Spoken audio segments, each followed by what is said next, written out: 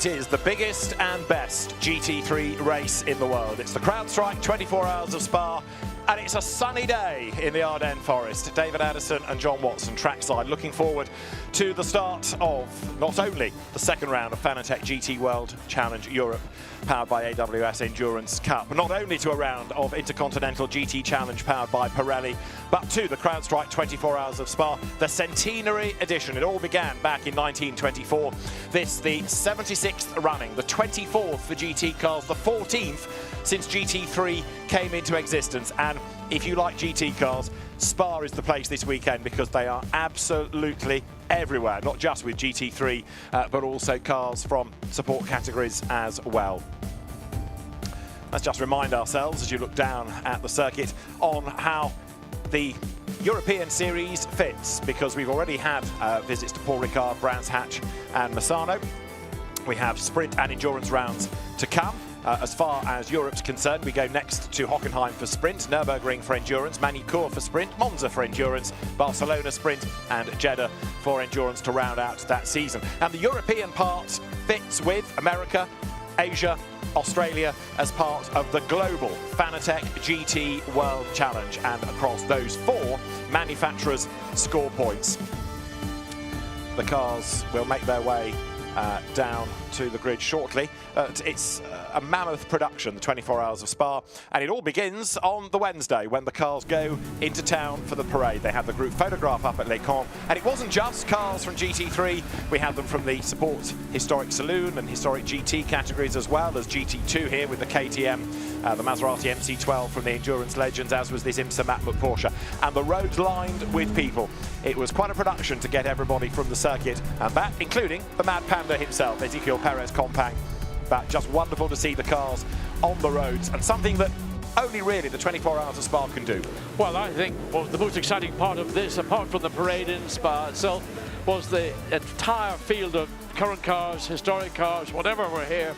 They actually did a lap of what was the original Spa layout. So at the top of Les Combes, we go right, they all go down through Malmedy, all the way down through Bonneville, all the way down the Mazda Kink, the Mazda straight down to Stavelo, and then back up. And I did that trip coming to and from the hotel. I tell you what, it was an unbelievable road circuit. So the cars next on track are from the GT Sports Club, which includes, as you can see, Porsches aplenty, and giving lucky owners a chance to sample their wares around the circuit. for GT as well. So much of this weekend reflecting the heritage of the event, and that doesn't necessarily mean it's got to be a modern supercar. It could be an AC Cobra, for example, which have raced here in period, raced here in historic events, and the Porsches, the Nissans, Audis, all manner of cars on track. Looking at the Cobra, it takes me back to one of my all-time heroes as a race driver, Daniel Sexton Gurney, the only driver in that era that the late and sadly lamented Jim Clark, two-time world champion, ever, I think, feared is not the right word, he knew was his biggest opposition. Now, let's have a look at the Spa-Francorchamps circuit, John. It is 7 kilometres long, and it's a beast.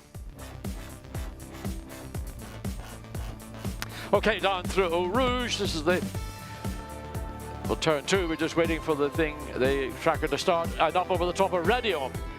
Difficult part of the racetrack. Look at the speed, 241 kilometers per hour, and it's blind. Then through the kink onto the Camel Straight, all the way up to breaking into Les Combes, so 268, maybe some cars fractionally quicker, depends on how much error they run. Then right, left, right through Les Combes, then through Bruxelles. Here, my favorite corner on the circuit, not Eau Rouge, not Bonneville, but here, Pouhon, double left-hand downhill corner, then through Fagnes Campus, now Paul Ricard, named after the great Belgian, both race driver and journalist, beginning the climb back up through Bonneville, up through Blanchimont, I beg your pardon, not Bonneville, Blanchimont. Quick look at 254 kilometers per hour, sixth gear, flat out in qualifying. Then finally a big break into the chicane, right then left, easy to be aggressive on the curbs, avoid that in the race, and then across the start-finish line, the hairpin bend at La Source, the scene of many incidents, whether it's at the start of the race or during a race or at any point in a race. gravel getting dragged onto the racetrack there throughout both the practice and qualifying sessions. Drivers need to be respectful that other drivers may drive over that gravel. So that is the lap. It is a real favourite with the drivers, and very adroitly described. You see where the dramatic parts of that lap are. We've got cars making their way down the pit lane as part of the parade of cars from the heritage of the event. Not all of them have been racing this weekend. There's been this wonderful race through time exhibition on top of the pit brasserie, and some of those cars have been brought back down to earth, including there the Schnitzer BMW 635 CSI in the Originale BMW or BMW Tyler livery, the original BMW parts colour scheme. The BMW Tizer behind the 3-litre CSL, the 320i from the Bugatti team that won the Spa 24 Hours. So the BMWs first out, and who knows, could be a BMW win once more at the end of tomorrow afternoon. Well, I've spoken to some of the BMW teams, and they're sort of thinking, oh, well, there have been a few changes in BOP, and certainly in terms of the ride height on the BMWs, they've had to raise the ride height by 2 millimeters. Sounds a very small amount, but it does have a bearing on the aero of these cars. Equally, the rear wing, there's a fixed rear wing setting. So in, let's say, changeable conditions, teams would have maybe decided they want to put more or less wing on depending on where they were in the race. And certainly if it turns out to be wet as we're anticipating, you might want to put a bit more rear wing on. So they are locked out with their aero. And the point that they were making is we haven't had a chance to drive the car since this happened following qualifying. So it puts them up against it.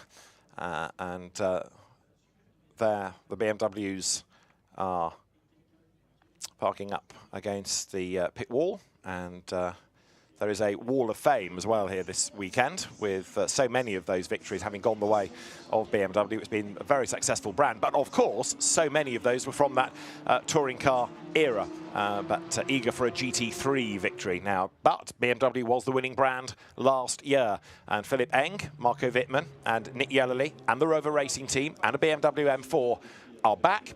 The last time there was a back-to-back win, 1979-1980, when the Martin brothers won in their Ford Capri. So full house here this afternoon. Centenary event. Well, 1924 was the first event here at Spa. There hasn't been 100 actual events. It's the centenary of the original event, and that's what's being celebrated. And look, the field is so close, the competition is so intense. I don't know who could predict which team, which driver, which car pairing is going to take the checkered flag on Sunday afternoon. It is absolutely wide open, and although we keep talking about how nice the weather is now, that is not guaranteed. People keep saying that it's going to start raining this evening. Well, there's something in that, because it is Spa, and rain is never that far away, is it? I think it's a given there will be rain, whether it comes early or maybe slightly later in the evening. 10 o'clock was a time suggested to me, but I think then when you get into the... Oh, hey, Jackie! A former teammate. Well, he wasn't a co-driver, but we shared Rothman's Porsche on a number of occasions. In fact, we partly were responsible for the development of the Porsche PDK gearbox in its very, very earliest days, and an absolute hero and legend. I would say, you have to say, he is Belgium's most successful race driver. And I know others might think of Olivier Gendebien in terms of endurance racing. But Jackie Ick's success, almost was a world champion in 1970. And went on to win many, many, many events in Group C in the great Porsche Rothmans days. So he is going to flag these cars off at 4:30.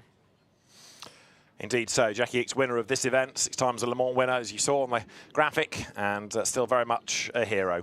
Lots of new drivers to the event this year, new teams as well, including, for example, the 2Cs team that had a win here last week in the British GT event with Maxi Goetz and Kevin Say. And there, the 1924 Citroën. So we go back to 1924 as the year of the first event, and the car and period dress as well. And whether we can persuade Jackie Ickx to drive that car, we'll have to wait and see. But from the period, let's go back 100 years. And think back to Citroën, one of the most innovative motor manufacturers in the world. And that continued all the way through to the days when they introduced the Citroën DS in 1955. And absolutely, I mean, years, decades ahead of its time. And I suspect, going back to 1924, this was state of the art in those days. So the ladies pose for photographs. Behind, you've got the BMW representation in front of that wall of fame, and also the orchestra, the police orchestra, has struck up in the background. Instructions being offered to the Citroën team as to what they need to do as part of the build-up, and the fans around the circuit, whether they're in the grandstands or on the spectator banks overlooking the back part of the circuit, are getting ready for a really fierce fight. 24 hours endurance racing, yes, but for endurance, the definition these days is a very long sprint. Well, actually, I think it's now, it was 24 one-hour sprints. Now I think it's 24 qualifying laps per hour, because the pace that the lead cars will be running at is virtually a qualifying pace. It has become so intensely competitive. The police orchestra serenade the teams in the build-up to the race.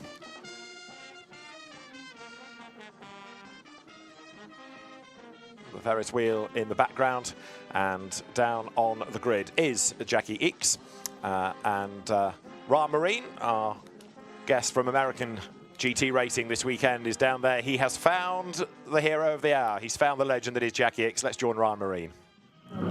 One of the legends of Belgian motorsport, Jackie Ickx, a former winner here. You're the official starter here today, but what do you remember of your famous win at this race back in 1966? Well, first of all, I must say I'm very privileged to have the option to give the start. About Francorchamps, yes, I am at home in a way. But it's incredible to think that in 1966, after my brother, who is right here, who won in 65, yes, I won the 24 Spa. I think to have 100 years, celebrate 100 years of the 24s is just amazing. But even more amazing is to see the large crowd we have, because it's a due to be fair with them. Without the crowd, you have no racing, no organization, and so on.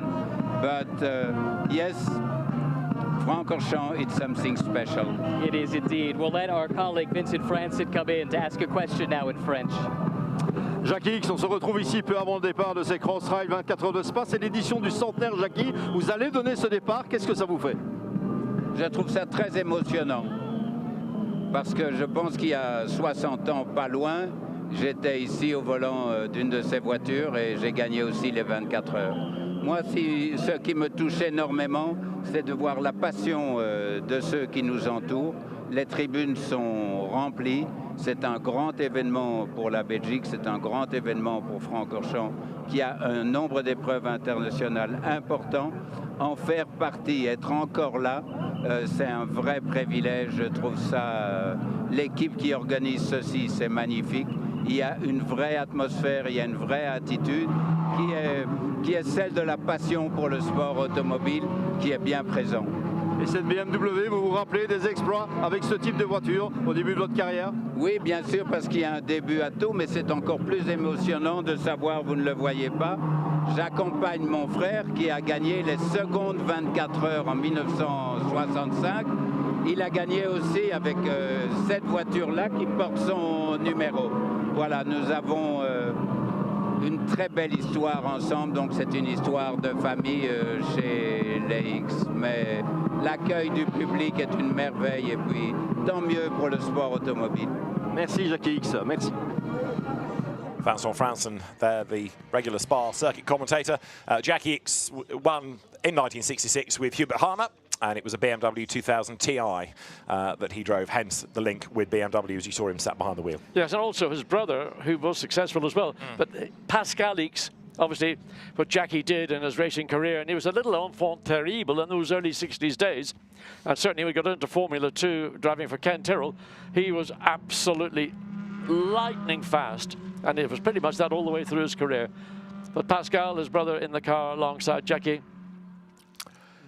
Now there you have the cars making their way up to the grid with number 46, the Valentino Rossi, Raffaele Marciello, Maxime Martin BMW. Max has won the event. His father, Jean-Michel, has won the event. His uncle, Philippe, has won the event. Can they add another win to the list this year. It will be a massive thing for Valentino Rossi to win a 24-hour race. I think if Valentino was in the winning car, I think it would be the biggest motorsport story probably in the world over this weekend. I'll have a national holiday in Italy as well on the back of it. There's, as ever, massive support for him, massive support for the Belgian drivers, and the fans getting under a slightly more overcast sky, dare I say. That's the car that won last year then, the winning team of last year, back reunited. Marco Wittmann, Philip Eng, and Nick Yellerly, the British driver. More of the cars still pouring their way out of the pit lane. Everybody eager to get onto the grid, those that are allowed. And for the teams, of course, all this, well, they just want to get on with the race now, don't they? With his back to you is Laurent Gaudin, who's in charge of so much of this event. Didi Kazago, the sporting manager, runs across to make sure that all the regulations are being adhered to as well. It's a massive task force that puts on the Spa 24 Hours. It's a race, yes, but it is an event. It takes a massive amount of planning, and Laurent Gaudin heads up the team that does that and has done an absolutely outstanding job. Well, I think it's all about planning. We're talking about what happens on the racetrack. You want to look around the entire Spa-Francorchamps site and see where all the support vehicles, the motorhomes, it's just a city that is just built up in the space of a week. Yeah, absolutely. And with so much effort this year off track as well for the centenary, with the parades of cars, with the exhibits. There's been a big call for not only cars of the time, but any ephemera. You go up to this little exhibition on the pit brasserie and there are old programs and tickets and press packs and photographs and you name it from the days of touring cars and GT racing, and the very early days as well of the 24 Hours of Spa. Shows you how things have evolved. The days of teams giving you a big fat press pack, that seems to have disappeared, but those that have been preserved are on display, for example, along with programs and tickets, you name it, it's all there. There's 32, another car that has a good chance of winning. The Dries van Thor, Sheldon van der Linde, Charles Weerts BMW. The brand with the most cars is Mercedes AMG, in case you were wondering. 14 of them. We've got drivers from 41 nationalities, which John will name during the course of the event, and 16 previous winners line up to do battle. Plenty of, they're all from Ireland, I thought. Well, there are a number. Dan Harper, for a start. Absolutely right. Larkin Halloran, I think it is also from Ireland. So there are a representation from a small island stuck off the western seaboard of Europe. So out of the La Source hairpin come the cars. We'll run through the grid in due course. At the moment, it's just a case of identifying one or two. Even before the race starts, though, there are a couple of cars with penalties because they've had to have an engine change after qualifying. You can change the engine before free practice, but once you're into the event, as it were, then you cop a penalty. So Herberth Motorsports Porsche 91, Century Motorsports BMW 991 have an engine change. That's done, that's fine. But the penalty is a 5-minute, that's a lap and a bit, maybe 2 laps and a bit, stop-go penalty. That's got to be performed during the race when instructed by the race director. But not during a yellow flag moment. No. So it's up to the largesse of the operation of the race. They could call you in at any time, other than if there's a yellow flag or a full course yellow. Now let's go back down to the grid. Pierre Dieudonné, we've had in the commentary box this weekend, but he's on the grid. The 1981 winner is with Ryan Marine. Another gentleman with extreme success here in this race at Spa, Pierre Dieudonné, as a driver, but as well as a team owner. What are your emotions here on the 100th anniversary of this wonderful event? It's so good to see so many people, so many legends from the past, because you see, this race is very important in my life. My passion for motorsport developed here when my father took me by the hand and to watch his friend Paul Frère racing here. Then I got the bug, and from that day I did everything in my life to realize my dream to become a racing driver, which I did. And after that, I could carry on in another role as a sporting director. So it goes back many, many years, and I'm very fortunate to be here and to see all those people in this fantastic environment. We'll welcome Vincent back in to ask a question in French. Pierre Dieudonné, je pense que les 24 heures de Spa, c'est une épreuve qui a plus d'importance que beaucoup d'autres dans votre carrière. Absolument, d'un point de vue sentimental, mais du fait étant belge, ma passion pour le sport automobile est née ici, quand mon père m'a emmené, je crois que c'était en 1955, voir son ami Paul Frère faire des courses. Et c'est à partir de ce jour-là, véritablement, que je me suis dit, ce que je veux faire dans la vie, c'est devenir pilote de course, ce que j'ai fait. Donc les enfants doivent toujours réaliser les rêves, c'est le conseil que je leur donne, c'est très important. Et puis, bon, parce que c'était des années beaucoup plus difficiles sur le plan de la sécurité, donc j'ai eu énormément de chance de traverser 20 ans de compétition, et puis après d'encore pouvoir continuer jusqu'à aujourd'hui dans un rôle différent, mais toujours dans la course en tant que directeur sportif d'une écurie fantastique, celle de Vincent Voss et de WRT avec BMW maintenant. Tout ce public, ça vous inspire quoi ici? Ah mais on retrouve les toutes grandes années, parce que comme on le sait, bon, les 24 heures de Francorchamps et maintenant de Spa ont toujours eu beaucoup de succès, mais voir les tribunes, enfin cette nouvelle tribune pleine et tout ici, c'est exceptionnel. On n'a plus vu ça depuis très longtemps, et un grand coup de chapeau à Stéphane Rattel qui a pris en main les destinées de cette course en GT, et c'est fabuleux. Merci bien Pierre, merci. Pierre Giordone was a winner in the touring car era of the event. He was the winner in 1981 in the European Touring Car Championship halcyon days. For Tom Walkinshaw Racing, with, of all things, a Mazda RX-7. Compare that era of the 24 Hours of Spa to what we have now. But it was still fiercely competitive at that time. Yeah, the thing with the Mazda was that made it unique was the Mazda's rotary engine, 3 chambers. And it was one of those engines that probably anywhere around this racetrack you'd hear it howling away. Tom Walkinshaw and his team made that car a winning car here at Spa-Francorchamps. Cars coming into position then.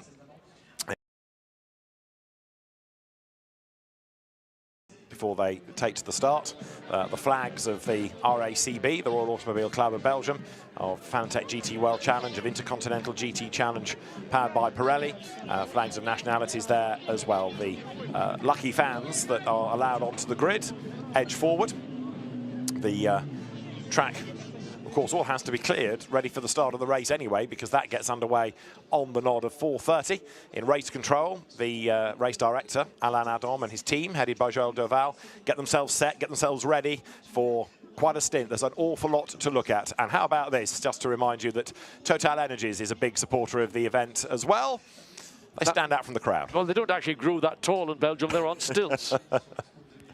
I thought it was all the left. Eric van der Poel is another great Belgian hero. He's another winner of the event as well, and he's with Ryan. Eric van der Poel, a popular man on the grid, as you would expect. This is such a special race, especially for a Belgian driver. How important is it to race here and have success here if you are a Belgian racer? Yeah, it's incredible. I was born at Verviers, so it's not too far. The first races I came with my father who was marshals, and now I come again as a spectator, and it's fantastic. I could see old cars, new cars, a lot of friends, and also so many crowds and people enthusiastic for racing, so it's fantastic. It is a wonderful atmosphere. We'll have Vincent come on in as well for a question in French. Merci Ryan. Eric van der Poel, 24 heures de Spa. Eric, ben voilà, c'est victoire, victoire, victoire, victoire, victoire. En ce qui vous concerne, ça reste votre épreuve? Ben oui, c'est sûr, j'ai un pincement au cœur chaque fois que j'y viens, donc je reviendrai chaque année tant que je peux. Si je peux encore y participer d'une manière ou d'une autre, je le ferai. Ça n'a pas marché cette fois-ci, mais peut-être que la prochaine fois, ça ira. Et en tout cas, on a encore la chance de rouler sur ces merveilleuses voitures plus anciennes ou plus récentes. Donc tant que je peux rouler, je roule. L'enthousiasme du public ici, ils sont venus très nombreux. Ils adhèrent aux 24 heures. Ben oui, parce qu'en plus il fait beau, donc profitons-en, et le plateau est extraordinaire, l'organisation est extraordinaire, le circuit de Francorchamps a fait des choses incroyables aussi, donc je pense que tout le monde est accueilli magnifiquement, que ce soit du côté des officiels, des commissaires de piste ou du public, et même des pilotes, donc c'est formidable. Merci Eric. Merci. Eric van der Poel with his traditional cowboy hat. He's one of only 4 drivers, incidentally, to have won the race in both touring cars and GT. He won in in 98, and then in 05, 06 and 08. And the other drivers that have won in the touring car and then the GT eras, Ben Schneider, Mark Duez and Kurt Mollikens. Well, Mark Duez will be the driver behind the wheel of the safety car this weekend. He'll be behind the wheel of a Lamborghini Aventador. No, Murcielago. I think Murcielago. Huracan? No, it's not a Hurricane. No, it's not. It's not even a Urus either. All right. So I had a chat with him this morning and asked him how it would be, and I said, if it does get wet, you know, what's it going to be like? It's just you just got to go slow enough, he said, to make sure that we all stay on track, because the idea is to try and avoid having to red flag the race due to weather. If it does get sufficiently, the rain becomes so heavy that it makes the track undrivable. So the Total Energies stilt walkers precariously make their way at the bottom of the track. I'm not quite sure they're going to get all the way up the endurance pit straight. That might be a quest too far. Now, the event sponsored by CrowdStrike, and George Kurtz, the man behind CrowdStrike, is on the grid. He's in the entry, and is with Ryan. George, CEO of CrowdStrike, tell us a little bit about this incredible event. Well, this is one of the most iconic GT races in the world. It's a pleasure to be the title sponsor. Obviously, it's even more fun to be racing the CrowdStrike Mercedes. So, you know, for us, it's one of the races that we look forward to every year, and we'll see if the weather holds out. I mean, you seem to be involved on all fronts. What appeals as a driver? Well, when you look at the toughest GT racing in the world with the best competitors, you know, let's start there, and obviously the best cars and manufacturers, and then you put it on an iconic track like Spa, an F1 track with all the history, 100th anniversary here. I mean, what could be any better? Absolutely. Well, best of luck for the race, and thank you so much for your involvement. Thank you so much, and best of luck to all the competitors, and everyone stay safe. Thank you. Antonio Rankin down on the grid with George Kurtz, regular participant in endurance races. He was on the grid at Le Mans, for example. Didn't finish the LMP2 class race because of a wheel coming off the car when Colin Braun was driving it in the night. But he's, as you can see from the advertising above the grid, a massive supporter of the 24 hours and taking over title sponsorship last season. Look at that for a grid. Nobody has brought a cat. There's nowhere to swing it anyway. I've been down on the grid when it's been not maybe as busy as it is now, and I know it is very difficult to work. So everybody down there trying to get interviews, trying to get the person that they've got in their life, it is very tough. And then get from there all the way back to whether you're on the downside, the heritage pits for our pit reporters, or up on the top of the Formula One pit. So it is gradually it will dissipate, but it's a very tough working environment. And cars are still coming into position. Yeah. They've got to try and, with the teams and all the equipment they need on the grid, they've got to fight their way through, and then all that equipment's got to be taken back again. And of course, it's okay if you're in the endurance pits here, but if you're in the top pits, the F1 pits, it's a bit more of a challenge. Just to make the point, there is, as ever, the ceremonial start on this part of the circuit, but the actual timing line is coming out of the chicane. Another driver with a great track record within the event, Twan Hezemans, and Ryan is with him. Tom Hezemans on the grid wearing the uniform, and you're with the car that you raced here with in the past. Tell us about your memories of that race and of this car. Well, in '73, I raced with Dieter Quester, as you can see, the two of us, because today the drivers are a little bit lazy, so they need 3 drivers.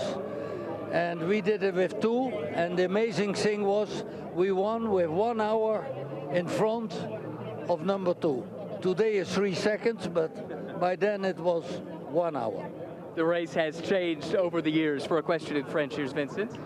Twan Hezemans, on est ravi de vous retrouver ici. La BMW 3X CSL, le grand Francorchamps, Antoine, ce sont des beaux souvenirs, ça. Oui, très beaux souvenirs, et à l'époque, avec cette voiture, c'était très facile parce que il était beaucoup mieux des autres. Et alors on a gagné avec 1 heure d'avantage, que c'est pas normal parce qu'aujourd'hui c'est 3 ou 5 secondes. 1973, c'était une année difficile également, avec beaucoup d'accidents, bien évidemment. Ça, c'était vraiment changé beaucoup, parce que dans la nuit, c'était un accident avec un mort, et on a juste roulé, on n'a pas fermé, un petit drapeau jaune et c'est tout. Merci, Twan Hezemans. Twan Hezemans, then a race winner. Son Mike has won the event as well, so real family affair here. And yes, I like the tongue-in-cheek remark about the drivers now being lazy, and they did it with 2, and now they need 3 or 4. I mean, he's quite right. Twan drove endurance racing, really. It was only in the sort of 90s when we got into, you know, GT cars or even Group C cars, depending which category we were racing at the time, that the physical demands became such that it was deemed safer to up the driver rota to 3, and now in most cases, in fact, there are more. I think there are 39 cars here this weekend that have got a 4-driver lineup. under the regulations. In the Pro class, it's 3, and the other classes, it's 4. And part of that, of course, is for safety, because the more the driver is being asked to do, the tireder he gets, the more tired he gets, the more dangerous it could be. And especially when you've got some of the AM drivers, it's worth taking that precaution. Let's hear from Frederick Vesti, newcomer to the event. Fred, it's your first ever race in a GT car. How are you feeling?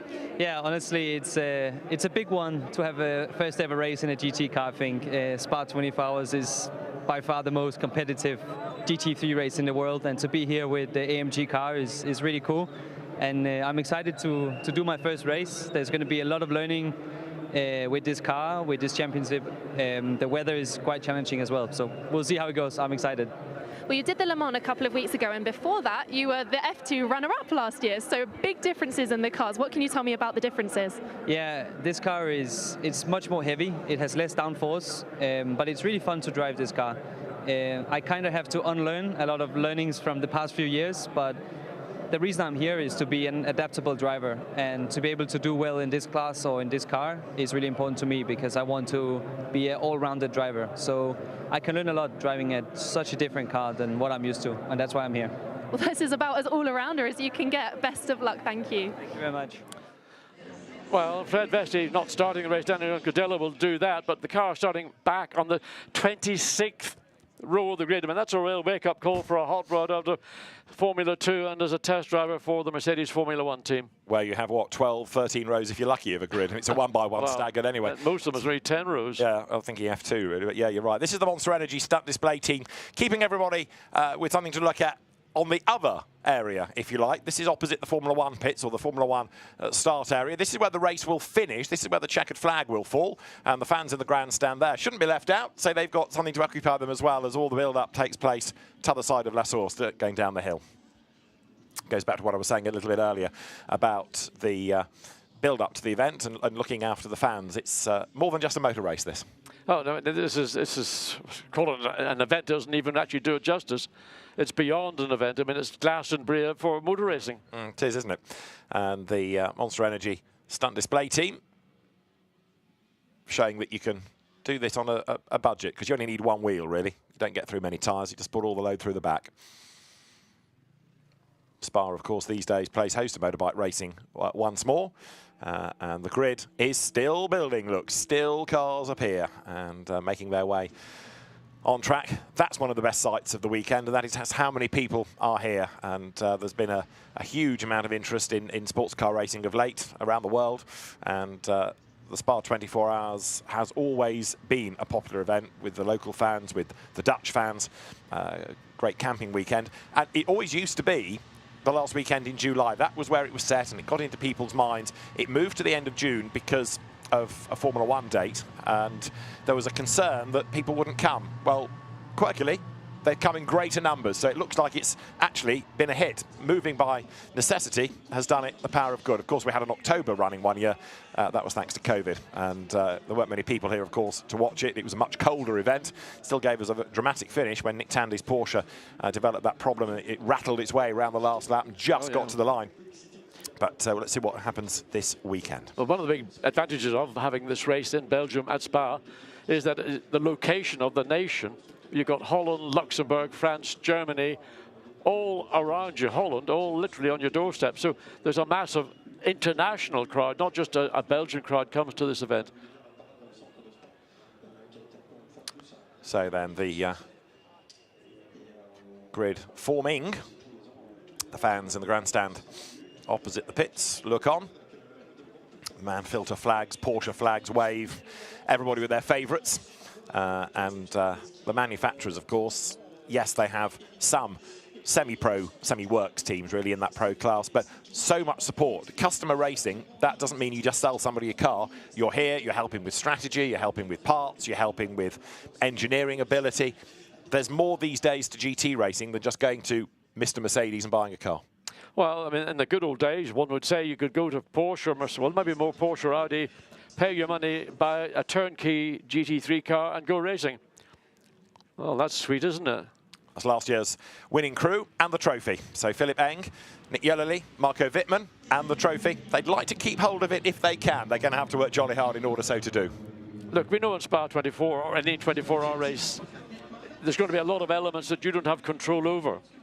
And you've just got to go out and drive your race metronomically. And I drove for John Wire way back, God, I'll not even tell you when.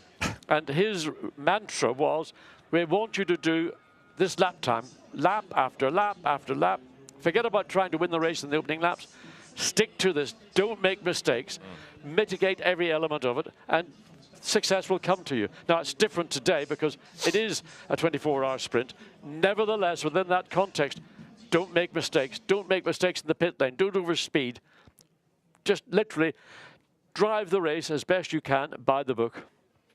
We've said it before about 24-hour races. The winning team is that spends the least time in the pit lane. Don't just mean that in reliability, but penalties as well. Drive-throughs, stop and goes, or stops and go. You want to avoid all of them. You have to make a technical pit stop in the race. That comes after the 11th hour and before the end of the 22nd. That's got to be for 5 minutes. So we listen to the anthem.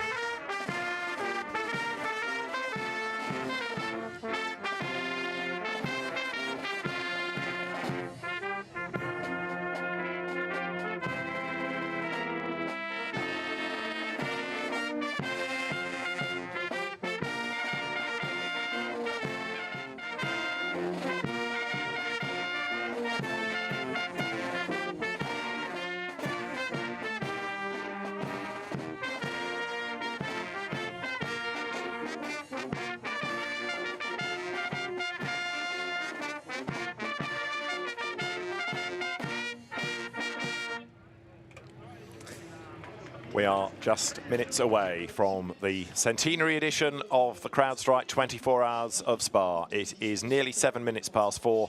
The race is due to start at 1:30, but there's a lot of grid clearance to be done. Well, I suspect they will be very quickly cleared away. But having said that, that is probably the largest crowd I've ever seen here at Spa for the 24 hours on the grid. And we are, what, roughly, well, just about 24 minutes, 23 minutes away from this race getting underway. So, as you would say, David, they need to get a bit of a wiggle on. They do, wiggle away. The air display comes next as the Red Devils, the Belgian Air Force, come over the grid. They will then head to Les Combes and then over the chicane. So action in the sky before action on the track here at Spa. And that looks like a pretty clear sky. Where we are, we're looking out at a little bit of cloud, but the breeze has picked up just a little bit. No bad thing, because it has been stiflingly hot these last few days. Well, the humidity on Thursday night was 88%, and that for me is the heat I can deal with as long as it's dry heat. But when you get that level of humidity, you're talking about sort of almost a nation on the equator. But here we are in the Ardennes forest of Belgium, and 88% was what it was on Thursday evening. So the Belgian Air Force Red Devils display continues in perfect synchronization as they level up and come over the circuit. And the fans not quite sure where to look at the moment, whether it's on the track or in the sky. There's always something, isn't there, about an air display in the final few minutes before you get to a major motorsporting event that just stirs the emotions even more. Well, a low pass by the Air Force coming. Okay, we're going to pick up the sound of these aircraft as we look back at the former winners, last year's winners.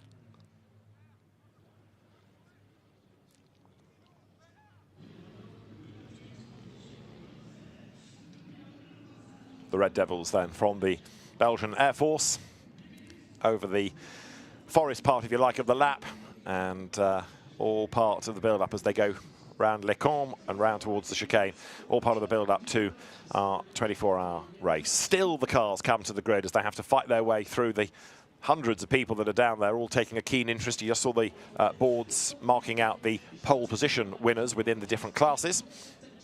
I would not like to be the man with the whistle that's got to try and shepherd everybody off this grid, but let's see how we go.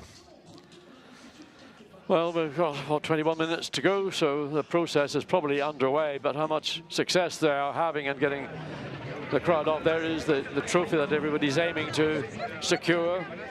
Pretty magnificent piece of kit it is, too.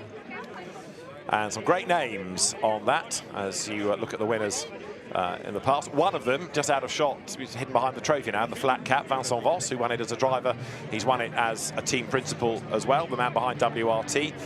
We've heard from some of the great Belgian drivers. Vincent, there he is, look left, next to the gentleman, or between the gentlemen in the blue shirts, flat cap on. Yep. Vincent Voss, winner in a Viper, and a winner, of course, behind WRT. So I think now the grid is starting to be cleared, isn't it? People are gradually heading away, whether it's back to the pit lane or back to the spectator areas. I'm not quite sure how much they are actually moving away. There's still I don't know how many people there must be in the grid. It must be 2,000 or 3,000, well, certainly 2,000, if not more than that.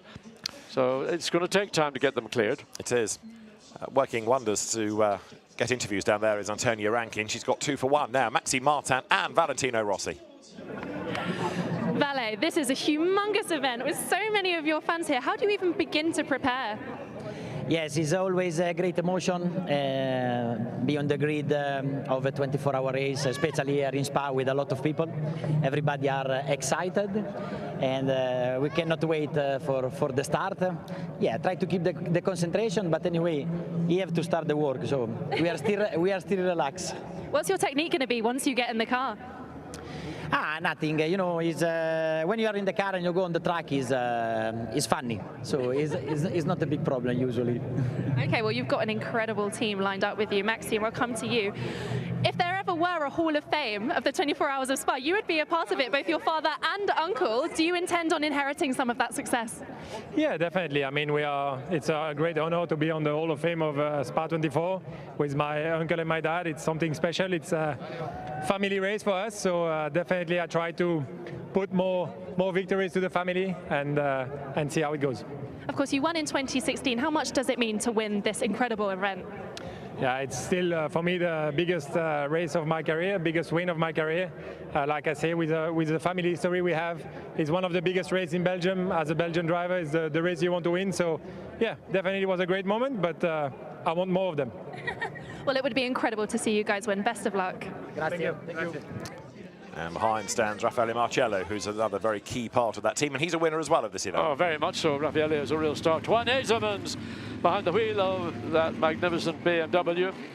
And Twan was a great driver in his day, both with GT and sports cars. Started in that brand I mentioned yesterday, David, Abarth. Indeed so. A great driver for that Abarth factory team, then Alfa Romeo, now BMW. Just to go back to Valentino and Maxime Martin and Raffaele Marcello, starting on the 11th row of the grid, outside of the top 10 of the top 20 shootout, but still actually very handily placed. Not going to win the race in the first corner, first lap, but just go through it as we were discussing. Keep out of trouble for that first stint, then you can think about making progress as Twan Ezemans joins this parade lap behind the Maserati MC12, a car that we've had racing here this weekend, Alexander Rittweger's car. That was second back in 2008, the Maserati MC12, the BMW 2000 that Jackie Ickx took the race win with, and the BMW 635 CSI as well there, the 635 from the Group A era of touring car racing, and one again that had a huge success here with the Schnitzer team operating that car. Just love seeing the little 520 Tii, the four-door saloon that BMW, they introduced this car in the early 60s, and it was the rebirth of BMW as a manufacturer, and was obviously gone on to massive amount of commercial and sporting success. So this BMW parade joining the Maserati as they head up the hill, just to reflect the different eras of the race. And I suspect Eric van der Poel is behind the wheel of that Maserati. Let's go back to the grid. Ryan Marine and Eddie Cheever, who's part of the Sky Tempesta racing team this weekend. Starting 28th overall, second in class, Eddie Cheever the third, Sky Tempesta, Ferrari, Lilu Wadu here as well. Look, you're starting right in the middle of this huge group of cars. How do you keep it clean, you and this team, for the first several hours to be there to fight at the end? It was a really good qualifying. We have a really fast driver to start, Chris. He's done so many starts here, and so hopefully it stays clean because it's a very long race, but the car is really good and it's fun to drive. The weather is going to be quite tricky at nighttime, but we're here to fight. How is the Ferrari in the wet? I'll tell you later, but I think it's good. Thank you. Thank you. Back on the 14th row of the grid, Chris Froggatt will take the wheel of the 93 Sky Tempesta Ferrari. So again, a different category. They're not necessarily aiming at winning the race outright. If they did, there'd be a massive bonus. But they're looking to win their category. So that will be what they will be trying to secure. Now, we've talked about the heritage. We need to talk about the now. That's the team that's going to start on pole position. Lamborghini, Alain Adon there, the race director, talking to Franck Pereira with his back to you. It's Franck that did the time to put number 163 onto pole position, and he is the man that will do the first stint in the car. Yeah, and he's got an ice pack. He's rubbing or pushing it against his right shoulder, whether that's to cool him down or whether he's got a little bit of tension maybe in the neck area. So he's just giving it a bit of treatment. And listening to Alain Adon. I think you probably would rather advise to listen rather than talk. Yes, the talking happens before the race build-up. When you get to this point, what the race director tells you, and that's all going to be about the start procedure, I think, and how the start will commence and when the green light will be given. That's all through, and Alain Adon was the race director. Right, to the grid, we must go back and hear from the Rover Racing team. Antonia is back down there. Because I need to be in the car. Guys, our reigning champions literally about to get in the car. One question really, can you make it a back-to-back win? We hope so. We'll try our very best. I have two very good teammates. We have an amazing team, an amazing car, so all the ingredients are there. Yeah, we tried, definitely. I mean, last year we had a good package. I think we have, again, a good package. Let's see what the weather does. There is some rain forecasted, but we're going to try hard. If there is rain, how will you deal with it? Like we always do, try and survive, get through the chaos, because I'm sure there'll be lots around here if it's the amount of rain that they're predicting, and yeah, hopefully come out the other side in the lead. Well, let's hope you do survive the rain. I'm sure you'll do great. Thanks, guys. Thank you. Marco Wittmann then gets in the car. Philipp Eng wishes him well. Quite a moment for drivers, this, I guess. You know, you've done all the preparation. You've been there in 24-hour races, John. You know, your co-driver now gets into the car. Pressure on him. I mean, what we're doing now, these 24-hour races, be it here at Spa, be it at Daytona, Nürburgring, at Le Mans, they're not endurance races anymore, although that's what it's billed as. It is an out-and-out sprint. And the commitment that the drivers are making is just of a level beyond anything the generation that I was, or even Jack Eakes was doing. Just Jack Eakes, a hugely successful race driver in endurance as well as in Formula One. And it's an entirely different discipline. The fitness levels, the technical side, the equipment. I mean, these are road-going GT cars, and they've got the capacity that a Group C car would have had back in the sort of middle, late 80s into the early 90s. The grid starting now, gradually to clear. Start engines at 16:24, and then that formation lap round to the grid. The Mad Panda, if you look right, you see going down the grid on the grass under the CrowdStrike gantry. We've never got to the bottom. Ezequiel Perez Compact won't tell about why it's Mad Panda, but it's a really charismatic brand, and the fans in the town loved it the other night with the giveaways that the team does. There for the Barwell team, number 78, Lamborghini. That's the car that is going to be shared by Till Bechtelsheimer, the new owner of Lola, Antoine Doquin, Ricky Collard, Sandy Mitchell, and that car that runs in the Bronze Cup. Really good chance of a class win. You see drivers now putting crash helmets on, ready to step aboard the cars. Yeah, Barwell Motorsport are a team that they come here to win a category, the bronze category. That's their objective. If anything else happens, then obviously it's a bonus, but that's what they'll be working towards, and Mark Lemmer's team have been so successful. Now, as the drivers get set, we looked at the pole position man a moment ago, Franck Pereira. He's finished with the race director. Now we can talk to Ryan Marine. Franck Pereira with Ryan. With the pole sitter here, Franck Pereira. Track record in Super Pole. What a remarkable lap. How fun is this track with the repave in ideal conditions as they were for Super Pole? Yeah, it's crazy. You know, it's kind of completely different track, which is quite amazing because it's something really a kind of GT with open wheels. You know, you really have to push the car more on the limit. And no, yesterday was just a really important and nice day for us. You know, qualified is always something like a joker. You know, we know that it's really a long race and everything now starts. But it's good. We show that we are there as a team, as for Grasser, you know, for Lamborghini.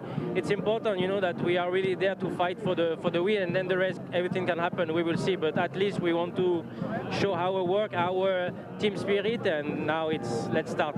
Rain in the forecast overnight. Is that something you look forward to, or do you view that with a bit of fear and trepidation?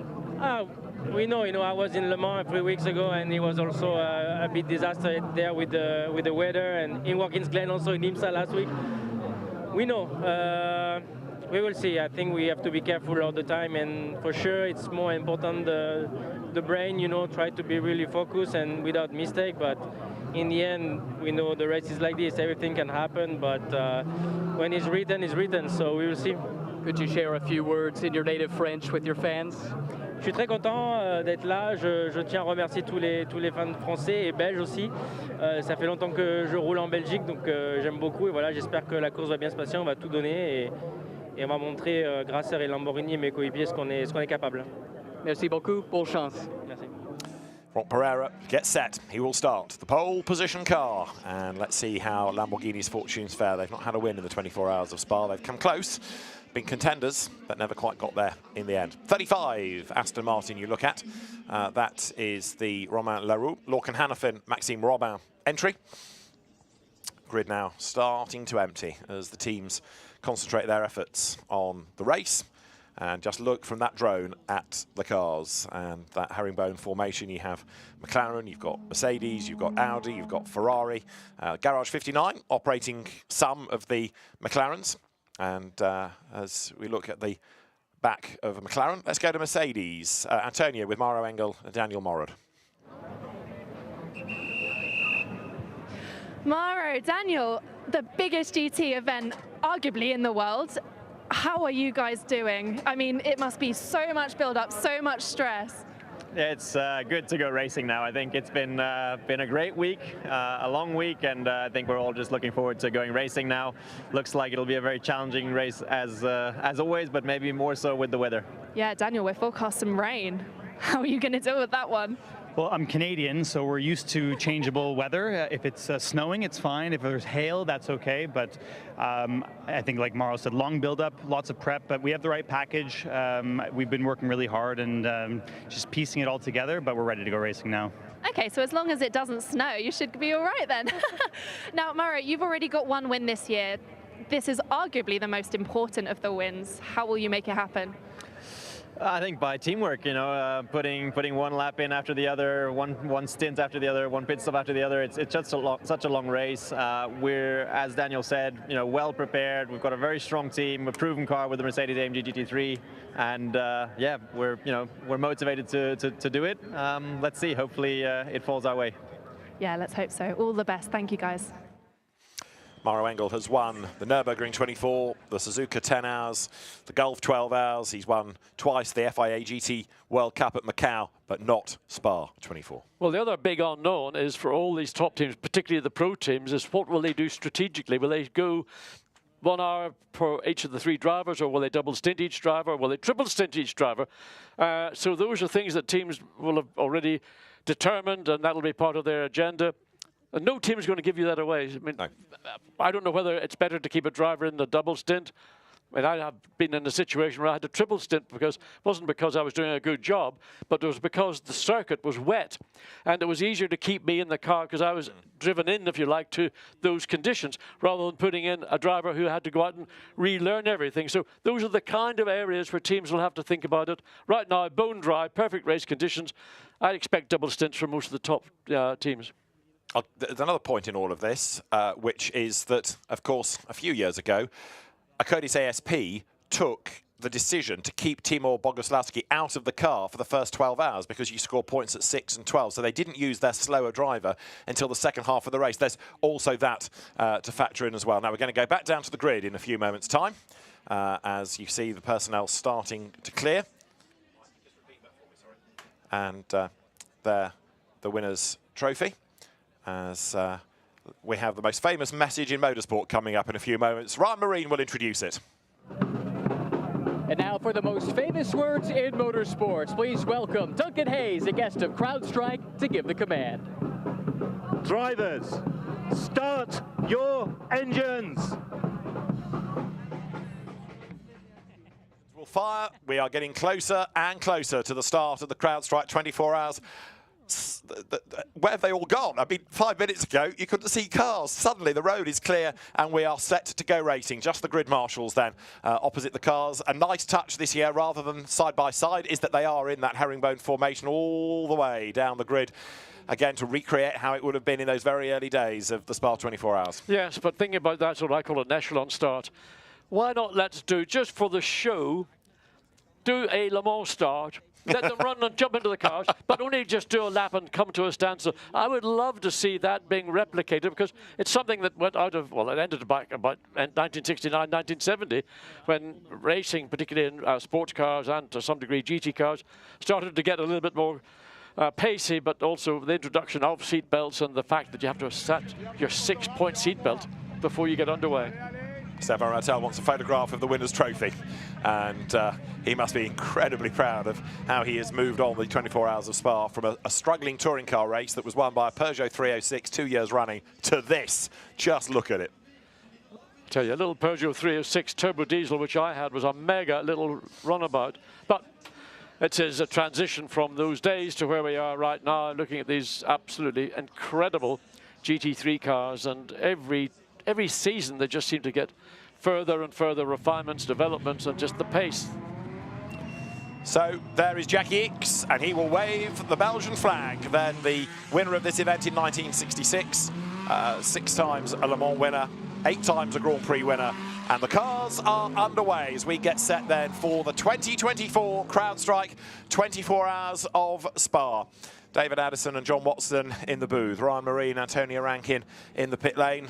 Martin Haven, Bruce Jones, Ben Constanduros will join us during the course of the race during different periods as well to bring you all the coverage.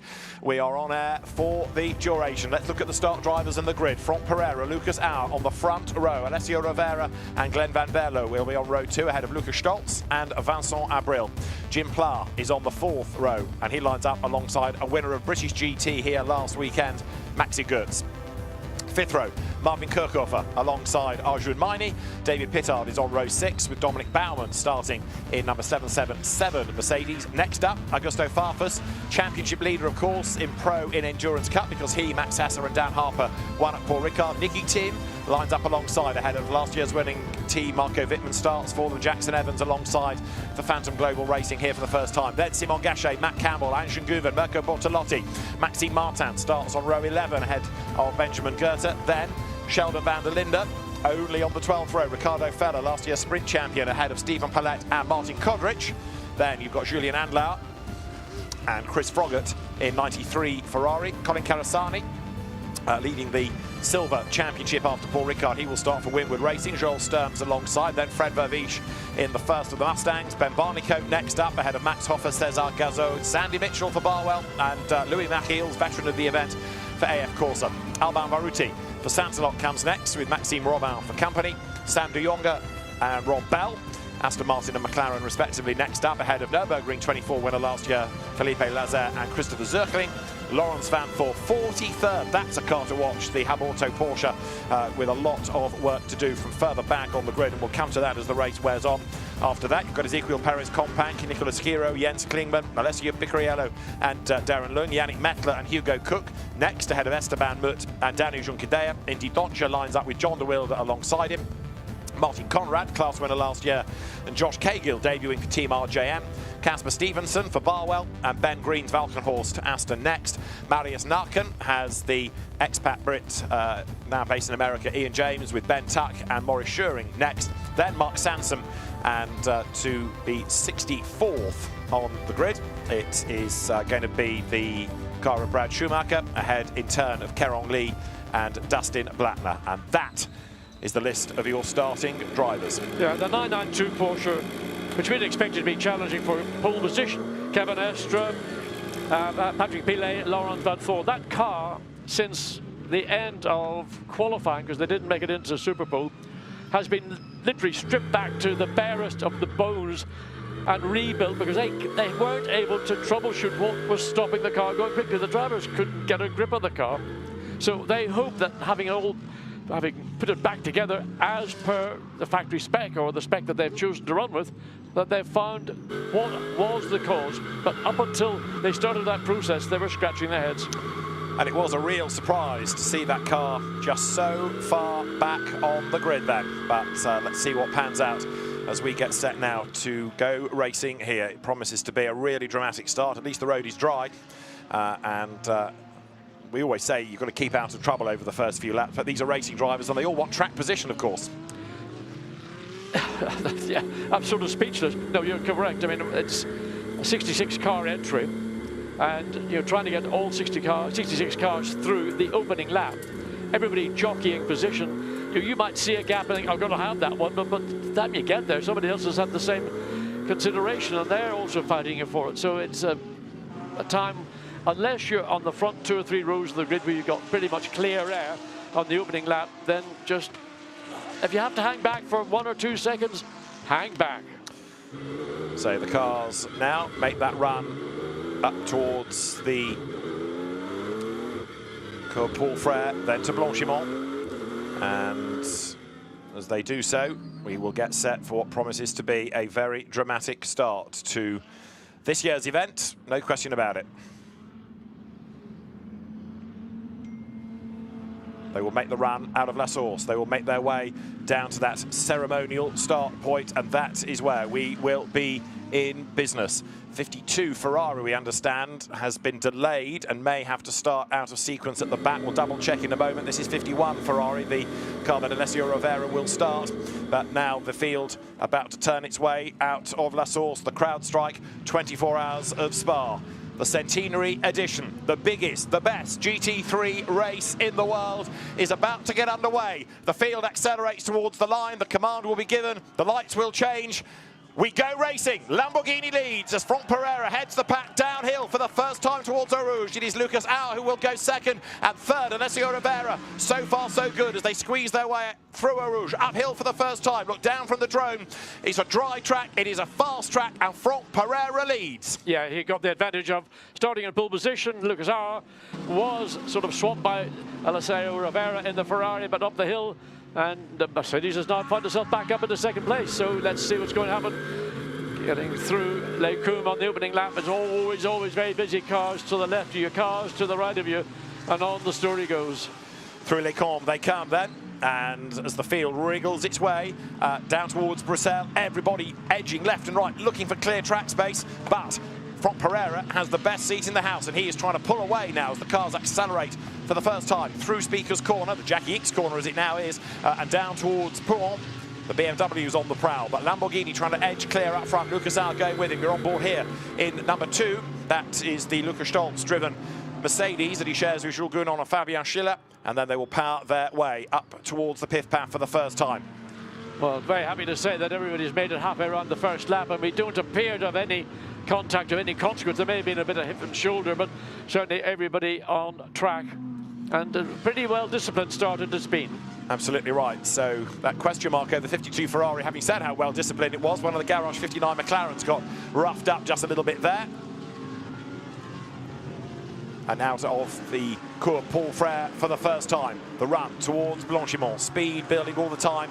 Sainz-Guven goes through. 96 Porsche on the prowl as well. Back to the outside line. Looking to try to gain ground. That car with Julien Andlauer at the wheel. Side by side, Porsche and BMW together up towards the end of the lap. This is the Porsche view. Yeah, it's very tight. BMW just got the advantage. It was Guven had to give ground. I think he did so wisely, because the BMW was being hung out to dry on the outside. So just back off. They were on the opening lap. You can't win the race, but for sure as anything, you can lose it. So, Franck Pereira leads at the end of the first slightly shorter lap, ahead of Lucas Auer, then Alessio Rivera. Glenn Van Bello is 4th, 5th over the line, Lucas Stoltz 6th, Jim Pla. Then you've got Maxi Goertz, Vincent Abril, Arjun Maini, Marvin Khurkhofer 10th. And look, they're still pouring their way onto the pit straight.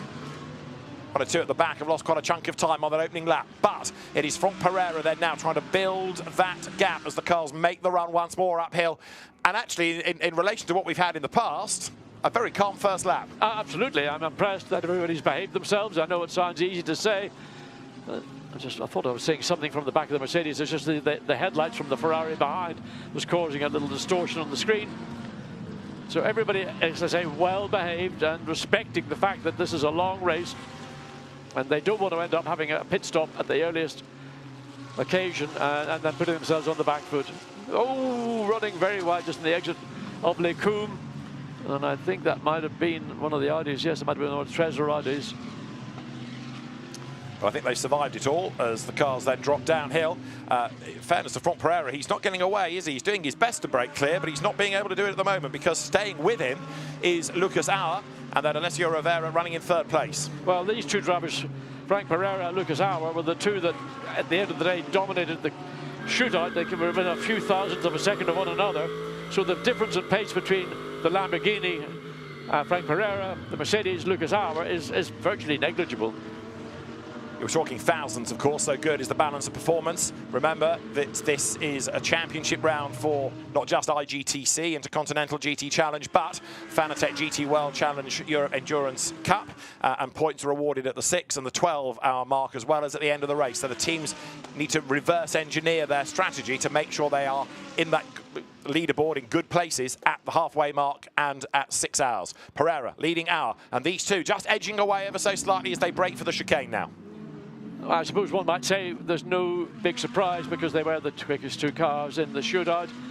But nevertheless, I'll say Rivera is hanging in there. He's, what, 9/10 of a second behind the second place Mercedes.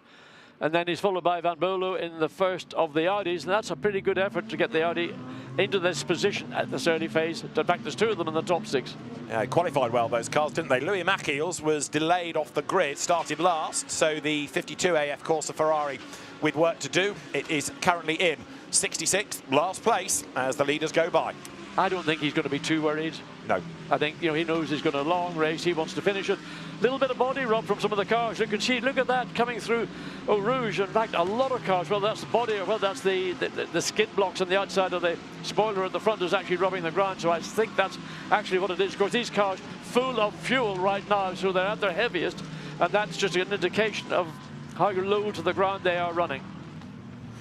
So there, 188, Marvin Kirchhofer hustles on. He right now is going after Arjun Maini in number 77 Mercedes, and it is Marvin Kirchhofer leading his class right now as well, because the 188 McLaren clear within bronze. Yeah, I mean, the McLaren's in 10th place, leading bronze. The next car up is Chris Froggatt in the Ferrari in 28th position. But, you know, we're only going on now to lap 3, and there's going to be a significant change of what will take place over the next hour or two and end up after 24. So with the exception of that 52 Ferrari of Louis Machiels, so far, nobody with a drama that we're aware of. The cars are turning their way through this third lap of the race, their second full lap, if you like, because of that slight quirk of the opening lap where they have the start one part of the track and the timing line in another. But 188 Marvin Kirchhofer looking racy. McLarens haven't had a lot of luck in this race, but they did last year, of course. Went well to win the Gold Cup, courtesy of Charlie Fagg and others. 77 Arjun Maini powers on up now towards Blanchimont, and the Bronze Cup leading 188 Garage 59 McLaren. There's the graphic to confirm what I was talking about. Kirchhofer going well. Another driver going well. Our friend Riccardo Feller running in 19th place in his Audi. Fastest sector time on his previous lap in Sector 1. So a lot of work to do, but indicates that the Audi pace, certainly this Audi, is the quickest of all in Sector 1 with a purple sector time. To the hairpin comes at La Source, Franck Pereira, the race leader. So Lamborghini doing a very good job in these opening stages. There's bragging rights here, of course, for leading at the start of the race. You've got 3 cars out of Pro, 1, 2 and 3, but 4th, Glenn Van Berlo in 88 Audi. That car out of the Trezor Attempto Racing stable. Lorenzo's Ferrari and Patrese with Leonardo Moncini, the drivers. It was Patrese that qualified it, and to be 4th, that was a mega pair of laps that Patrese put in. Absolutely. I mean, Lorenzo Patrese was a real star in the shootout. But I'm surprised, maybe because of we've got a different camera angle as the cars come through Eau Rouge. There's so many cars. The bottom left side of the bodywork is just touching the ground. That's where that little puff of smoke is coming from. Field turning their way through Les Combes. The start of number 52 is under investigation. Now, the car wouldn't fire. It was given a shove by the marshals, as I understand it. But 52's start is being looked at the moment. The car is in penultimate place. It's gained 1 spot over Caron Lee with the Porsche from the EBM team. That was in the gravel the other day, so Caron Lee lost all of his lap times, frustratingly, hence the car qualified worse than you might have expected. Franck Pereira has the fastest race lap to date, 2 minutes 16.3. Not surprisingly, since he's the lead car. I wonder how many times we're going to see fastest lap of the race change. What will it end up being? What will be the time? Yes, the fastest ever is a 2:15.4 from Ollie Gavin way back in 2009. That wasn't a GT3 spec car, but that's the fastest GT lap in the race. Lap record's only eligible in the race, of course. People these days latch onto qualifying lap records, but they're not strictly lap records, but it's a fascinating contrast of a qualifying lap compared to a race pace as the leaders come out of the Cours Paul Frere once again. And who's going to be the first mover in the pack? Well, Pereira is looking very good at the moment, isn't he? He's just being able to creep away from Lucas Auer. Yeah, they're just bubbling under a second between the Lamborghini and the Mercedes currently. Well, the last time across the line was 3/4 of a second. It may be another 1/10 one way or the other between the Lamborghini and the Mercedes. Let's wait and see as it comes across the line. Well, it's gone up by about 1/1000 of a second to 0.8 of a second. But Alessandro Rivera is just hanging in within that second of the second place Mercedes and looking tasty. Then a further 1.5 seconds behind is Glenn Van Bolo in the first of the 2 Audis that are in the top 6. From the drone, you can see the cars wriggling their way through the chicane, and that is the view as they come pounding past the pits down towards Eau Rouge. If you're new to the 24 Hours of Spa, let me explain that it is one long pit lane. The top pits, the F1 pits, linked to the endurance pits. So it really is a long drive all the way through. We've done the first 10 minutes, and it's Lamborghini, Mercedes, Ferrari. Then a bit of a gap back to 4th Audi, 5th Mercedes, 6th Audi, 7th Mercedes, 8th Ferrari, 9th Mercedes, 10th McLaren. Oh, and somebody was just spooling out just as we switched our view. Coming up into Les Combes, I didn't quite see it. It was a dark. I don't know whether it was maybe one of the Aston Martin. It could have been Nicky Team trying to make a move on Marcus or Mario Wigman in the 98 BMW. So as the cars now accelerate their way out of Les Combes on lap 5, heading towards Bruxelles. An effort possibly being made against Rob Bell there by the Ferrari.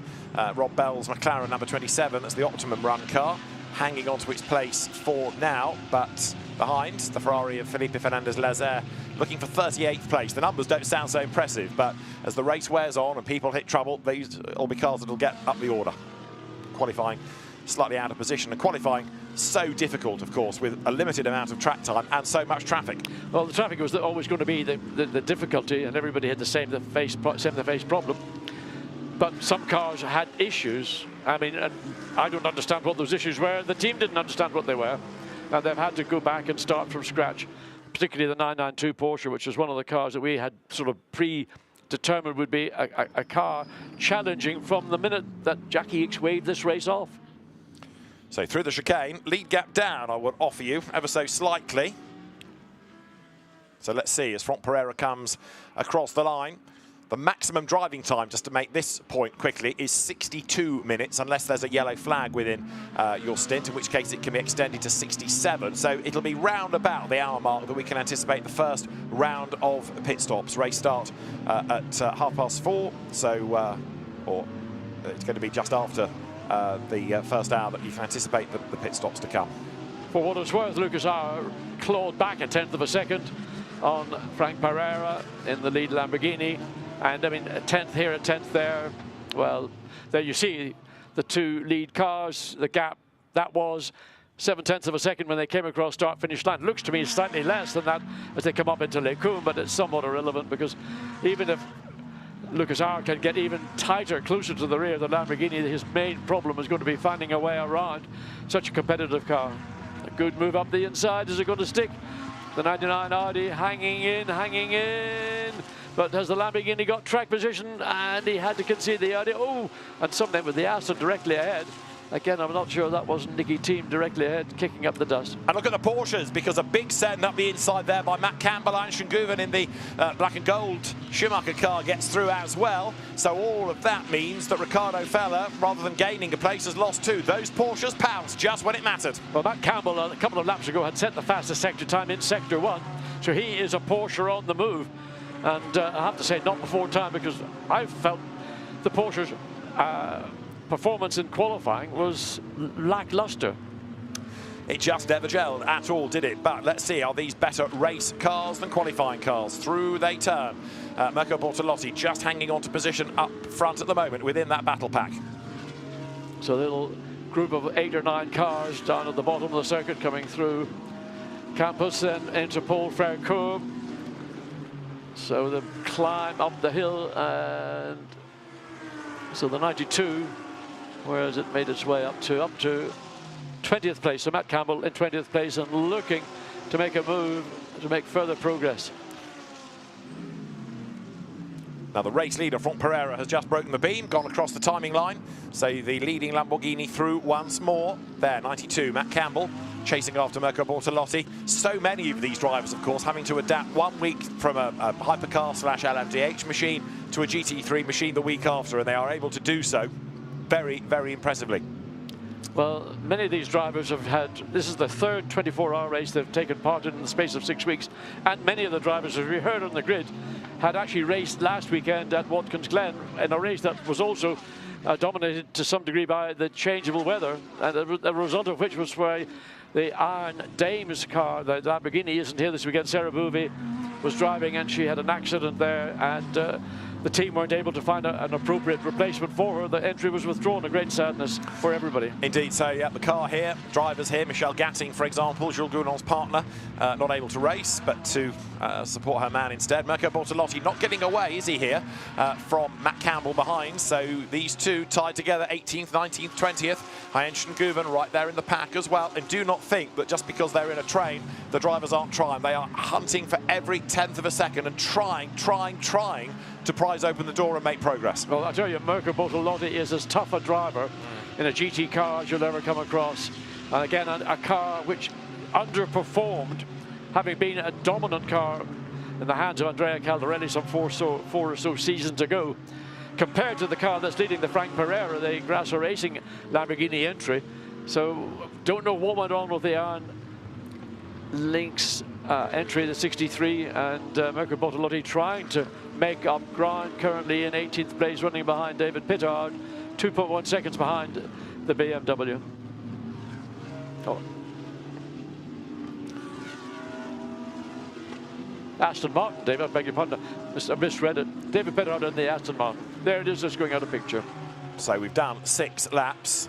Do you know what? There hasn't been any real drama thus far. Of course, we've got track limit warnings. There's a whole page racked up of those already, and that's going to be part and parcel of the race, isn't it? The penalties that people get for exceeding track limits. Here it's carefully policed by cameras. As for 15th place there, Simon Gachet comes under attack as they drop down towards the chicane. Jackson Evans is right up and behind him in number 23 Porsche. Jackson Evans then in the first ever 24-hour race for the Phantom Global Racing Team. Jackson Evans goes by the Carrera Cup France champion, Carrera Cup Australia champion, and he's trying to find a way past the Audi there. It looks to be the quicker of the two cars right now, but finding the opportunity to make a way past the Audi is not going to be easy. The overall performance around the circuit pretty well matched. Its top speeds are all roughly in the 270 to 275 km/h range, depending how you've chosen to set your car up.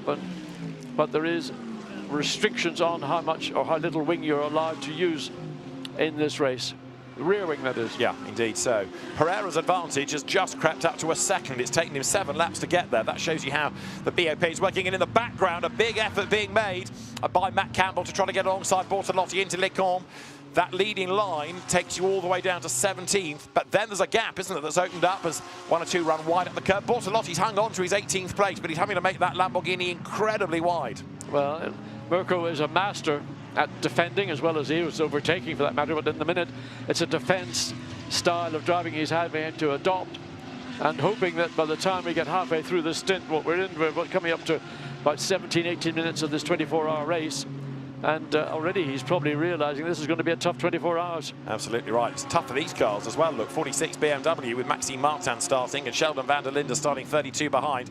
They are also not yet making the progress they need. But it is interesting how Bortolotti right now is looking like a cork in a bottle, because the leading cars ahead of him, and that's the leading 17, are breaking away. Well, somebody's got to be the cork in the bottle. It's just inevitable in any form of motor racing, in GT or touring cars, whatever, Formula One. And in the process, as you point out, everybody ahead of Mirko Bortolotti is beginning to stretch their benefits, and the ones that are benefiting most are those that were immediately ahead. So David Pittard and the 23 Porsche of Evans, and all the way up to Simon Gachet, Nicky Thiem, Marco Wittmann, Augusta Farfus in the 777 BMW, 998 BMW, and then Dominic Barman in the 777 Mercedes. So there's your race leader. That's from Pereira. And the fastest lap has been done by the race leader thus far. The top three are also getting clear of the rest, aren't they? Because in second place, Lucas Auer. In third place, Alessio Rivera plunge downhill once more. As they do so, the lead gap down fractionally, 0.8 of a second from Pereira. We've talked about him. We've talked about putting the car on pole. We've not really yet touched on the fact that it's a Grasser Racing Team run Lamborghini, and Marco Mappelli and Jordan Pepper are the other drivers of the car. There you can see them on the hero card. And the fastest lap of the race confirmed in favour of the leader of the race from Pereira. But to the eye, Lucas Auer is getting closer, and he's pulled 2/10 back in the first sector alone. Well, it's 0.8 of a second as they came across the stripe at the end of lap 8. They're on to lap 9. And the gap between second and third is clearly beginning to stretch. So Alessio Rivera in the Ferrari is now 1.9 seconds behind Lucas Auer in the second place Mercedes. So we're seeing a gap stretch, certainly between second and third. And of course, first to second, that's sort of been hovering around or just under the 1 second. And then the gap from third to fourth to Glenn Van Bulow is 3.2 seconds. So at the minute, it's a 2-horse race for the lead, then a 1-horse race for third, and a 1-horse race for fourth. Now the Ferrari, Alessio Rivera in third place, 51 Ferrari, 52 Ferrari, making progress a little bit further down. Louis Machiels chipping his way up from that delayed start, putting him at the back of the grid. There is Rivera. He comes now up towards the exit of Campus. So on board with the Ferrari, one of the onboards we have here this weekend. So let's ride with the AF Corsa Ferrari up the hill. Listen for the throttle, not this part of Blanchimont. It's the second part, 246, 250. Flat as a kipper, absolutely. I mean, race trim. Fuel load has come down probably by about maybe a quarter, maybe just less than that. And gets into this chicane, neat and tidy through it. Not wasting energy, particularly looking after the tyre, the Pirelli tyre, not abusing the tyre, and hopefully by the end of the stint that might pay him dividends, and he can start to claw back the gap between himself and Lucas Auer. So Rivera hustles on, comes out of La Source now, accelerates downhill, speed building, grabs a gear. Listen again. Oh, we're going away from. I thought we were going to hear if he's flat out through Eau Rouge and Radio, so he can really just guess. But the car looks pretty stable. There's the Audi following through. Again, it looks pretty good. Followed by the second of the Mercedes. That's Lucas Stolz. What a great view that is of Eau Rouge and then Radio to the left. And when you're in Eau Rouge at the bottom of the compression, you cannot see Radio. So you have to basically just aim it and hope that you got your sightings accurate. So Bertolotti defending. And he's got 2 Porsches lining up, Matt Campbell and Aysen Galvin. And then Ricardo Fellows joining into this battle as well. And we saw Ricardo getting his elbows out a few times earlier this year. There's the lead group. Hard to judge whether that gap, 0.7 of, or so, the gap between first and second is almost immaterial. You can see it on screen, and it's ebbing and flowing within 1/10 of a second to the favor of one or other driver. There's a driving standards flag already being fluttered in the direction of treble 3. That is Felipe Laza. Again, good job, Luca. You are getting in there. Okay, Luca, looks like that the cars in front of us are now slightly dropping.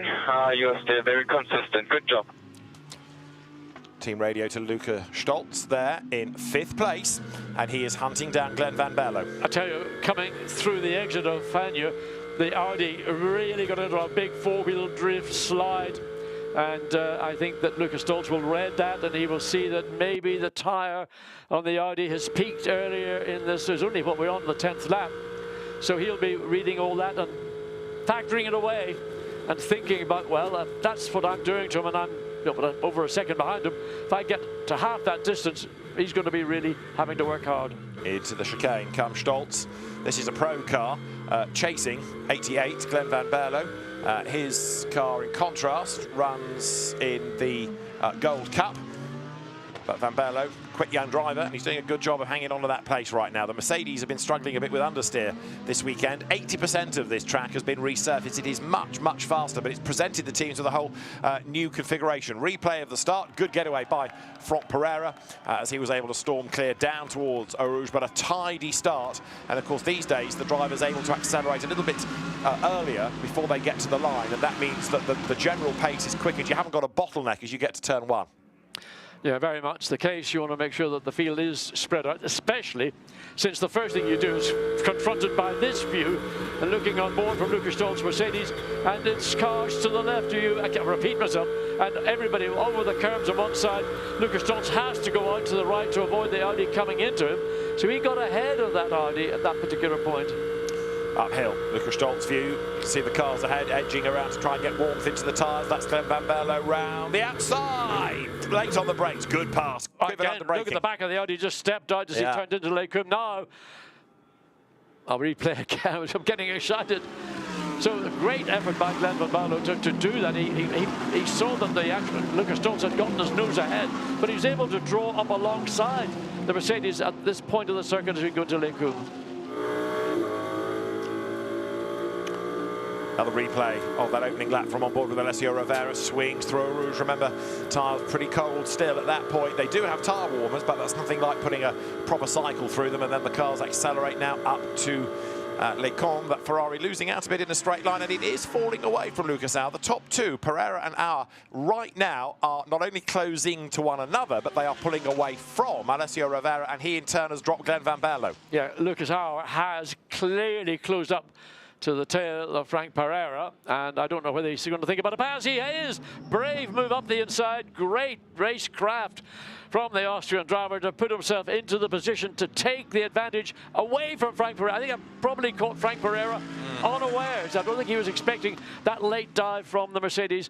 So he's now going to have to start reprogramming his brain into running second. And what can he do to reclaim his lead? Let's see. The Mann-Filter car then out of the Landgraf team stable comes downhill, and straight away Lucas Au tries to extend that advantage, and he's doing so on this part of the circuit. This is a really Mercedes-friendly part, especially the run up the hill now where it's all about horsepower. Pereira not close enough to think about attacking, not close enough to get a tow, but he's got to be brave here and try and get back into the wheel tracks. To the eye, he's a fraction nearer going up the hill though. At this stage, to me, it's clear that the Mercedes, whether it's because Lucas Au has, again, babied his tyres more than Franck Pereira has done, but that was grip.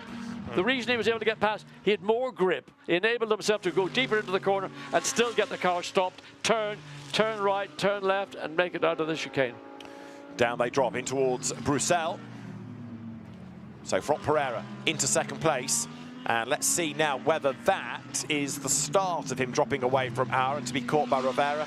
I reckon it might well be. Of course, the other thing now is that the team's starting to think, OK, we've had that opening few lap battle, now let's get on with the programme. The first stint, quite often shorter by a lap or two than subsequent, just so they can bring back data, make sure they're good on the fuel calculations. But I have to confess that we're into double-figure laps, and I'm amazed we haven't had a single yellow flag yet. David, don't tempt fate. Sorry. David, you're old enough and you're experienced enough to know don't tempt fate. I'll get my coat.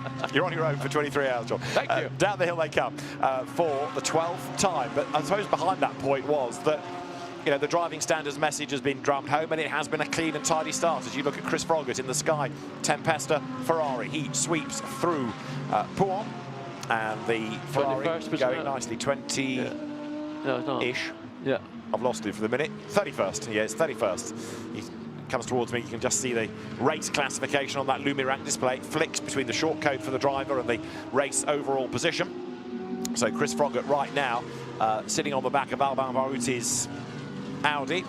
Alban Varuti, the former Middle East Supercars champion. Not many people can lay claim to that, but the Frenchman did, and has been a regular of late in things like Lamborghini Super Trofeo. Now this is Chris Froggett's view. Up towards Blanchimont, dry road, flat out. And a much happier camper now he's back in a Ferrari. Yeah, true. So he's got that confidence lift coming through Blanchimont. Fully understandable. It's showing in 5th gear.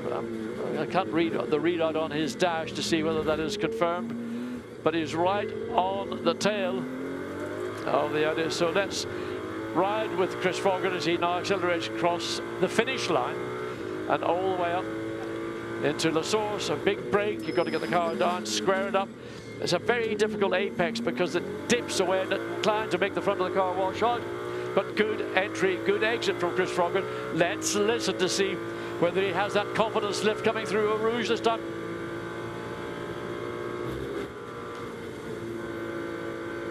Momentary lift in the transition between the exit of Eau Rouge and then climbing up into Radio. Listen, he's not a pro driver and he's not racing for overall lead. Do the right thing, and that was the right thing from Chris Froggatt. Had a big rattle over the curb. You heard that corrugation under the car up towards Lecombe. Clips the curb again there and there. And that's I hate to hear that. I mean, that's really hammering parts of the car. And I mean, how long can you continue to do that before the bits start to say enough's enough? Alban Veruti goes deep, tries to veer off the corner. Chris Froggatt close, but bit of correction needed. Comes out the other side, drops downhill. Great vision this. On board the Sky Tempesta Ferrari. Short shifted on the exit, coming out of Jackie Ick's curve just to avoid any loss of traction. So down to Depujon. Waiting, waiting, waiting. Now gets full throttle, takes another gear. Then the run down to Fagnes. So yeah, I mean, this group of 5-6 cars all sort of jockeying for respective. Can they find an improvement? Can I force a driver into an error? Make sure at the same time I don't make an error and give somebody else a free pass. Yeah, because just look behind, right on the tail of Chris Froggatt now is Colin Carasani, the young Dutch driver, leading the Silver Cup within the, leading Pro-Am within the championship and going really nicely as he comes now up towards the exit of Cours Paul Frère. That Winward Racing Mercedes really shone to win its class at Paul Ricard, Tanat Sarantirakul and Dan Arrow, the other drivers. Colin Carasani, the BMW M2 champion of Holland a few years back, going nicely, and he's on the back of Chris Froggatt then here, and having a go on the inside. Mercedes dives up the inside and goes through, goes deep, goes wide, goes almost off, and loses one, loses 2 places. 1 up and 2 back for Colin Carasani. Yeah, Barwell Lamborghini just about crept forward, made it, and then the second of the Garage 59 McLarens likewise trying to put a move on the Mercedes. Well, those are the moves you might make, and you think, well, if I do something really, courageous or let's say creative, it'll either work or it won't work. In this instance, it didn't work. He lost 2 places, and he'll be kicking himself. In the meantime, the lead at the front is stretched out to 2.5 seconds. So Lucas Auer he's got something with the Mercedes nobody else in the field has. He was so impressive in Sprint Cup at Brands Hatch, wasn't he, for pole and for a dominant race win. And Lucas Auer, having been more of a sprint racer, perhaps you could argue. He was a DTM front runner. He's raced in GT racing for a number of seasons, but this year he looks very much the real deal and could be a major player in the outcome of this race. Pro-Am being led by Indy Dotscher at the moment. I was right the first time about the Winward Racing Mercedes in the championship leading silver, but the silver class in the race currently is going the way of the Alban Veruti, Ivan Klimenko, Gilles Stadsbader, Marcus Pavarud Audi. That's the Santalot car. Marcus Pavarud moving from Lamborghini to the Audi for this weekend. There it is, Alban Veruti coming towards us. Super Trofeo racer. He's racing the Ligier European Series. He's been around the block a few times as Alban Veruti, knows exactly what he's doing, and he's hustling on now as he comes towards us in 30th place in pursuit of Martin Kodrich in the 2Cs Mercedes. Look at the chain of cars running directly behind the ones we've just been focusing upon.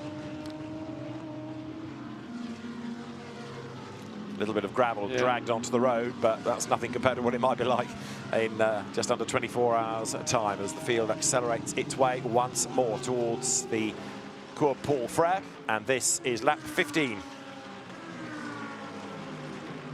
I'm just wanting to see where the 992 Porsche has dragged itself up to. It was Lawrence Van Thor that started, wasn't it? And it is 37th. Yes. There's more dragging to be done. Yeah, that's hasn't convinced me that they've found whatever the issue is with that car. And it's the Hub Auto Racing squad. No stranger to Spa, but first time here with a Porsche. Mercedes drivers, we understand from Mercedes AMG, all reporting a little bit of understeer. That's our first drama. It is one of the Rutronic Porsches, isn't it, that's gone off the road, and I would offer you that might be 97 of Dustin Blattner. The dust in settles, in a sense, but let's see. Is it 97 or 96? 97, I think, therefore, the Dustin Blattner car will confirm. But he's gone a long way off at the Piff Paff. Dustin Blattner, 18th in the Bronze Cup, beached in the gravel, and that's our first drama of the race. Was that self-induced, or was there a bit of assist on that? So the car remains there, and it looks as if it's going to require external assistance to get it back onto the racetrack. So we've got middle sector, there we Course are. yellow now. We have one car in the gravel bed in T13. Full course yellow being called by Alain Nadin, so everybody slows down to the requisite speed, and there is the Porsche. I was going to say, you made a comment, I was going to say dust on time, but that would be rather unkind because of the dust that was kicked up. Let's watch and see if he can. Oh, I think that was contact with the Ferrari 52. There will be no wave by, no wave by. No wave by because nobody is off the lead lap. Wave by we'll worry about later in the race, but the idea of that is after a safety car, you put people from the other classes, not pro, but the other classes, back onto the lead lap of their class rival.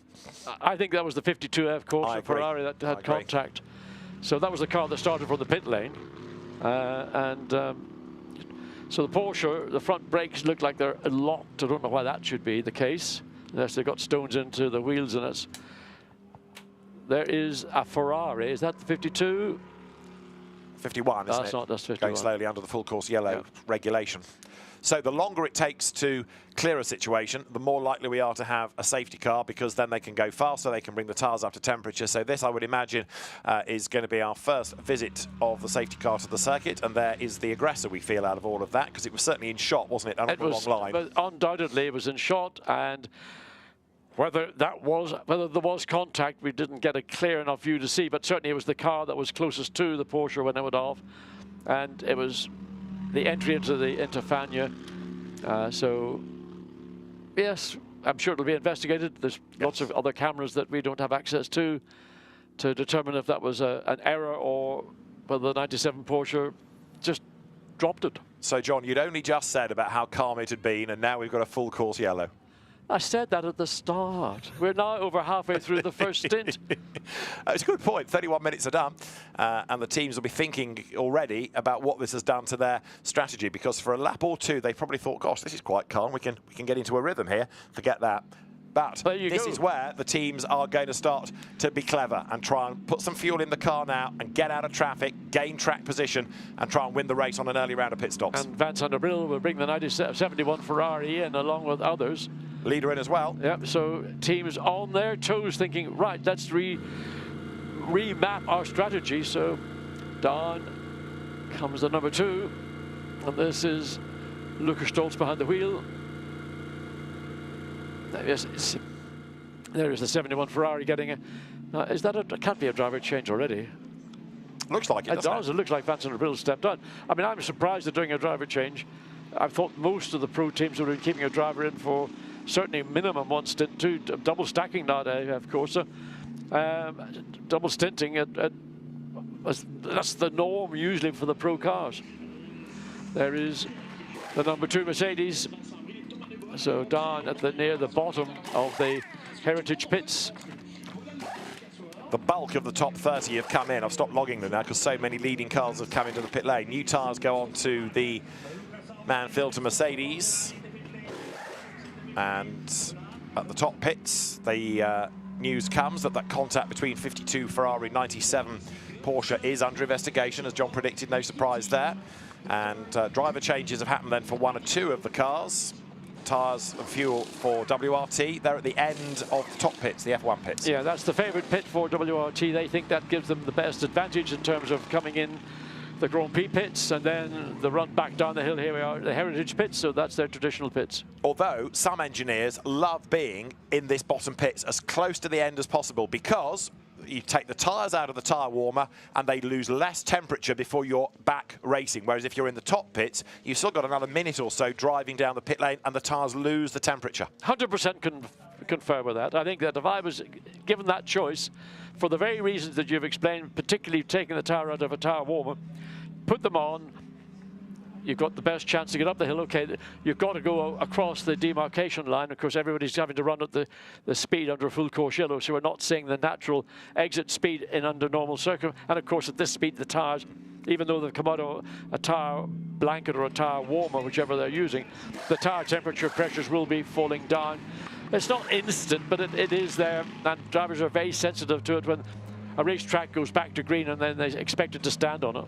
Now there, 992 Porsche has been in. Look, that's the turquoise car. Lawrence Van Voort stays behind the wheel of it. That's the Hub Auto entry that John was getting concerned about. Christopher Zürchling behind for Dynamic GT. Car's making the run now down through the hairpin on the inside of La Source, and then they will make their way back on track. So this is going to shuffle the order. It sure is, particularly in well, there's no drive-through, as we heard Alain Nadin suggest, but there will be somebody. I wonder, will it be the back markers? How many of the field has come in as a fair, pretty much 2/3 of the field have actually made a stop? Yeah, I'd go along with that. There's fluid up there, spillage of fluid somewhere. You can see the speedy dry that's been put down. I don't know where that would have come from. Might have been from one of the historic races earlier on. That's the race leader now, Franck Pereira back in charge. Hazard lights are flashing, not because he's got a problem, but because he's had to hit the full course yellow speed button, and the hazard lights come on as a consequence of that. So a chance for everybody to catch their breath. Maybe if you've got a drinks bottle on board just to get a bit of refreshment. As the 91 is Ralph Braunharber Motorsport. Now that car had to make the 5-minute stop-go penalty, but the message hasn't come through yet about that being permissible. No, and that's at the discretion of race director, so he can choose at any time to give that car that 5-minute stop-go penalty. So you'd like to think you'd get it at the very earliest opportunity, and then you can get on with your job, rather than having to have that sort of Damocles hanging over your head. Yeah, because a safety car would allow you to buy back some of the time. At 5 minutes, he's going to be about 2 laps, isn't it, under green flag conditions? I mean, he will not, Alain Nadin will not do it under a yellow flag or full course yellow. But once the race got underway, get him in, let him get it served and get on with it. I do seem to remember in the past we had, was it one year when Mercedes was found to have contravened regulations after Superpole, and they all had to do those kind of 5-minute stop-go penalties, and they all peeled in at the end of the first lap. But that regulation has been tweaked to say, well, as you make the point, is at the discretion of the race director. The problem is, for every rule and regulation made, there's about 1,000 interpretations, all of which you have to say, oh, well, I didn't quite think of that. Oh, is it within the rules and regulations? Well, probably. Yeah, and these I love that stuff. Yeah, no, I agree. In comes Franck Pereira, just to finish the point. Of course, the regulations for SRO events, very, very carefully put together by principally Jackie Groom, the sporting director, who's done a wonderful job for many, many years. But her sporting manager, Didi Casago, has come from a team. So Jackie can look at a regulation from one side, and then from a team's point of view, Didi Casago says, yeah, but we try and get around it like this. So they have to write the regulation. Yeah. You've got both sides of the fence, and it's a good way of doing it. Gamekeeper turned poacher. So that's quite a regular thing in motorsport in general, where people have worked in teams and then they move over to the management side, and they've got all that expertise and experience. And it's like people who work in the tax office that start to go and work for independent tax advisors. Same kind of principle. I'll leave that subject there, I think. What a good idea. Yes, yes. Have a pit stop, John. Like Franck Pereira is doing. He's going to stay in the car, but they're going to put new Pirelli rubber onto the car, and the full course yellow stays until we need to have the safety car scoop everybody up. And I suspect what Alain Nadin is waiting for at the moment is for this raft of pit stops to finish. Then he'll throw the safety car out. The pace will be quickened and we'll get set for the restart. And so within the first hour, we have FCY #1. Now we start to look at cars for speeding in the pit lane. 55, that is the Marius Nacken Porsche being looked at. Dynamic GT. Right, away goes Franck Pereira. And he wants to come out before that car to retake his lead. Well, I wonder, because he's got to go all the way down the Formula 1 pits, then around the inside of La Source, and then so there is the Mercedes making its way out of La Source. And where is the Lamborghini? We can't see it at any point. Big wide angle, we will probably see where it is in the pit lane. So it's not there, so it still may not have come into the Heritage pit lane, or there it is. There we are. So it's behind the Mercedes, I think. There it is. There it is behind us, considerably behind, in fact. Yeah. So they've technically lost out substantially in this full course yellow period. In fact, maybe Rivera's gone through as well. Yeah, so that's going to drop Pereira down, isn't it? We'll have a confirmed order at the end of the next lap, but yes, the order shuffles as a consequence of this. Yeah, it's going to be a slight, or not a slight, but it's going to be a significant revision to what we have been watching for the first. Well, we've got 17 minutes of the first hour remaining. There is the Lamborghini, and it's still making its way up the pit lane exit. So the Mercedes, it's on the racetrack, and the Lamborghini are more or less going to come out. They are virtually side by. Who's going to concede? Frank Pereira decided discretion being the better part of valor in this instance, and it's not necessarily been seen to be a good thing in a situation like that to give it a quick blast on the throttle and rip away. Lukas Stolz then in the Mercedes, seeing that yellow flag, and what we're... track position is one thing here. Gaps are almost irrelevant because we are guaranteed a safety car now after this length of full course yellow, aren't we, to put things back ready for the restart. So just about everybody has made a pit stop within those 2 laps.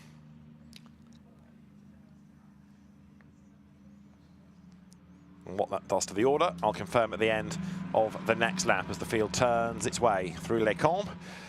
So after a dramatic start, time to catch breath, really. Lukas Stolz gaining ground. That car came in as well, did it not? Yes, it did.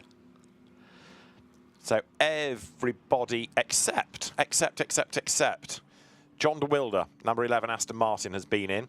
Mark Sanson's Garage 59, McLaren, and Keron Lee's EBM Porsche has not yet been in for a pit stop. So according to overall timing and scoring, as you can see on the screen, Lucas Auer still retains the lead, but as Davide Rigo is now in second place. Lukas Stolz is in third. Frank Pereira is the big loser, really. And Van Berlo in the Audi has more or less up. Gilles Magnus has done a brilliant job to get his Audi up into the top 6. Yeah, I mean, Gilles Magnus, we go on about a lot as being a real star. And whenever you put him in a car, he always delivers. He was at Brands Hatch the other week, racing, obviously, in the Sprint Challenge, but went back a week later to watch his manager, Rob Huff, in action in the British Touring Car Championship.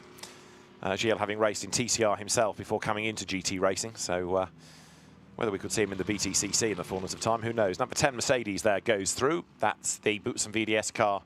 Aurélien Panis, César Gazot, Rui Meerhaus, Sebastian Bode, the 4-driver combination of that car that runs in silver.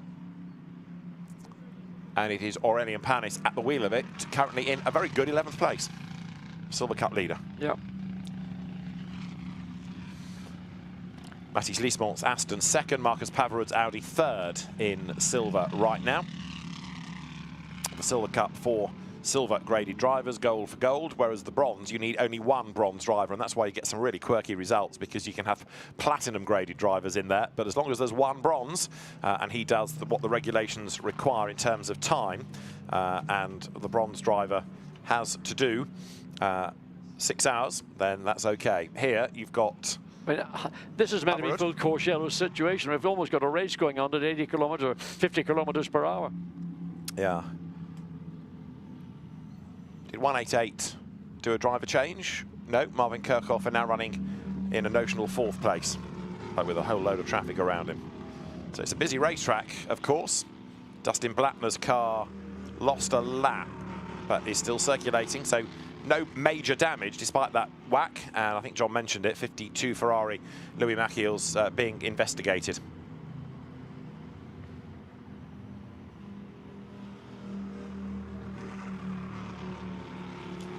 Those pit stops, by the way, just to make the point, they don't have to be done to a regulation time, but there is a minimum fuel connection time, and that is 44 seconds. So you have to have the fuel hose connected for a minimum of 44 seconds.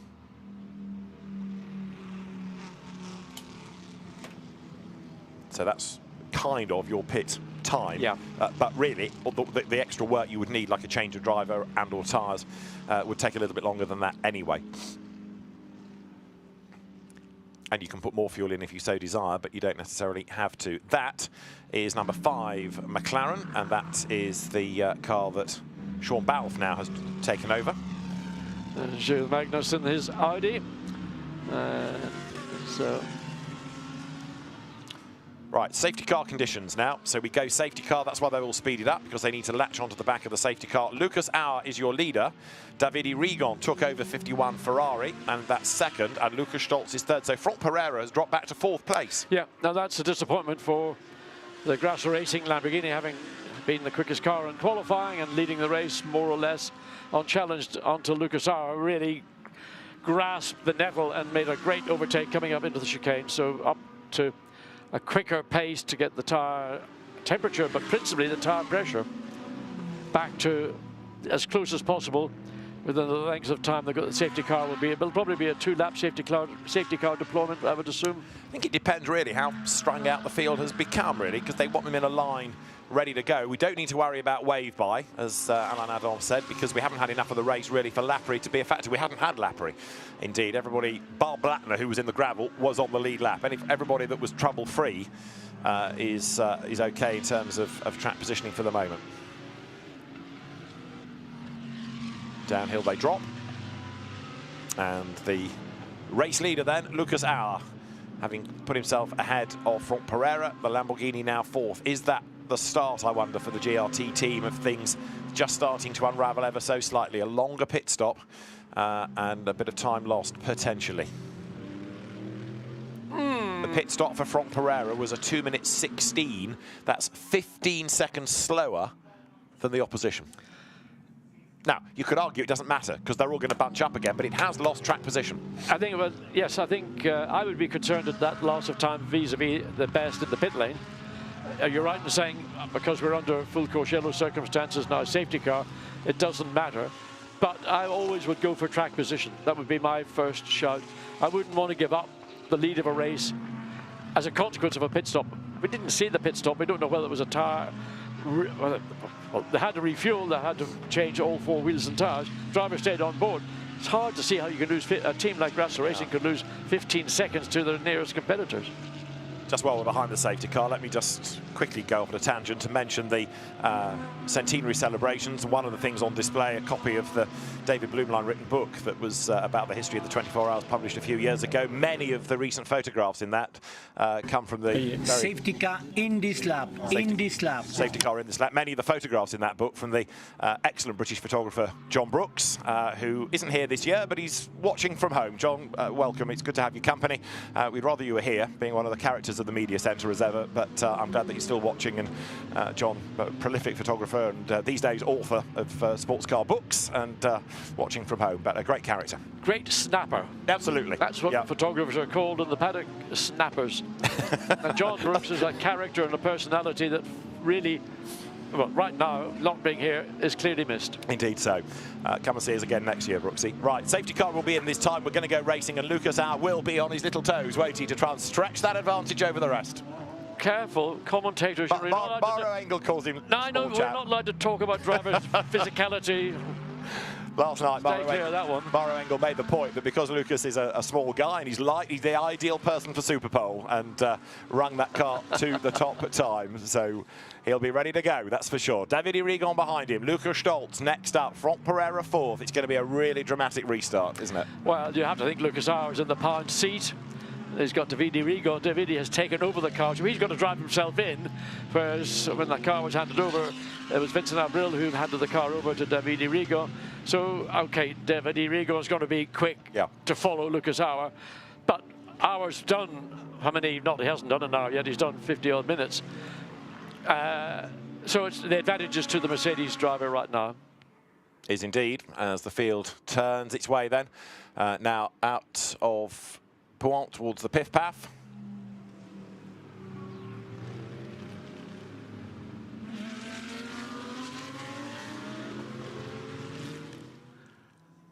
So we are set, ready to go for the resumption of the race, and we'll see who the heroes are going to be once we go green once more. So this safety car, lights off, lights off. Okay. So Lucas Auer can sort of do whatever he likes from this point onwards. He can choose to go now if he wants. Absolutely. Or he can do what most drivers probably will do, is try to back them all up coming into the chicane and then nail it off the chicane. It's not something I think probably anybody thinks is a great idea, but it's gamesmanship, and you have to use all the games that are available to you. Right, out of Blanchimont, they are coming now. So we are good to go at the end of this lap. You can see the amount of weaving. Green flag shouts from race control, and that means that the racetrack is good to go. The safety car is in. Lucas is certainly not in a hurry. He wants warmth in those tyres. Now he pulls the pin. So he's got a slight jump on Davide Rigo up the hill, up into the chicane, and behind Davide Rigo's got Lucas Stoltz all over him as they break in, but everybody follows line astern, which is pretty good behavior. Again, after that period behind the safety car, full course yellow tires will be slightly down in pressure, down in temperature, but Lucas R is able to do a clean exit. So our lead, second is Rigon, new into the car, third is Stoltz there, fourth Pereira, fifth, side by side. Magnus tries to get past Van Berlo, can't do it, but he's right on the tail. Next up, it is Thomas Drouet, who's new into the car. Thomas Neubauer, new into the car. Arjun Meinik, Dominic Baumann ran out the top 10, and here comes Gilles Magnus. What a move this is going to be, and he's done it. Yes, he got a better exit out of the source. To be taken at the next pit stop. So I say again, car 55, 10 seconds added to the next pit stop for speeding in the pit lane.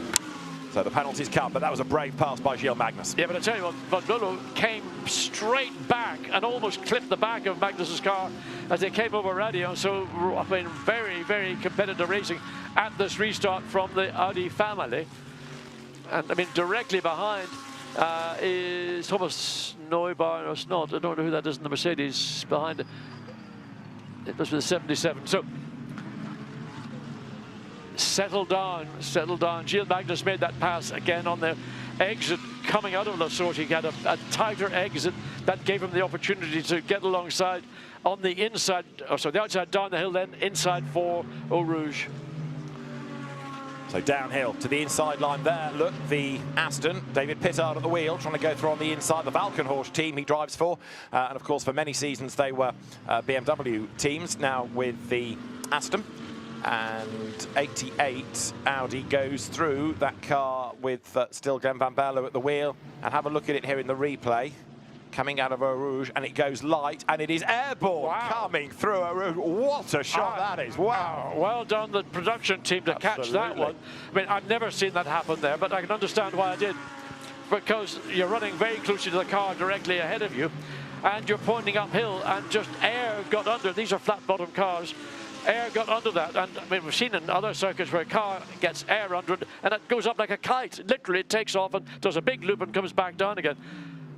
I've never seen that before at Eau Rouge, up through Radio. That's quite something, isn't it? And Glenn Van Berlo hustles on as there the 23 Porsche dives to the inside line. That's the Jackson Evans, Joel Eriksson, Thomas priming car. Gains a place as well under braking. 998 struggling in contrast, and so also is 98. So Jackson Evans 16th. Marco Wittmann's Rover liveried as well as Rover Racing Run car. Might lose another place here because there's another big dive. That to the inside line is Matt Campbell. Porsche against BMW, and Julian Andlau, who starred here in the WEC race, is doing it again. Yeah, again, a very, very late dive, but the BMW side by side down the hill. Porsche's on the inside going into the switchback, and side by side, and the BMW's got to run inside the top of Radio. Well, that'll be the scene. And again, look behind it, the battle going on. 4 cars, an Audi, 2 Porsches. Oh, 4 abreast going up Camel Straight. And the one that's gained is Julian Andlau, I think, in the Retronic car, because he's come from the back of the queue to the front of it. He's got ahead of Ricardo Feller, also Matt Campbell and Marco Wittmann, and that with a tow and absolutely massive whatnots has put Julian Andlau 4 places up the road. Well done. Absolutely sensational. 4 wide coming up to Les Combes, and I mean, Marco Wittmann was mugged, you might say, but with your cars everywhere, he didn't know where to look. He was being caught to the left, on the right, behind. I'm still in shock over that image of the Audi with getting air under the front of the car. So one Rutronic car making progress, the other in the pits. Dustin Blattner, after being tipped into the gravel, got it back, but he's now 2 laps behind, and that car is starting, of course, to struggle. The more time you lose in the pits, the harder it is to ever pull it back. You need the opposition in your class to hit dramas. There, Marco Wittmann goes through. He stayed in the car on that first round of pit stops, and we are almost at the end of the first hour of the race now as the field turns its way up towards the pith path. There is the leader, though, Lucas Auer, hustling on, the number 48 Mercedes. trying to stretch the margin again over Davide Rigon. Luca Stolz third. And where is Franck Pereira in all of this? Not really looking as though he's going to mount an attack just yet. No, he's not. Another driver who's failing at the minute is Thomas Neubar. He's lost effectively 3 positions just in this restart. But of course he's new into the car. I just wonder whether that's... So is Davide Rigon. Yeah. But he had all that traffic behind him. Thomas Neubar, you're right, not doing quite so well as there. Auer, Rigon, Stolz, Pepper. That's the order. Come over the line. In fact, not Jordan Pepper, Franck Pereira it is in the 4th placed Lamborghini. But an identifier of who's behind the wheel of which car as they swing their way now up through La Source. Look at that move again. I mean, sensational. Martin Kodrich coming towards us there. And Ben Barnicoat's McLaren losing out to Alban Baruti on the inside. So battles all the way around the circuit here as they come out of La Source. There is the Lawrence Van Thor Porsche trying to creep up the order. He's made it into the top 35. Big deal. On board with Davide Rigon, chasing after the leader. So there is our leader coming through the entry to Les Combes here. We're coming now into the exit. And Lucas Auer has got an advantage of 1.3 seconds. So Davide Rigon has driven himself into just over a second behind the Mercedes pretty quickly. Has indeed. So the Ferrari hero, as Daniel Morad looks on, his car leads. And he and Mauro Engel getting ready for their respective stints then, as there is Davide Rigon. He's the best place of the Ferraris. The other one is 11th, the next best, Thomas Neubar, down in 11th spot. Franck Pereira turns through Pouhon. 159. That's the McLaren from Garage 59 of Dean McDonald, Benjamin Goethe and Tom Gamble. Yeah, 34th place for Benjamin Goethe. Okay. The Garage 59 entry. So McLaren, best McLaren right now is Marvin Kekhofer in 12th position, and that's the bronze car. And the next bronze car up is Sandy Mitchell in the Lamborghini. Chris Froggatt just going through the Sky Tempesta Ferrari. That car was going nicely before that first round of stops, looking to try to get the car further up the order. Jonathan Hui, in fact, has taken over. Let's go on board as he comes out of Piff Paff now. So that is 36th, Jonathan Hui. That's confirmation of the man behind the wheel of it. So a short stint for Chris Froggatt, cycle through the drivers.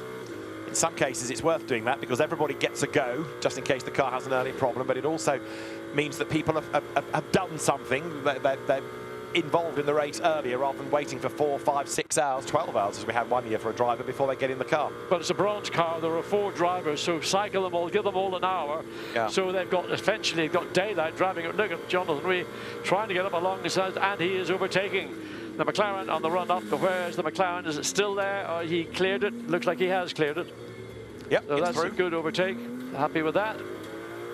That would have put him ahead then of the traffic up the road. Lawrence Van Thor still pushing on. Van Thor is 34th then. That safety car's helped the Porsche just a little bit, hasn't it? Because it's closed up the gaps, meaning that there's another wave to overtake on this restart. Yeah, I mean, it's, you know, safety car, full course yellow safety car can benefit some teams, maybe disadvantage other teams. It's just a little bit of the luck of the draw. But looking at the BMWs right now, you've got the 98, which has sort of been engulfed, and then 2 cars back, Augusta Farfus in the second of the Rover Racing. That's the dark blue with the bronze flashes down the side. So gap first to second is still only 1.1 seconds, and Lucas Stolz a further 1.5 seconds behind Rigon. Franck Pereira 3/4 of a second behind the 3rd place Mercedes. So as the cars turn now down through Pouhon, Porsche battle on, because 23, which is the car of Jackson Evans, has got Julian Andlauer behind. Matt Campbell's car just dropped a little bit further down in that queue. How are the BMWs doing?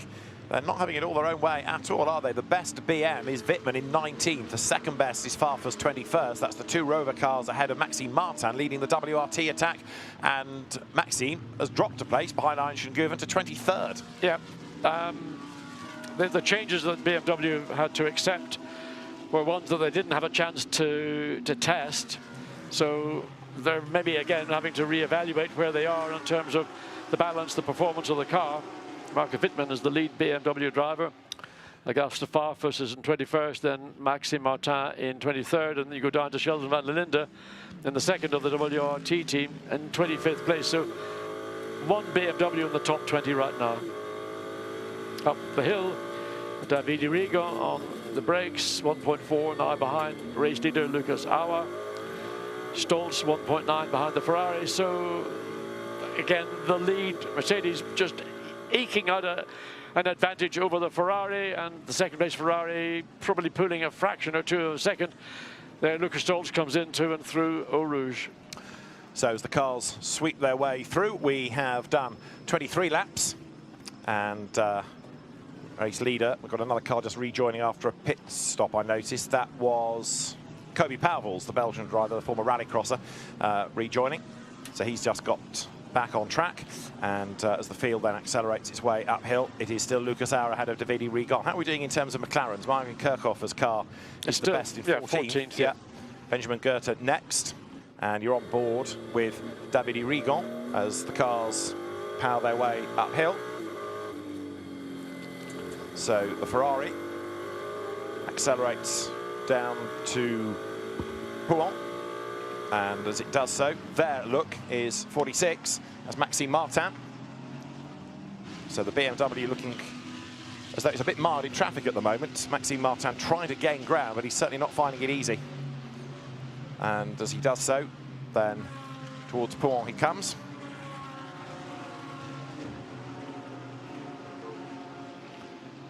So Lucas Auer up front. Let's just recap where we stand. Doing a really good job in goal, Gilles Magnus, and of course getting past Glenn Van Berlo. He's taken over the class lead there, was he? Oh dear, I had to run down to the hole to get our engineer to come in and help us with the timing and scoring there. So what did I miss? Not much, other than I was just saying Gilles Magnus was leading gold and doing a very good job. I'm a big fan, obviously. Yes. We've seen him perform since he's come into GT3, and I think he's got a career ahead of him, which is stellar. Now that's Wittmann. We've been talking about the BMWs, and he is 19th. Of course, here you have a great advert in a sense for BOP because the cars are so evenly matched. It is so tough to make progress. In a sense, it's frustrating for the competitors because everybody's got the same overall pace. So what do?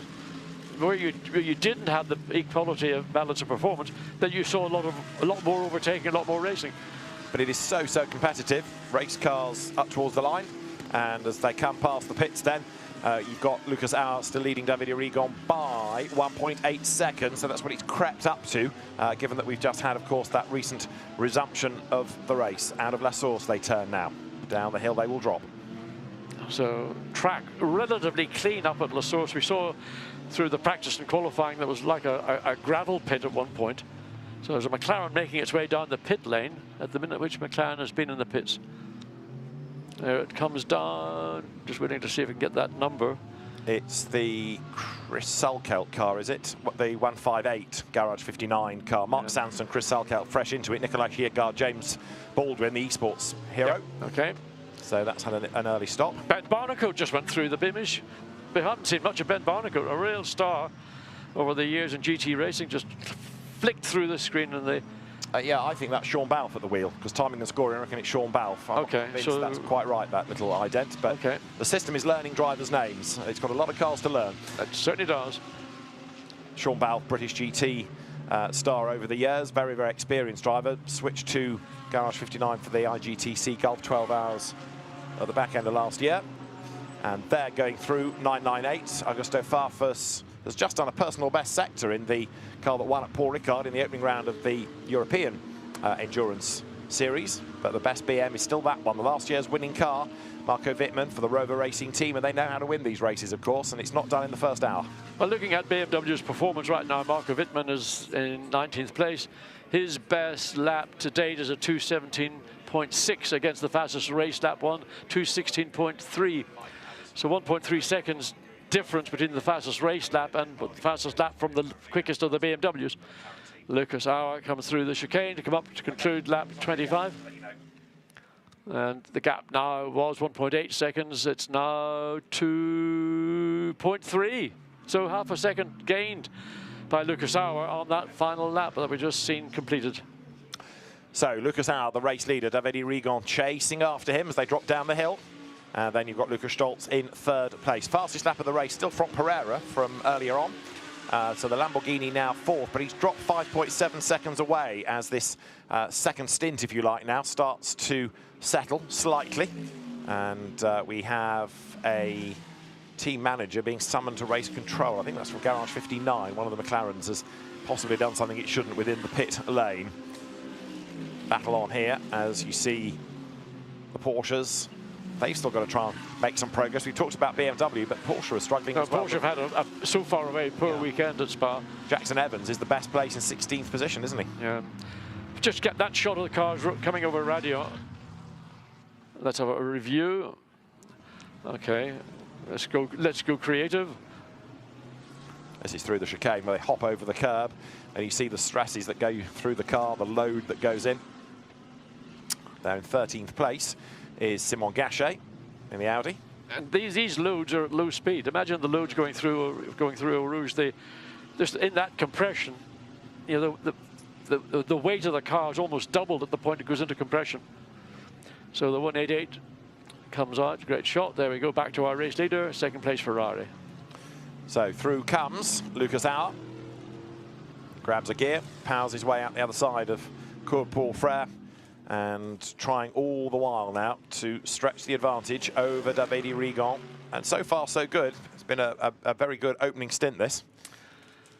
I think what I'm seeing from it, and it's only just my sort of hunch, is that Lucas Auer and the Mercedes AMG GT3 is fundamentally managing the Pirelli tire at this phase. Okay, they've had a pit stop and put on fresher rubber, but others around, and I think Frank Pereira with the Lamborghini, once the freshness of that set of tires he started the race on began to go into that era of a period when the tire settles down, looks to me as if Mercedes are making the tire life easier than other around them.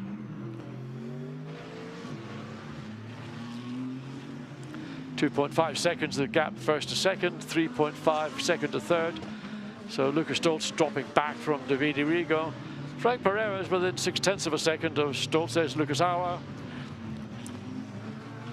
How did Thomas Neubauer come in that? Davide Rigon. Yeah, as I say, the system's just learning some names. Yeah, it's in its infancy. It is, yes. It's early in the race. The lead gap, 2.5 seconds, Auer to Rigon. Last time through, Davide Rigon was quicker. And going up through the first sector on this lap, we'll see, yeah, it's advantage Mercedes. The Mercedes loves the Camel Straight with all of that grunt. It really plays into its hands there. It's the Audi of Romain Carton. Right.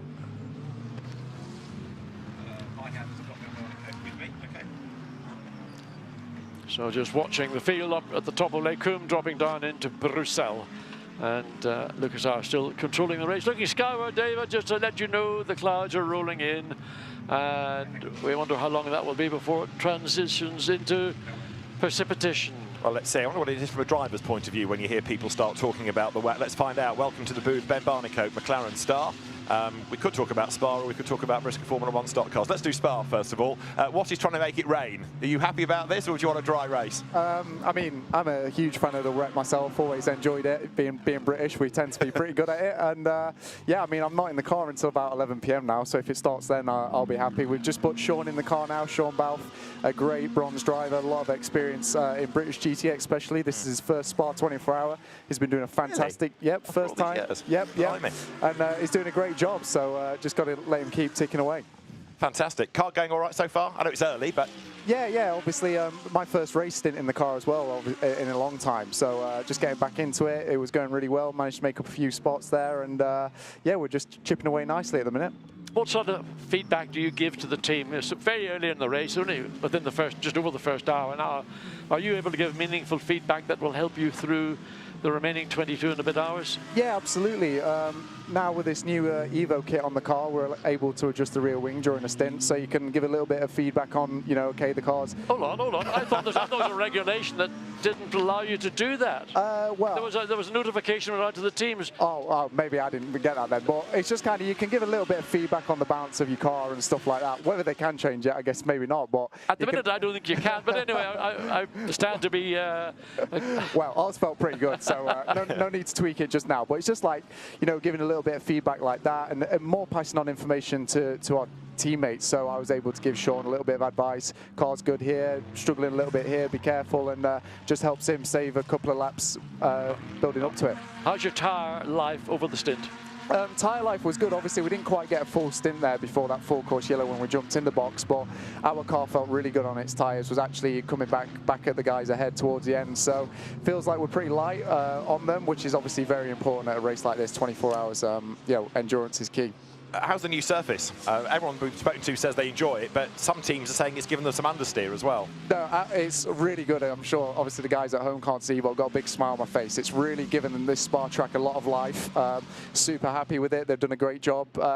As you said, it has created a bit of understeer, and with it being new tarmac so grippy, the track evolution throughout all of Thursday was incredible. A lot of guys, new tyres, and understeer did creep in for sure. If it does rain at some point, how much of that new track with the oil that's still in the tarmac is going to affect you?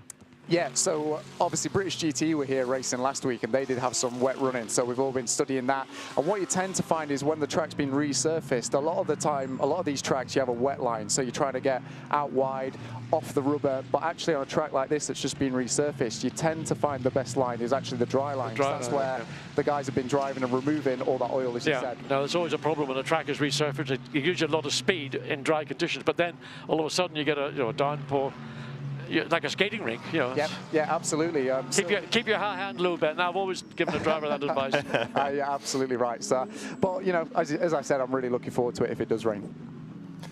Now, so far, that McLaren that we're talking about, Ben's car, Sean Balfe at the wheel of it, is going nicely, keeping out of trouble, and it's in 43rd place. But you're not chasing an overall result. It's a class result primarily. If you do well overall, then that's a bonus. Yeah, absolutely. So, you know, our focus is the Bronze Cup. That's the class we're in. We're currently 6th in class, I believe. So, started in 3rd, remained in 3rd for the first stint. I believe not too many guys have got their bronzes in. I'm looking at it now. Jonathan Hui in the 93 Tempesta Ferrari.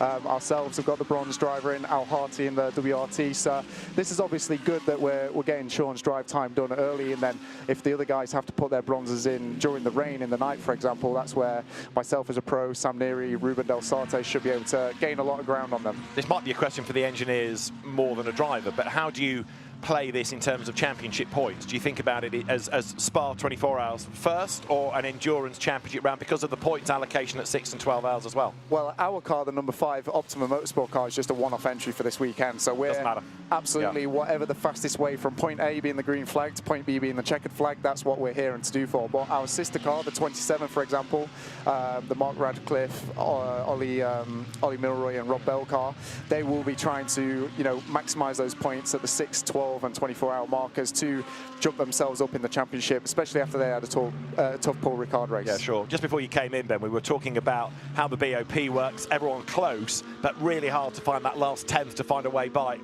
Put yourself in the car for a moment. What can you do?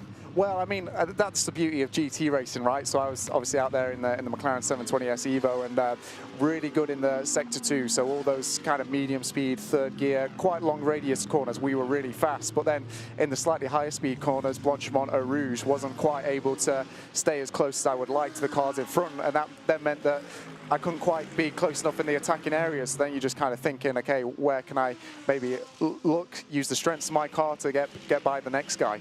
Ben, did you get, I don't know if you were watching the screen about 15 minutes ago, I saw something I'd never seen in my life here at Spa before. Glenn Van Blulu in the Audi, coming just directly behind Gilles Mingus, coming through radio, maybe hit the curb a little bit, the nose of the car rose up, there was clear air by about a foot between the wheel and the ground. Have you ever seen that in a GT3 car? No, never have. And, other than in an accident. And I probably need a new change of underpants at the next pit stop, I'd imagine.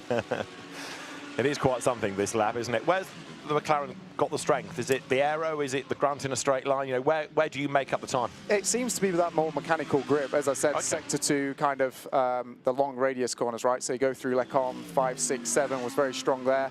Also through Piff Path 12, 13, which is the older tarmac. It actually felt like on the older, slightly lower grip tarmac, we were performing really well, really strong.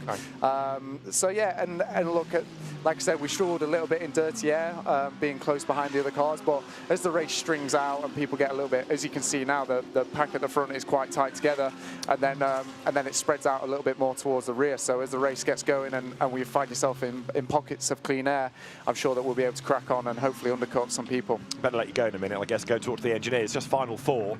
We've touched on the fact that obviously this weekend, it's 2 weeks after Le Mans. You've got people coming here to a GT3 car who were in either a LMDH or hypercar, or in your case LMP2 2 weeks ago. How easy is it to jump from one configuration of sports car to a GT car? Yeah, well, I mean, as you said, I was very lucky enough to be in LMP2 at Le Mans. I won my class in Pro-Am, which was obviously a huge achievement. And then from there, I went straight to Watkins Glen and drove my Lexus RCF GT3 in IMSA, which is my full-time program, and now I'm obviously here with the Optimum guys. So I'd like to think that adaptability is a strong point of mine. I've obviously been able to show great speed in all 3 of those cars over the last 3 weeks. But, you know, the GT3 platforms, you know, are actually very different within themselves. I actually, in many ways, find it a little bit more difficult jumping between GT3 cars. You know, I'm in a mid-engine. You've sat very far forward because the engine's behind you, my Lexus front engine, and you sat much further back. The weight distribution is obviously very different, and yeah, but as a pro driver, you're just expected to deal with those things. Then the bottom line of all this is, are you making a living? Yep, I am when living the dream, you know. This is any boy to have those last 3 weeks, Le Mans, Watkins Glen, now here. Well done. As you know, that's what we all want to be here and doing. So, and yeah, cool to be up in the comms box as well. Go and get myself some pasta and a shower and be ready to get back at it in a few hours' time. Excellent. Come back and see us later on in the race. Ben Barnicoat, thank you very much indeed. Ben, part of the Optimum Motorsport McLaren team, along with Sam Neary, Sean Balfe, who's in the car at the moment, Ruben Del Sart, and we'll hopefully hear more from Ben later on. Thanks for coming up, Ben. Much appreciated. Don't forget your evil coloured drink bottle. That, no, those are the rehydrate drinks that the drivers, electrolytes and all sorts of body salts that you will lose in the course of a stint behind the wheel. So you want to replace those when you get out of the car. Big dive down the inside, and the 333 just about made that pass work. Pretty bold stuff, wasn't it? Felipe Laza started in that car, and it is now Fabrizio Crestani, who's just put himself up past Marcus Pavarud, who's not an inexperienced driver. No, that's a good pass. I mean, not easy, and look at that behind, yes. Oh, well, they got a good run as well. So the McLaren picking up the aero, but just it looked as if he'd got a momentum coming off Radion. It seems that the Audi's got enough straight line grunt to consolidate the position, and what's going to happen? Is he going to get up the inside? No, he couldn't quite make it, and he's got the pressure of the 57 Mercedes directly behind them as well. Interesting talk to Ben. You know, the insight to what they're doing and where they want to be and how they're going to achieve it. Yeah, and Ben, somebody started off through the Racing Steps Foundation in single-seaters.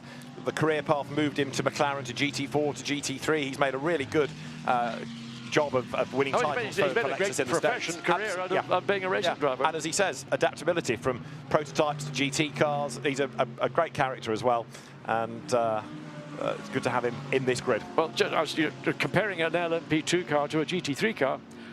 Apparently, I understand that the LMP2 cars through the Porsche curves at Le Mans were the quickest of anything. Wow. They were just nuts quick.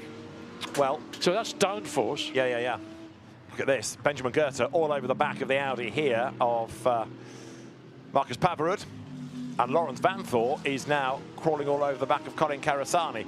Vanthoor edging his way forward. Now, how far off the lead is he? He's a long way off the lead, in fairness, because the leader is coming out of La Source, and the Hub Auto Porsche, down at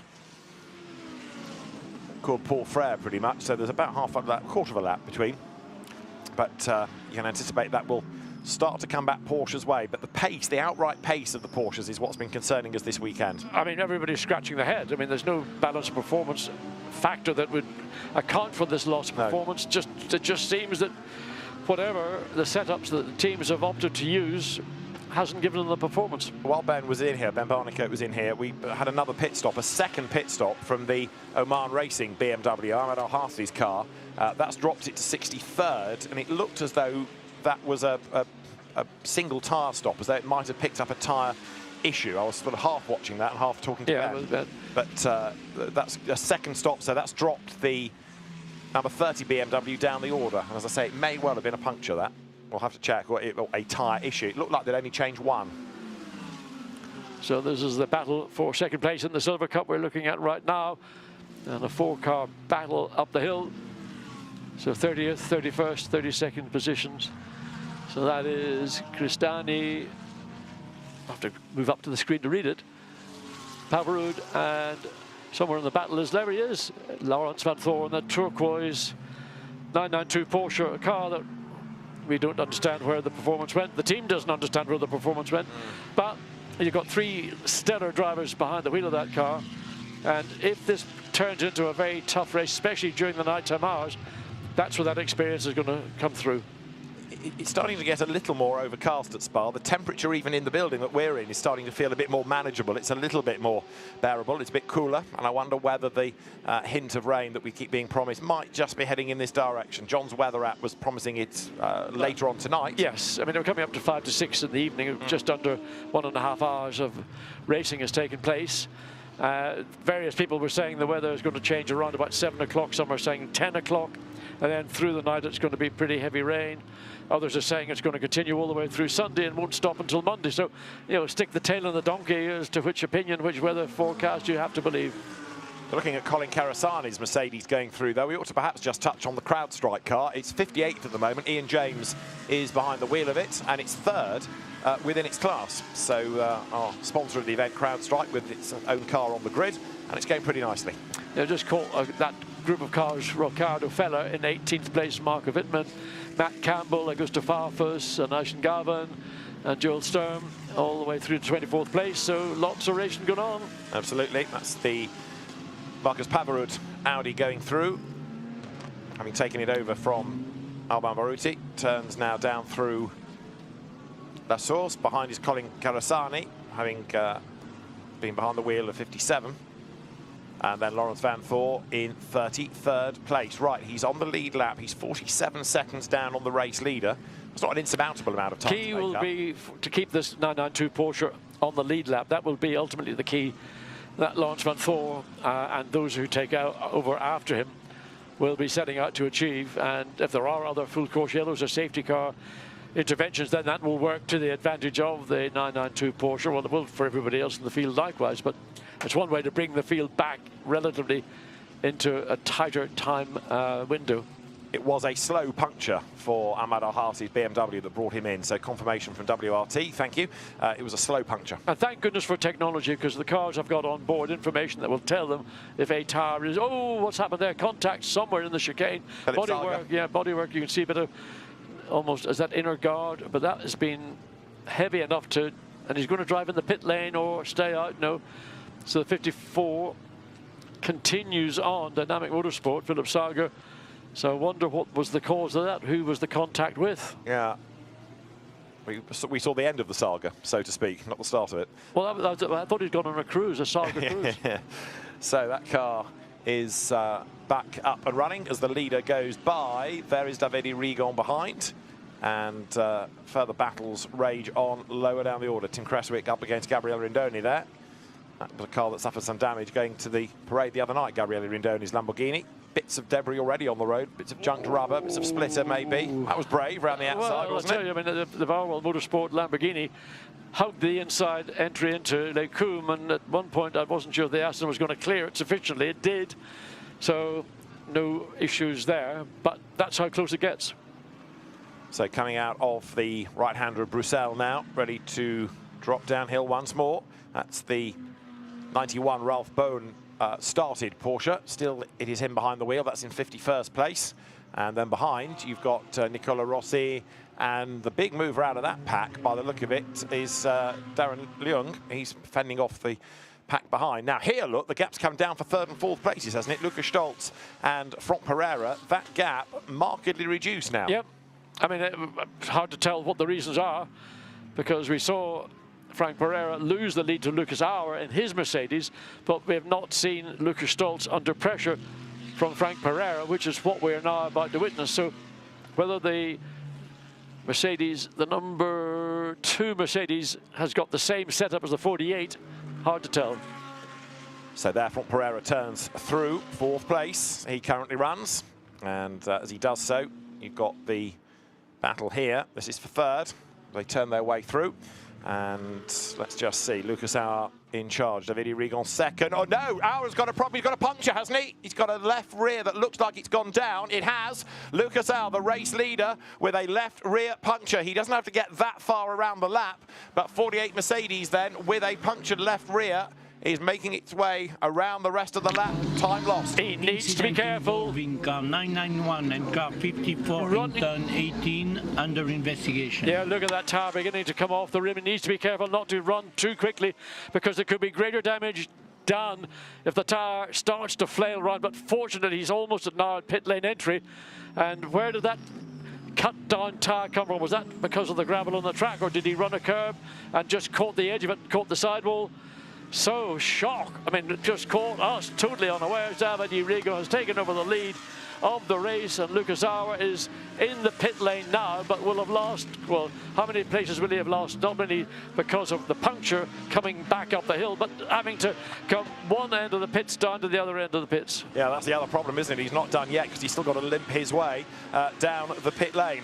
All of this seems like the perfect opportunity as a dramatic part of the race begins to allow Ryan Marine to describe it. But right now, John, we've got a shuffled order, and this is now the fight for second, Lucas Stoltz and Franck Pereira. Well, that will give, if inspiration is required, let's look again and see if we can see on board. So this is the view from the 50. Was there contact there? Well, of course, this is the car coming. The tire already begun to go down. So that's why we saw the 51 Ferrari finding its way around the 48 Mercedes and their team waiting. So waiting for the, surely the car. Oh, look, this is the problem. The Mercedes 48's pits are on the heritage side. So it's having to limp not just only up the Formula One pits, but limp back down the other side. So that's why we're seeing the driver standing in the pit. So Lucas Auer will step out of the former lead Mercedes. And will this be well, I assume it'll be a full set of rubber all around. They take advantage of it. They may even put a load of fuel on board, and they will be even further out of sequence than those around. So second place is Lucas Stoltz. You see him there. Third place directly behind Franck Pereira, running, what, 0.3 of a second behind. The advantage that Davide Rigon has is 6.5 seconds over Lucas Stoltz. So whether that tire will, look at it, look what's left of it. Ryan, can you imagine? That was a full, oh, half the tires vanished. Just hope that there's no damage to the inner wheel arch, to the brake lines, to any of the components that will be potentially compromised by the tire flaying. And John, it reminds me of a conversation we had last night in warm-up about where in this long pit lane do you want to be. That car had to go almost all the way around to try and get to its pit box. Let's listen to some team radio. We see important to keep it clean. Good job, Luca. 5 laps to go. 5 laps to go. So there was the message from the pit wall to Lucas Stoltz saying, good job, keep it going. But you're talking about the pit lane. Yeah. I mean, we had the same conversation, David and I, about where would you like to be. And I said, actually, I think the bottom of the pit lane at the exit, because when you leave the pit lane with your warm tires, not necessarily hot tires, you get on it earlier. On the other hand, in this instance, that disadvantaged the number 48 Mercedes, because if they had been at the first pit lane entry in the Formula One pits, they could have got that job done. Anyway, there we go. Lucas Auer having a look and getting information. But where did that cut down tire come from? It's not necessarily, but that's one of the issues there. You see, running a curb coming out of Lake Coombe, for example, you drop a wheel off into that gravel. The edge of the curbing is razor sharp. Or it might have been gravel. We don't know. That's what the team will want to know, though. Is it something that the drivers can avoid to prevent this from happening again? Or was it the hand of God intervening in the race with an ill-timed meeting with the gravel? I think we'll pass on that view. And anyway, I think there's two reasons why it happened. One was either gravel on the racetrack and he's just been unfortunate, or he's run the edge of a curb and it's just cut the sidewall. Whichever of the two it is, it's significantly damaged. At this phase, we're only coming, we're just over an hour and a half into the race. So a long, long way to go. But those are the issues that we talked about again last night. Mitigating every kind of error. You can't mitigate a tire being cut down by a stone on the racetrack, but you can avoid running the curbs and the exits, particularly on the quicker part. I mean, coming through Blanchimont, for example. Well, what this has done, it's twofold. We heard the radio communication for a different Mercedes a few moments ago wanting to go 4 or 5 laps further, so we know now the former leader is out of sequence. We can also see with these pictures that they're on the verge of dropping a lap. Now, out of sequence, so it wouldn't be like they would be a lap down for long, but hey, you get trapped a lap down like he might here, Maro Engel right now behind the wheel. 59th position he's in. Yeah, and a safety car comes out. Now you have to get the wave around. You have to have a bunch of things come back into play the way that you want it to get your race back on track. And this is the former race leading car. Yeah, Maro Engel behind the wheel is going to have to be on his toes because he needs to ensure. And I'm not quite certain, did the Ferrari, the lead Ferrari, get a lap on the 48 Mercedes or not? It didn't quite catch that as we saw them coming out of the exit of La Source. No, the leader is right behind that erstwhile race leader. So for the moment, they cling to hanging on. Right. Skin of their teeth as we look in. This battle here, it rages on. This is for the second spot. Lucas Stoltz driving this machine and being chased by the South African Lamborghini ace, Jordan Pepper. So Jordan, another megastar for the past number of seasons behind the wheel of a GT car. So again, you know, the level of performance across the pro cars, the 3 drivers, it's so high. We had Ben Barnicoat in here a few minutes ago.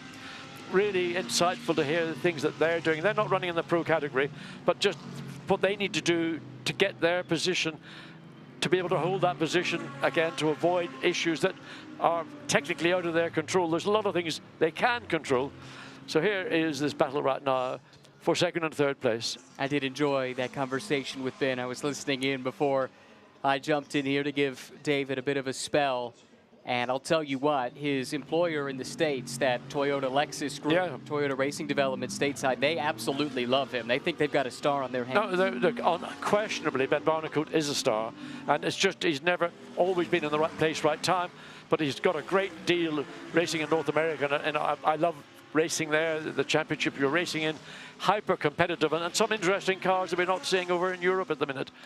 And then coming back, running at Le Mans in an LMP2 car. Coming back here to Spa for the 24-hour in a McLaren. A move up the inside. Is this going to be clean? Yes, it is. So no tears there. Still that bit of bodywork from the Porsche. We didn't see what caused the Porsche to spin in the chicane. So it looks like a part of an inner guard, I think, from the car. Again, we talked about it last night off camera. The amount of rubber that's now being deposited around the racetrack, especially coming out of the chicane. We're watching a couple of front runners make their way through a battle for position deep in the field. Mark Radcliffe in that McLaren just pried a position away from His Royal Highness Prince Jeffrey Ibrahim, part of the royal family of Johor in his native Malaysia. And now we see the second place Mercedes of Lucas Stoltz clearing some more of that traffic. Jordan Pepper will try to follow him through, fighting here for second and third in the pro class as well as the overall order. And look, we talk about this as the crown jewel event in the SRO Motorsports portfolio. It brings together teams and drivers from across the SRO championships. Jordan Pepper, a former champion in Fanatec GT World Challenge America, powered by AWS a couple of years ago, driving for the K-Pax team, which actually was racing in GT World Challenge Europe the last couple. I mean, K-Pax were a regular visitor here over the last 2 or 3 seasons. Missed them. Are they coming back? Well, we hope so. The scuttlebutt is they are looking for a new manufacturer to be aligned with, and hopefully they'll be on the grid, at least in the States, if not overseas in the coming years. That was their stated intent, let's say. This was a planned hiatus as we hop on board with the 51. Davide Rigon, the race leader right here, should be getting close to making scheduled pit stops, I should think. Yeah, we're 22 hours and 23 minutes remaining. So up the hill, the Ferrari runs. Davide Rigon got a clear 6-second advantage over Lucas Stoltz and Frank Pereira running in his wheel tracks. And great drive by Gilles Magnus in the 25 Audi. We watched him make a really great overtake. I don't know, and we've been referring to it now, I was staggered by it, when Gilles Magnus overtook Van Breulo through Eau Rouge and on the radio, the Van Berlo Audi, the front wheels came up. Did you see it? I heard you talking about it. I've not seen it yet. I mean, I can't stop talking about it. Well, I'm sure it will become part of the highlight package we'll be seeing throughout the course of the show today. That is a section of track that even today, even with the modifications we've seen over the years, with the interest of safety in mind, that is still a portion of the racetrack that blows drivers away. I know when folks come here from the States, they are so keen to test themselves at that famous corner because it's one that tests you unlike many other corners on the planet. It is a big, big challenge, whichever way you look at it, and it's one that's got to be highly respected because it doesn't take a prisoner. Look at this, the BMW really under threat on the 92 Porsche down the hill. So that's Matt Campbell on Marco Wittmann. So Wittmann holds station.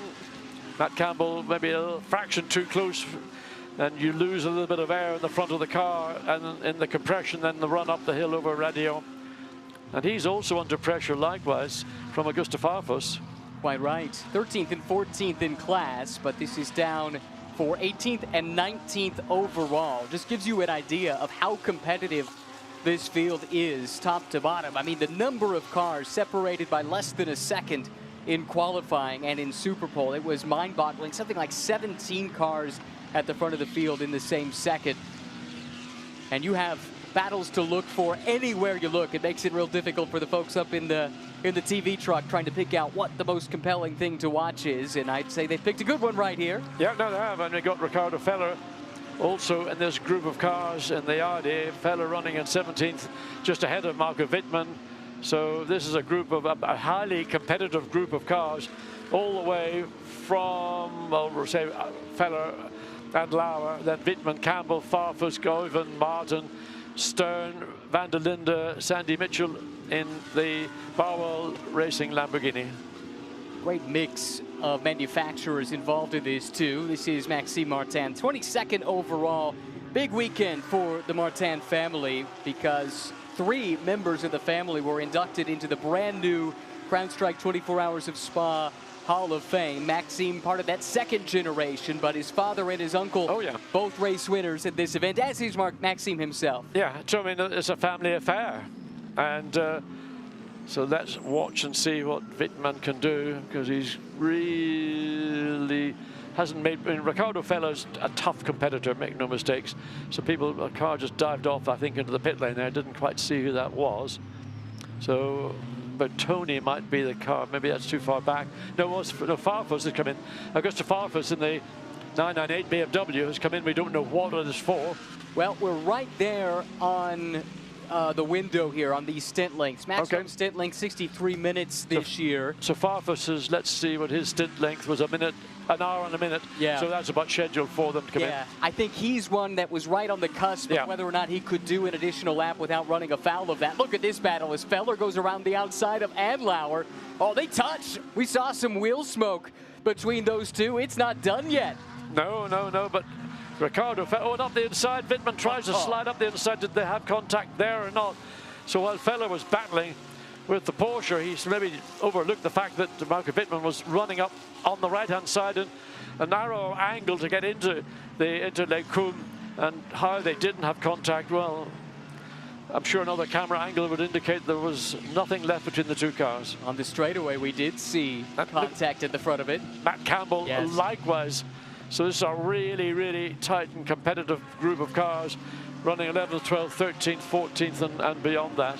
Matt Campbell started the year off with an overall win at the 24 Hours of Daytona, and you'd look at a brand like Porsche, they support the ladder as well as any manufacturer and have for decades at this point. Matt Campbell really exemplifies that. Started off in single-make Porsche racing, ended up winning in a prototype at the 24 Hours of Daytona, even got a Formula E test with Porsche earlier this year, and boom, 96 on the march, making its way through some lap traffic. The second, Fabian Schiller has taken over the car from Lucas Stolz, the car that was running in second place, so that car has made its way into the pits and get back out, so Fabian Schiller will do, I suspect, a double stint, likewise as we've seen from Lucas Stolz. So much traffic for these front runners to contend with, and the challenge of it, of course, John, is a lot of the times the cars you're catching, they're in battles of their own in their respective classes, and they're under no obligation to simply pull aside. There's not a, oh, there's BMW coming in, so a number of cars all, so that's Marco Wittmann coming in, and is that Maxime Martin likewise following him in? Yeah, we're right there. So it's going to be round 2. Right. Round 1 came early, as you're aware, because of the full course yellow and safety car. So everything is effectively slightly about a half an hour or whatever, 20 minutes out of sync. So the 96 pulls in, and driver prepares to step out of the car. So that's the Rotronic Racing Porsche, Julian Andlauer, Sven Muller, Patrick Niederhauser. He's a right little hot rod. So this car appears to be in strife here. Car number 80, they were coming from off track when we saw them a moment ago. And Taurus Au currently driving Lion Speed by Herbert. Looks like it's back up to speed now, but we caught the tail end of it. Maybe this will tell the tale. Oh, this is, that's the reason why. I did a bit of cross-country, a bit of rally crossing up at Les Combes. So apart from anything else, bringing gravel onto the track, his tyres will have been hot and sticky when it went into the gravel, and they'll come out and dusty and slippery when he leaves the gravel. So now, further around the lap, consolidated and regrouped. But look at the gravel, look at that. This is coming through Paul Frere curve, and the BMW there, that was the 998. I'm just looking to see where that was. So all the way up the hill.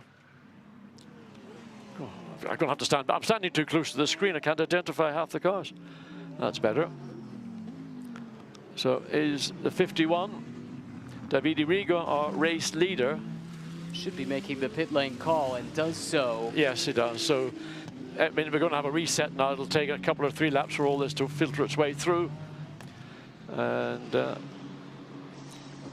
so it's all at 50 kilometers per hour. It takes an eternity, the 2 pit lanes.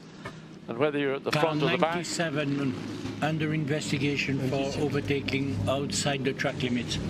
Rotronic Racing's Porsche, Dustin Blattner, Dennis Marchal, Loic Hartog, and Richard Rubicon. That might be academic at this point, because our friends from Porsche just passed along a note that car number 97 has retired from the race. Was hit by another car, went off into the gravel due to hard contact with the bottom, damage to exhaust and gearbox. Okay, so well that's a retiree. Yeah, that sounds like the first retirement. It's a shame. So 1 Porsche out. Yeah, indeed. It's been a difficult weekend for that group. They only had 3 of their 4 drivers turn a lap in qualifying. So they started at the back, showed really good pace in the warm-up session with the Dutch driver Luc Hartog. But it is day over very early, not even 2 hours into the centenary edition of the 24 Hours of Spa. Just had notification from Mercedes-AMG communication saying puncture of number 48 probably caused by carbon fiber debris. Causing a collision. So missed that message from Alain Adam, but somebody is being penalized for causing a collision. That will be a drive-through for car 52, John. Okay, so that's of course, so that's the Louis Meckels. That was a car that was involved in the contact down at Fagnes with one of the Porsche. So that's taken quite a long time to filter that particular inquest through, but the penalty is a drive-through penalty. That will be a setback. There's car 99 under investigation for overtaking outside the track limits. Christopher Hasse, Alex Arca, Ricardo Fella. So that's, I wonder where that occurred.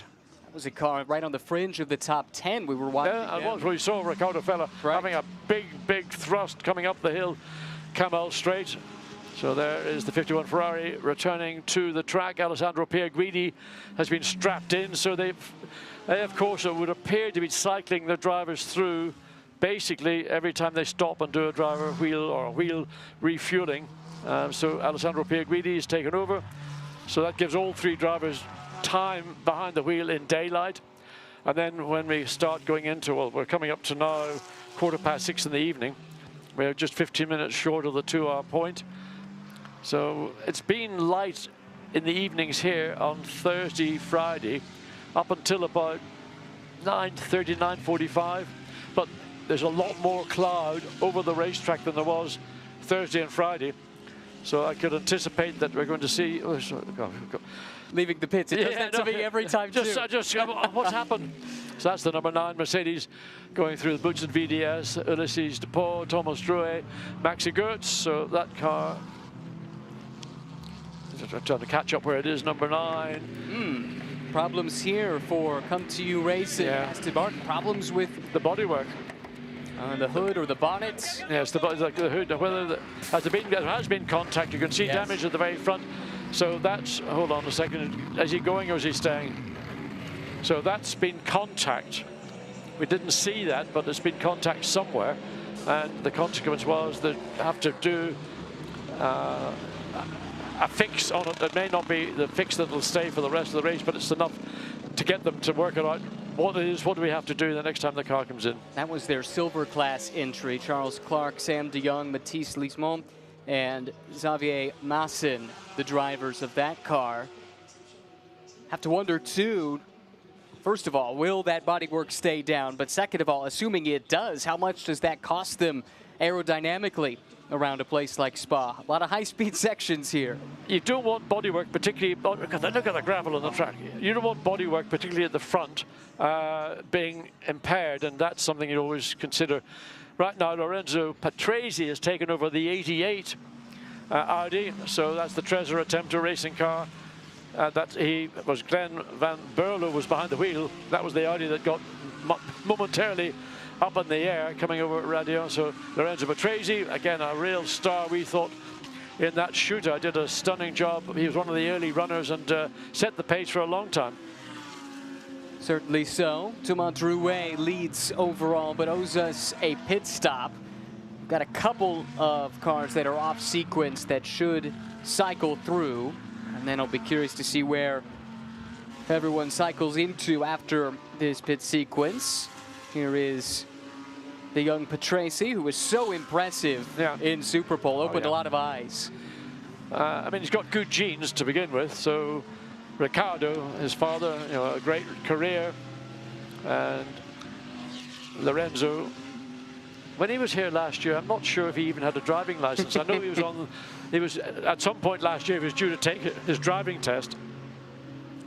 One of the ironies of being allowed to compete in motorsport at an early age and then getting a competition license before you can get a road license.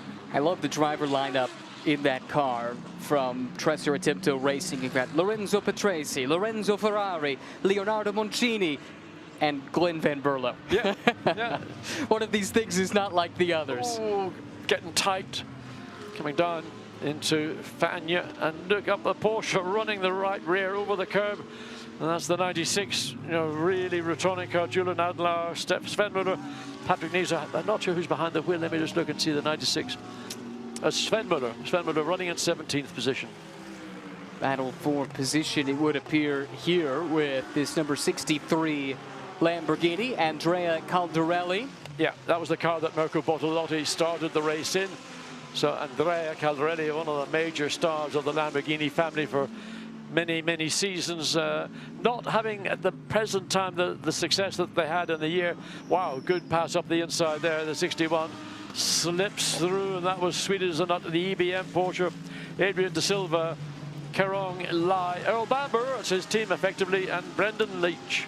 In the background, it looked like they were trying to go 3 wide on the entrance to the chicane, and we had dust kicked up in the air. Interesting thing to note about these two Lamborghinis is this is a flip-flop of the order in which they qualified. It's the pole-sitting car now behind the green car of Caldarelli. So the car Frank Pereira has started has tumbled down the order a little bit. They lost a lot of time on the first pit stop. Okay. David calculated the loss up to 15 seconds. We never saw why or how that arose. Anyway, we have to wait and see where that all washes out. Currently, Caldarelli is running in 11th position, and we're looking to see where the 163. I can't see it at the present time of timing and scoring. Marco Mappelli in the 163 catching Andrea, so it's a 10th and 11th place. Should also mention that the erstwhile race leader, the 48, that was driven by Lucas Sauer at the time. Remember, they had their puncture. Yeah. I was curious where they would cycle back through. Remember, they lost a lot of time having to limp that car back. Mauro Engel now drives. Mauro currently is 13th. So from the race lead, in a fairly commanding lead at that, down to 13th, and crucially off sequence. Okay. They were off sequence, but then when they went back out again, everybody else piled in on sequence. So they have benefited. At one point when he rejoined the track, I think it was 59th. So they have effectively clawed back what they lost. But they lost, I would think, the best part of maybe 45, 50 seconds, in getting back to the pits and limping all the way down that long pit lane, the high pits to get onto the low pits. And I mean, Lucas was mega. As I remind people, Mercedes suggests that the tire was cut down due to carbon fiber shards around or on the circuit or the edge of the circuit. That again is always an issue. So much carbon fiber in the manufacture of these GT3 cars, and if one little bit gets chipped or knocked off, and it's just on the track and you happen to go across it, I mean, it makes a Scarpel look blunt. Up the inside, is that the 51, just slipping cleanly through. Love the drone. I think it's absolutely fantastic. Brought another dimension to TV motorsport coverage. Maybe the biggest evolution since the onboard camera. It gives you a totally different view, especially the drone that can chase the cars. It almost puts you right there in the thick of the action. Makes it look too easy in some respects also. So there is the 51. Alessandro Pierguidi, his advantage over Fabian Schiller in the second place, number 2 Mercedes, was 5.7 seconds. And then in third place, Ulysse de Wilde in the Audi, in the 25 Audi. So he is currently in third place. So Ugo, not Ulysse, Ugo de Wilde. Looking in at Fabian Schiller, second place right now. Young German driver. Putting in a good run, part of a full season lineup for the Get Speed team in Fanatec GT World Challenge Europe Endurance Cup. Busy guy with programs in Asian Le Mans, International GT Open, among others. Been part of the Mercedes fold for a number of years. I remember as a junior, he came over and did some races in the States in what was then called Pirelli World Challenge, became the American Fanatec GT Championship. And for not knowing any of the tracks, I thought he was super impressive, and he's continued to impress everywhere he's turned up. Oh no, I mean, look, there's so many really outstanding drivers currently racing in GT3. Many of them had a dream of having a career in single-seater racing, maybe reaching the highest levels, but it's just, unless you've got, the bank of mum and dad to support you, it's almost impossible. And even then, if you've got the bank of mum and dad, there's so many other obstacles and hurdles in the way that can, prevent you achieving the fulfillment of that dream.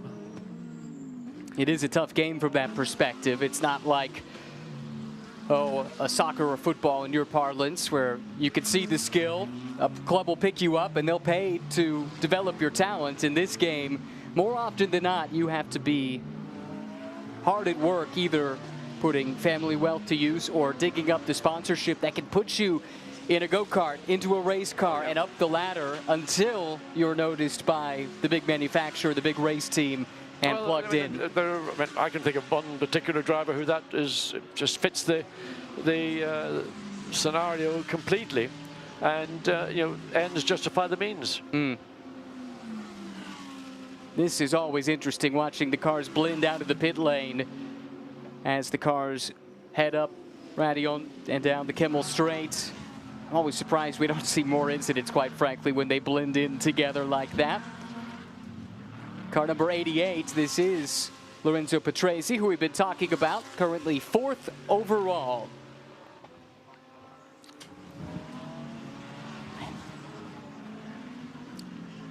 AAA car is quite a ways down the order. That is Alexander Sims at that control. That car much delayed, some 3 laps down the order.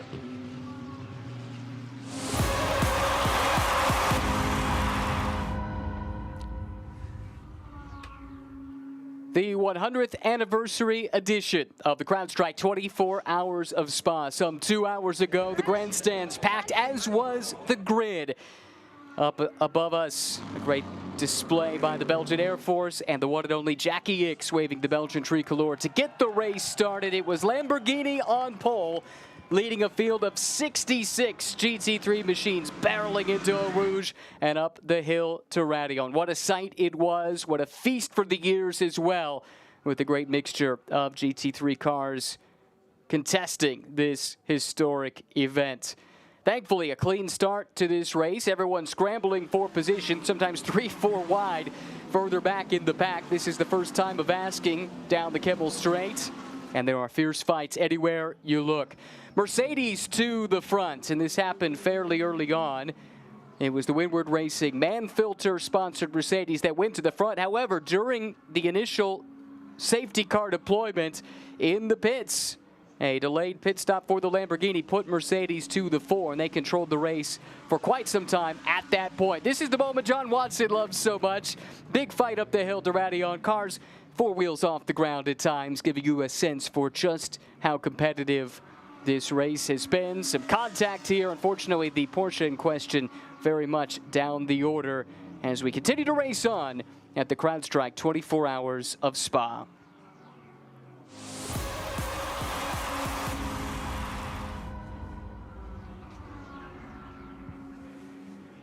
Ferrari leading overall with Alessandro Pierre Guidi in the highlights. We did not see that happen, but the crucial moment in the last hour or so, the number 48 Mercedes, driven at the time by Lucas Auer, which had gone to the lead, suffered a puncture, had to limp about half the way around the track back to the pits, and then crucially almost all the way around this lengthy endurance pit lane that has cost them the sequence of the race leaders. They are pitting roughly 5 laps before the rest of the front runners, and it nearly cost them a lap while they were out of sequence. They've been able to recover to an extent. Currently 12th with Maro Engel behind the wheel. Yes. Yes, I mean, in 12th position, no consolation whatsoever, but they're running, and they're running strongly.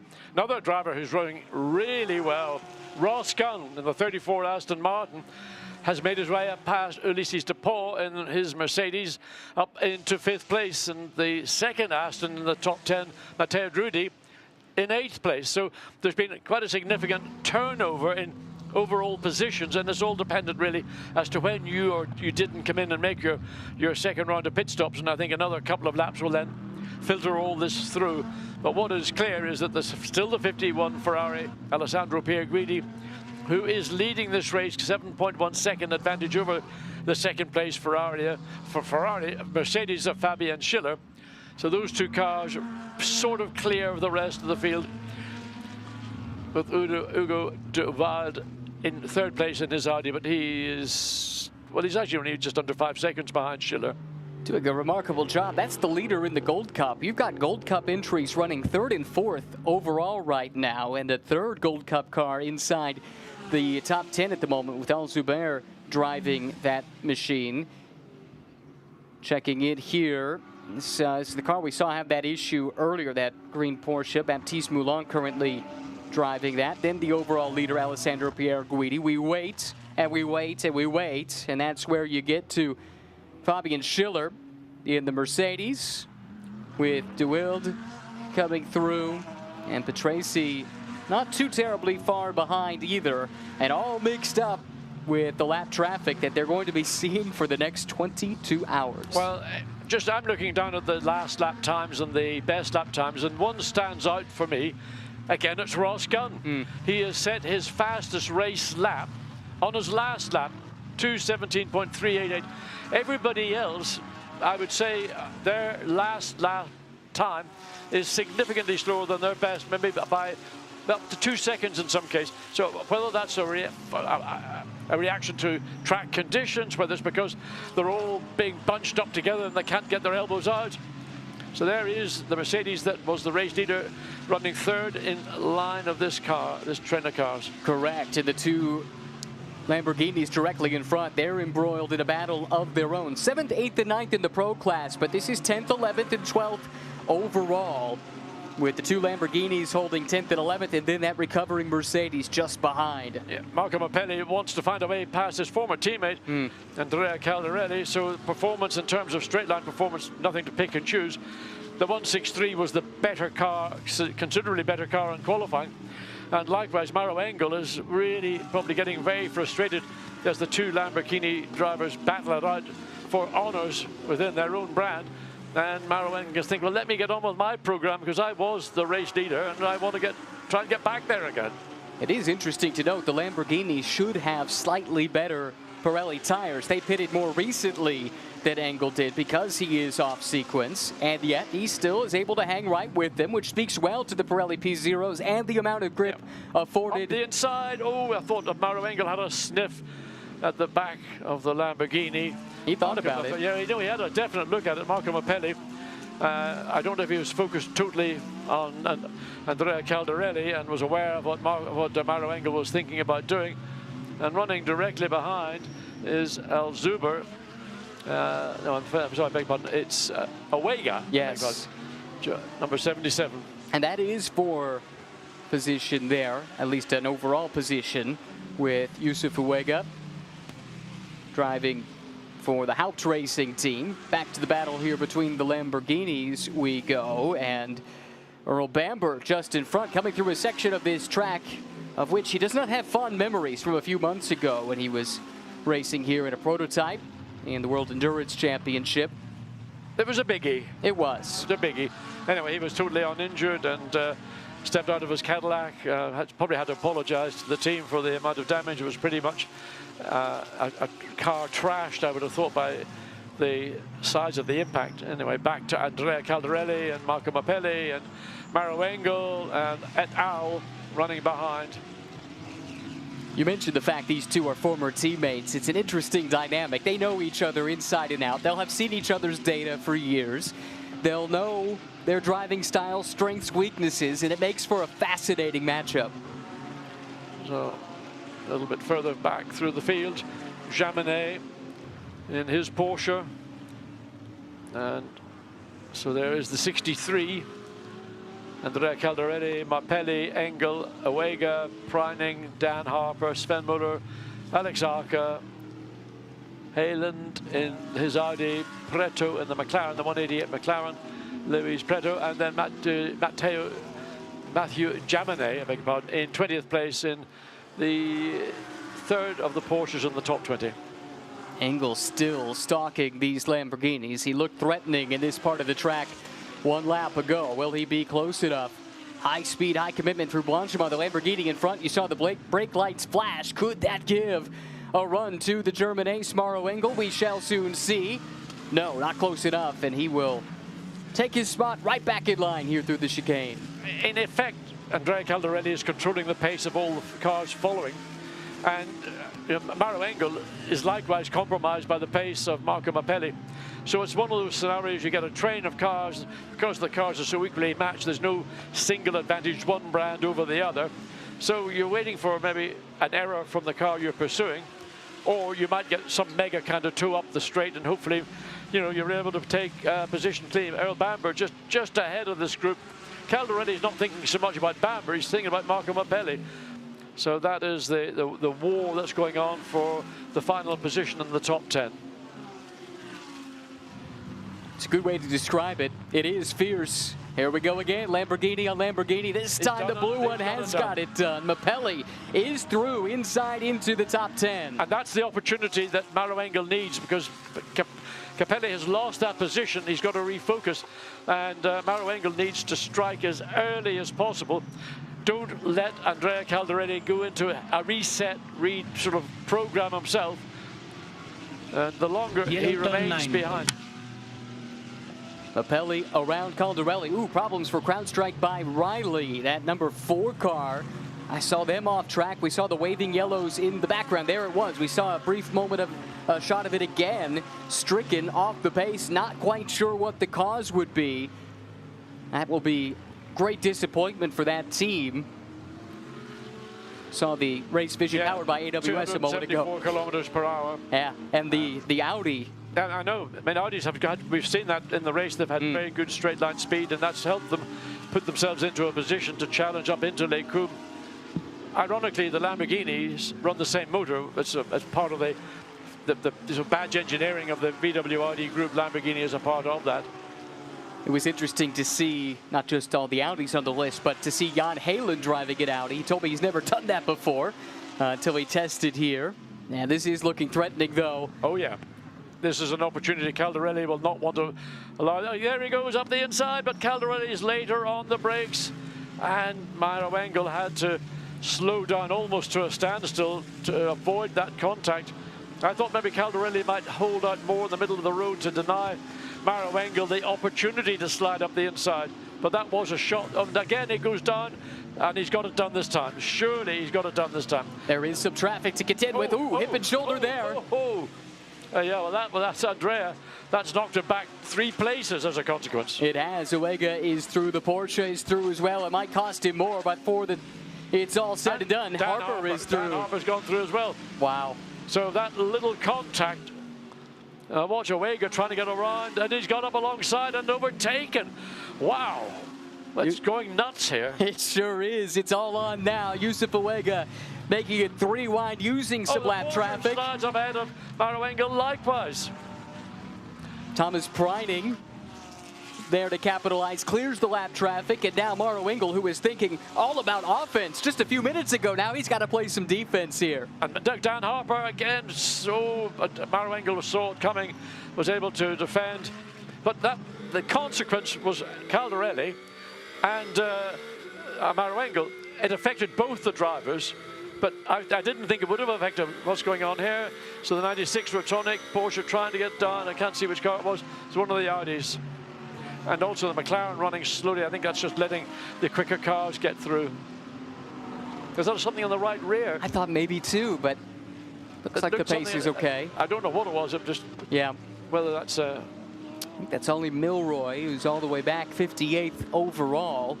Looks like he's able to. True penalty to car 991 for causing a collision. That's the Century Motorsport BMW that we saw. Oh, there is bodywork damage also. Look, on the 96. But that contact was earlier in the chicane with one of the Porsche. So we saw that on the highlights package. We didn't see it live, but that was the contact. We just saw the Porsche off the track, and the reason was that the Century Motorsport BMW had tagged the right rear of the Porsche. All of this happening behind the overall leader, Alessandro Pierre Guidi, whose lead has grown to nearly 10 seconds over Schiller. From high above with the drone shot, John, you can see that damage to the right rear. Yeah, so that is bodywork that eventually, I suspect, is going to detach itself from the rear of the Porsche. And directly behind the 96, we've got the Audi, and that's going to be Alex Arca behind the wheel of the attempt to racing. So Alex Arca focusing on the back now of Sven Muller. 10 minutes into the third hour. Let's head down to the pit lane and check in once more with Antonia. Alessio, 1/3 of the currently winning team. It's a good position to be in, but of course we've got a long race ahead. Yeah, still super long the race, and there is a lot of rain coming, so it's expected a lot of rain. So yeah, it's just 2 hours now into the race. So. But better to be in first position than to be back, and then you have to overtake all the cars. So we are in a good spot, and finger crossed for the race. Do you think the changing conditions, especially rain, would be particularly bad for you? Yeah, because the rain expected is quite a lot. So maybe there is also a chance of a red flag and long safety cars. So everything can happen, but yeah, keep going like this. Indeed, anything can happen. Best of luck. It's been a good start, though, to the race for the number 51 car with, again, Alessandro Pierre Guidi showing the way. From an interview down in the pits to one here in the booth, it's a pleasure to have Jan Mardenbrut joining us here. First of all, welcome back. It's great to have you at the CrowdStrike 24 Hours of Spa. Thank you, Noah.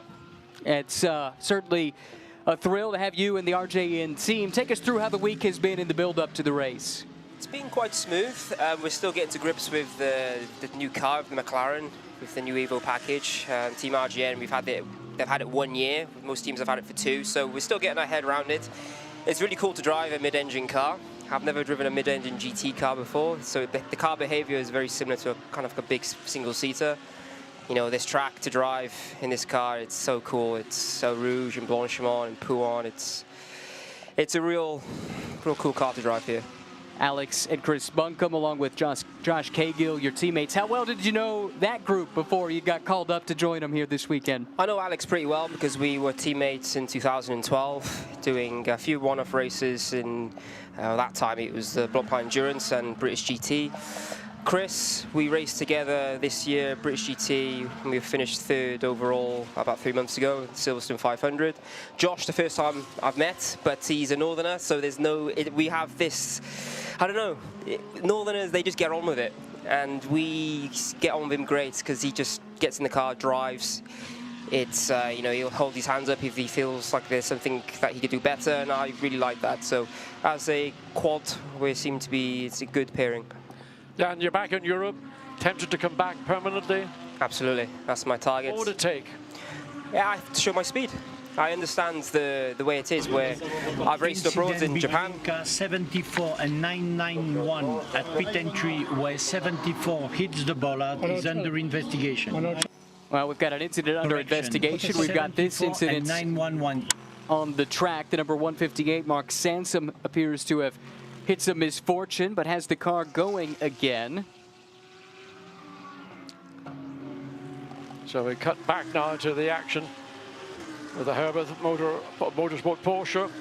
So I continue, you're saying about coming back to Europe, Jan? Yes, I understand the situation. You know, I have to. It's a sport, so you have to show your performance all the time. I was abroad racing in another continent, in Japan, and loved it out there. Of course, coming back to Europe, people remember my name, and but you still need to prove yourself again. Not prove yourself, but just to do what I've always done in their back garden again. And this is what I'm doing now. But Jan, you're a global star because of Gran Turismo. All it does is help with illuminating my name, and it's a blessing. Yeah. But it doesn't mean that doors are open in motorsports. I have to drive and show that I'm the same driver as I was when I raced in Europe. Yeah. I don't know, back in 2018. I don't even think about it. It feels weird. The last time I raced here was 2013. You're joking. Yeah, I did it twice. I thought I did it a lot more times, but apparently it's 2013. But doing my first lap in the bronze test the other day on Tuesday, you know, I had 4 laps, and it's like riding a bike. What do you think about going into nighttime racing? I love it. It's the best part of me. I've said to the team, stick me in for, well, triples. I don't think they will. I don't think they will because they're a bit worried, but good on you for doing it, I tell you. Even in the rain. I love it. Look.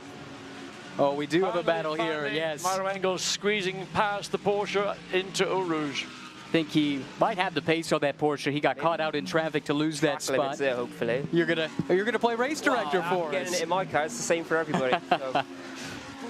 How is it trying to manage those inside the car? From the outside, it looks much easier, I'm sure, than it is inside. Well, I would say the last time I raced here, it was done with marshalling and cameras, whereas I understand now it's done as a grid system, so it's fair for everybody. There's no kind of grey area, which is great. And we have I had one in that last outing for me at Radeon, because I was stuck behind somebody, and I had a bit of push at Radeon. But it notifies you straight away, so it's clear, it's fair for everybody. So there's no, if the marshal's seen it or not. So I think it's fair. Not racing in the top class, not necessarily thinking about overall honors here this weekend. How do you put that all in perspective to I know, accomplish your goal of getting your name out there and in front of people, but also look after the team and its goals? Well, I am. We're in Pro-Am, obviously. So just watching here, Dan Harper all over the back of the Porsche, trying to find a way around, and it's the same old story. You imagine you're in a line of cars, you've all got identical straight line speed, you're all identical under brakes and under cornering forces. How do you find a way past? You've got to stay behind until you can pick your moments. And these pros, there's no kind. It's like line of stern, but nobody's really ducking and diving because it doesn't work with these guys. As soon as somebody makes a mistake, you're there to pounce. So you have there's lots of varying levels of drivers out there. So once you catch traffic with maybe other teams and slower drivers, that's when you can make your move. And up until that point, you not stay behind, but you're there ready to pounce if somebody makes a mistake. Okay, but you're coming up a group of cars. Can you identify the car ahead of you and say, that's a bronze, a silver, a pro-am, whatever, and sort of second guess who it might be behind the wheel? Or do the team feed you that information before you get there? I like that information, but because this is my first race back in Europe, I don't know exactly who's in the car.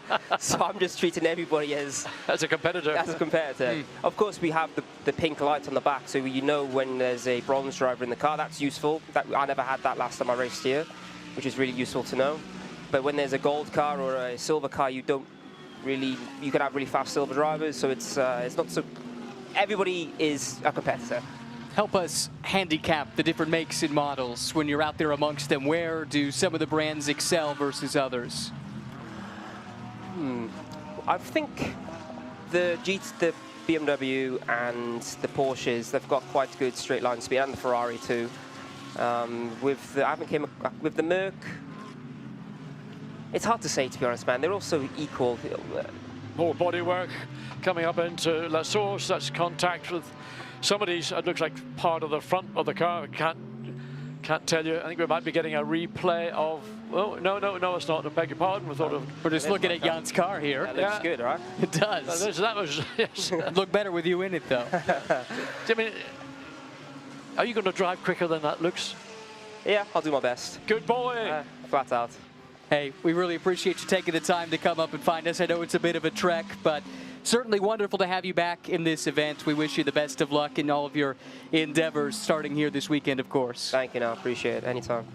That is, of course, Jan Mardenborough, who we heard from. Of course, if you've been to the cinema lately, you might have seen Gran Turismo. Exactly. And there's a story about Jan Mardenborough. And I'll tell you what, those of us of a certain age. Go here, we're on board. Alex Bunkum. Don't go, you can maybe a little adjust. What's that adjustment he's made there? Just. We'll have you put the headset back on. Talk us through what we're seeing here. This adjustment, Jan, what's that for? This is the brake bias. Okay. And I'm still figuring it out, actually, because it's not so clear. But I couldn't tell you. So the right side, turn it right, that's rear, and turn it forward, anti-clockwise is the front.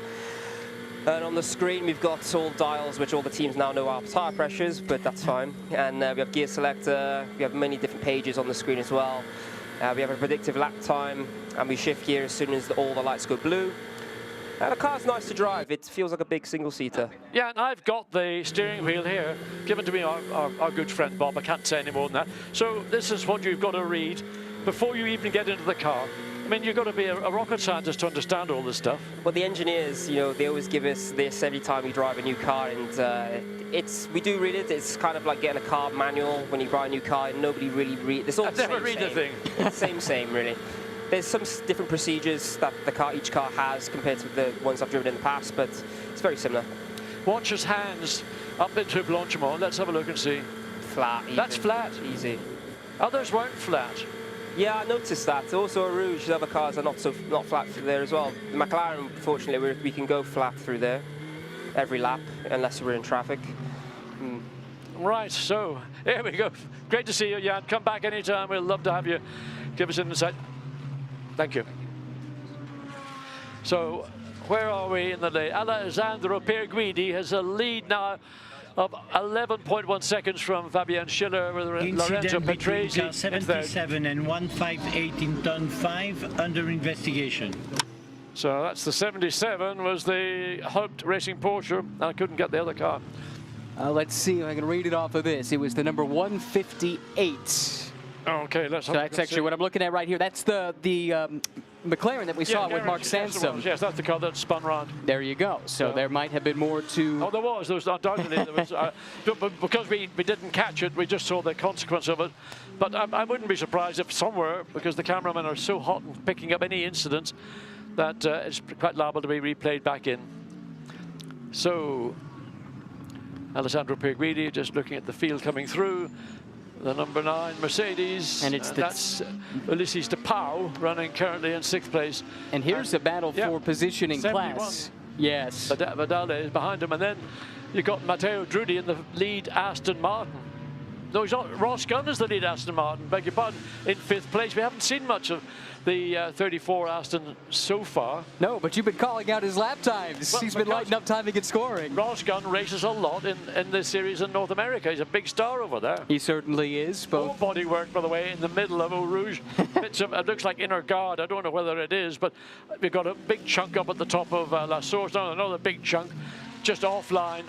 When tight coming up into Lacombe. Again, had to pull back in again. Yeah, the Ferrari had to pull back in. 6th and 7th overall, Ulysse Depau and David Vidalis, the young Spaniard. But look, you can see the last 3 laps, quarter of a second, just, well, a fraction of a second, then another quarter of a section. So he's taken effectively half a second out of Ulysse Depau over the last 3 laps. But you know, all he's doing is just closing himself up. He's got Matteo Drudi behind him, and Matteo Drudi ain't any slouch. And the Aston is getting better by the race. So down into Pouhon. Nothing you can do here. This part of the racetrack, it's quite a high-speed corner. And if you try to dive down the inside on another car, you need to be sure that you are fair and square alongside that car. Otherwise, you're going to end up in a sad place.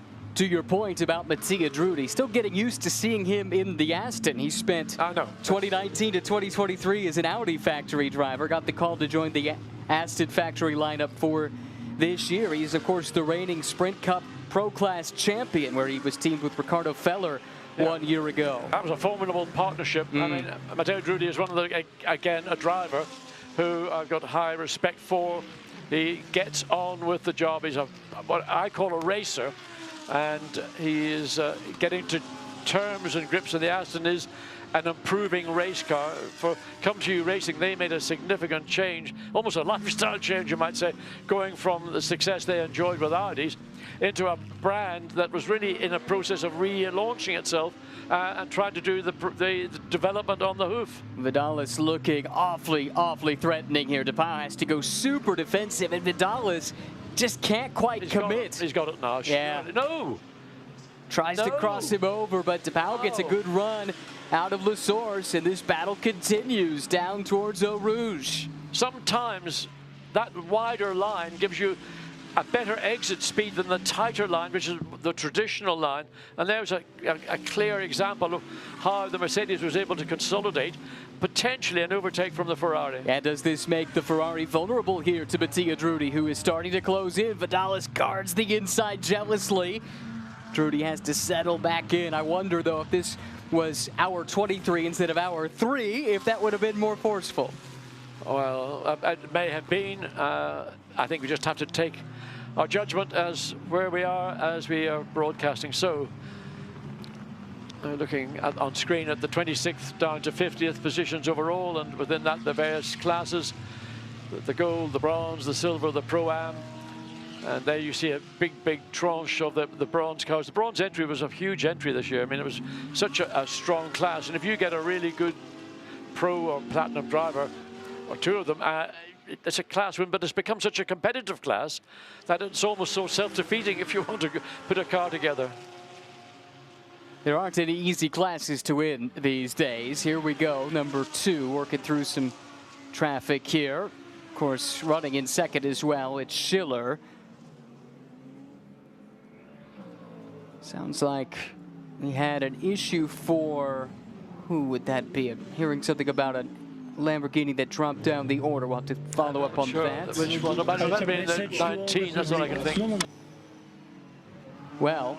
Okay, full course yellow in 15 seconds.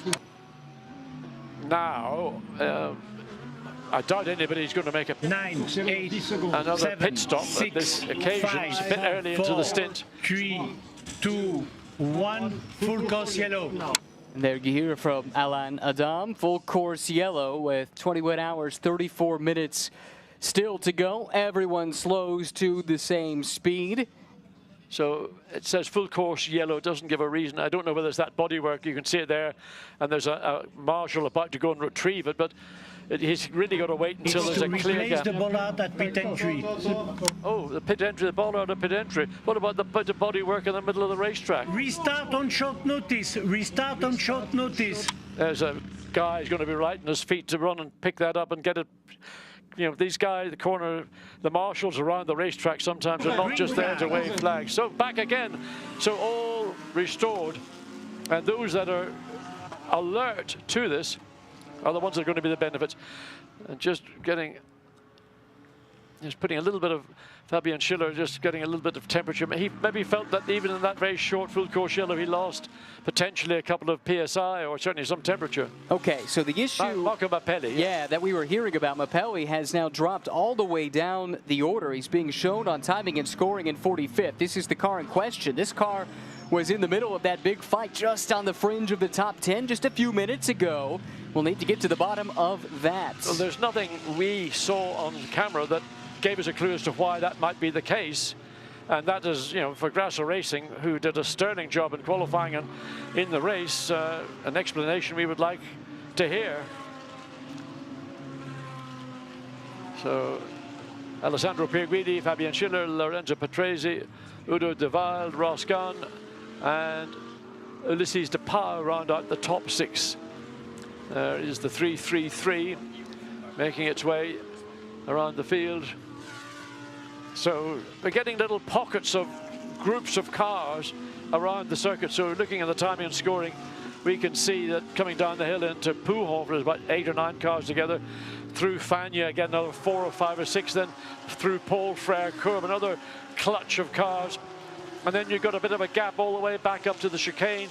And then coming up through Rouge and Radio, and we've got 6 cars in a group, but well enough space to part from one another not to be a problem. But certainly it's really busy down looking at campus. There's about 12 cars all in a big bunch going through campus.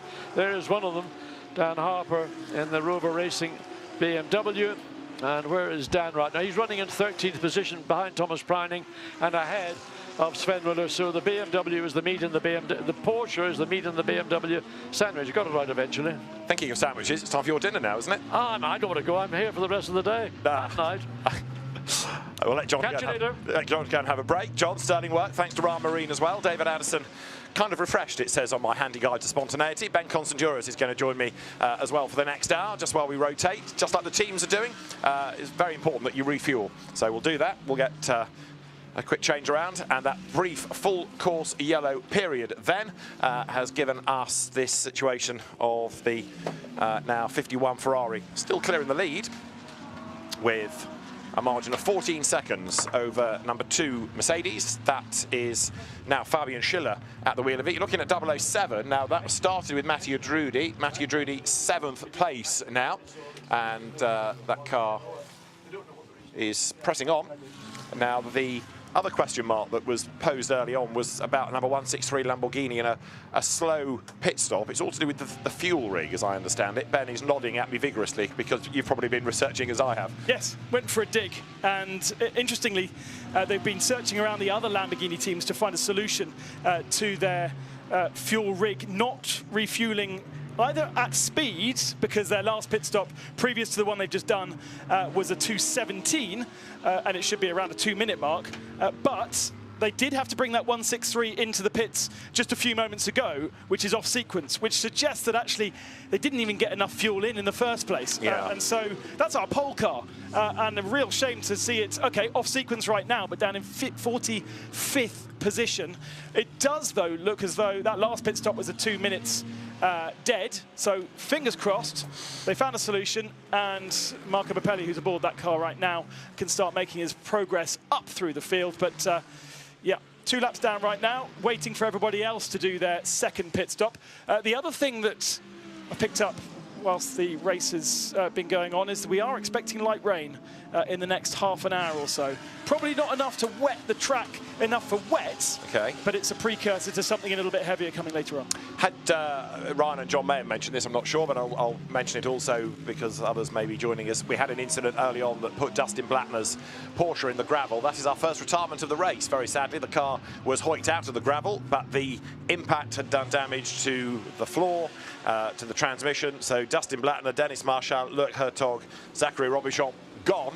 Only one driver got into it. 18 laps were done, and that's the first retirement of the race. Real shame, isn't it? And not of their own doing either, because they were unfortunately nerfed off by the 52 Ferrari that was making its way back through the field, having not been able to start at the start of the race and had to be... Luckily, the grid was on the downhill slope towards Eau Rouge because the marshals were able to push that car and get it started once the rest of the field had started under the guidance of Jackie Higgs. Right. So it was pushed down the hill, bump started, and so far in pit stops has been able to get the car started again. Of course, it has to be turned off when they do their pit stops. But it's 52nd, hasn't made up a huge amount of progress.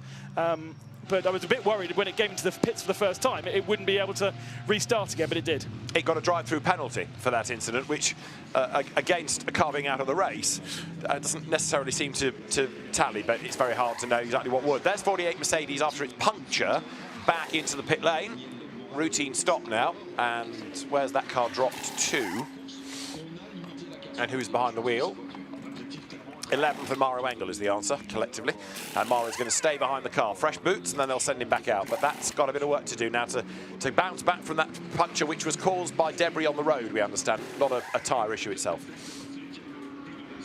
Looks as though the tyres going on are scrubbed, just to get rid of the shine that coats a brand new tyre. And there is a little bit of rubber damage, not too much though on that rear left corner, which is good news because that's the real worry when you have a puncture, that you do damage to the internals, to the brake ducting, to the suspension, and to the bodywork that then comes back to haunt you 2 or 3 hours later. Battle on here as Mathieu Drudi gets up the inside and moves himself up past number 9 of Elise de Pau. That's for position then. So the Aston up into the top 6. ComTU Racing running them new this year, of course. New car, but also new alliance, moving away from Audi. And Mathieu Drudi, the reigning sprint champion in Europe, looking really promising here. Aston are coming into this quietly confident. They're not making a big noise about it, but they think they've got a really good chance. And Mathieu Drudi, a long time Audi works driver, moving across to Aston Martin for this year in what is their pro category car. They are running silver and also a bronze car from that stable, which the alliance with Audi extended far greater than just endurance racing. They were in touring car racing as well with Audi. But Jean-Michel Bart's team taking on both GT3 and GT4 programs with that brand new Aston Martin, and the colours and even the number reminiscent. They've got the honour of running the 007 car, and that's what Drudi has underneath him right now. Second of the Astons, because Ross Gunn is one position up the road. That's right, yes, Ross Gunn in the Valkenhorst car 34 that he shares with David Pittard and Enrique Chavez, and that was a long way back in the early part of the race. But now that we are with 2.5 hours completed, the order's starting to shuffle just a little bit. Audi's here coming up towards us, and 88 still looking very strong. Third overall, Lorenzo Petresi, your Gold Cup leader. And off the road has gone 38, and that's well beached in the gravel. That's the Haas RT, Haas Racing Team Audi. And it is Julius Adamavicius at the wheel of it. The car was in 60th place, and Julius is off the road. A man with plenty of 24-hour experience around this Spa circuit, and a team that is part Belgian but part Antiguan, and unfortunately well buried in the gravel there. They're also running a pro car. Yeah. That is not their pro car. No, and that, I think, if it does come out, it's going to lose a lot of time. The questions, of course, instantly start. How did it get there? Was it self-induced? Was there contact? If so, with whom? So we'll try and unravel all of this, but a waved yellow in that middle sector, but I think we know where we're heading, because a car in the gravel, it's not going to drive out, or it's very unlikely to drive out from there. It's on the outside of the last part of Le Comte. Full course yellow in 10 seconds. Full course yellow called for by the race director. And this could be a great opportunity for those that have not taken their third stop. Full course yellow now. We have a car in the gravel in turn 7. Yeah, and I reckon with most cars 50-odd minutes into their stint, this could be a cheap pit stop for a lot of them. Full course yellow will be followed by a wave-by procedure. Full course yellow will be followed by a wave-by procedure. The wave-by meaning that the cars from the classes, not pro, but gold, silver, bronze, pro-am, that will be allowed onto the lead lap of their class leader. And the fact that you've got to do a full course yellow and a safety car and a wave by suggests this is going to be a longer period. And that I would go back to your point about a cheap pit stop and back it up entirely, because you're going to have the time to do it here without fear of losing anything. And 998, Dan Harper already choosing to go into the pits. We haven't got many cars actually near pit in as yet. These cars heading towards that point. And we'll see if there is Dan Harper. And the door is open, but it doesn't look like there's a driver getting in. He's just trying to get a little bit of air into the car. Yeah, I think that's pretty important, isn't it? We're hearing...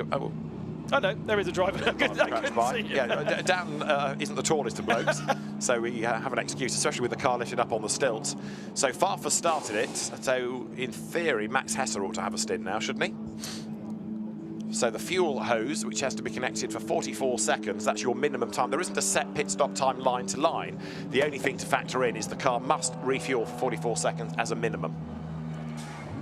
Drops down, away they go. Don't need to change tyres, of course, in these stops. If you want to double stint them, you can. But they're all going to take the opportunity to put fuel in and get themselves, as Ben describes them, these cheap pit stops. This is our third full course yellow period. It will be our second that goes to a safety car. You could put new tyres on under this particular one because it's so cheap. It would be an opportunity if you're under complete green flag running. The tyre stop will make the pit stop longer, so there's the potential for it. The sun starts to break through over the pit in. Well, it's going to rain, you know. That's why it breaks through, just to tease you. Just to tease you. Yeah.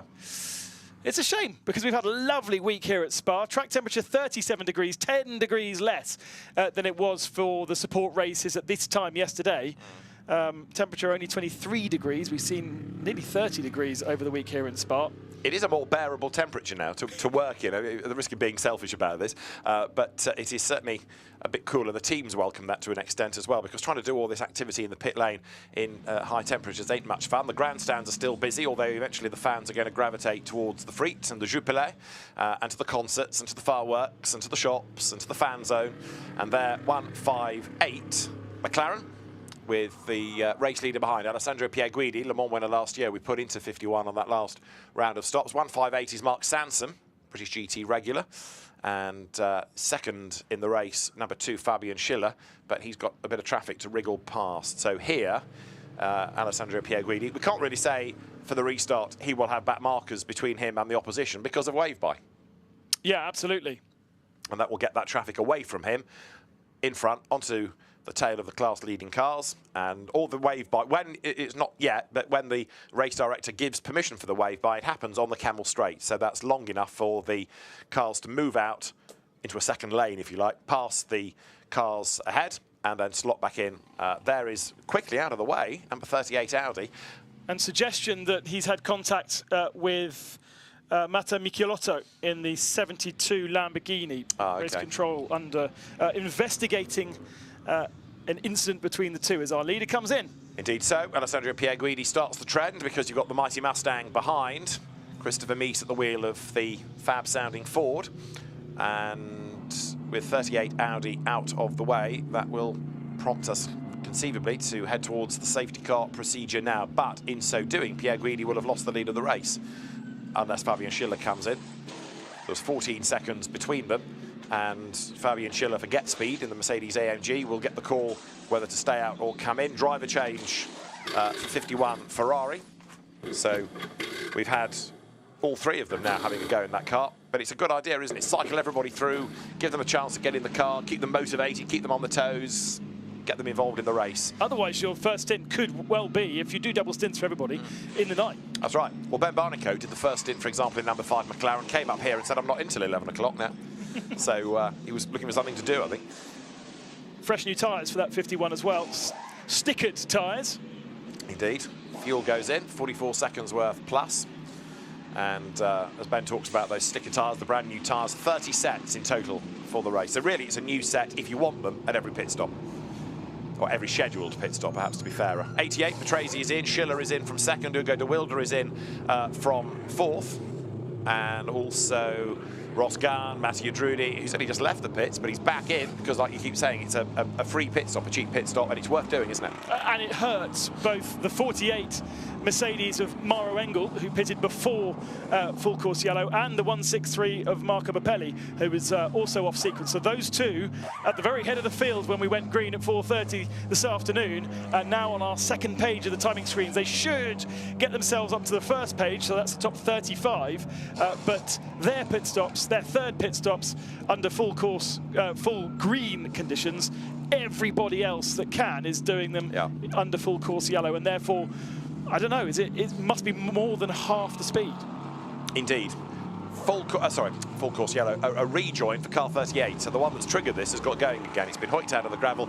If you are put on a flatbed truck and brought back to the pits, your race is done. If you can drive back, you can carry on. So 38 has rejoined, plonked down and gets back into the race. A little bit of confusion there from the number 3 Audi. Looked as though they were going round to potentially either tighten the left front or change it. The mechanic ran around the front of the car and then got rather frustrated and ran back again. So not quite sure what was going on there. Yeah, there'll be frustration as well, won't there, for Mercedes 48, because having made that pit stop under green, everybody else is now benefiting from the full course yellow. So 48's not had a great hand here. It was debris on the track. Lucas Auer reports that triggered his puncture. Not a tyre problem, but it was debris. And now just, you know, the luck of the draw on the pit stop. They thought they were doing the right thing, and then the full course yellow comes. So 48's going to drop again, as everybody else here benefits. So having said it was a very calm first sort of half an hour, 35 minutes, now it's getting a bit more tempestuous out on track. Fastest lap, still that from Pereira from early on. Now 163 here, trying to fight back if it can. Lorenzo Petresi has just done a slow pit stop. That's what we were seeing. We were just mentioning that I wasn't sure whether it was the Petresi or the Pla Audi, but it was the Petresi Audi that's done a pit stop of 2:20 effectively, nearly 20 seconds slower. Now the effect of that is not going to be as great because we're under full course yellow, but we could see there was some kind of confusion with the wheel gun man. They wanted to do something with the front left tyre, and then he decided against it, but that has meant a slow stop for them. Yeah, it might not matter, as you say, because of the safety car that we will go to, but it does matter if he's lost places. So potentially... We'll find out when it might have been jumped. Yeah, exactly. Yeah. So they've got James Kell going through shot. Here is Mattia Drudi's Aston behind the Jim Pla Audi. And there's Ross Gunn, so he has benefited. And there is Petresi, so he has dropped 3 places, I would offer you. Yeah, behind Ross Gunn, and Alex Acker's got himself up to 3rd position, so entirely sure whether that's because he did an earlier pit stop. He has not. Yes, he has done a pit stop. Yeah, but I think out of sync. I think he's. Yeah, okay. I think he stopped earlier, and he's just overtaken the cars because they were in the pit lane. So Alex Archer yet to do the corresponding stop. They've kept him out a bit longer. 911, which is one of the quick cars within bronze. Alex Malikin is in, but he's got a bit of front damage on that. There's the safety car ready for when the call comes for safety car procedure. It's already positioned itself ahead of the race leader, so all is good there. So a slight change in the order then, post-pit stop, although potentially we expect Alex Acker to come in because his last pit stop was 57 minutes ago. Yeah. Can't imagine they want to stretch this any longer, but it seems a weird decision not to have him pit, although, of course, we saw that Petresi was in not the same pit box, but they are the same team, and so potentially the confusion that Petresi had impacted Archer. He's not going to want to come and pit now once we go into safety car conditions, because safety car conditions means the whole pack bunch up, and then you lose huge amounts of track time and track position, whereas at full course yellow, you're kind of everything's static. So this could be a strategic error for Attempto, Alex Acker's father's team. Mercedes, by the way, telling us that their weather data is expecting 4 millimetres of rain within the next hour. I think that corresponds to what I've been following the last couple of hours on my and other weather apps. Sorry, misread it. Expecting 4 millimetres of rain per hour. Not within, but per hour. That's going to make a wet track, isn't it? As 80 Porsche heads for the pit lane. that was in a bit of strife earlier on. And the Antares out, Alexander Fach, Martin Rump, Alessio Picriello, Porsche into the pit road now. Driver change there. We're still under full course yellow. This is 80 kilometers an hour, remember, as the delta speeds.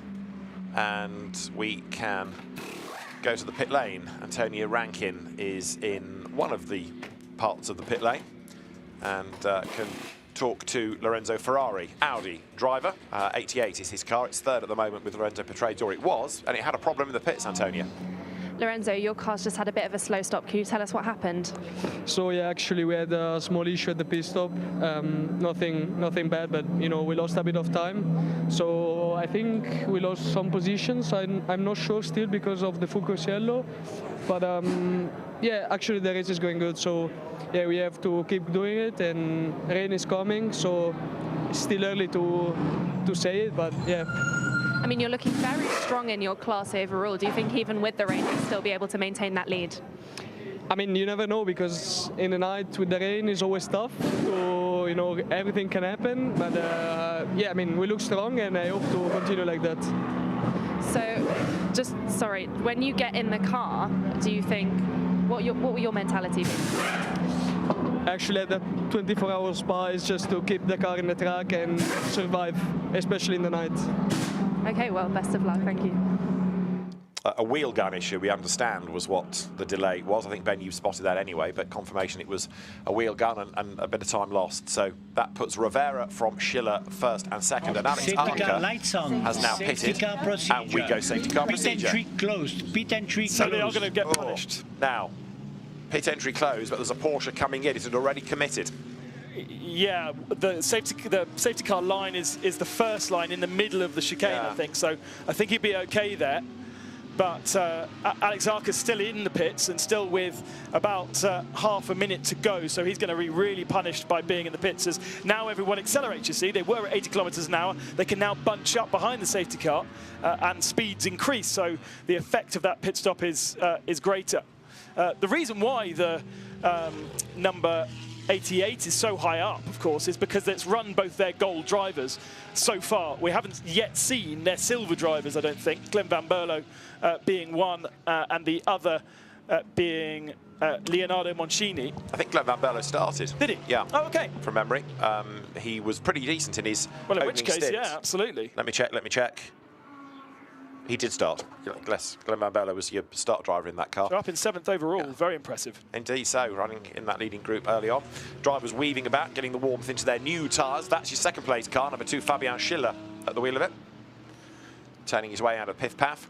So now we're under safety car procedure. The next part of this is going to be a wave by. So that's going to enable those lapped cars get themselves onto the lead lap in their class. It's up to the teams to identify which car they need to be behind. But they can prepare for that and then make the necessary provision. How many cars do we have still on the lead lap? It must be, I think, 40 or... It's the bulk, isn't it? Yeah. Because we haven't had relatively that much of the race to interrupt the order, interrupt the flow, especially with a couple of interruptions thus far. You're riding on board then with Alessio Rivera back behind the wheel. He started, so they've done everybody in quick cycle through. Of course, the first stint that Rivera did was only about half an hour anyway, 35 minutes, because of that early full course yellow for Dustin Blattner, which went to safety car. So we shouldn't have too much of a reshuffle required then if most of the field is on the lead lap. Our leaders come towards the line now. I reckon it's around about 40 cars, I would offer you. Yeah, which leaves another 20-odd with the potential for at least a wave by, depending on what class they're in. And that's going to put them back onto the lead lap, potentially. So out of La Source they come.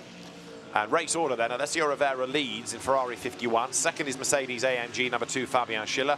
Third there, number 25, Jim Pla, having taken over from Gilles Magnus in the Audi. In fourth, it's 007, Attila Drudi. In fifth place, 34, Ross Gunn. And sixth is 88 Audi of Lorenzo Petresi. Talking about the weather, temperature is 37.5 degrees, humidity 89%, and it's getting a little cloudier. The light's fading anyway around this time of day. It's 7:20 local time. I think I was still sunbathing last night this time, wasn't I? I think you were. I did see something scary as I got back to our accommodation. Just finish off the top 10. 7th is Thomas Drouet in number 9, Mercedes. 8th, 71 Ferrari, Thomas Neubauer. 9th is 96 Porsche, Sven Müller. That's the best of the Porsches, therefore, in 10th. Treble 7 Mercedes AMG of Al-Faisal Al-Zubair. That's another of the Gold Cup cars. Leading bronze, Miguel Ramos in 188, McLaren in 19th, and that's your leading silver, Colin Carasani, giving way to Dan Arrow in the Mercedes AMG from Winward Racing. They've got Sebastian Boe in the number 10 directly behind them, though. So when we go back to green, that should be a little battle in Silver Cup. Sebastian, son of Lionel, who frequents the Dakar every year, in the top 10 this last year with his daughter actually co-driving. So a very motorsport orientated family. They also make bits of car in the Haute-Savoie region. Right, 57 Mercedes then out of Bruxelles. And Dan Arrow ahead of Sebastian Bode, as you say. Third in the class, it is Romain Laroux in the Valkenhorst 35 Aston Martin. Right, so the safety car has scooped up pretty much everybody. You've got to get them in a line before you can do wave by, otherwise they've got nobody to pass if they're stragglers. So only when everybody's together in a queue can it happen. The race director will be keeping an eye with all the cameras to where we're up to, and then get ready to do the wave by. Yeah, so safety car at turn 15, and the last car is actually turn 1 right now, and that's the 61 888 Mercedes of Triple H JMR. So he's obviously got a clear track, so able to pedal fast to catch the rear of the safety car queue. 61, it's the EBM Porsche, isn't it? Adrian Silva at the wheel. Oh yes, why was I looking at Triple Eight? I have no idea. So that was the car that was delayed early on, I think, with Caron Lee at the wheel. But it's fighting back, and Adrian De Silva has taken it over. We've got, though, in the pit lane, the 54 Dynamic GT Porsche that Guillaume de Oliveira was driving. Now, 54 had a spin when Philippe Zaga was at the wheel of it earlier on. And although it carried on, maybe there was a little bit more to the spin, which is why it's in the pit lane and not being terribly happy about life. And also rather badly delayed. I don't know if you've got to the bottom of this one. 74, which is the Kessel Racing Ferrari. John Hartshorn, Chandler Hull, Ben Tuck, Matt Bell. Chandler Hull has been stuck in the pit lane for something like 7 laps. So not great for that car, I'm afraid to say. The Kessel team trying to get it back on track. Oh, it is back on track now, but it's very badly delayed. So we'll try and unravel what happened there. So 1 or 2 interestingly, out of sequence. If you look at its last pit stop time, just 3 minutes 50. So that's only 1 lap, but it must have been back and forth from the pits in the last hour or so to be a couple of laps down over the rest of the field. Yeah, because it's made 4 pit stops, so a long pit stop perhaps before a shorter one, which is that last. Light rain being reported by the camera crew. So this will be another curveball for the teams, won't it? Light rain, and they're on slicks, which aren't that warm because of this full course yellow to safety car process. But weather can be a great thing for motor racing. Now, look at this. This is the wave by taking place. Look, cars on the lead lap stay behind the safety car. Cars not on lead lap accelerate through.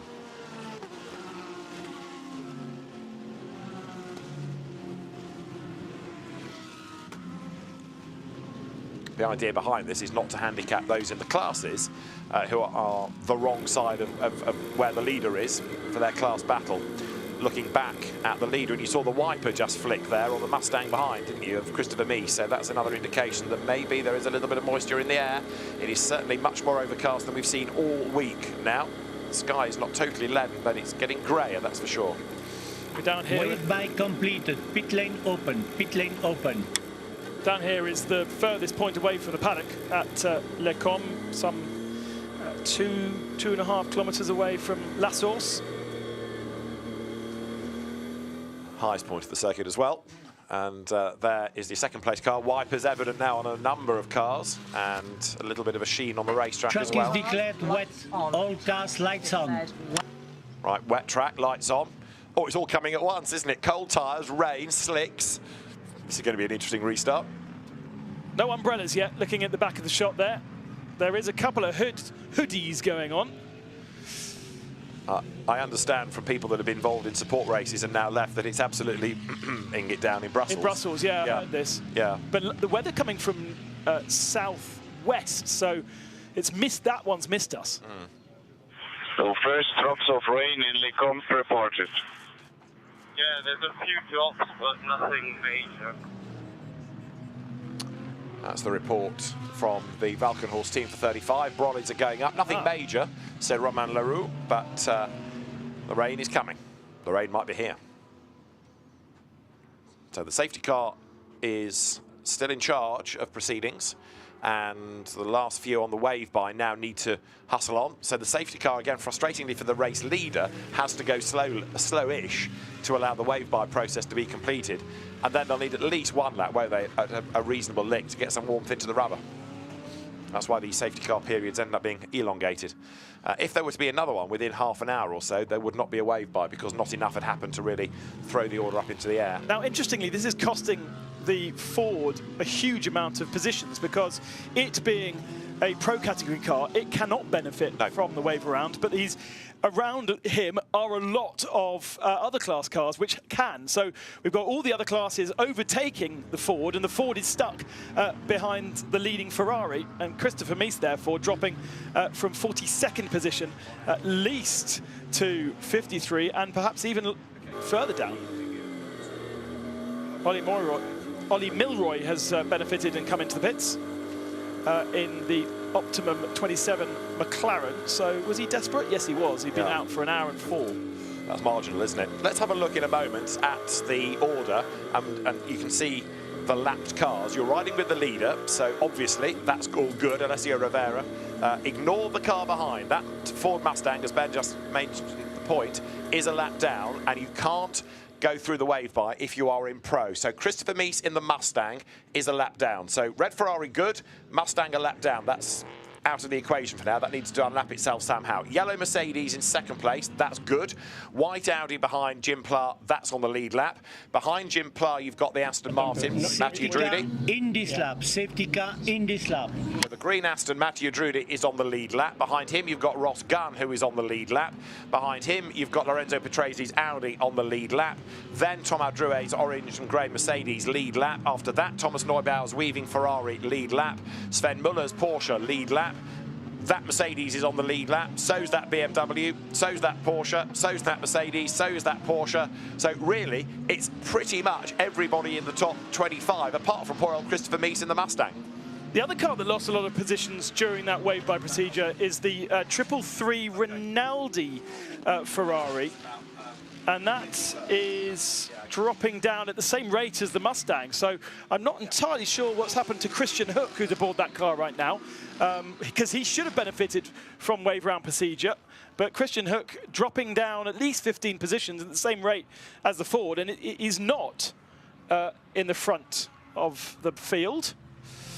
Mappelli back into the pits in the 163. Is this going to try for wet tyres? It's too early, surely. Yeah, I would have thought so. But you could do something clever here for those that have really been scuppered so far in this race. The other element of this is it's going to be dependent, isn't it, on who's in the car. So, for example, if you're a Pro-Am, let's say, or you're a Bronze Cup, if you've got a Platinum in your Bronze car, he's OK in this weather. But if it's an AM, if it's a bronze-graded driver, they might be a bit more reluctant. The pros will be fine. You can throw anything at them. They've just got to deliver. That's their job. But if you're an AM racer, you would want your car to make you feel confident and comfortable.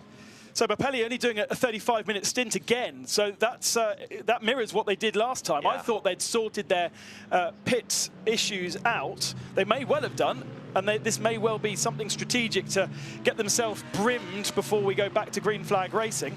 But they are not necessarily going to catch that queue. They've still got a minute to sit in the pits before they've completed a scheduled stop.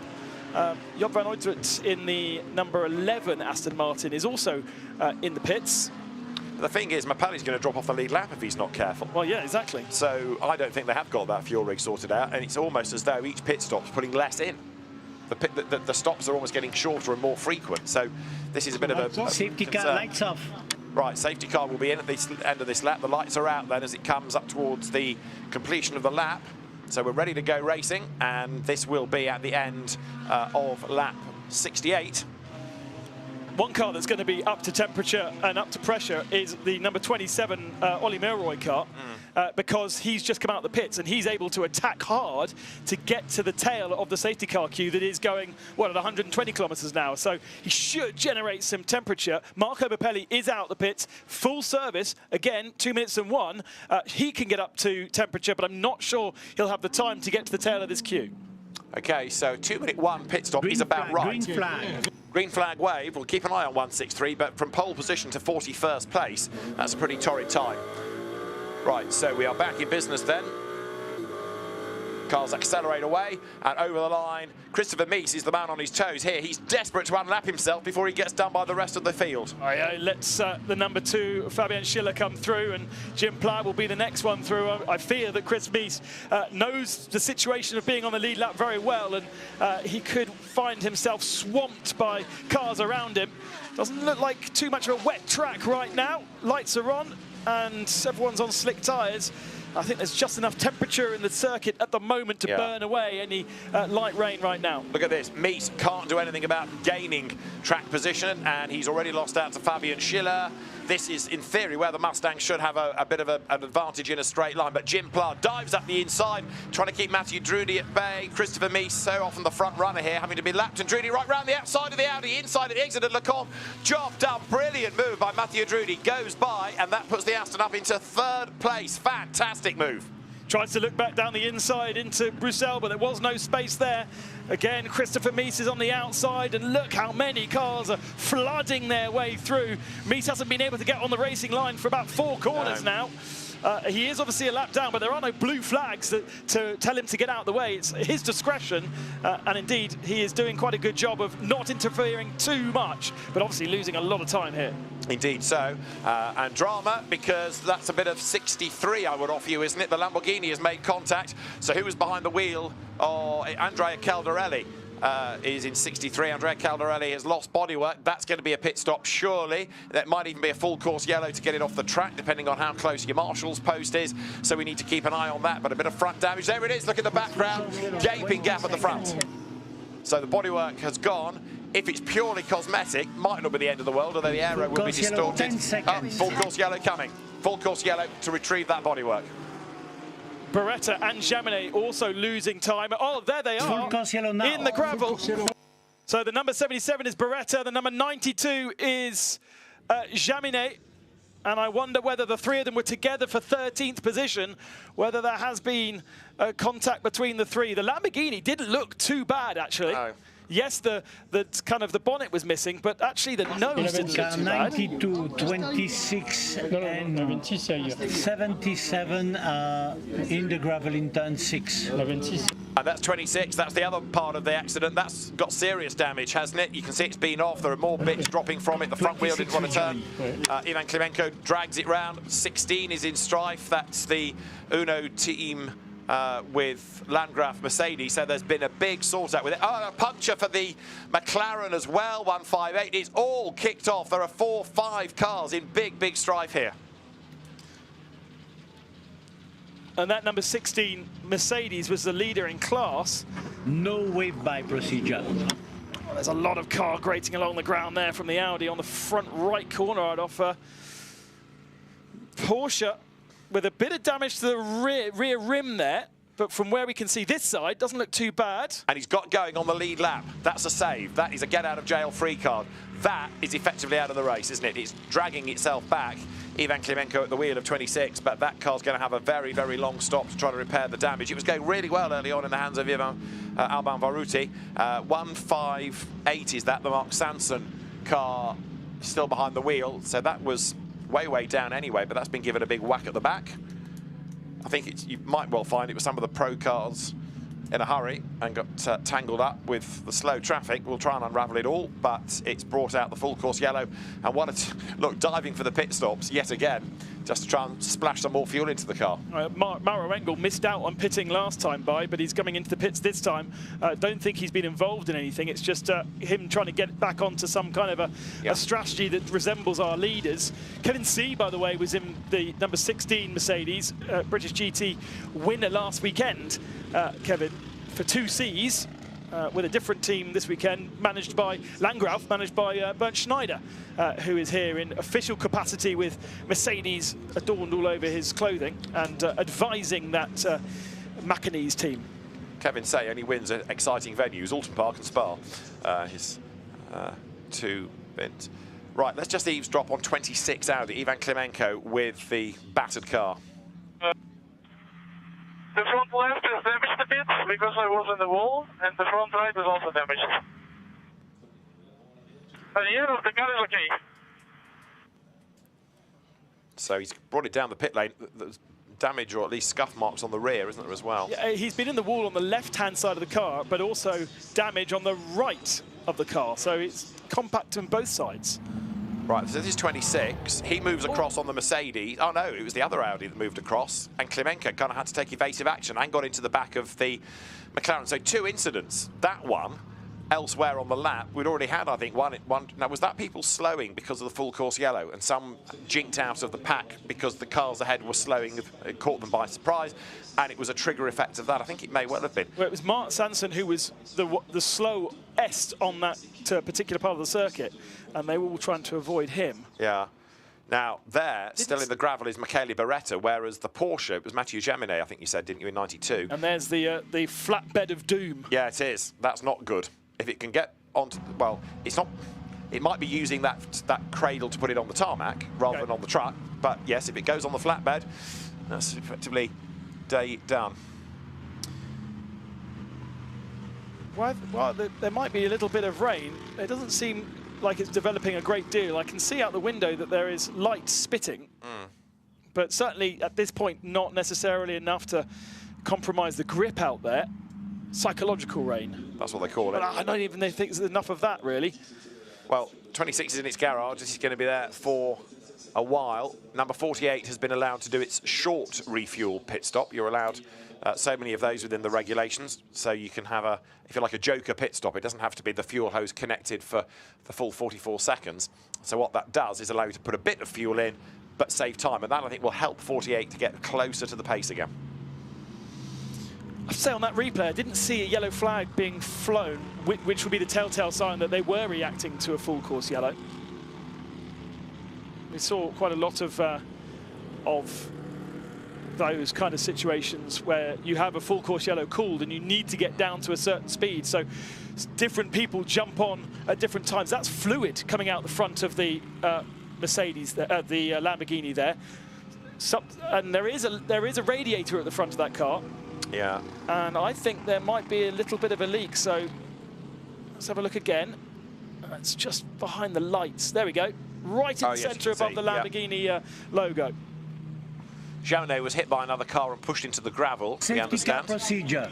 That makes sense. And the team has checked the car, or will check the car on track when it goes past the pits. They're not going to bring it in. They're going to have a look.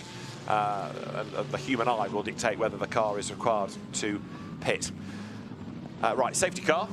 Add that to my list. Full course yellow safety car. This is our 4th full course yellow. 3rd time it's gone to a safety car. You know, I said early on in the race it'd all be quite calm. Yeah, it was actually. Yeah. Take that back. Calderelli needs to bring that in, doesn't he, before he runs out of liquid. And there he goes. Yeah, into the pits. But you see, there doesn't look like a huge amount of damage to the front end of that car. So it has obviously dislodged, and maybe the negative effects of the aero without that, the bonnet has dislodged something, rather than actual contact with somebody else. There's a lot more damage to be fixed down at Audi, though. Yeah, the Santalok team going to work. Ivan Klimenko trying to get that sorted out. Safety car in this lap. Safety car in this lap. Well, that's quick. So the field haven't got too strung out, really, had it? So a lap behind the safety car, back racing, and now we start to assess. That is a radiator done, isn't it? Absolutely, that is a hole in the radiator, isn't it?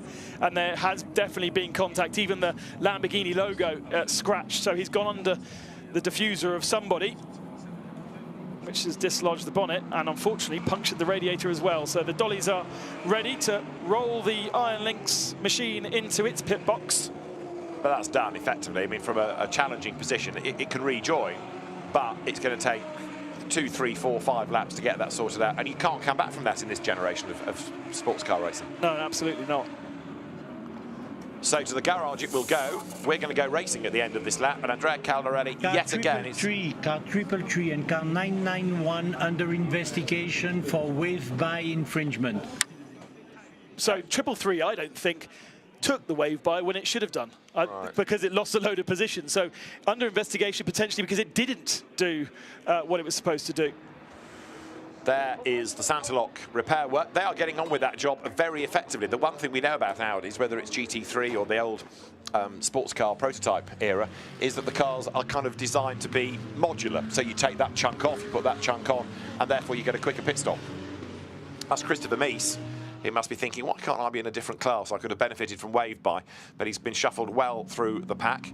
And number 2, Fabian Schiller, now 2.5 seconds behind Alessio Rivera. Let's just listen into his team radio. Safety car in this lap, prep the tires, get a feeling for the grip level now, and prepare for the restart. And watch also out, we can see on car 63 that they have a leaking engine water radiator. So get a good feeling for the grip level. Okay. Fabian Schiller being told really about that liquid on the track, but a to-do list for the drivers. Prep the tyres, so get the heat into them therefore. Alessio Rivera slows the pace then as we come down towards the chicane, and we're going to go racing this time around. Of course, last time there was a Ford between the two of them, so slightly compromised on the restart, wasn't able to put the pressure on. This time he can be right under that rear wing of the Ferrari as we go back to green flag.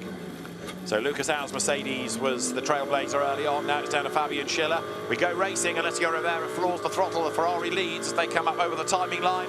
And as they go past the pits now, it is Ferrari from Mercedes AMG to the inside line. Looks Fabian Schiller. But the real dark horse in all of this is Matteo Drudi in 007 Aston, right there in 3rd place. It's not just Ferrari versus Mercedes. You've got the Aston Martin there. It is 3 for the race lead now. It was such a good restart from Schiller. He was really pushing that Ferrari round the chicane. Lost a little bit of exit speed through La Source and could be under pressure from Matteo Drudi, who we saw was so strong on the last restart, had the confidence in that car to really attack, and they now go down the Kemmel Straight, and that Aston is drawing up to the rear ring of the Mercedes as further back a battle for 4th position. Involving pretty much everybody else on the lead lap. The top 3 then getting away is Jim Pla 4th. In 5th place there it is Ross Gunn. And behind, you've got Lorenzo Petresi in 88 Audi. So with the demise of Beretta, it's Gunn upholding Armoury honours at the moment, and he's all over the back there of the Jim Pla Audi as they come now down into Bruxelles. But Alessio Rivera trying to get away, and Fabian Schiller in that invidious position of trying to attack and defend at the same time. He's got Drudi bearing down on him. He wants to get past the Ferrari. Jim Pla doing a really good job for Santa-Lock, who, remember, have won this race outright in the past. One of the big surprises many years ago was the Santa-Lock Audi came through as the best.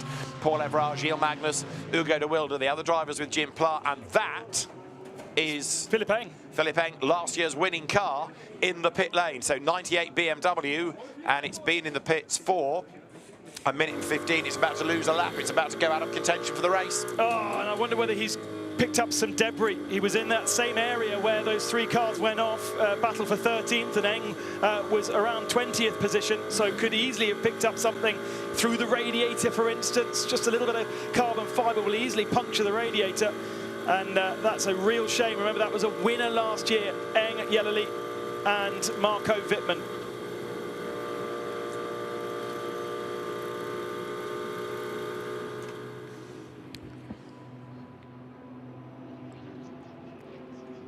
So this is Franck Pereira's car, running now in 44th place. Marco Bappelli at the wheel, and the fastest lap of the race done by Franck Pereira early on, that 2:16.387 on the 3rd lap. So just the 2nd flying lap of the race. They're still on the lead lap, I say hesitantly, and if they can get this fuel rig drama sorted out, then with safety cars and whatnot, they've got a chance of coming back. They've got to stay on the lead lap. That is really the raison d'etre for every team. I've got to stay on the lead lap. I've got to be there at the finish. I've got to be on the lead lap. Yeah, they are out of sequence as well because they have done 4 stops. They chose to do 2 short stops under that last full course yellow. So everybody else will have to stop under, well, they've got about half an hour before we'll see them in again, unless we get more interruptions. So they sweep their way up through Les Cornes. Alessio Rivera trying to pull away, and there on the inside line through Thomas Neubauer, fending off Max Hesse. It's still the same order, Ferrari ahead of BMW, but this is the battle now for 9th and 10th places. Neubauer under attack. Max Hesse, remember, part of the championship leading crew in Pro in Fanatec GT Europe Endurance, because that was the winning car at Paul Ricard out of Brussels. Now drop down the hill once more. And a change behind possibly there, because Christopher Mies has been shuffled back. Thomas Preining getting 23 Porsche ahead of him, but in terms of where he is in the race, putting a lap on Christopher Mies. And the next car to do so is the 46 of Maxime Martin, local hero, and Valentino Rossi, worldwide hero. It's Maxine who's in that car right now, 12th position.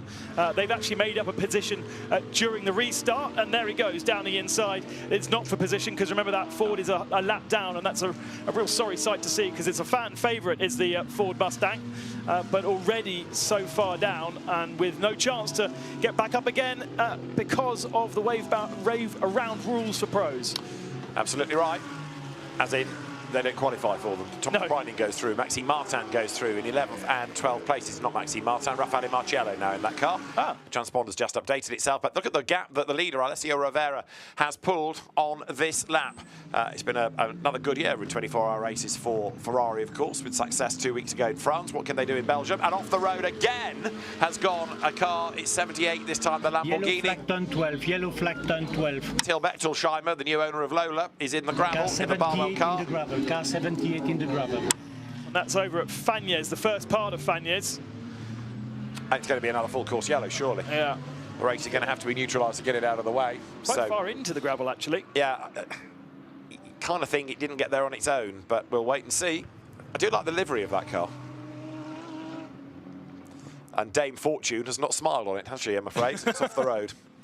Right, uphill they climb, and it could well be that all of this is for nothing. Full course yellow in 20 seconds. Full course yellow, 20 seconds. Full course yellows breed full course yellows, you know. Safety cars breed safety cars. Full course yellow, 10 If you've got that on the bingo card. Well, you knew it was coming, and there a challenge by Max Hesse on Neubauer, but to no avail, because we are about to go full course yellow, our 5th of the race. Full course yellow now. That's going to be relayed in-car on the in-car marshalling display. Ooh, dear. Coming towards the traffic is the recovery vehicle to go and attend to Till Bechtolsheimer's Lamborghini. Full course yellow boards and the yellow flags are there, but I think that's going to a different part of the circuit. Yeah, that's turn 5 that we've just seen, and he's down at turn 12. So unless he's going to... No wave by, no wave by. I suppose you could take the inner roads, and it would be a shortcut down to Double Gauche and then rejoin the circuit. But yes, seems a bit of a strange place to see that truck. So Till Bechtolsheimer in the gravel, and he's been on the radio to the team to have a word. I can see you're not going to be able to move, just have to wait. They'll probably go full course yellow and pull you out. Any damage, or can you continue? Any damage, or can you continue? I think I can continue. I just got hit in the rear from one of the red Mercedes. Copy, okay. Well, once I get you going, if everything feels okay, we'll continue. So the hit was not on the left. We were just about to get to see a chance of the right-hand side to see if there was damage there. It would make sense that it was on the right because it's in the first part of Fagnes, which is a right-hand turn. So somebody diving up, optimistically diving up the inside, which so often you see in restarts from especially the faster-moving cars, the pro cars, against those that have gold or silver or bronze drivers. When we try and reshuffle the pack after a safety car, it's so easily done. It's always one of the elements of a safety car that you bunch them all up. Everybody's on their toes. They're all going for the same bit of real estate. And after really good driving standards to begin with, it's been a bit fractious for the last, well, the bulk of this hour that we've done together, Ben, really. Most of it has been spent under yellow, hasn't it? And the other car that has been identified is the number 3 Get Speed silver class car. James Keller aboard that car. 33rd position, and race control investigating the incident between themselves and the Lamborghini. That tallies because the audio said I got hit by a red Merc and James Kell in a red Mercedes. Yes. Bang to rights, Gov. Right, that's your leader, Alessio Rivera, who thinks, I've been here before with this full course yellow lark, and a frustrating hour for the teams.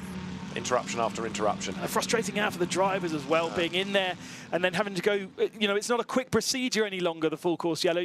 You can have a quick one where they might snatch some bodywork from the circuit, but when we're having to get a car out of the gravel, by the time you've done that, temperatures in the race cars have gone down, so you then need the safety car procedure to get temperatures back up before we can go racing again, and then we've got this wave around procedure sometimes as well at the discretion of race control. So I think we've already heard that we won't have it for this one. Yeah, because we haven't had enough of the race. If it's within half an hour of the previous one, there's nothing to achieve because you're not really done enough mileage to drop laps. I'm not offering this as a solution or as a must-do, but I just wonder whether, I don't know if it works here with the length of the lap relative to other places, but slow zones compared to full course yellows. Le Mans, yep, it's twice the length. The Nürburgring, massively long. 7 kilometres, it's relatively short in comparison, but I wonder whether slow zones are the answer or whether they don't actually achieve any much because you've got such a big grid anyway and it's a relatively short lap. It's, you still don't get the time to move the car. I don't know.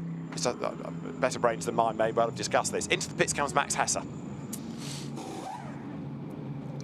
So this is an early stops, but there are a couple of cars deciding under this full course yellow they'll take another cheap stop.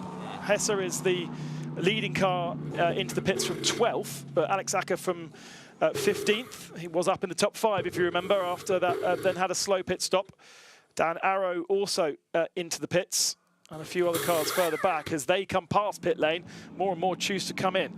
But it's only 40 minutes into the stint, so it is not absolutely on schedule, but an opportunity to change tyres. Yeah, exactly. And if you do it now, the expectation would be a safety car restart. So the teams, because Alain Adom is consistent in doing this, they know how he works, they know what to expect. So full course yellow, car in the gravel, yeah, it'll be a safety car restart. So let's take the opportunity. Let's do this pit stop. And you know what? If it drops you back in the pack a little bit, well, you might be behind the next incident. So who knows? Here comes the rest of them. Yeah, cavalry charge down the pit lane. Philippe, the 98 BMW still in the pits, has been in the pits for over 10 minutes, as has the Lamborghini 63 with the radiator punctured. We know that the radiator was punctured on the 63. We could see that when it pulled up in the pit lane. We don't know necessarily what's wrong with the 98 BMW, although there was a similar investigation under the front of that car, and still gravel everywhere. We think it was a water leak from 98. A water leak has brought the winning car of last year into the pits, and that's going to be a lengthy stop. Look at the amount of rubber that's been junked to the side after just the first 3 and a bit hours. That's Till Bechtolsheimer, whose incident triggered this FCY. Down the pit lane comes the next stream of cars. May have been coolant leak, in fairness to 98, rather than pure water. But and that makes sense as to where they were looking inside the car, and also we speculated that he was just behind that 3-car incident. Yeah. Just a little bit of body work going through the radiator can cause a problem. Just a quick fuel stop for 48, Mauro Engel's car, and Till Bechtolsheimer's Lamborghini, having been dug out of the gravel. The car fit okay? So far, yeah. It's got a ton of gravel at the strip. Got a load of gravel to get rid of course.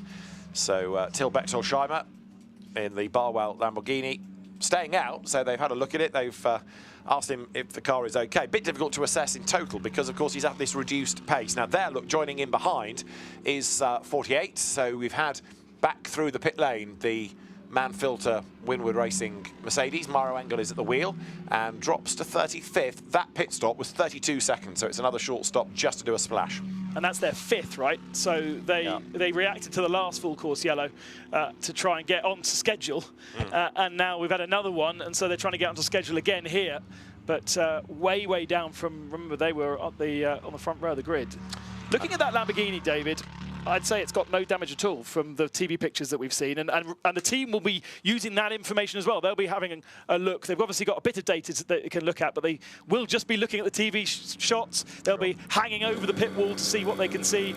I would say that he's got away with that one lightly, and just the gravel rattling around the car is the only temporary issue. So he should be able to clear that. We understand heavy rain is forecast between 10 p.m. and 3 a.m. and teams are being told check your equipment is properly fixed as strong winds and thunderstorms may be expected. Just in time for you to go home, David, right? I'll be thinking of you all. It's lovely right now. I mean, it's not blue skies, but it's okay. Oh, humidity 98%. Okay, less okay. Good running weather this, Ben, if you're interested. Not humidity at that. Aye. Definitely. Oof. Leak. There is still rain in the air, and you're looking back from the race leading car. Down to the chicane comes Alessio Rivera, Fabian Schiller behind him, but yes, it is getting a bit black over Bill's mothers, as they say up north. It's getting darker and darker. Does that translate in other languages? Yeah, well, it's getting cloudy, getting gloomy, looking as though it might rain. As a southerner, I don't. You don't speak Northern, do you? No. You won't understand if I say somebody's Albert's mother either, will you? No. If you do understand why somebody is a bit Albert's mother, feel free to join in, and you can let us know and educate Ben. It's all to do with Albert and the line. Meantime, pit stops for the race-leading car. Alessio Rivera, Fabian Schiller is in. It's easier to tell you who's not in, quite frankly, because all the leading cars have dived, apart from Max Hesse, who's just gone out. So we've just seen his pit stop. So, again, if you're doing this properly, you need to pit now because it's a cheap pit stop. And everybody will then go back onto the same schedule, save the 163, because I don't think that Lamborghini reacted last time by. Might react this time by, depending on its track position. But did it pit last lap? It's only a minute and a half into Okay, the so stint, it did pit the last lap. So, so we are going to get everybody on the same stint. And I think we talked about the last pit stop being the kind of right time. So it looks as though maybe that fuel ring drama was being sorted, even though it came in relatively early. But again, perhaps they're trying to get back on schedule with everybody else. So the Ferrari's in, and the AF Corsa squad cycle through 51. Release that, then 71 will go. There, others driver change as well going on. That's 25 that Jim Pla has just done his heroics in, and Paul Everard will take over next. And that car, so far, going quite nicely. Mattia Drudi rejoins, staying behind the wheel of 007. Santalok always been so strong here at the Spa 24 Hours. When WRT were obviously running Audis, they were the second team, really, to WRT. They were always positioned next door to WRT.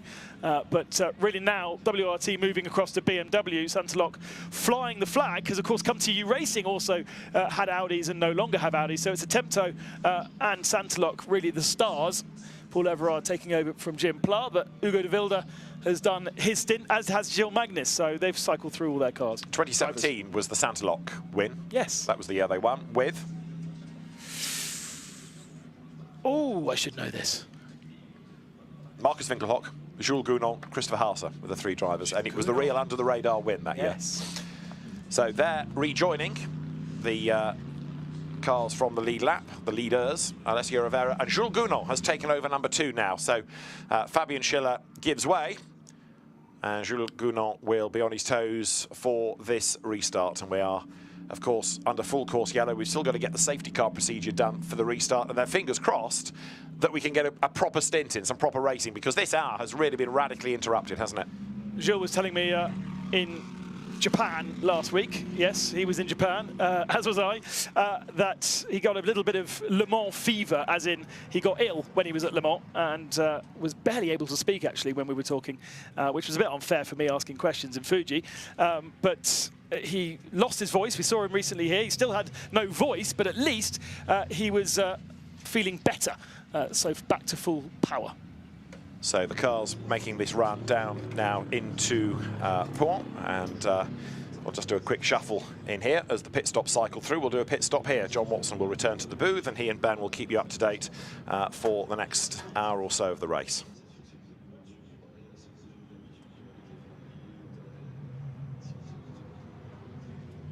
Always a pleasure to have Watty in the box. And he'll just get himself wired in. And it'll be myself and John Watson for the next hour before we cycle through into the night hours and then welcome Bruce Jones and Martin Haven to the broadcast. We've already heard from Ryan in the commentary booth. He'll be down the pit lane for the night stint. And it sounds like it's going to be interesting, to say the least, as we come into the night with thunderstorms. We were hearing a little bit earlier that thunderstorms and the Indy 500 this year evacuated the whole circuit. And they had to be standing outside and then go back in once the risk was clear. Well, actually, thunderstorms are the bane of another sport, namely golf. Playing golf with carbon fiber shafts on your golf clubs is a real magnet to any bolt of lightning that might be around. But anyway, there's a lot of carbon fiber out the circuit. Just I was listening to you and David in the commentary talking about the 163 Lamborghini.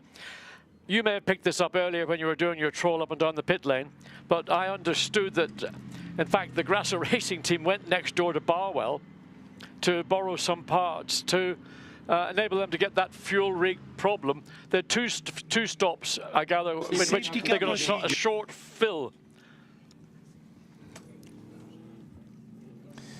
Safety car procedure now, so cars will close up the gaps, come behind the safety car, and then soon we should be able to go back to racing because we're not going to have a wave by this time. But in the box, we've got John Watson rejoining the box. We've got a guest as well, Ralph Aaron. Good to have you. How are you? Have you been out of the car yet? Yeah, good to be here. Thanks, guys. How's it? Yeah, I'll turn you on this time. There we go. All good. Yeah, I just came out of the car, actually. Okay. I gave it over to Frederick Westy. You really don't look like you've been driving. You're joking. What age are you? You look like a teenager. I just did a single stint. That's why. Most of it under full course yellow. So. No, actually, I got a full stint, so it was quite good. Yeah. Yeah. How's it feeling out there?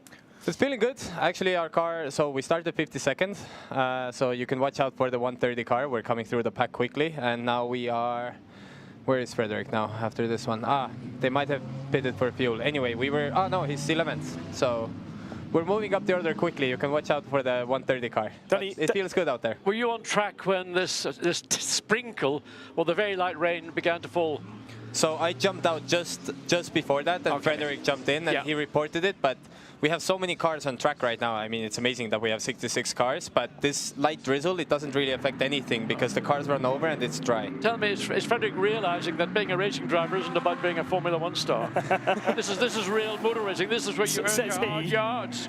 That's what I told him, and to be honest, I'm speaking for him right now, but he has had a smile on his face all weekend. He really loves this. He says he loves our AMG GT3 car, and yeah, he's having a great time. Excellent. And what a team to learn from, yourself and Danny Ucadella, with Danny with so many years experience here. The wind is picking up out there, which is a little bit worrying. It's getting cold quickly as well. When I was walking up, I thought I needed a jacket now. So how long are you going to be out of the car? Are you out for a couple of hours, or do you know? I have a bit of a rest now because Frederick will do a double stint, and then probably Danny will jump in the car. So you'll probably be back in the car. Certainly it'll be dark before you. How much dark or nighttime driving have you done?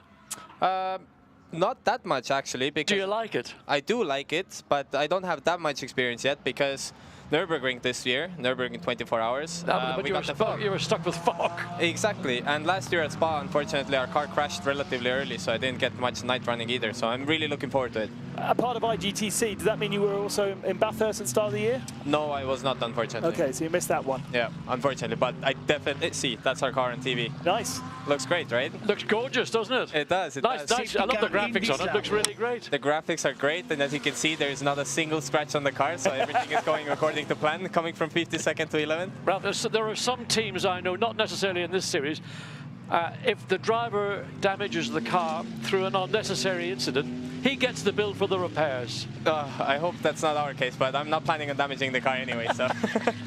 It is effectively really a Works AMG entry, right? Because you're a Works driver, Danny is, as well as Fred Vesti. So safety car will come in at this lap. So does that add extra pressure on you? I mean, there's always pressure as a racing driver, so it doesn't really make a difference. I'm just happy that we're in such a great car with support, with a great lineup with Frederick and Danny. So that's all that matters, and the car is quick, so yeah, I'm really looking forward to how it goes. I mean, safety car comes in this lap. Hopefully it's clean this time. I heard you say that safety cars tend to breed safety Wasn't me. cars. That's always David. Our lead commentator, that's one of his little mantras. And he's always right when he says it, because it's inevitable, especially here at Spa, because if you have a full course yellow, then a safety car, the problem is to get people to get their tire temps and tire pressures back up to a level, so when they get on the gas, in the past we've seen drivers literally on that first lap off all over the place, especially when track conditions are looking just, it looks as if it's dry at the minute, but it could change anywhere. Any of the sort of localized weather areas can just catch you out. Yeah, I agree. So we are about to go back to green flag racing. If you look at the graphic on the left-hand side, the 51 Ferrari now down in 9th position. All cars ahead of him took their short pit stops. So a full service for 51 dropped him to 9th. And in fact, it's the 188 McLaren that is in the bronze category that leads as they come over the line. Not for long, though. Lauren Heinrich goes to the head of the field, but he still owes us a pit stop in the next 10 minutes. So out of position, the number 22 Porsche. Then Mattia Drudi, the Aston Martin, is really our effective leader from that lead group, 3rd position. Certainly been a big change around since the hour that I was out in that rain that came in. I mean, I caught the incident down to the exit of Fania. That sort of threw a real spanner into the works and caused a lot of issues down that part of the track. The other surprise here is that it wasn't really very bunched up. The cars are quite spread out as they've gone back to green flag. Miguel Ramos, the bronze driver in that car, desperately trying to stay out of trouble. But look at the space between our top 5. Yeah, we've got the two BMWs. Where am I looking at the BMWs? Yeah, Marcello in 5th and Charles Vetch. So those two cars going at it, same team, same owner, and of course, Charles Vetch's father, Yves Vetch, is one of the partners in WRT.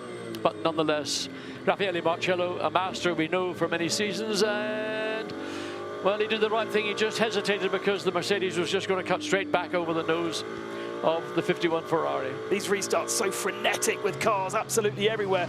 Hard to really be safe on circuit and try not to drive too much to your mirrors and try and attack. Yeah, over there exactly was a perfect example, the differences between the cars as well. As you could see, the AMG was a bit slower mid-corner, but the exit was better. And that's where you get close, you get this Constantiner effect. And yeah, you need to keep yourself calm, you need to stay clean. And talking about conditions again, okay, there was a slight drizzle. Now the track is fully dry again. But like we just said, wind is picking up. When I was walking up here, it's getting cold quickly. So let's see, teams just pitted if they... You know, tire pressures are really key in this race, and it will be interesting to see who nailed them and who didn't. Ferrari strong on that restart, getting ahead of Jules Gounon. So as we went to green, Gounon was ahead of the 51. That has now changed around. So Gounon sitting behind Rovera. But they are fighting over 9th position with plenty of cars between them and Mattia Drudi, who was fighting pre-pit stop. But Drudi doing a short stop as well. So right now, Lauren Heinrich actually is our race leader in the 22 Porsche. So that's just been updated. Matteo Drudi running in 2nd place, and Miguel Ramos in the bronze McLaren. Naturally, it's down to 3rd place, and there'll be Marcello on his tail in a very short time. So out of position. So Jules just made the move over there. Beautiful move in T1, and now I hope Frederick can do the same at the end of the straight. Interestingly, Heinrich, as I said, owes us a pit stop, and in the next 10 minutes will need to make a pit stop. So presumably that team praying for another full course yellow, otherwise they're going to drop really like a stone. A 2-minute pit stop nearly costs you a full lap. And it's really key not to lose a lap. At this point of the race, it's key. Don't do track limits. Don't get a penalty for nothing that you shouldn't get it for. And just make sure you stay on the lead lap. There's a real battle going on. Marcello, Drouet, and then Vetch. McLaren is further, it's not in the lead, that's Miguel Ramos. So he's dropping back. In the meantime, that's an April on his last lap, or the current lap, actually fastest sector time of all in Sector 1. What's going on? That car is flying. I mean, both 51 and 71 look really strong, so definitely 2 cars to watch out for. No, but I mean, you think about the track conditions. We're almost 3 hours into the race. We've had a lot of rubber around the track, a lot of debris from other cars, and that sprinkle of rain. So is the track getting better in spite of all that? Yeah, difficult to say. One thing that's helping the Sector 1 right now for sure is the colder ambient air definitely helps some engines, and I think that helps with top speed, and that's why we see some green and purple sector ones. Yeah, temperatures dropped 3 degrees since the start of the race. It was 23. It's down to 20 with that humidity. Track temperature itself around mid-30s, but we saw yesterday, Ralph, late 40s in warm-up. It was 47 in. It was just outrageous. I mean, I've never known the track temperature quite so high. Not here. No, well, not it's here. got a Bahrain temperature, isn't it? I mean, we've had incredible weather all weekend, and well, all week to be honest. Yeah, here they're battling. Let's see if Dre actually needs to make a move as quick as possible to clear that McLaren and try to make a gap. Ralph, you're from Estonia. Tell us about your kind of journey into becoming a Works Mercedes driver. Long story. Not too many tracks in Estonia, right? No, we only have one circuit. It's great, but I mean, it's something that the bigger issue is we have a circuit, but we don't have many racing championships, let's say. So if you wanna make a career, you have to go in Europe quite early on, to be honest. But my journey is long. I started in single seaters. I raced there quite a while. Then I went back to university. Then I worked as a team manager for Prema. Actually, I was Frederick Vesti's team manager, and we won the Formula Regional European Championship together a couple of years ago. So good story. Yeah, good yeah. Story. And I was a F3 driver for Prema. Dani Junkadea was an F3 driver for Prema, and Frederick Vesti was a F3 driver for Prema. So we have a lot of history together in that car. One of the questions I always want an answer to is, there are not many Estonian drivers that we meet, and certainly not in this championship. What's the food like in Estonia? What's the food like? Food's great. Is it Scandinavian or is it Baltic? I think it's a mix between the two. Let's say it's not easy to say what our national food is. There's a mix of a lot of different countries. So raw herring and things like that. Raw herring is there with potatoes. I'm surprised you know that, but that's great. Yeah. I know too many things. In the middle of the track and contact. Okay. Full course yellow. Full course yellow. Here we go. What's happened? Yeah, race control there. Yeah, very quickly on the case. In the background. The other interesting thing that I've been to Estonia a few times, and they are fanatical, generally, about their motorsport, or their sport generally. You've got Oyt Tanak in the World Rally Championship, you've got Paul Aaron as well. Are you experiencing that kind of support from your fellow countrymen? Definitely. Big hello to everyone who's watching at home right now, and actually we have a lot of supporters on track here as well. And there's a second Estonian driver on the grid, Martin Rump. He's in the Porsche. Well, Ralph, thank you very much for joining us. It's great to have you here. I hope you keep that great spirit that you've got in your team, and good luck for the remainder of the race. Where are you now? Still 11th. Yeah, we're doing well. We're doing well. Thanks for having me, guys. And yeah, if you want to drop by later, if you've got nothing else better to do, you know where we are. There's quite possibly going to be a lot of rain tonight, and if maybe it's going to be a red flag, we don't know. We have to wait and see what the weather brings. You're more than welcome. I'll happily come by. It's nice and warm up here in the booth. Okay, but hold back. Any chance of it being? Okay, leave it there. All right, Ralph. Thank you very much. Thank you.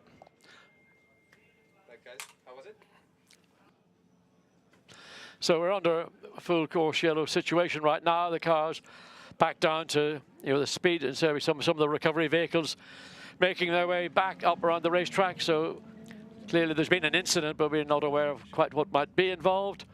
As we look at the view, the drone down as the cars come into and exit the chicane. And I mean, at the minute, the sky, I know there's bad weather expected, but the sky, the clouds are still quite high. And every time I look out the window to see that little light rain, it doesn't seem to be there. Well, I didn't see it because I was sitting in the press room while you were working with David, but you saw it on screen. You were able to I mean, I didn't see how much fell, but it was that sort of Irish misty sort of rain. It doesn't feel like rain, but it still can be very dangerous, very treacherous. Look at the front of the Aston. It's more bandages on it than... That was a result of, that's the 188 in, or is that? Yeah, so remember they were our leaders after the last full course yellow period. Yeah, so Miguel Ramos is in the pits. And this has fallen quite nicely for them, so they're able to get their service done under full course yellow. So will the Porsche 22 of Lauren Heinrich. So actually that's brought them into contention here. Okay. Because previously we were looking at them saying, yeah, right, you're at the top of the timesheets, but you owe us a pit stop. Now they're going to get on schedule and under full course yellow, potentially not lose too much. although there's quite a few cars already going down because we've been bunched up. But in the opening hour, we had a race of virtually no issues whatsoever. It was almost full of my leader, and everybody was exceptionally well behaved. And it seems that since that little rain shower came in, it's all kicked off. And whether it's to do with that, or whether it's just a factor of that, you know, it's Spa, things happen at Spa. So we have to wait and see where we are when this full course yellow will be finally withdrawn. We're waiting for, let's see what's coming up. So anyway, it'll be a while, I believe, before we get back to safety car conditions. I thought Miguel Ramos did a really good job, because he led the pack as a bronze driver with pro drivers that we've already seen so fierce when we go back to green flag racing, and he was able to keep a decent speed but keep out the way of cars that he knew were going to be faster than him. Well, brought the car in 7th position and handed over to Adam Smalley, but I think he will have a few stories to tell with that restart. Well, Miguel Ramos is an extremely experienced and an extremely capable race driver. And, you know, that's where expertise and experience plays and pays big dividends, is at Spa. Because if you've done it, and I don't know how many times he's raced here in 24 hours, but if you've got that sort of background and the knowledge to fall back on and know when to push, know when to be cautious, all those are reasons why you employ Miguel Ramos as one of your drivers. Yeah, absolutely, and he's a long association with that 188 squad. Run by Garage 59. They've got 3 cars here this Andrew Kirkcaldy and Chris Goodwin are the principals of that. So Andrew I caught up with him briefly last night, as I don't know where he was wandering around in the building in which the press centre and the television compound is. Let's go down to Antonia, and she's in the pits with the 78 crew. Till, amidst the about 6 drops of rain that we had, you had a little bit of an incident onto the gravel. What happened? Yeah, I was going into Piff Paff 1, and one of the cars in the other class, I think it was a red Mercedes, tagged me in the back, spun me round, which is a shame. We were running P3 in class, I think, at the time, so but still a long way to go. So hopefully we can get back on the lead lap. Would you expect to see a penalty there? Were you completely just a passenger in that? Yeah, I mean, I haven't seen the video of it, but I got hit from behind under braking, so I'm not sure what I could have done. He was obviously braking a little bit later than I was. I think he must have just misjudged it, but yeah, I won't comment whether it should be a penalty or not. Well, aside from that, how's the rest of the race going?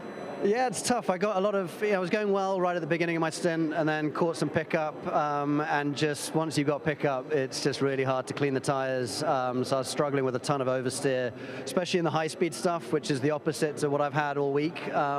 So tough to manage, but you know, we were hanging in there, and I think we've got a quick car. We've got a really great team, great Crow drivers. So plan is to spend the rest of the evening getting back on the lead lap and then trying to fight our way back. Oh, well, you've got all the ingredients for success. Now, if the rainstorms comes, which it really sounds like they will your recipe be threatened? Look, I think the Lambo's been great in the wet, so we got some wet running during the test a couple of weeks ago. So I don't know, given where we are now, I think the wet running might be quite a good thing for us. Oh, okay, well, I guess we'll find out. Thank you very much. It sounds like, Watty, that the test that they did in the prologue a couple of weeks ago, they then had the resurface afterwards. And it does sound like a completely different racetrack now to what they experienced a few weeks back. Okay, the guys who did British GT were able to drive on this tarmac, but it was only resurfaced the week before that. Well, the prologue came, it didn't come up a couple or 3 days following Mazzano Sprint. So that was what, the best part of 6 weeks ago.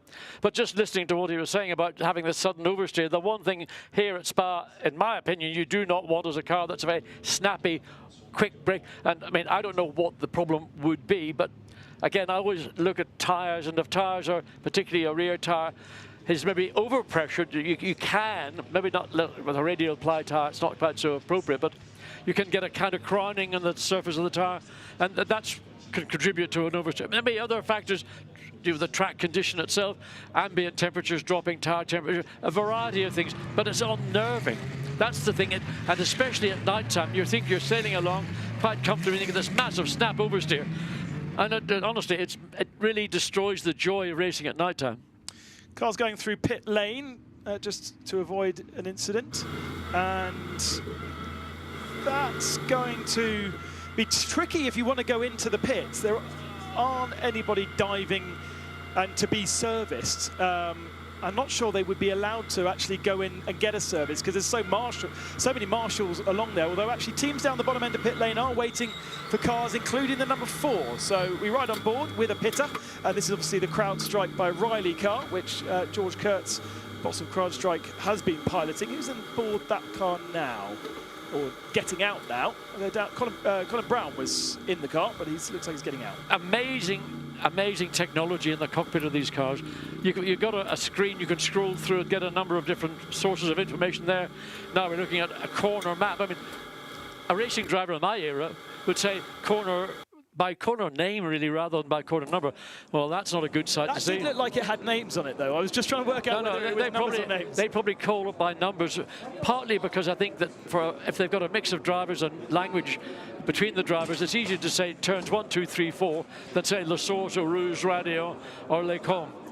And I think in a radio traffic between pit lane and car, if you just call the corner by number, I think it's much easier for each side to understand what they're saying. Now that looks like it's the end of a race for the dynamic Porsche. That sounds to me, or looks like body language saying that we're done.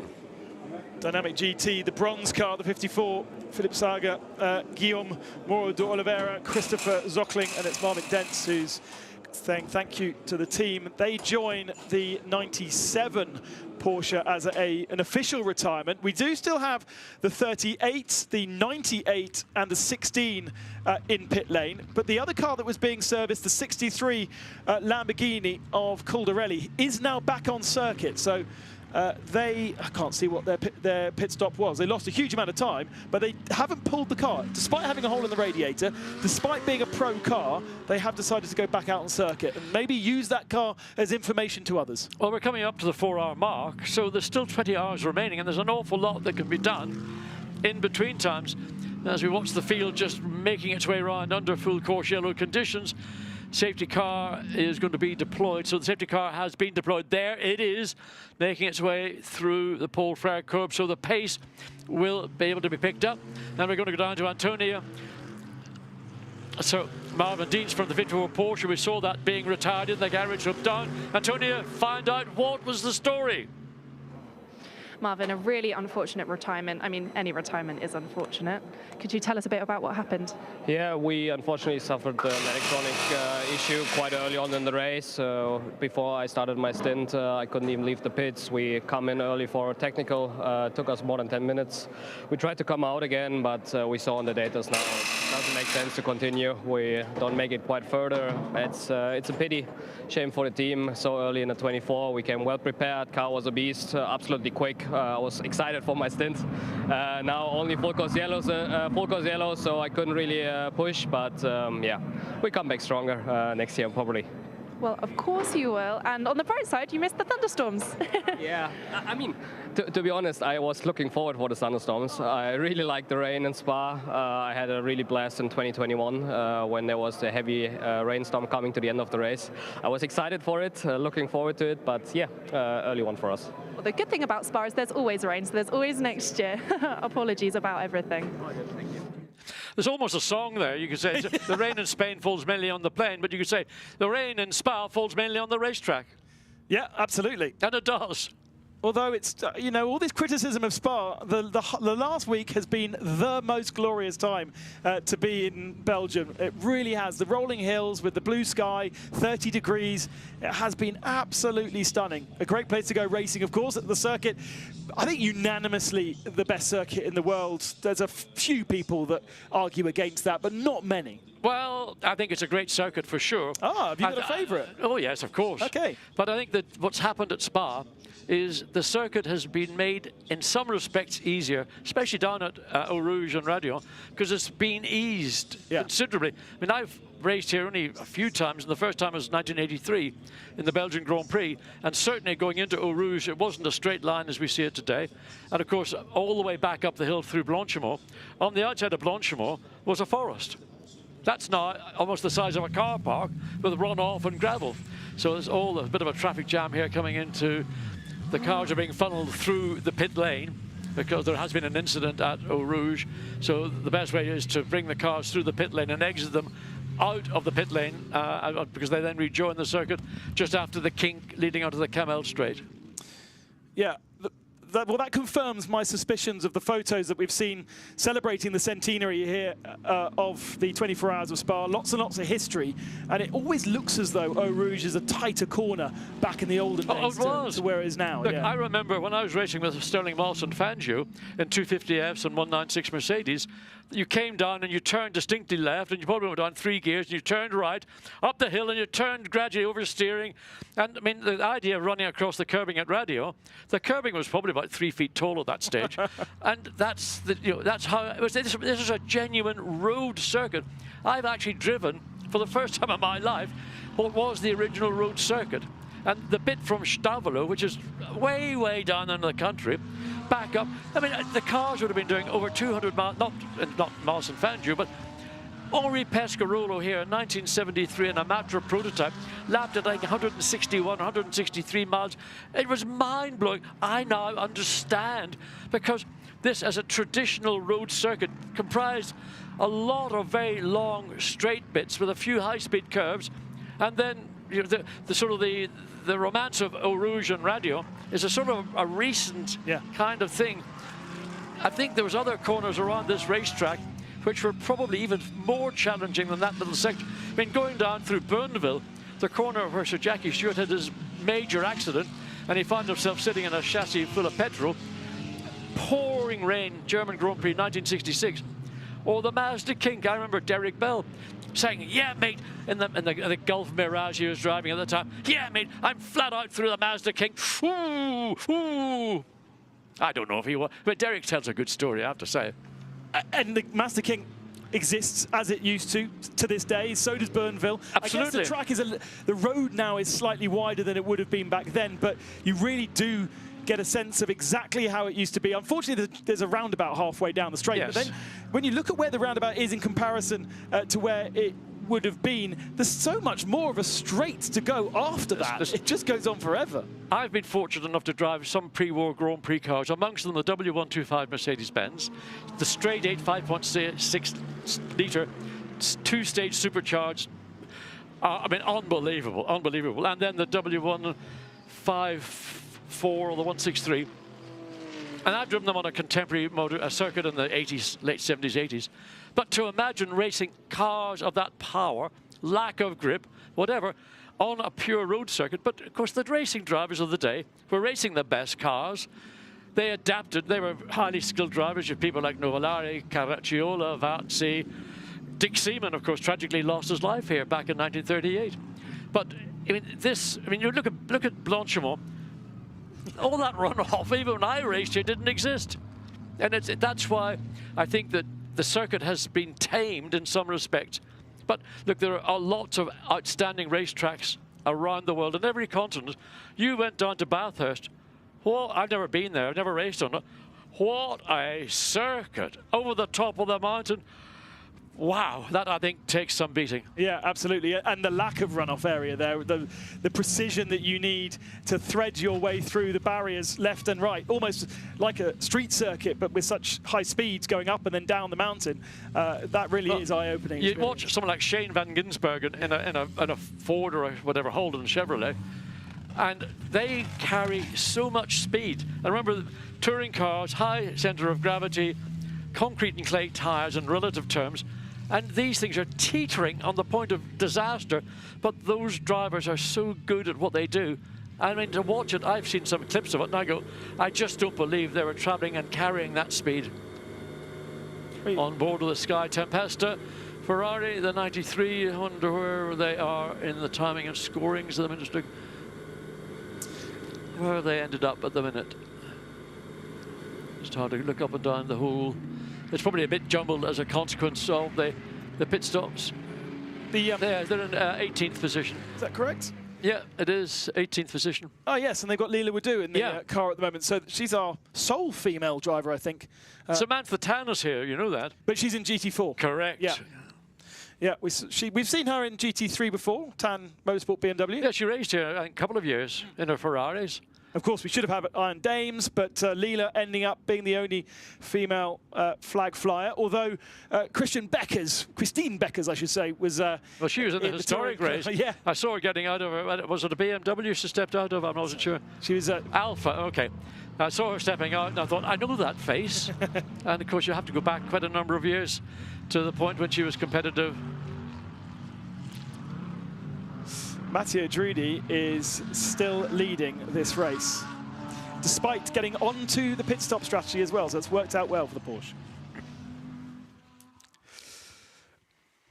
The race began at 4:30 local time here in Spa with huge pomp and ceremony to celebrate the 100th anniversary of the Spa 24 Hours. Jackie Ickx was here to flag the cars off, and it was all very, very well behaved on the first couple of hours, really. An hour and a half worth of action. It was the Lamborghini that led Mercedes up the hill for the first time and absolutely stayed like that until the first round of pit stops. Just an incredible sight of 66 GT3 cars of the same spec racing around this famous 7-kilometer circuit.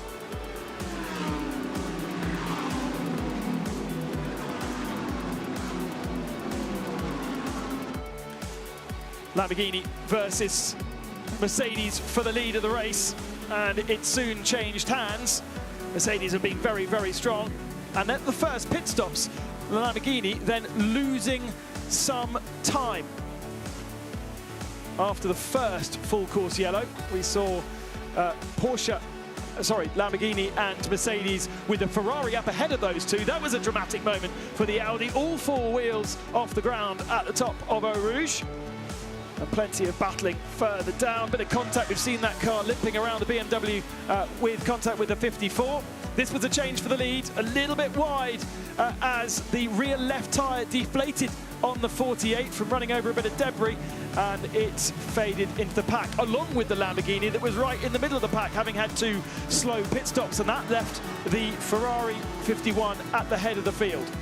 Mattia Drudi in the Aston Martin, looking very, very strong and carving his way up to now a lead position, taking advantage of many a full course yellow and restart, and always looking very, very strong in those positions. This was one of our bigger incidents. The McLaren slowing in the middle of the circuit because of a full course yellow call and catching out three other cars.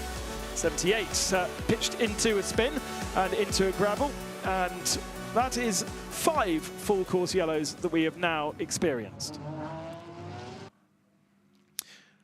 We are now into safety car procedure, and we are now also, by the looks of things, using the full circuit once again. So whatever incident was down at the bottom of Eau Rouge, it is now being cleared up. A little bit of concrete dust to sort out. Well, there must have been a little fluids, yeah, it looks like it, dumped on the track as a consequence of the incident. We don't know yet quite what was involved, but you can certainly see there was a form of, I call it, speedy dry put onto the racetrack to mop up the liquids, whether it was just simply water, but more probably it was going to be oil, and that'll get cleared pretty quickly as the cars go through. So as we go to safety car, everyone gets themselves back up to speed, and we will soon go racing again. Let's go to Antonia, who's got Maxime Martin. Maxime, let's rewind a little bit to earlier this weekend. You had a bit of a tough job in quali and didn't make it through to Super Quali. You were in 21st at the start of the race, but now you're in 2nd. Great. Yeah, it's a good start for sure. At the end, I mean, everybody's a bit out of sync and strategy because of a lot of full course yellow, a lot of safety cars. So we didn't pit on the last full course yellow, where some cars pitted. So that's why we are there. But at the end, at the moment, everything is going fine. The car is in one piece. It's still a very long race, so we just continue like this. It seems like you're starting to settle into a bit of a rhythm now this weekend. Is that kind of where your car's strengths lie? Yeah, the race pace in general is better than quali. So usually we are always better in the race than in quali. But I mean, we know the weather conditions are going to be tricky. So there is a lot of things coming to happen. So we just have to stay on track and see where we can be in the morning. A couple of the drivers have said that they're actually quite excited for some rain. Do you lie in that category? Yeah, I mean, for me, usually I like rain. It's not a big problem. But at the end, you also need to be on the right time, right car, right tires. A lot of things, has to be there to be able to. It's also a situation where you have more likely also issues or mistakes. So it's okay. But at the end of the day, like I say, we have to stay on track, survive, and see where we can be tomorrow morning. Well, I can think of no team with more experience to handle it. Best of luck. Thank you very much. Maxime, a family affair, inducted into the Hall of Fame that was introduced this year as a part of the centenary celebrations. It introduced with his father and his uncle that he's previously raced here before. They were planning on racing in the historic touring car section, but unfortunately I think their car expired and therefore they didn't get a chance to run today. But obviously a local Belgian, plenty of experience of the circuit. Drivers getting a chance to see what Eau Rouge is like now after that quick dry's gone down. Doesn't look too bad, does it? Raffaele Marcello thinking, wondering, have I got enough in the tank to put myself in a position to challenge Matteo Drudi coming up into Lake Coombe, and he's following the ass in each move, and directly behind Thomas Drouet in his Mercedes, and the Ferrari squeezes the number 2, avoids contact, but that was so almost, you think that Rivera is going to try and get ahead of Dan Aron in the number 57 Mercedes very shortly. So we are back under green flag running then, and this is the battle for 5th position with Gounon ahead of Rivera. So that is a change from the last full course yellow period, whether that was done through the pit stop sequence or whether that was just done on track. Either way, kind of what we were seeing as the battle for the lead before the interruption. And because of those short stops taken advantage by the likes of Drudi, Marcello, Drouet, they have now found themselves at the head of the field. Others will have the opportunity to do a short stop as well. It's going to be a little tricky to understand who's done short stops or not, because they've run through the pit lane for a couple of times and they count as pit stops, as Lila Wadou gets passed by the number 22 machine of Lauren Heinrich, who was our leader pre-full course yellow, but then made his stop under full course yellow and drops down to 20th position. Yeah, Lauren Heinrich clearly keen to make progress at the earliest opportunity on board with the Sky Tempesta Ferrari. She's getting a view of the back of the Porsche as Lauren Heinrich is trying to line up to make a move going up into, it'll be Blanchimont will be a very courageous place to do it. More likely he'll try and get himself into a good position, a good run off Blanchimont. But look how slow the BMW and the Porsche were through there. The Sky Tempesta's got itself up alongside Lauren Heinrich, and that was simply because the BM was slow in the corner, and that slowed down Heinrich as well. On board with Lila Wadou. It's got the windscreen wipers on, but I would suggest there's not too much rain falling on that windscreen. There are droplets, but it's not sufficient to, I think, need. You might want to use intermittent rather than put it on speeds 1, 2, or 3. A problem we saw a few weeks ago at the 24 Hours of Le Mans, that many cars had windscreen wipers that didn't work. They were, of course, in the hypercar category. The GT3 category used to cars with wipers that do work. But if you have your wiper on whilst it's dry, you can wear them out, and then you have no wiper moving forward. So Jules Gounon's found his way up into 5th place. So he's got ahead of Alessio Rivera. And it doesn't indicate on timing and scoring that Rivera has lost a place. It just shows that Gounon has made up a place. Yes, I think because Dan Arrow lost 2. So Dan Arrow in the 57 was up in 5th. Okay, so he's been overtaken by Rivera here. Yeah, exactly. Then one space up the road.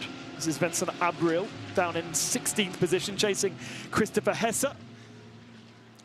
Arrow is leading his category quite a long way, in fact, in the number 57 machine, the silver category. Dan Arrow sharing that car with Tanat Sarantirikul, who's usually a Porsche driver, but will have the Mercedes experience this weekend, and Colin Karasani aboard that car, but up in 7th position right now. Their nearest rival that they were racing with pre-pit stops was the number 10 Mercedes. It's down in 23rd position. So the heady heights for Dan Arrow, who's also raced in the Lamborghini Super Trofeo last year. So Raffaele Marcello on the charge yet again to try and find an opportunity to find a way past Matteo Drudi, and there's not going to be very much offered up. Matteo Drudi too smart and worldly to offer up an easy pass for his fellow countryman, albeit that Raffaele now lives, and maybe is he a Swiss citizen? I think he might be. First time here for the Spa 24 Hours as a BMW driver, having switched from Mercedes, long-term Mercedes driver. And with the temptation of a hypercar drive, switched to BMW, now alongside Valentino Rossi as part of that squad with Maxime Martin. And even though they're GT3 cars, John, they are very different feel, and you have to get used to them, don't you? Oh yeah, totally different. The rain looks like it's getting heavier. In the meantime, Fred Vesti in the 130 Mercedes has made good progress. He's found himself up now into 8th position. On the brakes into Le Combe. Little bit of rain on the lens at the top of the hill there, but for the moment, it's not really affecting the circuit. And Marcello will revel in these conditions. Great to see the new Aston Martin for this year. Vantage was in short supply at the start of the year. Some teams wanting to run more than they were able to do so. But leading here at Spa, 19 minutes and 50 seconds. That's the 992. What's happened to this? Oh, well, I mean, the tyres on the left side look fine. That looks like a technical problem. And has he got it fired up or not? It's hard to tell. Is that a low-revving Porsche engine rumbling away? This is Kevin Estre, Patrick Pilet and Lawrence Van Thorp. Absolutely. They just had an awful run of luck. Worst weekend at Spa I think I never recall. And it's just not gone. That car was taken back to the bare shell effectively over the last 24 hours. Let's see if we can get an idea of what may have been. Hold on, where is it? Here's it, there, the back end. Something goes to the back end. And you would have thought that might have been a tyre, but if it is, wow. No, it's rear left suspension, perhaps? Wow.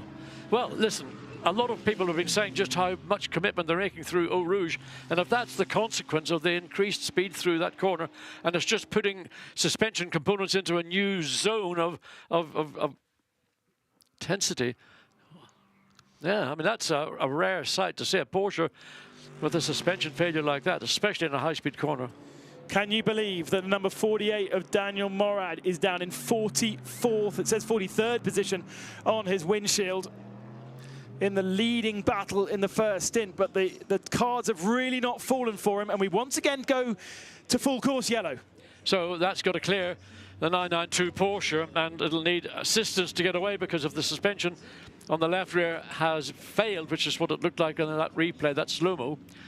Where is the car? I can't see it anywhere. Just quickly had that look from La Source all the way up to the top of Radio, but it was a 360-degree spin and pointing in the right direction. Now, whether they were able to get the car rolling back into one of the access points around the circuit without any external assistance, that probably might be the case. Yeah, because it was just to the left-hand side there, wasn't it? There's nothing there, but I don't know if there's an access just round the corner as you come onto Camel Straight. It is now moving on the Camel Straight according to the GPS. So we go quickly back to green flag. Not a huge amount of warning there, and a good reaction from Raphael Marcello here. He's got a McLaren in front. They've got the slow Patrick Pilet as well. They're side by side for the lead, and Marcello has to be very, very late on the brakes to get that one done, but he does, and he moves the 46 into the lead of the race. But look at the wobble in that left rear wheel. So bring that car back, Patrick Pilet, but look, the wheel is being torn left, right, backwards, whatever, and really, I'm not persuaded that's a clever idea to drive the car back. Literally almost 9/10 of the length of the lap. And he's with a suspension, and particularly after a restart, after a full course yellow, because people are going to catch him. The closing speed is going to be significant. Yeah, he's got the whole field to come past because he's only recently been released from the safety car, so he's really going to have to watch in his mirrors as cars come past. Presumably, though, if it's just a small thing that's broken, they can fix it and go back out, but they are a pro car, and we're not really sure whether there's much worth in doing that. Caldarelli has done that in the 63 Lamborghini and is down in 56th position. I think it will depend on if there's any other damage aside from the failure of the component. You know, it's if you have a suspension component, a tie rod for argument's sake, then the wheel pulls itself all out of shape and it can do damage within the transmission, the drive shaft, or other suspension components. Yeah, I imagine that's more of the worry, isn't it?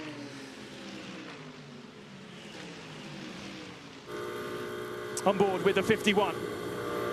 This time, Jules Gounon up the road. There's a car in between them, in fact, because it should be a yellow Mercedes ahead, and it looks as though Jules has got himself ahead of Thomas Drouet, I think. Maybe Drouet has not had a very good restart. There is Drouet in the back. And yeah, Gounon ahead of Drouet. So it's Marcello, Drudy, Chalvert's up to third, Gounon fourth. Drouet drops 2 position. Then it's Rivera, and then it's Dan Arrow. Oh, almost breathless. I mean, it's just begun literally to kick off. Everywhere you're looking, there are incidents arising, cars developing problems. And we're not even yet at, well, we've just crossed the 4-hour point of this race. 19 hours and 45 minutes to remain. Down the Kemmel Straight, lights ablaze. No umbrellas out. The rain just holding off for the moment. It is going to be a talking point throughout this 24 hours. We are getting alerts on our telephones about what is coming. Yeah, they're saying it's in Liège, which is not a million miles away. It's probably about 30 kilometers as the crow flies. But I think that means it's past us because... Depends on the direction of travel. You can see the trees, but I don't know which is north, east, south or west. Yeah, it's coming from the southwest, and Liège is north of us. So it might be that the storm that we saw in Brussels has missed us, and maybe this one in Liège as well. Interesting, Don Aaron has quickest time along with Jordan Pepper Pittard in Pouhon, just under 200 kilometers per hour. Wow. An area which has been resurfaced. You can see it's starting to ripple up because it's been so hot since the resurfacing that having all these cars braking into that area is causing a ripple effect once more. As we so another full course yellow. We don't know the reason for this one. So it's, well, as David often points out, full course yellows and safety cars breed safety cars. So we don't know what the cause is now, whether it's just a car in a bad place. It might well be the 992 Porsche hasn't made it back, and it's at a... But we saw it coming down through this part of the racetrack, trying to limp its way back. I hope it had limped its way back into the pit lane. So what is the cause right now? Difficult to tell. So cars, again, back down to this crawl as they are required by regulation.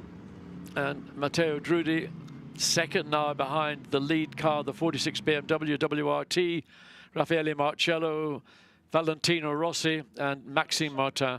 Certainly, if that was to be the result of the checkered flag, and I think we mentioned this earlier in the broadcast, might be a somewhat popular result. Absolutely. Globally, not known just in Belgium. Race direction alerting us that there's a single car stopped after turn 1. That's Lauren Heinrich. There it is. Bodywork. He's hit somebody. Has hit somebody.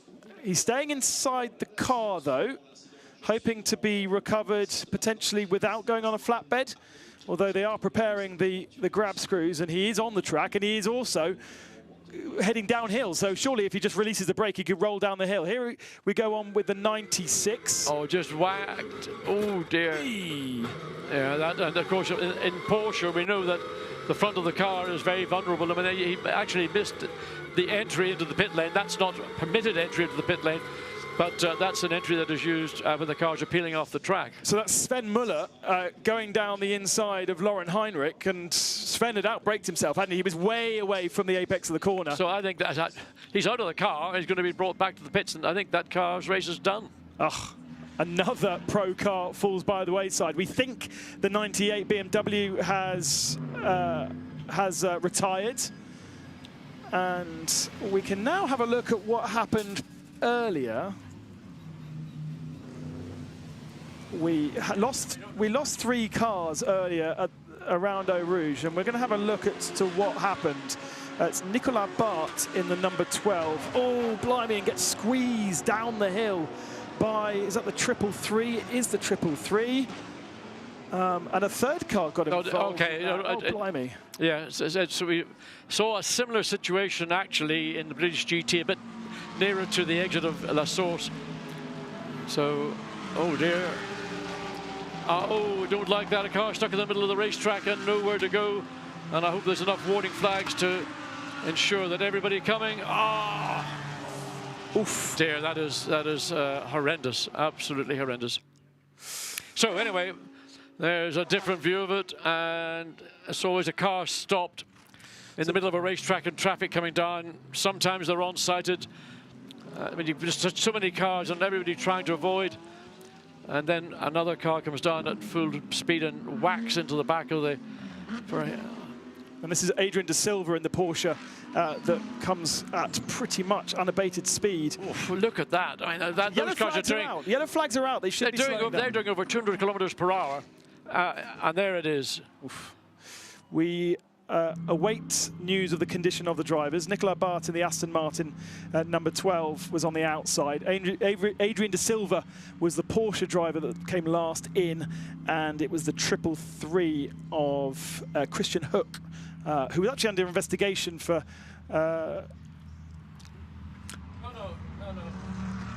Christian Hook was under investigation for not doing a waiver round procedure. We will inform you as to the condition of the drivers in due course. Yeah. So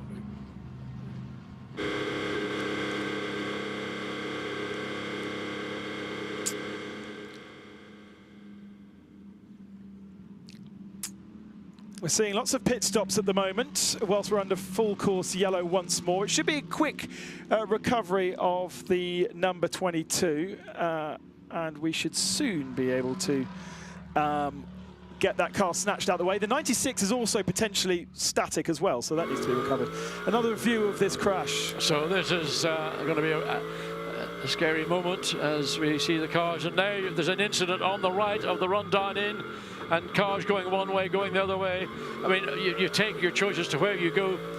Other cars are coming down. Some will have been unsighted because they'll have had a car directly ahead of them, and then that car peels away.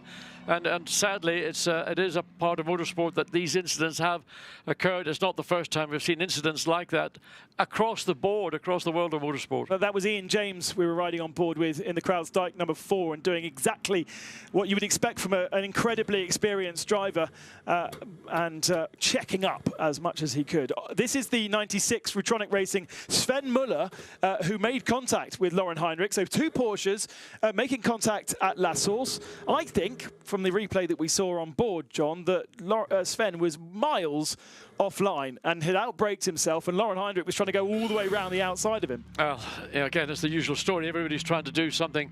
It's so difficult to overtake in general. If you think you've got a chance where you might wrong foot another competitor. First glimpse of the Mustang we've had this weekend, or certainly today. Love that. Oh, no, because Christopher Mies was right at the front of the field. Oh, I didn't. That was when I was having my little break. Yeah, and he unfortunately was a lap down, but we got plenty of him being overtaken, sadly. It's a wonderful beast of a car. There's the Landgraf. Now, that's good news, because the Landgraf Mercedes there, Kevin Say was in the pits for a long time with an incident we saw about, I guess, 2 hours ago now, where a McLaren checked up and about 4 or 5 cars went into the side of him. Kevin Say was one of those in the number 60 Mercedes, was in the pits for a good 15 odd laps, let's say 13 laps, and is now back on circuit. So that's one of the cars that is now accounted for. We know that the number 12, the 33 and the 61 are out after that incident we've just seen at the bottom of the hill. Marvin Dents, we know, is out because we saw an interview with him. The 97 is also a retirement. The 158, I don't know whether we covered that story because it's not a retirement. It is 18 laps down, but they are right at the tail of the field. And the 38 is another one that is still in pit lane, which is Haas RT, and I think we covered that one as well. Plenty of things to do whilst the full course yellow is flying, because the fan zone is absolutely rammed full. And whether you want to be coming with your mates or you want to come with your family, everyone having a lovely, lovely time at this family event here in Belgium. And it's about to start really kicking off down in the fan zone because the DJs are going to start playing, and we'll have some, I don't know how suitable the DJs will be for the kids, but they're having a lovely time right now. I think kids, regardless of their age, I mean, I know that some friends of mine went to see Taylor Swift up in Liverpool, and there were young children there, and they were absolutely, like, eyes out on stalks. First time they've been to what you might call a grown-up concert, and to see Taylor Swift on stage, sort of unbroken nearly for 3 hours, it just was probably the most amazing lifetime experience they will have had in their short lives, and they'll carry it with them all their life. Did you ever think, ladies and gentlemen, you hear John Watson talking about Taylor Swift? I've got a very 2024. I have a very broad church of things I can talk about. Brilliant. Absolutely brilliant. There's going to be a great show down there on the outside of Eau Rouge tonight. Robin Schultz, who I think has DJ'd before at the Spa 24 Hours. He's the headline act from 11:30 till 1 a.m. And actually, then there's another act until 2. So the DJ will keep you up at night, even if the racing doesn't, throughout our night period. We've got that amazing bar that's set up on the endurance pits on the top of the roof, just there, in fact, middle of shot. And that gives you a great view of Eau Rouge. It gives you a great view of the concert and the big wheel that we've constructed as well. Plenty of pit stops going on as they all try and stay on the same strategy. Here's a pit radio. Should we do a driver change to Luca? No, I'm feeling good. I just need my eyes clean. Blanchiment coming, confirm, box, stay in the car. Copy that, copy that. Jen will hand out you the eye drops, okay? She will open the passenger side door and hand you the eye drops, okay? So that's Jules Gounon, who has now come out of the pits. So he has had his car serviced and his eyes serviced. Yeah, I mean, there is ventilation through in the cars, so you get a through flow of air. Some cars also have air conditioning. But, you know, normally a racing driver in an enclosed car will have his visor. Normally it'll be open. So anything that might come into the car and fly around and just only one little speck of dust can grit gets into your eyes. So they carry everything. That's part of the preparation. You never would have thought eye drops would be an essential part of a driver's, sort of kit to bring with him. So Jules Gounon's got a quick eye wash and he'll be on his way. I'm trying to remember whether Jules wears glasses these days in racing. Does he wear lenses? And therefore maybe has contact lenses in, yeah. I've never seen Jules wear glasses, but I don't know if he wears lenses or not. I mean, I understand if you wear lenses and something gets underneath the lens, it's not very pleasant. So there is Valentino Rossi, who is now aboard the 46. The 46 was at the sharp end of the field pre this yellow flag stop, but it's rather mixed up at the moment as some have pitted and others have not. Timing screen will soon update with where we are at, but the majority of the field taking advantage of this full course yellow and getting themselves pitted. I think we're going to do a full procedure here, sadly. So it's going to be safety car procedure and then a wave around if we need to, because the cars that needed to be retrieved have been retrieved from the outside of turn 1. And therefore, in theory, we should be able to go racing pretty soon. So that's car in 30th position, which is the Audi of Merkavaz. So back to this chain of cars all running at full course yellow speeds. As it happens, the Rossi BMW, which had been leading, is now at the point when they're into the pits, 13th position. Yeah, I think now timing screen is updated, and so because Rossi's showing second. Yeah, because Adam Smalley hasn't pitted, and much like we saw from Miguel Ramos before, finds himself at the head of the field with Rossi second, Sorensen now aboard the number 7 and 3rd position, and Jules Gounon in 4th, and then it is the 111 of Carton, which I'm assuming is out of position as well. Yes, it is.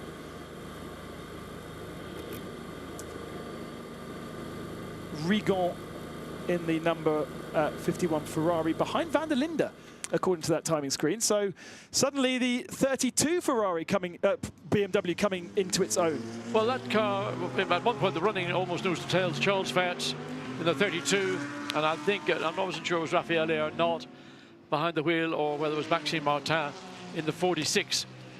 So coming up the hills to a safety car, and that's enabling the cars to run now at a much more natural pace. Get, again, this thing of temperatures, pressures, and whatever. We were talking about Dan Arrow a little bit earlier on being leader of his class in the silver class.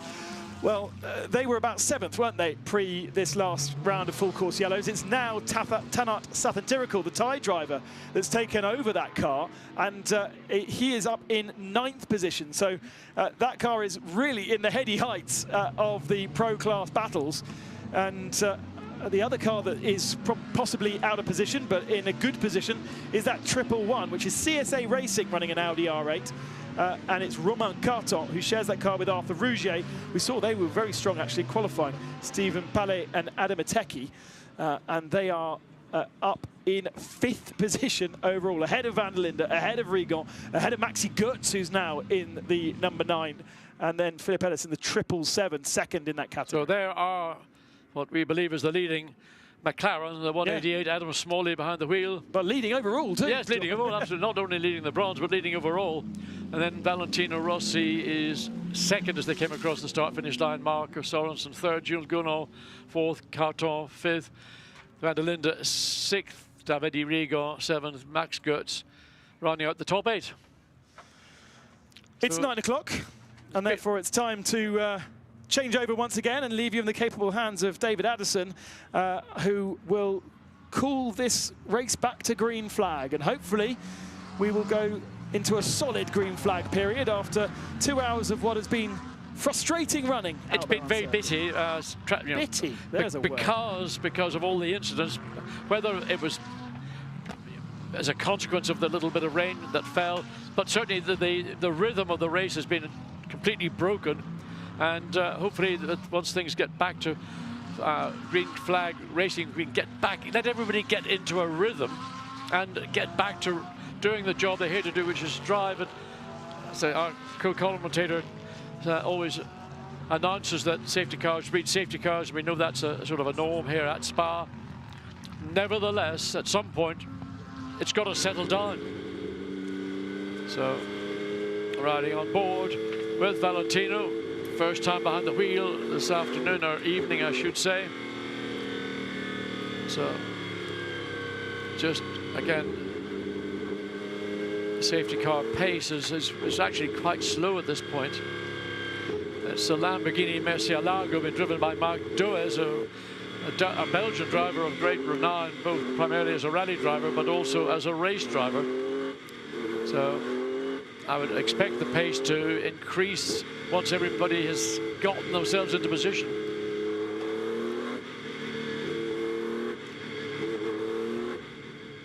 So there is the bulk of the field making its way up and around.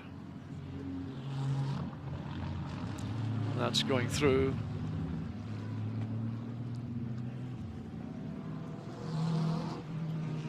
That was coming through Fagnes down into Campos and then out through the Paul Frécourt. Welcome back, David. Well, thank you. I turned my back for an hour and look what happens. All kicked off. Can't be trusted, but can you, two? That accident going down, wow. Yes. That was a serious incident. So yes, my first look at that was a bit of footage one of the photographers had outside, but that only showed the second bit, not the initial part of it. But yes, the speed some of the people were going under a yellow flag. Well, I think, certainly in excess of 200 kilometers per hour in some cases. So, safety car on track, and this hopefully will be getting us closer to our next restart, the next resumption. With Adam Smalley, the race leader then for Garage 59, and Valentino Rossi running in second spot. Now, are we expecting a wave by here? I've lost track of how many safety cars. Sort of Ben indicated, thought possibly we might see a drive-through or a wave-through, as it is known.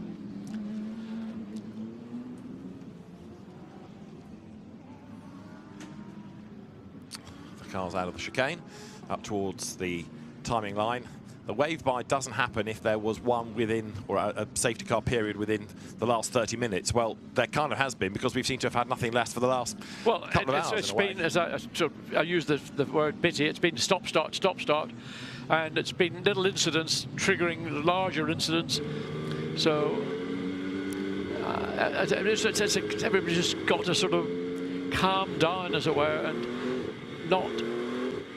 If you're any doubt whatsoever, just be patient on board with Valentino Rossi.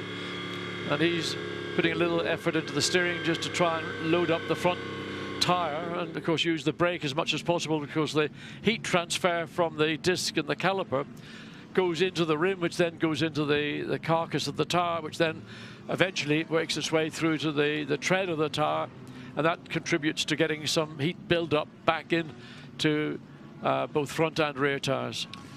And there's a wave through now. Yeah, safety car to move to the left, eligible cars on the right. Also, just to confirm that accident that John's just been touching on from a little while ago, Nicholas Bart, Adrian De Silva, Christian Hook, the 3 drivers involved, all confirmed to be okay. Yeah, that's very encouraging news. From as I really, there's some accidents you see, and I saw that one. I went, oh, that was not nice. Seeing a car stuck in the middle of a racetrack and a load of other cars coming down, and whether one driver was on site or not, but the outcome was an unpleasant-looking incident.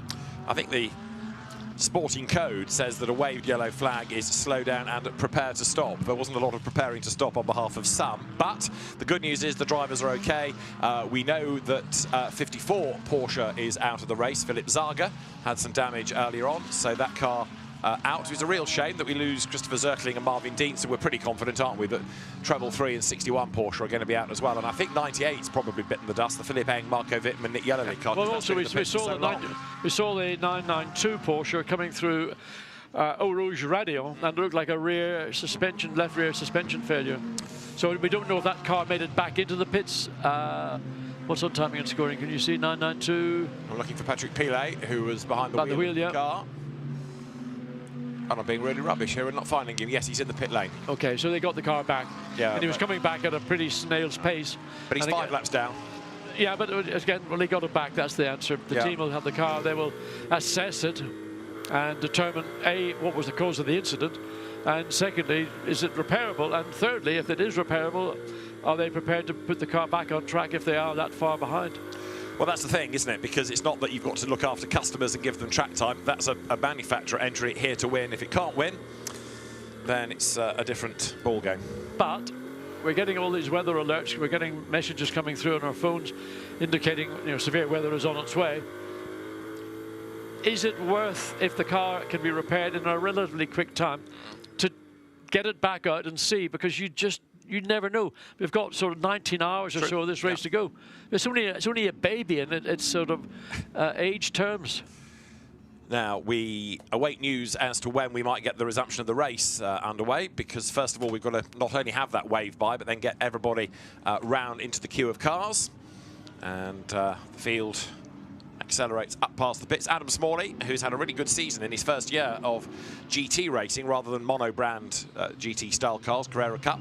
He leads the way. Valentino Rossi is second. Marco Sorensen third. Jules Gounon is fourth. Romain Carton is fifth. Sheldon van der Linde sixth. Though 32 BMW has come very nicely, steadily up the order. Seventh, it is Davide Rigon's Ferrari that led early on. Eighth, Maxi Goetz, winner in British GT last week here. And ninth is the leading Silver Cup car, way, way clear of the class opposition, Ternat Saturn Tiracool, with 10th, treble 7, Philip Ellis at the wheel of that car. Yes, I mean, I think the 188 Garage 59 McLaren, there we see it just behind the safety car. The team have done an excellent job. Adam Smalley, I get it right eventually. All three of them. All three of them, yes. It's a busy car. Expect that car to be a hard car for Valentino Rossi to get to grips. If there is another BMW between the two, so that's a car out of position. But it's a WRT car, so it's not going to get in the way, is it? 30 is the car in question. That was the one that had the puncture earlier on. Sam DeHaan is at the wheel of it, but it's the WRT run. Part of the family. Yeah, that's not going to be a handicap to Valentino. You think the radio message will be going out loud and clear? Oh, you can say so. In clear terms? Nothing ambivalent about it? You will move. And Valentino Rossi then, if we could get him in the lead in his stint, that would be a great headline, wouldn't it? SRO's social media team next door working overtime here to communicate all the drama, all the news. Jan Mardenborough's just pitted, the LJN McLaren running in 16th place. And let us quickly eavesdrop Valentino Rossi's team radio. 46 BMW second. Let's listen in. Okay, the wave 5 is starting, so stay left. Okay, the wave 5 is completed, pit lane is open again. Wave 5 completed. And continue to wave. Safety car will be in at the end of this lap then to go racing. So that radio traffic from earlier on in the lap with the wave by. Yep. That's all done. So Adam Smalley then, the reason that orange BMW is a lap down but not being allowed to overtake is because it is in the Pro class. Wave by does not allow cars in the Pro Cup into the into the wave by regulation. It's only for the classes, if you like, that benefit from that, not the overall, not the pro cars. So one might expect Sam de Haan to wave through Valentino Rossi rather than have a wave through himself because of the nature of the entry. So, to the chicane they come. Adam Smalley will pull the pin and try and sprint away. And he's just done that. And you can't overtake until you get to the timing line. So, if he can pull a march over the orange BMW, doesn't matter whether he's been told to get out of the way, he will have to wait until the timing line, and only then can he pull over and let Valentino Rossi by. And you can see the McLaren has gained a bit of an advantage. Over the line they have gone. And as yet, Valentino has not actually been able to dive bomb Sam de Haan and go through, but he should get past now coming out of the hairpin. So will he want to take a punt down the inside coming into Eau Rouge and Radion, or is he prepared to sit there and just back off momentarily and then nail it all the way through Eau Rouge and Radion and then get the run off the top of Radion and then get the job done coming up to Lake Coombe? But of course, identical cars, identical straight line performance, but I think it's a sort of given that Sam de Haan isn't going to make Valentino Rossi's life difficult. So he's staying on the left of the track. Valentino's moving over to the right. Come on, Valet, get yourself into position. I'm really surprised that Sam de Haan hasn't let him go unless he feels that he's got a chance of unlapping himself here. Well, as you say, part of the WRT family, what are the bigger interests to let the... And they're down the inside of the 30. So clearly the message has gone through. Sam de Haan's pulled over and he's letting that group of lead cars, he's had to get back into line very neatly in front of the Aston Martin.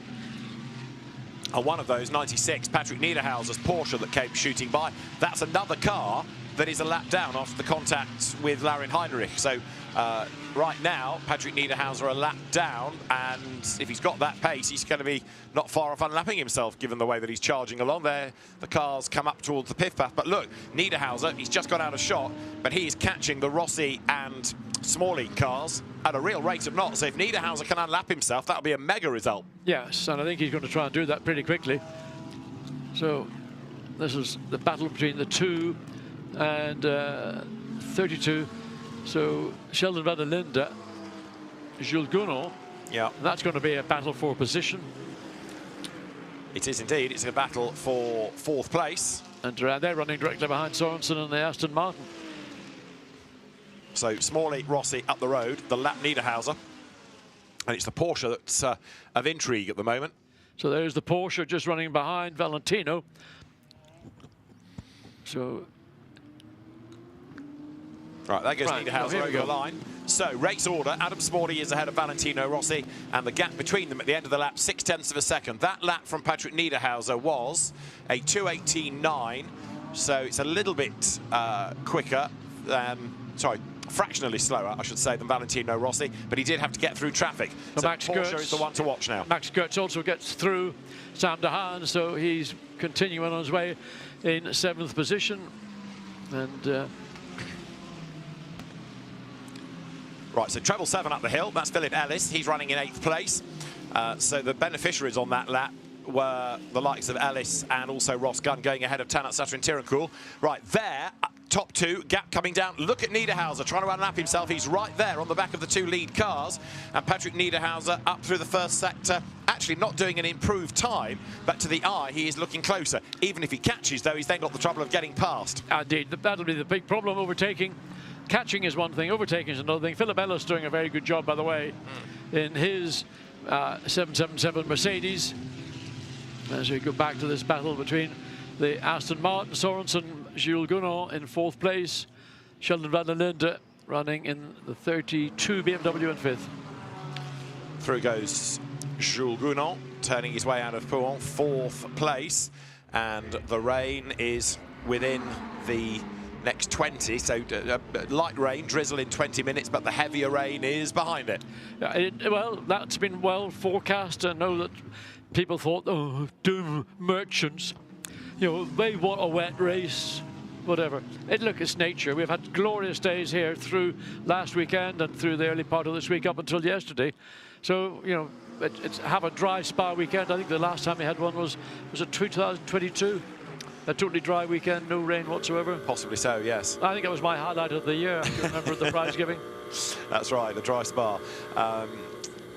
it could be, say the experts locally, that it just suddenly changes direction and misses. You never know with Spa, it's so fickle. Yeah, it's sort of almost like a double-ended comment. A dry Spa is a contradiction. It is. There's no point going to a Spa if you can't get wet. Exactly. Now, Smalley, Rossi over the line. This in 6th place is Davide Rigon. He's going after Sheldon van der Linde. And Adam Smalley is pitted. So we've got Rossi in the lead now. The McLaren is in. And Rossi leads. You look back from the Ferrari over the line. That last lap from Patrick Niederhauser was a 2:17.9. So he's lapping quicker than Valentino Rossi. I still think Niederhauser is going to unlap himself before much longer. Adam Smalley staying in the 188 McLaren. There is Rossi. Niederhauser behind. But behind Patrick Niederhauser is Marco Sorensen. And the Aston is even quicker than the Porsche in a straight line now, heading up towards Les Combes. Into the braking zone they go. And Niederhauser is close, but he's not yet been able to find a way by. So Rossi defending. And so this is a real battle going on in these lead cars. So on lap 98, it'll be, what, another 6 minutes, 5 minutes, we'll be on to the 100th lap. They drop down the hill, they turn through the left-hander of Speaker's Corner, and Valentino Rossi then is looking strong up front, but Patrick Niederhauser quicker behind, and even quicker than him is that car. So Marco Sorensen, he's just done a personal best in the first sector. The last lap, incidentally, of Maxi Götz was the car's best lap of the race. So here they come, up now towards the Piff-Paff. And Patrick Niederhauser doing his level best to try to get himself back onto that lead lap. Valentino Rossi's last lap was a 2:18.1. And Niederhauser, push as he is still going to be affected by having the Aston Martin behind. The Aston wants to put a lap on the Porsche and go after the BMW, and Niederhauser does not want that to happen. So Rossi has got a 1 second advantage over Sorensen. Gunnar a further 0.4 of a second behind the Aston. Van der Linde a further 0.4 of a second. I mean, basically they're running nose to tail. Half a second, just under half a second. So up they come into the completion of lap 98, up into the chicane. This is on board with Davide Rigon, and that car ahead is Sheldon van der Linde's WRT BMW. They were well out of luck last year, were they not? But here he's going okay. Rigon, speed building up towards La Source, just nudging north of 200 kilometers an hour. Down to first gear, heavy braking, turn through the hairpin, back the other side. Grab second, grab third, keep grabbing the gears. Yeah, and it's flat out all the way down, as you would expect. And then when you get to the entry into Eau Rouge, everybody's going to have to give it a little bit of a breathe, because the car directly ahead of you will be doing that because of the car directly ahead of him, and on it goes and on it goes. But the key is to get the good run off radio. That's where you will build your overtaking opportunity as you now come up to the fastest part of the racetrack.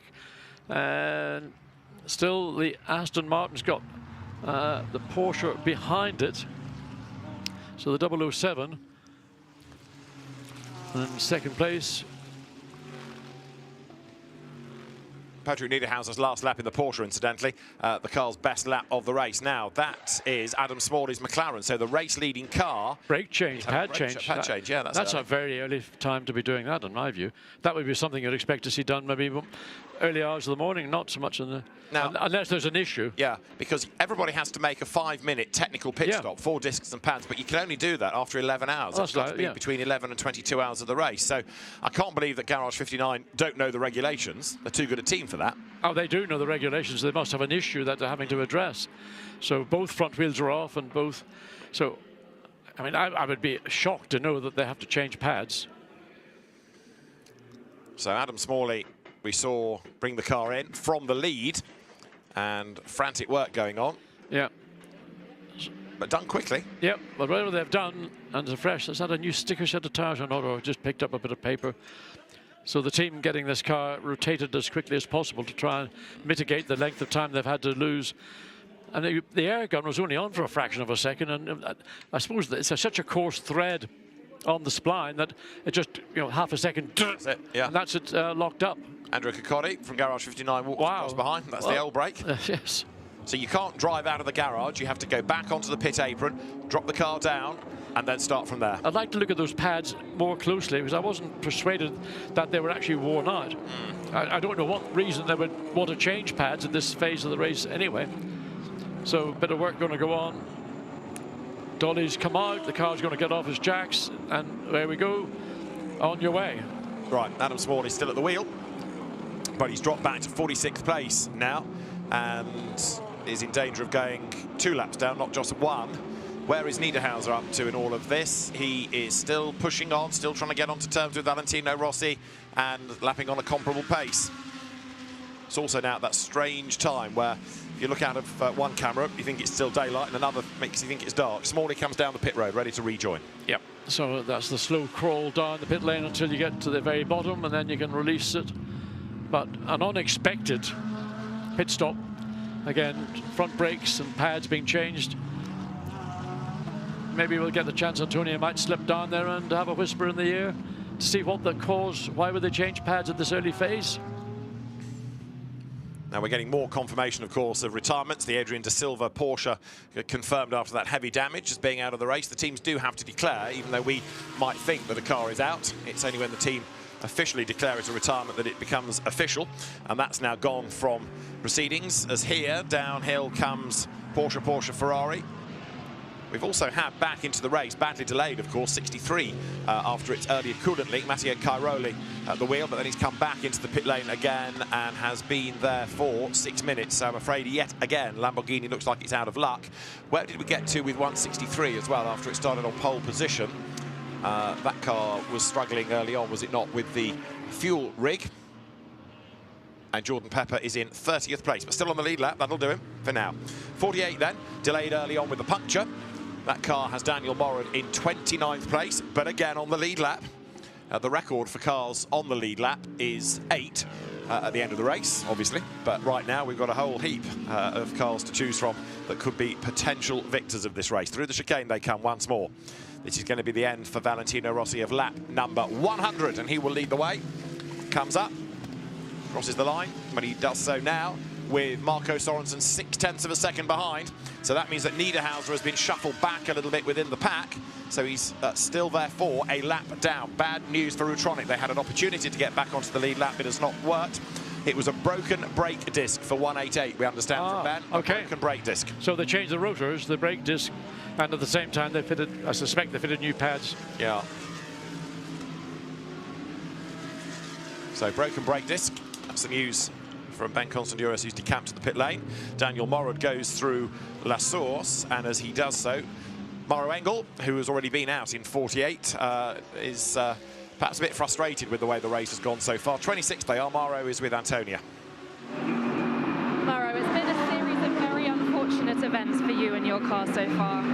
Yeah, so far not the race we were hoping for, and yeah, just was just saying really bad double stint. Just so many crazy race situations which were going not our way, crashes that we had to avoid, getting balked, and anyway, that's all behind us. So now we focus forward, and obviously quite a few hours to go to try and get the car back in the front. Now, according to your team, we've got rain coming in about 10 minutes. Will that play to your favor? Will that finally break the series? We have a good car, and hopefully also in the wet. So yeah, for sure, if it rains, the chances to overtake and to move forward are bigger. Okay, well, all the best. Thank you. Watch this space. That car is by no means out of the reckoning. It's still on the lead lap, and we've only done, in quotes, 4 hours and 50 minutes. There is a long way to go. It's all about staying on the lead lap. If you drop off the lead lap, like Patrick Niederhauser's Porsche has after its damage, then it becomes very difficult to claw that back. But there through is the 32 BMW, and a long way back from that, the Mercedes we've just been talking about, but don't rule it out yet. 100 laps in a centenary event. Indeed. That's so. a landmark, isn't it? Up towards the line they come. So as they head over the timing line, Valentino Rossi still leads the way. Marco Sorensen in second spot.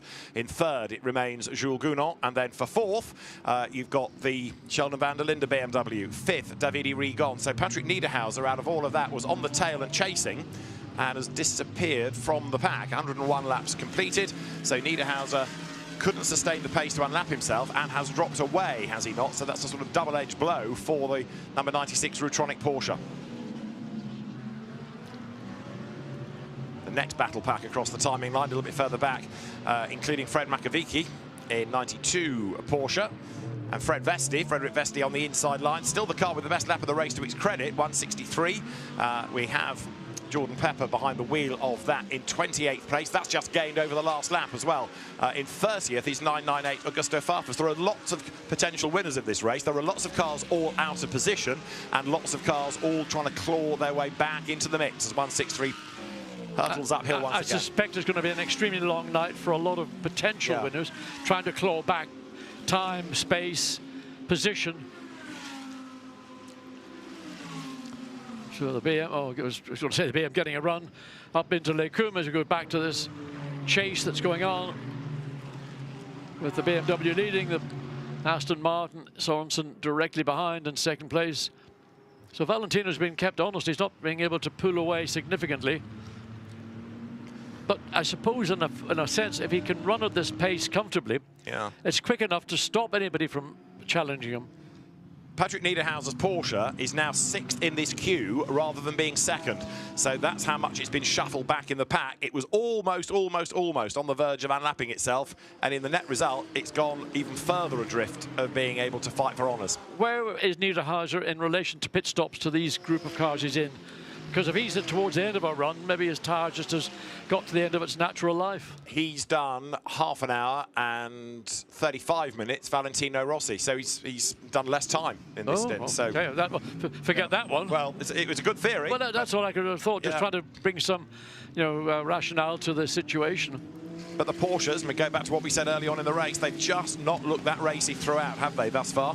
So over the timing line goes Valentino Rossi once more. 9/10 of a second is the margin now over Marco Sorensen. Jules Gounon third, having taken over from Fabian Schiller on the last pit stop. And Fabian Schiller is with Antonio down in the pit lane. He can reflect on how the race is going just under 5 hours in. Fabi, you've been staying out of trouble so far, which is a good thing, and still, what, 19 hours to go? I'm Luca, actually, so no, good race for us. Yeah, the team is really doing a great job. I think we are not the outright quickest, where we're still in the leading pack. I think Jules is currently running P3, and yeah, car's running good. We are in a good shape, and I think we get some rain in like half an hour. Oh, well, all the best for the rest of the race, and let's hope the rain stays off for you. Thank you. Schultz, as you'll have spotted, not Fabian Schiller. I was going to say, I thought Fabian Schultz must have grown a lot in the last couple of seconds, because, I mean, Luca is one of the taller drivers here in the field, and Fabian is not quite the same height as Luca Stolz. So I've made the same mistakes myself, and you just have to move on. Well, we got the message about the car, and they're all thinking about the elements, that's for sure, now as the light starts to go. I mean, racing in the dark is one thing, racing in the dark and the rain is quite another. Look at this train behind Valentino Rossi. He can't shake them off, but he is not cracking under the pressure. He has got another 25 minutes or so before he needs to head to the pit lane.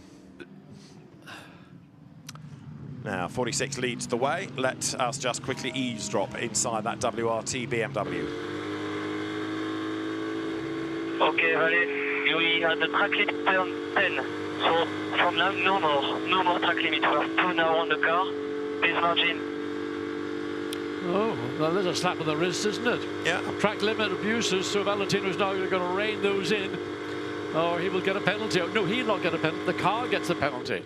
That reset every 6 hours, so he's not far away from another hour completed, and then up to 6 will be the next hour. And he may not be the guilty party. He may be guilty of one, but either Maxime Martin or Raffaele Marcello may have actually contributed a lot more. But Rossi is the one that gets the message, so he's now going to be on tenterhooks to be really careful.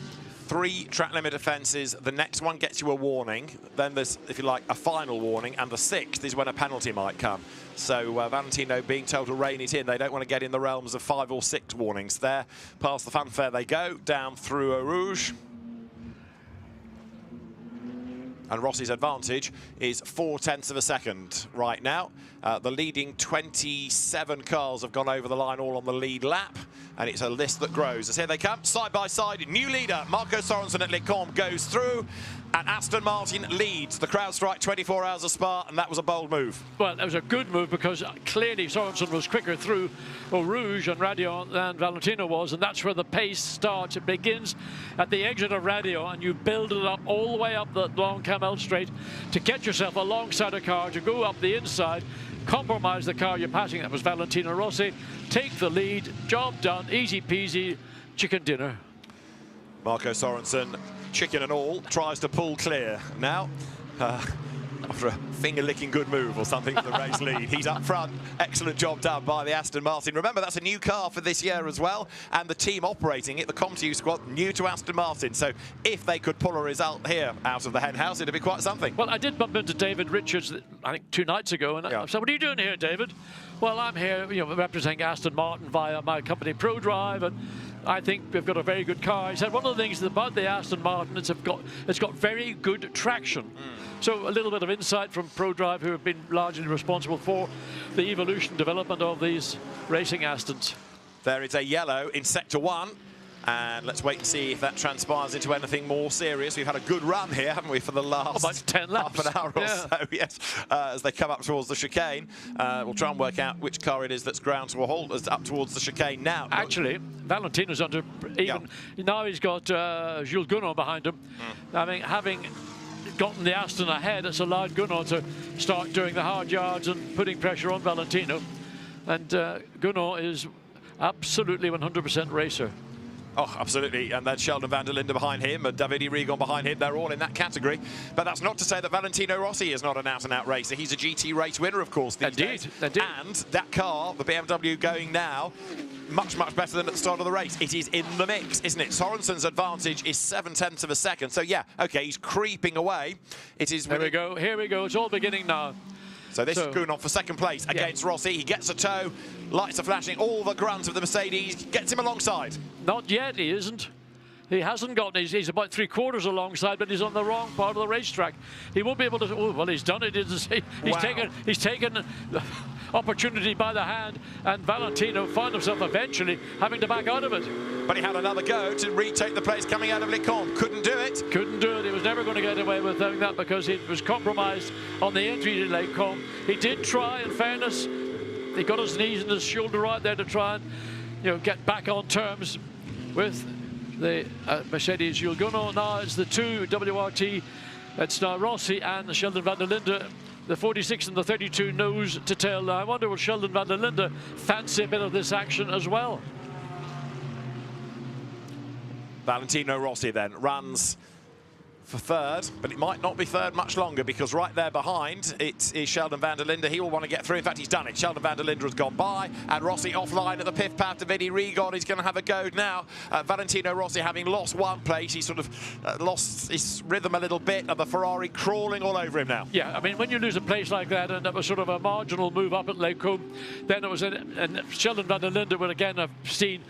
Maybe Valentino was a little bit spooked by the pass, but now it's going to be Davide Rigon who's going to be charging up to the tail of, and who's behind the Ferrari looking a bit racy again? Your mate Patrick Niederhauser. But it's a lap down, of course. He's a lap down. I know, but he's back at the races. Indeed, but that's the frustration, isn't it? He's on the race leading pace, but he's off the lead lap. We've got drama here up at Lecombe. 2 cars. Was that contact or not? So might have been. Is that treble 7 or 77? The Mercedes 77. Again, car sort of 77 facing the traffic, and how do you rotate the car in safety? And well, he had to drive against the flow of traffic, get onto the grass and continue on his way. So that was Arjun Maini, and 111 was Adam Ateki. I think the two did get together because they were behind each other in the queue. So we've seen the 2 BMWs get ahead. Oh, sorry, the 1 BMW get ahead. There we are. There was the contact. The front of the car damaged, and the right rear likewise. So flat car, and the front of the car damaged. So that's going to be a slow trip back. So bodywork damage at the front, and always the danger if you come back with a tire flat on the rim that you can do associated damage with suspension or drivetrain or whichever. So as the Audi limps back to the pit lane, front damage, puncture, makes his way up to the chicane, and that car will head for the pit road, but thankfully is still moving, so we don't have to have an interruption. Now, towards the chicane, that's the rejoined Adam Smalley McLaren after that brake drama, and it's going pretty nicely right now as he tries to thread his way through the traffic. Yes, going past Barwell's Lamborghini. So no real issue with that. Two cars, two different categories. So just looking to see what is the lead car in the bronze category. It's the number 12. It's the 93 Sky Tempesta Ferrari leading bronze in 12th pace. On board again with Valentino, who's lost a couple of positions in the space. And this is Wiper going because it's beginning to rain, or is it just sometimes your hand can knock the switch, and because you're looking so far down the road, you don't actually see the blade going in front of you. Yellow flag sector 3, and it's because That's there the Audi, Audi's yeah. limping back, as you can see. So Marco Sorensen, race leader, getting away a little bit, 2 seconds clear of Jules Gounon. But now that Jules has got past the BMW of Valentino Rossi, let's see what he can do. Up towards the chicane they come. There, Wiper on for the 4th place car of Valentino. So this rain is still teasing. We've been told for quite a while that it's in the air, but it's not really done very much as yet. I suppose it's another sort of stat that people might find interesting, but it's actually a Belgian entrant that's leading Spa 24 currently. I mean, most people assume WRT is the primary Belgian entrant, but Come To You Racing is an Aston Martin team and is presently leading after, how many, well, 106 laps, are on the 107th.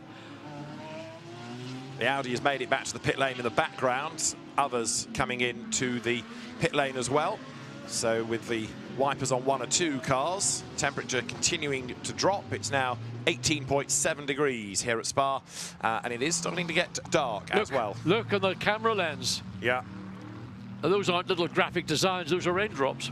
Indeed, you can see it in the air as well, can't you? So now the drivers have to think about whether it's worth coming in for wets. Well, not yet, it won't be, because the tyres will still work on these conditions and it's not properly wet, but it's something else they are going to have to worry about during the course of the stint, and try not to have to make extraneous pit stops. If they can get the tyre choice right for the conditions on their scheduled stops, then that's a winner. The only concern that teams might have is this weather warning. We've been getting weather warnings on our phone apps.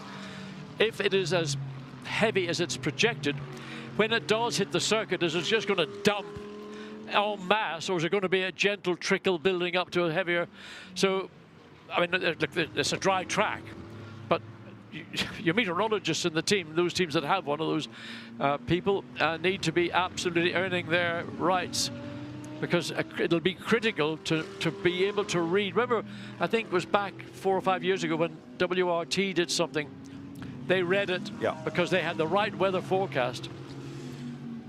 So they put the car on wets in the dry. Everybody looked at them sideways. Then the heavens opened. They're still beaten by the Ferrari, I think, in the end. But I mean, it was a magic call that they made. And it was quite a pass, wasn't it? Around the outside at Blanchimont by Alessandro Pierguidi. It was magic. Unreal. Absolutely fantastic. So, number 9 goes through. That's the Mercedes of Maxi Goetz. He's on a bit of a Spa roll, having won here with Kevin Say last week in British GT. Oh, there we see the front of the pretty sight. That's the Adam Matecki Audi going into its narrow, old-style pit garage. Let's hope that there's no radiator damage. That's always, again, the vulnerability in the front of these race cars. You can see, again, streaks of rain on the bodywork, on the windscreen, amongst a load of other detritus. So Max Goetz has made his way up, and the car that Davide Rigon on the pits as well. No, he's not. He's damaged. He's got a problem. Davide Rigon has fallen back into 9th place. Now, has he had a spin somewhere? Let's see. The lap time that he's just done was a 2:28. He's had a moment somewhere, and this might tell us it was a hip and shoulder from Valentino Rossi. Well, no, it was more of a tag from Valentino Rossi that turned him around. Valet might well have a case to answer there. Patrick Niederhauser gets past him as well. Patrick Niederhauser's lapped Porsche, but Davide Rigon there, no fault of his, I don't think. He was turfed around. I think the professor or the doctor might be up to see the headmaster on that one, because that was an avoidable incident. There was no chance of Valentino passing, but he might arguably say, I came across the track was damp, my car wouldn't slow down, I couldn't, no steering, no brakes, not my fault. Well, it's delayed Davide Rigon enough, but he's still in the race. That's the Sky Tempesta Ferrari. It's looking a lot wetter here on this lap than it did a lap ago, I would offer you. Up at the top of the circuit, clearly it is. So there we are on board. The 93 going through the exit of Le Coum, down the hill, lift off, coast brake, get the nose in. And that's the alternative way to what you describe as the V angle that some drivers in early, out, and back in again. The question is whatever really suits the driver. There's no one guaranteed way that's quicker than the other. Here, doesn't look too bad, does it? The wiper has a little bit of liquid to contend with, but not much.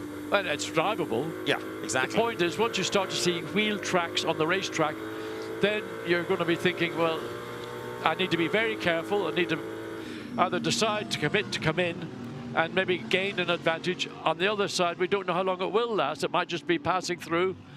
So those are the calls that the driver has to make to the team, and the team likewise have got to be prepared to stand up and say, oh, that two Mercedes side by side up there. In fact, this bunch of cars looks a little bit messy. More rain in the air there as they come through Blanchiment, or it looked properly dark for a moment. This is all for the lead of bronze as well, where you've got Philip Ellis in treble 7 pressing on to very, very good effect. Another Mercedes factory driver, top 6 now for treble 7, leading gold. Yeah, those 4 cars were all, 5, 6 cars were all really close through Blanchiment. 50 is now, because he just got past Maxi Goetz coming into the chicane. So Philip Ellis, no respect for reputation, is he? Gets himself up and past Goetz. That Lumi rank will change in a moment. Philip Ellis there ahead of Goetz. So treble 7 up into 5th spot now, going very nicely. So a real scrap going on with these 5, 6 cars. Number 3 Mercedes is being given a 1-minute stop and go for a safety car infringement. It is the Mercedes of Get Speed. James Kell we had behind the wheel a little while ago. It is now Aaron Walker, but a 1-minute stop go. So there is the Porsche. So it's got relatively clear air momentarily.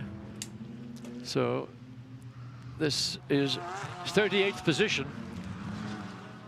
And directly behind him is, I think that might be Sheldon van der Linde. Yeah, so Niederhauser still a lap down, still pressing on. His last lap was a 2:21. The leaders, 2:20s, 2:21s. As there, out wide again goes Goetz. This is to try to get around the traffic, though, this time, and that puts him on the inside line as he drops down the hill, and he goes ahead of the Audi, which isn't for position. It was a car on a different lap anyway. So the race leader, currently Marco Sorensen. Yeah, and he wants to get through all this gaggle of cars. And he's sort of big boxed in. Towards us comes Philip Ellis then, in that 5th spot. Maxi Goetz behind, and then 99, Christopher Hauser, who has got himself up past Ross Gunn now. So Hauser for Trésor Attempter goes 7th, down to 8th, Ross Gunn. And then it's the delayed Davide Rigon trying to play catch-up behind. The Ross Gunn was going really strongly earlier in the event, was the lead Aston Martin at one point. And still in the race, running currently in 7th position. Leading gold at the moment, sorry, leading bronze, I should say, at the moment. In 12th place is that Sky Tempesta Ferrari. Lilo Wadu driving for the team for the first time, and now in the lead of the Bronze Cup, going very nicely. New team, new environment for her. Right, Philip Ellis through, Maxi Goetz through. Christopher Hauser could be the one to watch here. We know how well-drilled Audis can be at Spa. They can almost drive themselves after all these years. And Christopher Hauser has won this event, of course, in the past. There's not much in GT racing that Christopher Hauser has not won. 2017 for Santalok, he was a Spa 24 winner. Let's see what other progress he can make as he comes out of La Source now. Well, there's an encyclopedia of knowledge with the Audi teams over many, many years. So just open the book and say, what happens when we are, into the 5th hour of the race, and you're coming up to 20 to 10 in the evening and it's looking dodgy. That'll be under paragraph 27 file, whatever. So back onto the Camel Straight, the Porsche a lap down, but running at the pace of that lead group of cars. So the rain that has fallen doesn't appear to have increased at any dramatic rate. So the 99 Audi, Christopher Hauser currently in 7th position. He's just overtaken Ross Gunn. We mentioned that a second or two ago. So the Aston down to 8th position. Davide Rigon, the 51 Ferrari, is running at 9th. Vincent April in the 71 Ferrari in 10th. So of course 9th and 10th as we speak. So the car up front remains to be the Aston, 1.2 seconds clear of Jules Gounon, who was fractionally faster last time around. Sheldon van der Linde runs third, and he is lapping quicker than the two ahead of him, but I'm only talking hundreds here. There's nothing really significant between them. Now, Sorensen comes towards us, Gounon pressing on behind. Jules, a double winner of this race, and Marco Sorensen, along with Mathieu Drudi and Niki Thiem, the drivers, the Aston Martin team, and off the road has gone. That's 88, isn't it? That was going so well earlier on. The Audi off the racetrack. Moncini. It is 14th place. Leonardo Moncini into the gravel, and that's going to have to be pulled out. Yeah. It is buried up to a Zuxters. They lost time early on with a wheel gun problem, and now Moncini into the gravel. Look, the curbing, you can see the sheen on the curbing. That's moisture, that's rain. And you can see on the inside of the corner, again, the track is beginning to become wetter. That's up at the top of, I think, up at Les Combes. Yeah. Getting wetter and wetter, but it's happening gradually. And that's the sneaky way to catch people out. But it's a funny angle to be. I wonder whether that was with any contact or did he go off on his own. We'll try and unravel it, see whether there's a report of any incident. Full course yellow is coming yet again. I think I'm right in saying that's going to be our 9th of the race, but a full course yellow, and this time it is for the 88 Audi that's off the racetrack.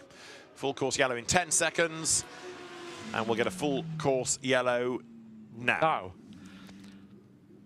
Oh, there we go. Well, yeah, well, you said full course yellow safety cars breed. Yeah, they do. Real breeders, aren't they, these safety cars? It's a big family, you know. They've been at it like safety cars.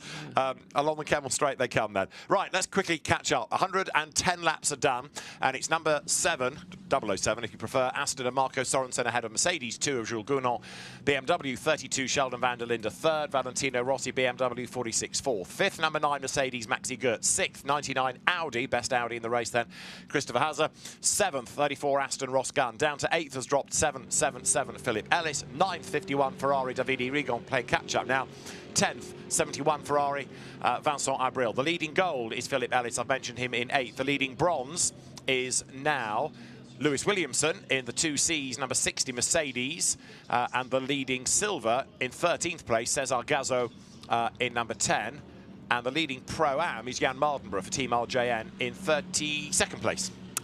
So, Jan Mardenborough, hey, we had him in the commentary booth with us earlier in the event. He's loving it, he says, being back in Europe, having spent, or still spending much of his professional career out in Japan racing. And there is, and that was on the entry, the first part of Les Combes. So how he got there, we can really surmise, but the car as well. I mean, that makes me think of Dad taking his car onto the beach, you know, hard sand beach, forgets the tide goes out as well to come in, and all of a sudden comes back to his car, and there's water up to the axles.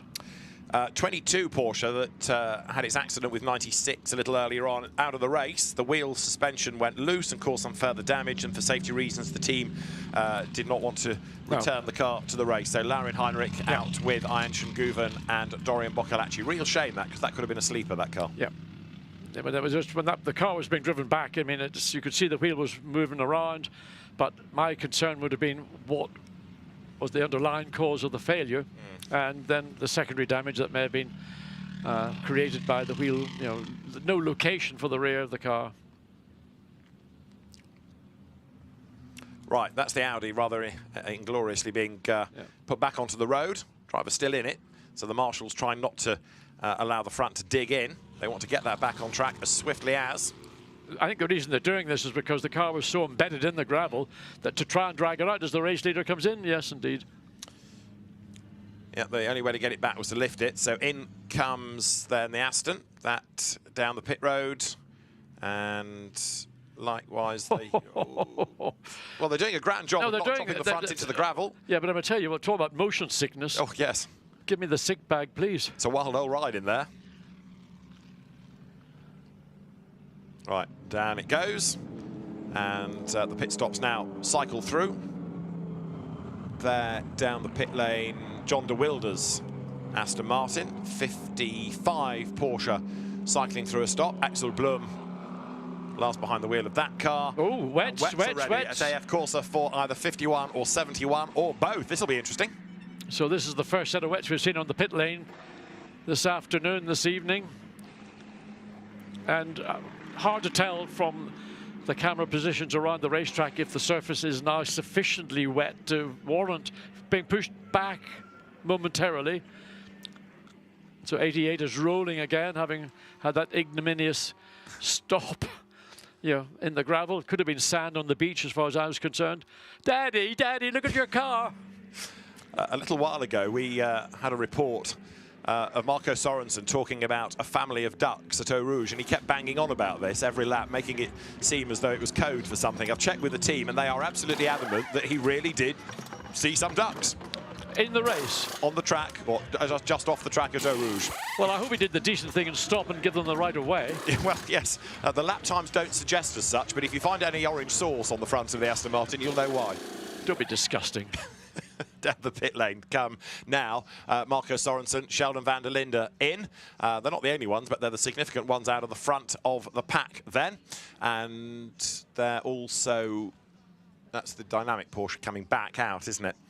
So, again, the race sort of calms itself down. Shouldn't take long to get the Audi out of harm's way, but then the drama here is to sort of regroup everybody. Yes, and whether, I mean, Jules Gonon had chosen not to come in, Sorensen did, the lead car, van der Linde did, Rossi did. So I suspect that Jules is one of the drivers that might roll the dice in this and think, is it right to come in? I mean, look, just looking down in the pit lane, the wind has significantly picked up. You can see the various sponsors' flags on the pit wall. I mean, if that was a whip, they'd be cracking like loud. I mean, the wind is quite strong. It's whipping up really strongly indeed. Now, Gonon is 55 minutes into a stint, whereas Sorensen and van der Linde and Rossi were 59 minutes in, so he can afford another lap in terms of time. But is he losing time staying out? Possibly, but everyone's going to have to go at full course yellow speed, and we're going to end up with this for another lap or so. Oh, yeah. Whether he's gambling on a safety car where they'll go at a quicker pace, well, that's going to hurt him. So he needs to get the stop done, I would have thought. But if the full course yellow stays out for another lap, it should equate. We'll see. And what's going on here? Well, there was transponders they were working at. Wets on 46 as it drops down. So wet tyres for Valentino Rossi. That's the first one I think we've seen confirmed as on wets. What about the two Ferraris? They have not yet come down the pit road, have they? And in fact, at one point I thought the wets were being pushed back into the garage, but may have been because the expected entry there is the Ferrari 93 Sky Tempesta.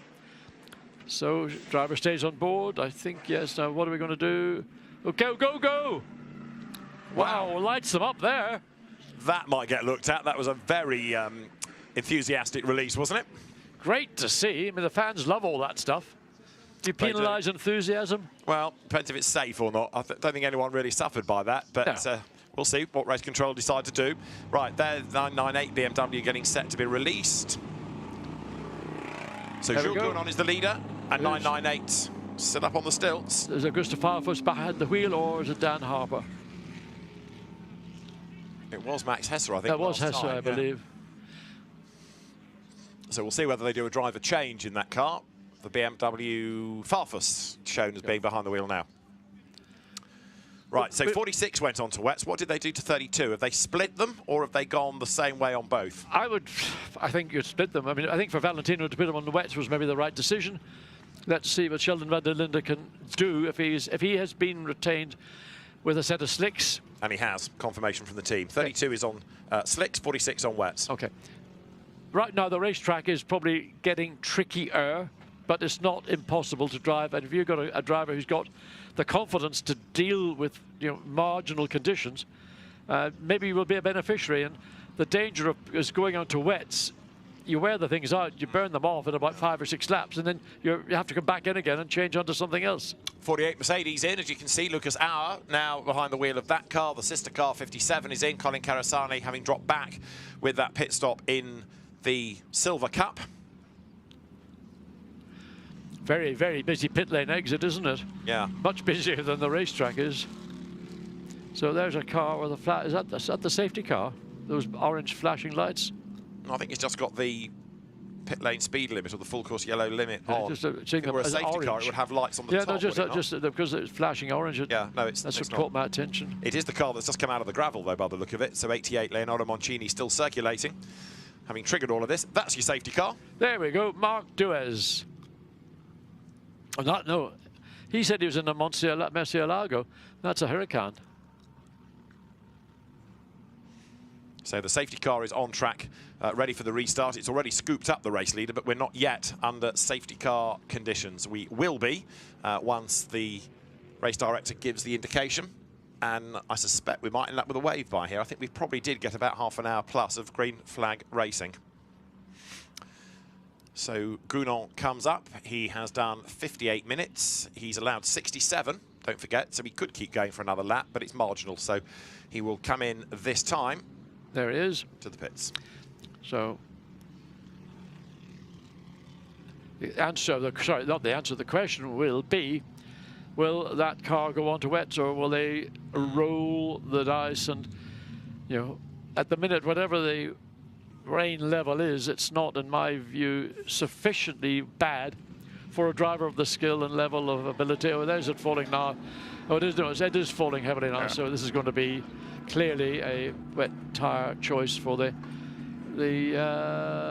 Mercedes. And that is #2. Luca Stolz, ready to stand by and get on board the car. So the rain, you can almost see the raindrops, they're that large. And all those that didn't pit last time do so now. So we'll see whether by staying out a lap it has gone in favour of Get Speed or against them, and whether the Aston retains the lead. And we'll do that once the number 7 Aston Martin comes through. There is Patrick Niederhauser's Porsche in 36th position. Yeah. It's really disappointing for the Porsche family at large, because they've come here and they've got nothing but disappointment everywhere you look. Patrick Pilet's car has been in the pits with that suspension damage for an hour, so I think we can probably scrap that from the race as well after that suspension incident. Right, Jules Gounon out. Luca Stolz folded up and put inside the Get Speed car, and slicks, I think. It is slicks, yeah. Yep, they are. So now that will be, I think, a lot of the opinion or otherwise from Jules Gounon. He will say, I think it's drivable. Yeah. And the big concern is if you go onto a set of wets and you go out in a racetrack which isn't sufficiently wet to make the wet tyre do what it's designed to do, all you do is you just burn the tyre off in about 5 laps. But it's a gamble, it's a roll of the dice. It could be the one that gives you a comfortable advantage, or it could be the one that puts you in the back foot. The car drops down, the fuel line is released, and away goes Gounon. Now, there's 71 Ferrari. They had wet standing by, didn't they, for those cars, but we didn't see what they've gone on to. No. So we'll try and check in on Ferrari, make sure we know what the 71 entry is now running. Luca Stolz came, or that car rather, with Jules Gounon at the wheel, came into the pits in the lead of the race and heads uphill now on the pit out. Now the field under full course yellow. Let's have a look at why. So this was the bit of contact that turned around the Audi. I did wonder whether he'd had any help, and there's the answer. Yes, another car off through the gravel in avoidance, but I said at the time it was a strange angle, and it was not a spin as such. He was given a tap. That was Klaus Bachler, who went around the outside of it but had to go through the gravel. He was lucky to get away with it, but the aggressor on the inside line tagged the Audi, and around it went. So that explains why Leonardo Moncini was in the gravel bed. Slicks for the Boots and Mercedes.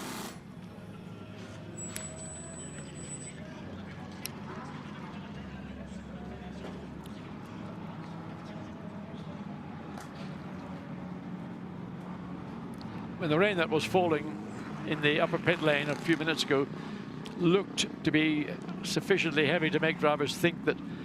And is that a wing change in the rear of the Mercedes?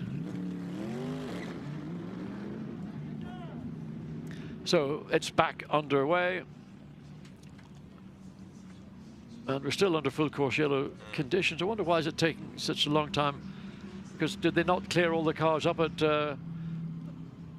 Lake Coombe? I suspect they did. They might be doing some track sweepage, but I think what they want is for as many of these pit stops to cycle through. Then we can go safety car. Okay, okay. Just try not to disadvantage people too much. That would be my theory. See how busy and how dirty the racetrack is there. Gravel everywhere. Yeah, it's the gravel. I mean, I don't know what you can do about it. I mean, I agree with gravel around racetracks as a deterrent to track limit abuses, but particularly in the exit of Lake Coombe, the edge of the racetrack. It butts up to the edge of the gravel bed, and people do drop a wheel off the side, and that then showers the racetrack as the car departs.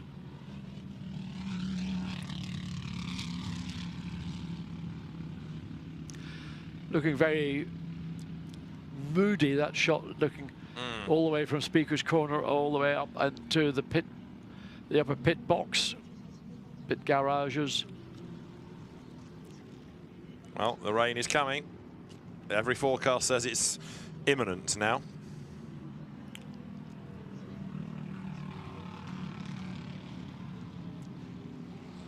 Think I need to put wets onto my rental car to get back to the hotel? No, I think you should just about get away with it. Okay, I've got a... Tomorrow morning I can't vouch I've got some groove slicks, so I think it might be okay. We have done 112 laps, and we have a car facing the wrong way under a full course yellow, and that's number 80 Porsche, which has had a rotation. Gets back in the right direction now. Antares Au at the wheel of it, the Hong Kong driver. He's had a spin at La Source, which is a little embarrassing under yellows, but he has survived and carries on. Yes, especially when you're under a full course yellow, as you say. That's not sort of part of the plan. But if you are learning about how the track surface has changed and you give it a bit of welly, well, you soon learn where the grip is or isn't. Trouble is, you're a bit red-faced in doing it, but at least he now knows what the grip level is like. But actually, all these cars have got adjustable traction control on them. So in these conditions, do you think a driver might dial in a little bit more TC to maybe aid traction off a corner? Number 7, Marco Sorensen, then back into the lead of the race. Let's have a listen in to the team radio. Marco Sorensen talking to the engineers.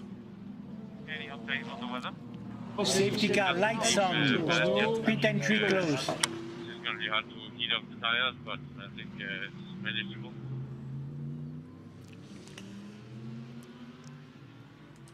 So apologies for the race director radio coming in on top of that, but I think you got the gist that slicks are still manageable. Yeah, well, that's what I'm assuming the top drivers, top pro drivers are trying to do. They're trying to avoid going on to a set of wets and then having to make another pit stop in case the conditions that are anticipated don't arrive. And then what do? Go back onto slicks or put another set of wets on, and you know, there ultimately will be a limit on the number of wet sets of tires available to a team.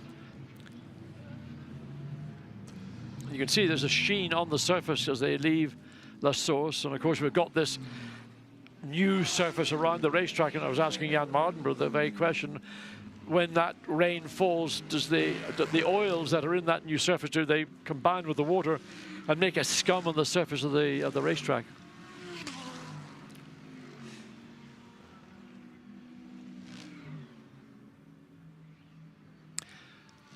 Great shot of the cars through Eau Rouge, the compression at the bottom there. That grandstand still very, very busy. New grandstand put in a couple of years ago. And here you've got the cars coming up under now safety car conditions. Yeah. So there is the safety car. That shot we were looking at of the cars going through Eau Rouge and the grandstand up on the right. Very evocative of Spa 24 hours.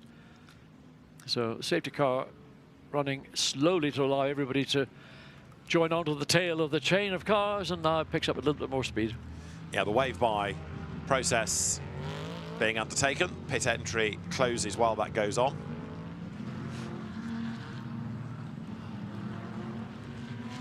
David Vidales goes through, running in 11th place.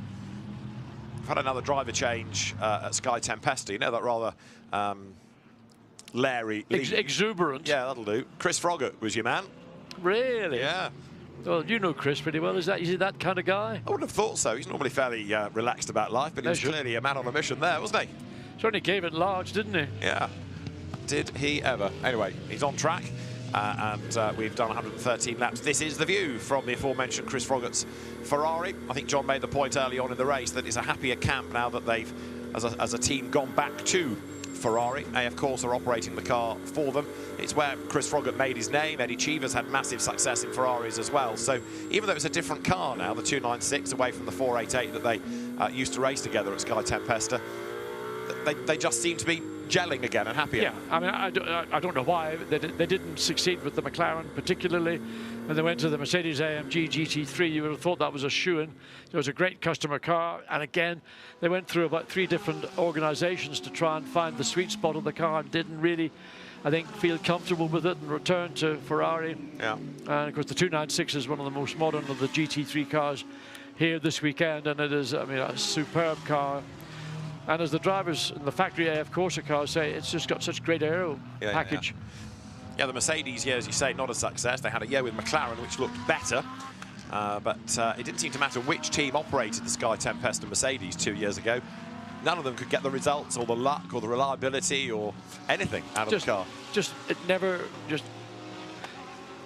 whether it was the drivers didn't understand how to achieve more from the respective brands than they did from the Ferrari. I don't know what it was. It was certainly very strange because, you know, the driver lineup in the category that they're running in is a fairly good lineup. But whatever, bronze car, maybe it was just a step too much if the car was on the more tricky side in terms of the feedback drivers were getting. Now the cars in this battle pack ready to go racing on command, but they've got a bit of ground to make up yet before they catch up to the safety car. They're nearly there. There is the safety car coming up through Blanchiment, and the wave-by procedure, I think, is just about done now. We just need the last stragglers to get themselves onto the tail of the queue. They're almost there. We are at 10:05 local time, and of course the race having started at 4:30. It slightly tricks you, of course, with it being a 1/2 start and finish. You get to 4 o'clock. And psychologically, you think, oh no, it's another half an hour, even though you know it's 24 hours, no matter when it starts. But because it's the other side of the hour, it slightly deludes you. Well, we're 25 minutes away from the 6-hour mark. At which point, points will be awarded as well. So important for those entered for Fanatec GT World Challenge Europe, powered by AWS Endurance Cup. Right now, Marco Sorensen, Mercedes, Aston Martin leads the way. It's the Mercedes of Lucas Stolz, Fabian Schiller, Jules Goun on second that really needs to lead at the end of 6 hours for the points in the championship. It ain't going to be an easy challenge because that number 7 Aston Martin has been quick basically all the way through this race. And Marcus Sorensen, Matteo Drudi et al. Nicky Team, I forgot about Nicky Team. Yeah. Why would I ever forget my favourite Viking race driver? His dad was racing earlier on in the day in the historic touring car event in a Volvo 240. Street cred and all. And then I know what? A Volvo? Volvo 240 Turbo, the Group A car. Wow. I remember the estate car versions, but... Well, the 850 was the estate race. The 240 was the mid-80s Group A car. That was a 2-door, wasn't it? Or 4-door? 4-door saloon, yeah. I mean, it looked so out of place. The Stockholm Taxi, as it was known.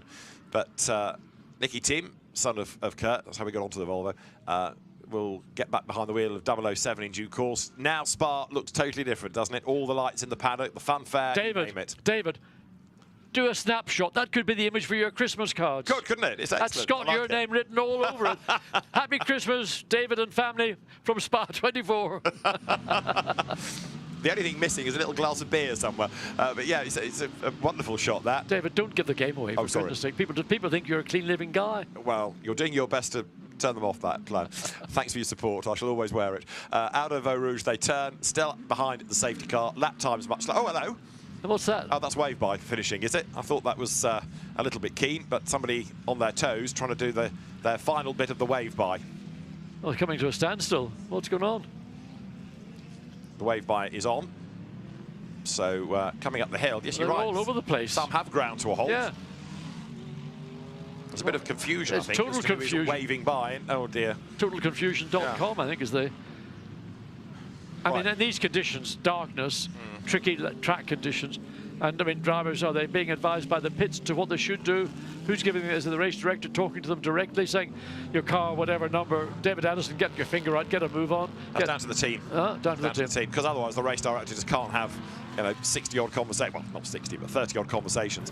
So it's down to the team to say, right, the car you're looking for is...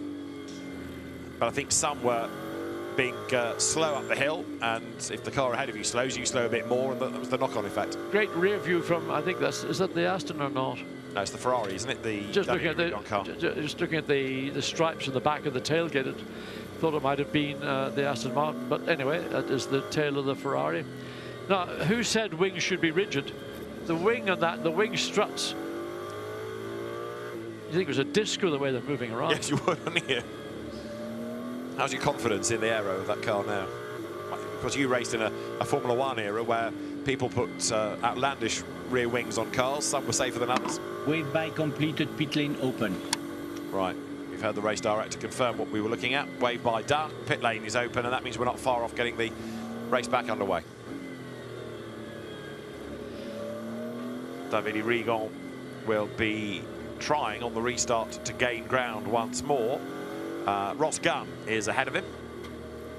A car that's crept into the mix, possibly helped by all the interruptions, but it's the 2Cs Mercedes, 4th overall now, Lewis Williamson at the wheel of it, that he shares with Isa Al Khalifa and Martin Kodrich, and that's going really nicely. That's the lead gold car as well. Yeah. Second gold car is Philip Ellis down in 10th place. Another Mercedes, yeah. Yep. It's going to be, I think, an unpredictable outcome in this event. I mean, with a lot of the cars we thought would have done well are in the garage. Yeah, I mean, for that Rover Racing BMW to be out so early on, for the Porsches to have such an awful race is a big surprise, and that's not a surprise. No, that is proper rain now. And those that stayed on slicks, are they going to rue that decision? Just depends how much longer they're behind the safety car and how quickly they might get temperature into them. If they can get the temperature into the tyres before that rain gets heavier, they've got a sporting chance. There's one car just coming down the pit lane, I think, and we'll try and identify. Oh, it's Patrick Niederhauser again. So has Niederhauser rolled the dice to go onto wets here, thinking that might buy him back his lap? I think that would be a very good call if he has done so, because the rain that we just saw momentarily on camera was where it was around the racetrack we couldn't determine, but certainly it was heavy enough to make people think that stayed on slicks. Did they make the right decision finally, or are they going to be caught short and have to come back in and get again off sequence? Don't know how many people went on to wet tyres anyway. It's a bit like everybody's out of step except our Willie. You know, one stays on wets or goes on wets and everybody stays on dries. Who's right in that decision process? There's the Porsche. So it's getting a bit of a service. Refueling. I wonder which tyres. Or is that it? Has Patrick Niederhauser he's even changed? Is it still him behind the wheel, or so? Fuel done. Porsche rules, and I suspect that was just a refueling stop for Niederhauser.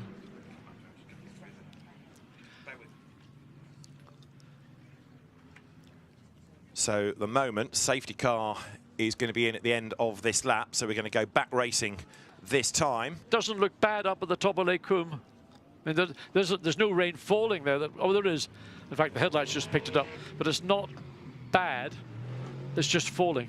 Yeah, it's still teasing the teams, isn't it? It is. This is going to be quite a dramatic restart, isn't it? Because it's on a slightly greasy track. It's a knife edge start. Yeah, and it's in the dark, and they're all bunched up.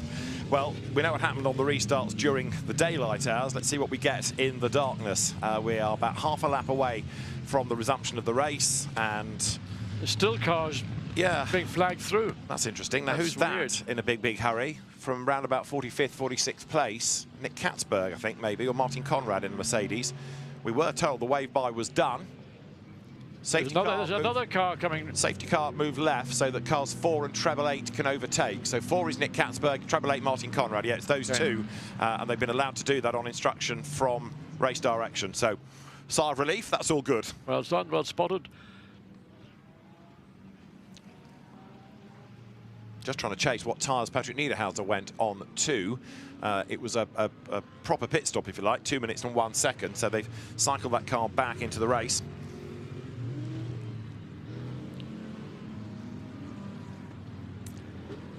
Again, it's very difficult to judge down at Fania. It doesn't look desperately bad. The headlights now bleach out anything that the camera's trying to pick up. So the speed will start to quicken now. The safety car in this, well, we were told it was going to be in this lap, but then of course that wave by element had to be completed, didn't it? There were a couple of stragglers, so the lights are still on. Where are 4 and treble 8? They need to be, oh yeah, they're down at the chicane. They need to be given another lap, don't they, to try and catch up here. Oh, and probably a couple of laps if the track conditions are marginal. And also, because of the weather forecast, the organisers have brought the fireworks forward, and if they let the fireworks off now, while we're under a caution period, it's perhaps less of a distraction for the drivers than at green flag conditions. Let's hope water hasn't got into the fireworks. Oh, perish the thought. That's a nice positive thought, isn't it? You're full of the joys this evening. No, just it's pragmatic thinking, you know, thinking on your hoof or on the hoof. Safety car in at the end of this lap, says the board there, but that message has gone from the timing screen because we've had more of the wave by and the lights were still on. So into the chicane, let's see. Safety car was on track. Safety car remains on track. Stays on track, yeah. So the message on screen was superseded by what you had on the timing and scoring. But it might be that one more lap is all they need, let's hope. In fairness to what's going on in race control, there is an absolute army of people.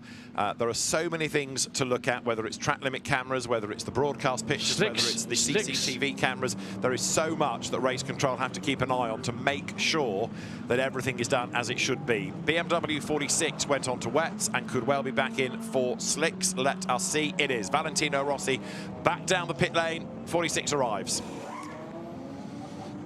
Now that's quite telling, isn't it, that with just a handful of laps, choice made, and we haven't even gone green. No, but in the case of the 46 with Valentino behind the wheel, it was the safe choice to make at that particular point. But we've moved on. So they're putting on sticker slicks to Valentino's 46 BMW. And that car will be off the jacks and rocking and rolling. There he goes. Drivers asking the safety car to go faster so they can get more warmth into the tyres. But if the safety car does that, then those that are trying to play catch-up can't. So it's a balance to be struck. Yes, it's a difficult situation. And there... Now what's going on up there? Recovery vehicles at La Source. Oh, there's your firework display. Well, water didn't get into the fireworks, delighted to say.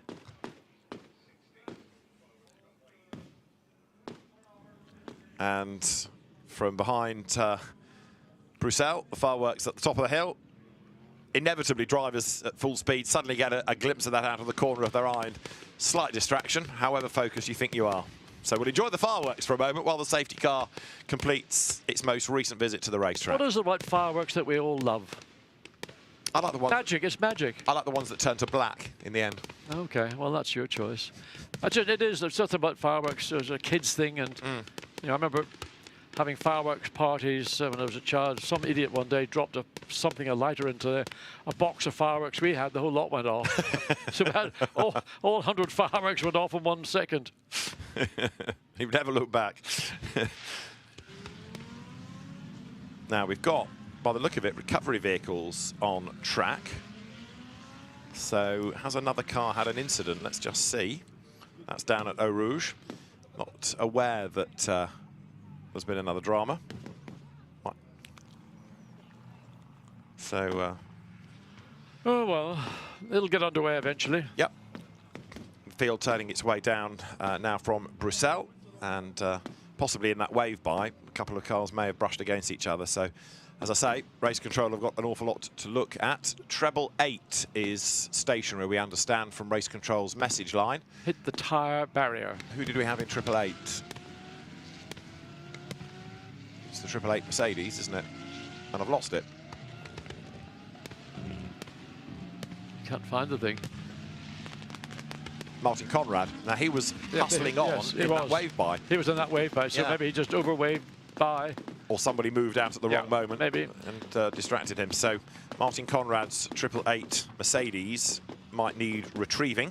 That was the car that he shares with Alexander Sims, Jeffrey Ibrahim, or Prince Ibrahim, Jordan Love, the other drivers in that car. Well, if that car went off, for example, at La Source, it's going to have to complete a full lap to get back to pit lane entry if it needs attention in the pit lane.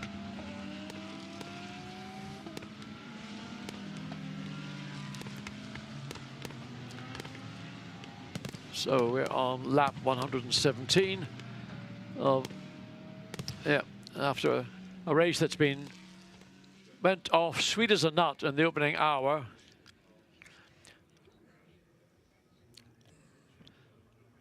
So I think we're about to get a glimpse of what might have been the incident we just were talking about. There, upside down, David. That is quite a moment. Well, that's hit the barrier and rotated over the top. Martin Conrad is okay and out of the car, look.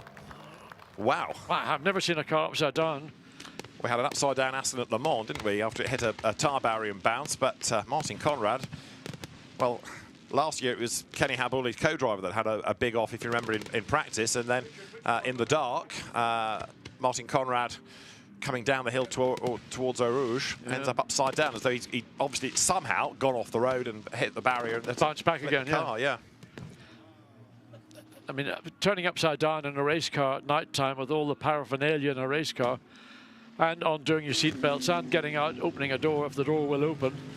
It's a traumatic moment. So people coming into the pit lane as we speak. So who's dropped in? So we've got Klaus Bachler's come in, and Juncadella, and then 130 Mercedes likewise has come in, as has the McLaren of Reda. Ross Garnin, I think, as well, you'd said. Front Raiders, McLaren, quite right. Klaus Bachler's Porsche. Right, so Martin Conrad's 888 run and 888 numbered. Mercedes most definitely out of the race because you don't come back from being upside down too readily. Safety car stays out, this period elongated, but enjoy the fireworks. Yep, well, it'll take a little bit of time to right the Mercedes before they can hoist it away to safety. Be interested to see how they do that. Yeah, it's not the work of a moment, is it, that? The best news of all is that Martin Conrad, yes, okay, as you say, it's not easy to get out on your own of a inverted car. It's bad enough doing it at daylight, but there we are. Some are up just at the very top of Eau Rouge. He must have just somebody either lost it or there was contact with another car. And of course, once you break adhesion when the track is in these conditions, it's very difficult to regain it. But again, race control trying to sort out the restart. So they're talking to the safety car crew. They're talking to the teams on the radio about the wave by. For all that's being looked at. Have we got everybody through? No, we've got a couple of stragglers. Let them go by. Safety car slow, but we've got to go quick enough to keep heating the tires of the race cars. And then suddenly, boom, there's another incident for them to have to address. And straight away, everything you've told the safety car crew changes. That needs to stay out. You know, I am hugely impressed by the guys in race control that can do all of this and do it so well for so long. Listen, there are some people who are good at certain things and some people are good at other things. People in race control can run races. They couldn't drive a racing car. And people that drive racing cars couldn't run a race. That's true. Each to their own. Absolutely. And let them get on and do it. Yeah. And Alain Adam and Joel Doval, the senior race directors, doing a great job. There's a big team in there to back them up. The local officials as well that ran every event at Spa, they know, for example, how long it's going to take to get that breakdown truck from here to there. You know, it's all a team effort. But another question that has to be asked, safety cars been out quite a lot. So when do they get a chance to refuel the safety car, or have they got backup safety cars? I think there's a second one, isn't there? I don't know. I think there is. I think there has to be, because you wouldn't be able to take a chance to refill a safety car if you've got to go halfway through the pits to get it done. There is a second safety car positioned up near Lecombe, which is ready to join in should the other safety car need to go to refuel at any point. There you have the cars coming underneath the fireworks out of Bruxelles. Looks very spectacular indeed, doesn't it, through that corner? So Marco Sorensen's Aston Martin still leads the way. Luca Stoltz in second place, and Sheldon van der Linde running third. Lewis Williamson still fourth, and the leading gold. Maxi Goetz fifth, Ricardo Feller sixth, seventh David Rigon, eighth Ross Gunn. He's dropped back recently. 9th, Philip Ellis. 10th, David Vidalis. 11th, Chris Froggatt, leading in bronze. 12th is your leading silver, Sam de Jonger's Aston. And the leading Pro-Am, it's still the RJN McLaren, Jan Mardenborough. Good to have him back racing. A huge amount of effort's been put into this centenary edition of the 24 Hours by SRO. The task force, as it's been dubbed, deserves a big hat tip as well for not just the fireworks, but for everything on and off track. For the fans, so much action over the last 4 days, plus the parade, which is quite a thing in itself, and all the effort that's been put in to reflect the heritage and the history of the event with the parades, with the exhibition up on top of the pit building. It's a great credit to all involved. It's an enormous, the whole thing's an enormous show. So they take the sticks off. So that's the 32, that's Van der Linde's car, or whoever's behind the wheel right now. That's gone on wets. It's gone back onto wets. They were on slicks and put wets on it. Now they had put wets on Valentino, and then he came in, put slicks on. Now the 32s come in, taking the slicks off and put wets on. That's interesting. That's a, yes, that, is that, well, whatever. Will Valentino be back into the pits very shortly for the set of wets that they took off? Because conditions are now just sufficiently difficult for him to handle on a set of slicks. Interesting that Sheldon van der Linde would go onto wets, because you wouldn't think he's somebody that couldn't cope with the weather, unless they're just doing a test of what they're like. I don't know. I wouldn't have thought a test. I would certainly go by what the driver is saying, get the feedback, because they're running around on slicks. The slicks are probably now cooled as charity. Yeah. And they are going to say there's not a much chance of us getting heat into our slicks behind the safety car. It's not running quick enough for us to generate heat. And even when the safety car then is returned to its station, it's going to be quite difficult for us to get up to a sufficient speed sort of level to get heat back. I don't know. I'm only trying to second guess the thoughts of a racing driver at this phase. No, you may well be right. I'm just thinking as well, it could be that the WRT weather app is saying, you know, the heavy rain is imminent, so let's get the car onto wets now so that when everybody else pits, we're in the pound seats, we'll have the lead. Yeah, but why does Valentino go back on the slicks? That I do not know. So if anybody was going to be on wets, I would have thought they would have chosen to put the 46 onto wets, just as a that's the, you've got them, look after them. If we get it wrong, well, so be it. But if we get it right, you could be in a winning car.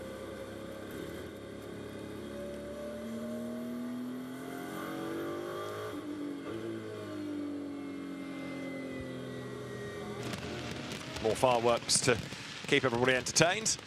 It's impressive, actually, looking across at the grandstand in front of us here, just how many people have stayed. It's late at night. Obviously, the weather is changing, but people are still staying trackside. Yeah, so it's a pretty impressive display. And there, the other view, where you get a better view of the illumination of the top pits, and then the paddock behind, and barely, you can barely move from the top at La Source all the way back down almost to the exit of the circuit down at Stavolo.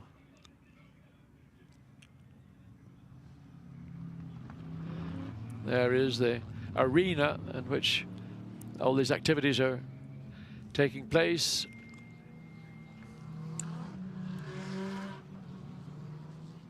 We have our super slow-mo camera. Well, we've seen cars in super slow-mo. This is how fireworks look in super slow-mo. Is that the artiest shot you have seen for quite Certainly, some time? I think this evening that is quite creative, yes. I think that the director and the cameraman deserve a credit for conceptual firework, how would you call it, illustrations? Now, the safety car is in at the end of this lap. It has been an elongated period, as we are fully aware of the reason for, and we're going to go back racing this time. So, the safety car is, he says, looking for it, coming out of Les Combes. So we're about 2/3 of the lap to go, and then we're going to be back in business. The field coming up towards Les Combes. So there, the light's still on the safety car. They'll be extinguished. Marco Sorensen, good to go. We've probably spent much of the last 45 minutes plus behind that safety car. Marco Sorensen, we know, pitted behind it, and that was 35 minutes and change ago. Through also, there goes Tom Gamble, who is in 10th place. Tom Gamble, yes, class winner last year, managed by former racer turned manager turned broadcaster Phil Glue, whose birthday it was yesterday. And Phil, no doubt, will be watching all of this to see how his myriad charges are doing. So wets going on number 2. This is intriguing as well. So that is the Mercedes that Luca Stolz has brought in. And they've got to do it now, because if the safety car is in at the end of this lap, they've got to get it done now, not the next lap. And they're lucky because they're on the Heritage pitch side, so they can more or less get on it. The car, you can see it just coming down the pit lane exit, gets over the demarcation line, and then he can floor the throttle. And we are also heading towards, in about 5 minutes' time, points at the 6-hour mark. So there's good and bad about this Mercedes pit stop. It puts them on the right tyres, but it drops them down the order, so it's a negative in terms of what you're going to score at 6 hours. it will depend on track conditions to a large extent. How much time have we got? Well, we've only got 4 minutes, 3 minutes to go. So that might have been a pointless pit stop, but maybe they decided they'd rather get the benefit of getting on the wets and forego the benefit of scoring a point at the 6-hour mark. So there is a safety car, and it's going to now commence its way back up through Paul Frère-Kobe. And we're sort of on the last sector of this 3-sector Spa-Francorchamps circuit. Marcus Sorensen still behind the wheel of the leading Aston Martin. Maximilian Goetz, second place in the Mercedes. Ricardo Feller, he sneaked up there yet again in 3rd place. The lead Audi, Davide Rigo on the lead Ferrari. Lucas Stolz in the number 2 Mercedes in 5th place. And 71, David Vignale in the 2nd of the AF Corsa Ferraris. And Chris Froggatt up to 7th in the lead bronze. Yeah, doing a great job. Here we go then. Green flag is ready. We are back racing. This will put us onto lap 121. We have got cars heading for the pits then. And now we're going to see who the really brave drivers are, because the road conditions are not ideal. They're greasy, perhaps more than wet. They may not be consistent all the way round. There's rain in the air. You've got most of the field on slicks. Others are going for the pits in the background and onto wets. And Marco Sorensen leads Maxi Goetz as they come out of La Source. One word of advice, drivers, stay off the wet curbs. This is Chris Froggatt's view. Wiper working then as they drop down towards Eau Rouge. This is going to be a really challenging part of the racetrack now. They flick their way through the left, through the right, climb the hill. It's a bit heart in mouth on a restart lap like this. But Sorensen leads the way. Look back from the Ferrari here of Davide Rigon. The Audi comes up alongside to try to find a way through. Now you get an idea of how wet it is because of the spray being generated from behind the Ferrari into the braking zone. Sorensen leads the way then. Yes, that's quite a lot of spray, more than was indicated by the cars on their safety car lap. And you can see Chris Froggatt trying to find a way past the 51 of Davide Rigo. So Chris, and the rain is beginning to fall more and more heavily. It is indeed, isn't it? And that's beginning. This is what was anticipated earlier, well, half an hour ago. We were told it was going to go. Chris Froggatt's run deep and wide, and he's managed to get it back on track, but he got caught out badly going into Bruxelles. The downhill braking simply couldn't slow the car down quickly enough. Downhill goes the Ferrari then. Time lost, but he got away with it. Down they come into the braking zone for Pouin. They've got to be so careful. Everything you thought you knew about this track in the dry, now do a reset. So Froggatt is on wet weather tyres because he wouldn't be doing that if he was on slicks. So he's got grip.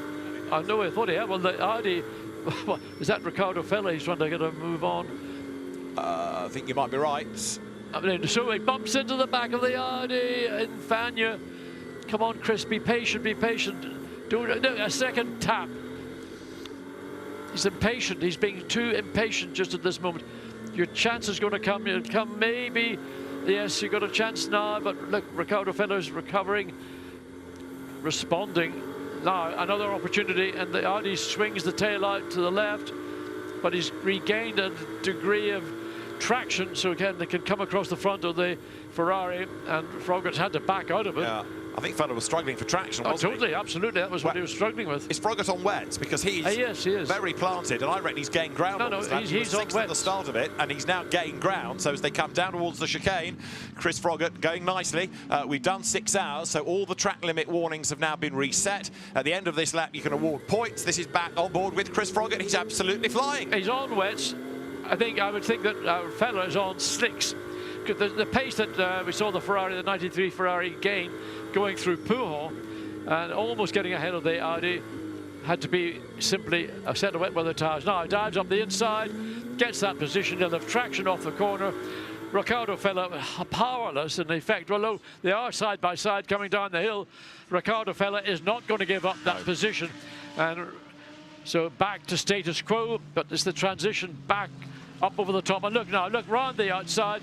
Feller had to go on the inside of radio and overtake on the outside of the circuit. That might be looked at. But Chris Froggatt up to 3rd place overall now in that Bronze Cup Ferrari. Fantastic effort by Sky Tempesta Racing. I think it'll be reviewed because he overtook with 4 wheels off the racetrack. He did. He might argue that he had nowhere else to go because Ricardo Feller moved across on him, but he may not get the chance to I think in that case, he should have given the position up. Let's see what comes of it then, because right now, that car is getting faster and faster and faster, and the next target, Maxi Götz, look, he's about to go through on the inside. We might get Chris Froggatt into the lead of the race here, you know, on his wet tyres, because he's picking off those on slicks. And there he is on the inside, he's done it, second place. Well done, Chris. Right, one to go. The Sky Tempesta Ferrari. This is Chris Froggatt's night of nights, isn't it? Marco Sorensen is up the road. The gap at the start of the lap was 2.9 seconds. It'll be about half that now, and he's absolutely on a mission. Yeah, I mean, he's the beneficiary of this lead group of cars of being on wet weather tyres, and you can see just how much more bite and grip he's got. He's able to drive the Ferrari more or less any part of the racetrack he wants to do, and he's hunting down the Aston Martin at a right. He's going to lead by the end of the lap, isn't he? Oh, I would think so. On board into Piff Paff. Go right, go left. Just be patient, Chris. Stop trying to win every corner, every single time. The thing is, though, he's got so much speed, he may not be trying to win every corner. The closing speed is there because he's got the traction. He's just there by natural pace. Yeah, but he's got to make that judgment. He's got to be careful he doesn't run into the back of the Aston Martin. Here he comes, out of Cours Paul Frere and up towards Blanchimont then. So you've got the Aston Martin just in the lead, and Chris Froggatt for Sky Tempesta Racing hunting him down. This part of the circuit a bit drier, so the Aston gets away once more. This is where natural pace comes in. It's not down to the weather, it's not down to tyres. But in Blanchimont, the grip level of the Aston has got. There's got to be marginally less than the Ferrari has. But here, up into the chicane, the bite and traction that the Ferrari should generate should be sufficient to close that gap on the run up into La Source. So, lead by the end of the lap didn't happen. And now on a drier section of the circuit, the leading Aston Martin pulls away. The gap between the two of them, 1.9 seconds, but don't rule out Chris Froggatt from getting the lead. Into the hairpin they come at La Source, down to first gear. Patient with the throttle, out the other side, rain lights on, that's why you can see that red flash ahead, Marco Sorensen's tail light, but it's getting away again now from that hard-charging Chris Froggatt Ferrari. Well, maybe Sorensen's got a modicum of temperature into the slick tyres, and you know, that's all you can. Oh, Chris Froggatt again, skipping and jumping over curbs. And that's all that you can suggest would be the reason why Sorensen has managed to stretch. He's eventually got enough temperature into the dry weather slick tyres to make them work. And that's, I mean, I don't believe that the Aston is on wet weather tyres. He tried to dive up the inside going into Lake Coombe, but had to bail to avoid contact. And Chris Froggatt again, look how much he's closed down the gap between the Aston and himself. That was double the distance when they came onto the beginning of the Kamal Straight. The Aston's got a bit of traffic up the road, but even so, Marco Sorensen is certainly on this part of the racetrack being caught. Equally, Chris Froggatt doesn't have to overtake him. He's not going to win the race outright. He'd like to do it, yes, but it's the class position that he's after. Leading the race will be a great thing, but a Bronze Cup car to win outright, not sure that will happen. I don't think that's going to be the case, but I think there's a cachet in being the leading car in the bronze category. And simply, I think, quite naturally, if you see an opportunity to lead the race on merit, take it. Well, here you go. Sorensen still hasn't got through the traffic, and into the braking zone for Piff Paff. The gap is less than it has ever been between these two now. It was 1.9 at the start of the lap, and Sorensen can't really do much about that back market. The car looking a little bit more nervous on this lap, maybe. So, again, it's about patience, and you point out he doesn't have to overtake, but he wants to overtake. It's his chance to lead on merit, which is a great thing. So here we see the Aston again. Maybe this part of the racetrack is that little bit less damp. So the Aston is able to stretch the advantage over Chris Froggatt and the Ferrari, and he's still hunting down the car that he's been behind for the best part of a lap, looking to make a move, not at Blanchimont, but up into the chicane. And if he can put that, I mean, is he going to put the car, I can't identify the car he's trying to find a way around. If he can put that between himself and Chris Froggatt, it's one of the Porsches, isn't it?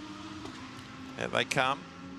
Chris Froggatt is again on this part of the circuit falling back, and he might lose out to Maxi Götz. He's going to lose second place. Let's just go on board for a second.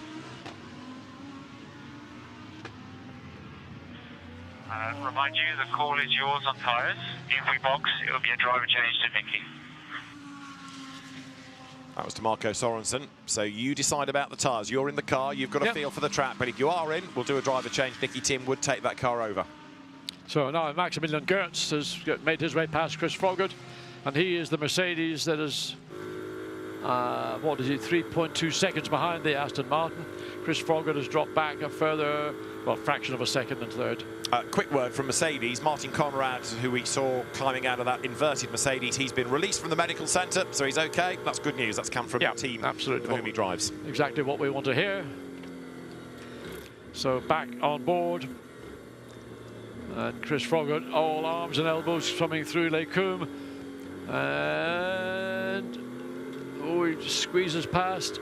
Is he trying to get past Maximilian Goertz? He does, going down into Bruxelles. So Goertz had taken that position away, and now Chris Froggatt's getting it back again. So hugging the inside of the corner, and there the Mercedes is still there. So Goertz overtook Froggatt just literally at the end of the lap that they went on to, and now this battle for second place. Goertz defending and trying his best to keep the Ferrari behind him. So this is going to be an interesting little exit out of Pujol. So the Mercedes looks stable. It doesn't look like a car that's struggling for bite and grip. But there's different parts of the racetrack where the wet weather tyre really comes into its own. It's down to this part, the lower part of the circuit. So can Froggatt once again get himself onto the rear of the Mercedes and reclaim second place?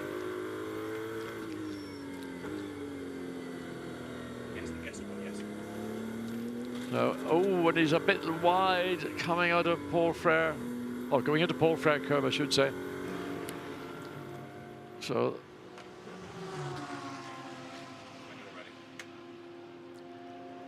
well, this is further through the field. So Goertz is now 3.2 seconds behind Sorensen. Now what's happening here? Drier section of the circuit, maybe. Goertz having got past Chris Froggatt, now 3.2 seconds back.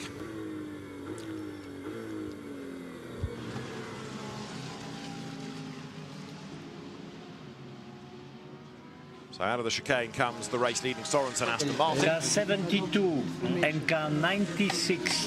10-second time penalty added to the next pit stop, causing a collision.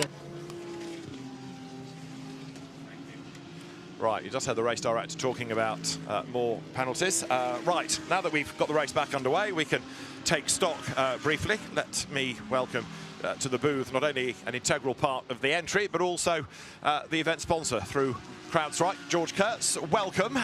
Funny old race this. It's been very stop-start, hasn't it, really?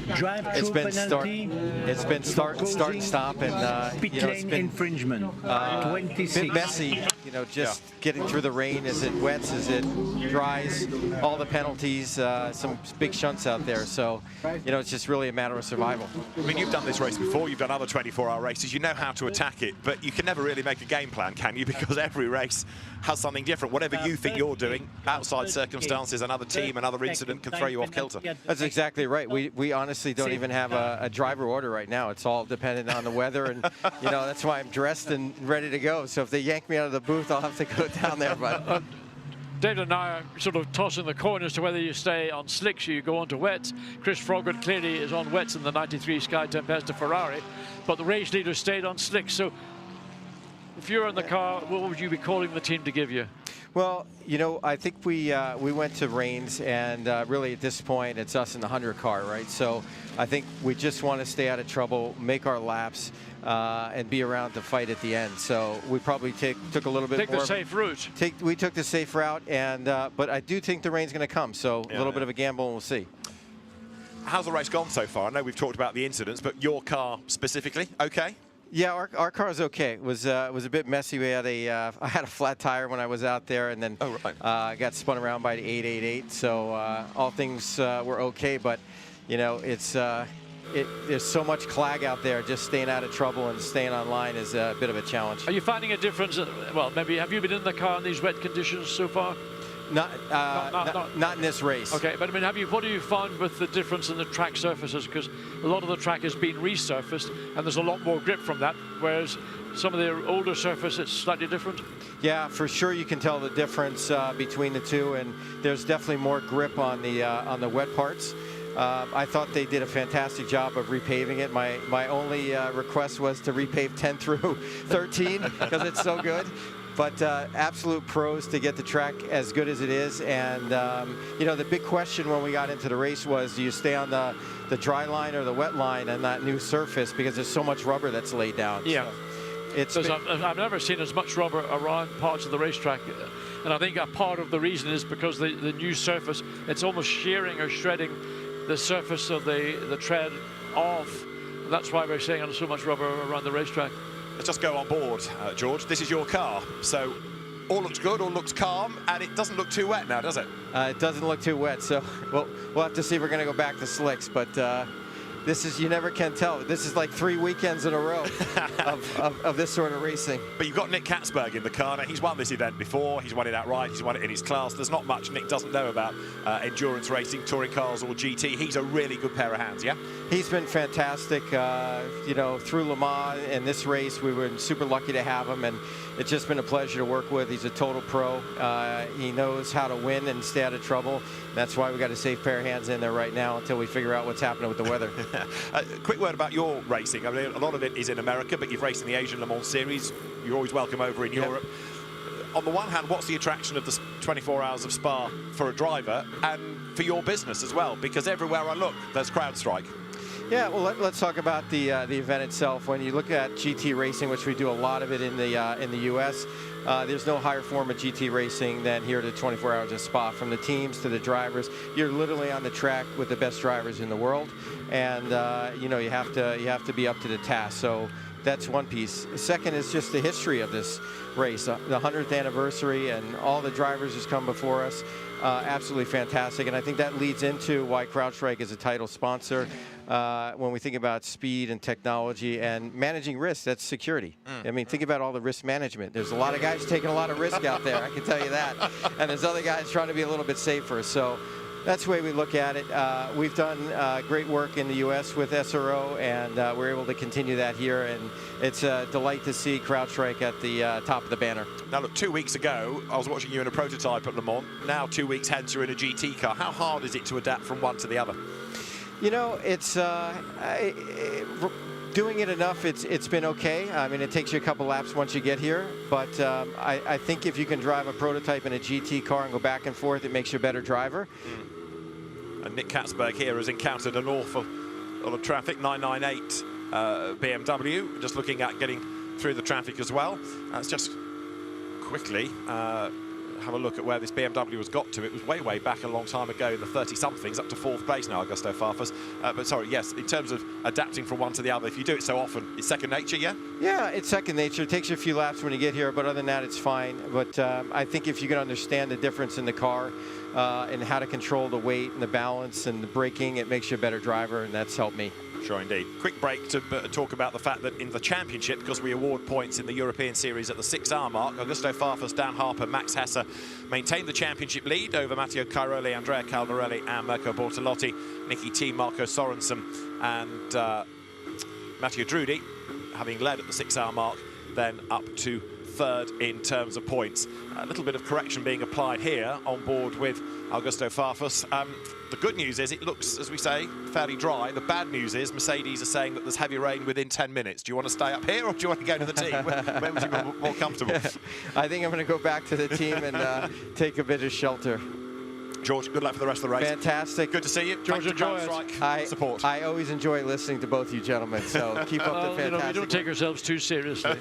Well, you guys do a wonderful job. That's great. Thank you very much. It's a real pleasure. Thank you so much. George, hopefully we'll see you on the podium at the end of the race. Thanks for coming to see us. Thank you. George Kurtz then, who is watching Nick Katzberg in his car. 42nd at the moment and second in class. Which who's gone off? Somebody rally crossing there. That's a Mercedes. That's 48. It's 48 Mercedes, which has got whom at the wheel of it? Lucas Auer. And I think now the rain that's been threatened has pretty much arrived. So as we are heading towards 11 o'clock, it's getting a bit leery out there. Well, coming to the end of our contribution to this event for the evening, isn't it, David? It is, and there is a Spa 24 hours tradition in the night. It is something to do with weather, and therefore, very shortly, Martin Haven and Bruce Jones will talk you through the night. Just need to make the booth applicable for them. But right now, we have Marco Sorensen as the leader, and we've got the Aston Martin looking so strong up front. It's been a really good stint thus far, and the car currently leading by 5.9 seconds as the field works its way through another lap. So Marco Sorensen it is from, in second spot, Maxi Goetz. Ricardo Feller's Audi, that's done a very good job as well of getting itself into the mix. But again, this is one of the beauties of these long races. You can just never quite tell what you're going to end up with. In terms of pit stops, 15 minutes taken in the pits thus far by the lead car, but 6 seconds slower, or 6 seconds more really, than number 9 Mercedes, and 15 minutes and 57 seconds, let's call that 16 minutes, for number 99 Audi, 17 minutes for the 4th place BMW, and then you get up to 18 minutes for the number 48 Mercedes that's, as you've just seen, slithered off the road. So that car 20 minutes plus for the 163 Lamborghini, but that from being 40-something, they're now up to 9th spot. So shuffle through, and class positions you've got there as well as the overall classification of individual cars. Right, the rain is a-coming. It is always a challenge to get through the night at Spa, and if it's going to be a wet night, even more so. So we will, in a few moments, look towards what happens next within this year's race. And as they accelerate there from Les Cons, there we have the tail lights disappearing over the brow into the distance. So right now, the leading Aston Martin has done 127 laps. Marco Sorensen looking good up front. And for the 11 o'clock onwards stint, this is where you put your bronze in. Far from it. Platinum grade it will be behind the wheel. Martin Haven and Bruce Jones will guide you through the night. That, I can put Martin for your guests. John and I will be back from 8 o'clock or nearest offer. Don't think you're going anywhere yet. I was going to have you are winding down. You know that bit where like one show starts and one stops, and this is that awful bit of banter as they hand from one to the other. Martin Haven, welcome to the 24 Hours of Spa. Thank you very much. Goodness me, what a chaotic... John was absolutely right. You know, what a fantastic opening lap. No contact, no ifs, buts or maybes. Well, they've made up for it ever since, haven't they? Well, they have. And I mean, I know I bang on about this. We've lost nearly a third of the cars in 6 hours. I mean, you know, I've run out of your marker of doom here. The ink's gone. And I know I bang on about safety cars breed safety cars, but it has been true in this race. The trouble is, you get everybody concertinaed, you let them go, and everyone's keen, and tyre temperatures aren't there. And it hasn't rained yet. No, but we've saved that especially for you. Rained. Yeah, yeah. Well, yes. Is your car parked underneath, or are you outside? No, it's underneath. You're underneath, so you won't even get wet going to the car. I'm not as stupid as I look, you know. No one's that stupid. Yes. This Aston Martin, I mean, I know you're familiar with the Dane train from WEC and the like, yes. But Marco Sorensen has done, they've all done, a very good job in a car that's new this year, and it's the ComTU team that's new to running them this year. And yet, somebody said to me on Thursday morning, you know, we might be quietly confident here, and they really are looking very strong. And it's interesting because they, new car, new team to it, experienced hands. Team and Sorensen have been, you know, Aston Martin regulars for so many years, but it's very hard to. It can't be. Good night to John. It can't be that much quicker than everything else. That's not how GT3 works. It can't be that much better than everything else because that's not how GT3 works. No, exactly. So. It's how you operate the car, and we say this all the time. We said this at Le Mans about the GT cars, about the hypercars. Can give them to you and me to run. The Ferrari will be nowhere, absolutely, because we haven't got a clue what to do with it. And that's the really interesting thing, as you say, about that combination, is that they don't have a lot of experience with that particular chassis, and here especially, and then you throw in the resurfacing and all the other stuff and all the chaos. So they're doing some pretty good scrambling on the pit wall and in the driver's seats. And seeing that we big them up, they now bring the car in for the next scheduled stop. There is Marco Sorensen. We were told, you may not have caught it, there was some recent radio traffic where the team said to Marco, it's your call on the tyres. When you do come in, we'll do a driver change to Nicky team. So that, I suspect, is where we are up to. I did notice, actually, in the car that Mattia Drew. See, I'm surprised, knowing Nicky Thiem and Marco Sorensen the way we do, that neither of them have got spare graphics with their names on, cut off the Danish flag and put it over the Italian flag on Mattia Drudy's name, because you can't be in the Dane train if you're not a Dane. That's just the way it is. There ain't nothing like a Dane. No, that's right, No. or a Dane train. So they are in, and it's actually showing Nicky Thiem in the car already. So they've got on with the programme of switching the transponder. The other cars, just to keep an eye on, depending on how much green flag running you're going to get if the rain comes. Not making a point here. He's just milking this pathetically. Yeah, it's nice to see, old friend. The 998 BMW then, it's just increased its lead in the Endurance Cup. It was absolutely nowhere earlier on. You know, it was 30 twiddly-umphteenth place. Yeah. And yet, okay, bit of luck. Drama for others, strategy, it's back at the races. But we're sitting there, you know, at 20 past 10, and cars are peeling off into the pit lane. Now, were they that low on fuel that they absolutely had to, or did they... It's more the time. The stint time, you're getting towards 62 minutes, which if it's a green flag stint, 62 is your maximum. Yep. So it's not really the fuel necessarily, it's whether you've got the time left in your stint. Yeah. And a stint is line to line. So you can just drive down the pit lane and reset the clock. But with all the full course yellows and safety cars, they had 67-minute stint potential. So, they did. But and everybody's so aware of that big tranche of points coming up that it's hard to imagine that they didn't have their focus on it. Sure. But, so yeah, I'm afraid a few of them were just quite unfortunate with the way it fell. Two more things. 32 BMW went to slicks and then they changed for wets. Valentino Rossi went out on wets and then they put him onto slicks. So it'll be worth keeping an eye on which got it right. Yeah, Valley was bizarrely the crash test dummy there, wasn't they? Because they changed him first, and 32 stayed on slicks and then went. But again, you know, within that 5-minute window, did it rain a bit more in other parts of the circuit that we're not seeing quite so clearly? So you just have to trust the drivers. Seems to be a bit of a disco light show coming in. Bruce Jones is Bruce Jones disco, yes. predominantly the.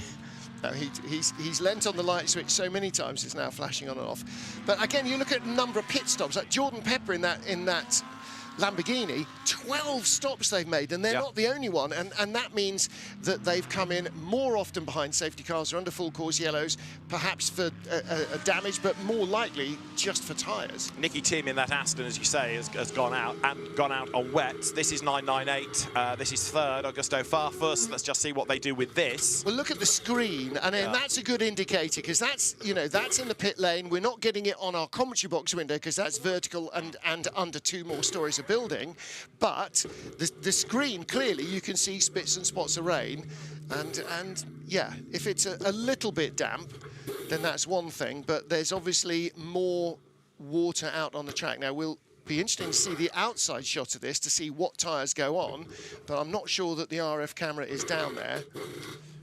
So I think I was looking to see whether I could spot anybody sort of scurrying around the front of the car, but it ain't happened yet. No, not yet.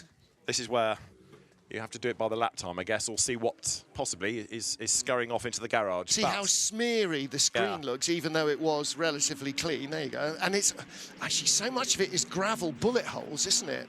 Rather than actually drops of water. That's the so one yellow side, so the yellow car. sidewalls, that's still on slicks then.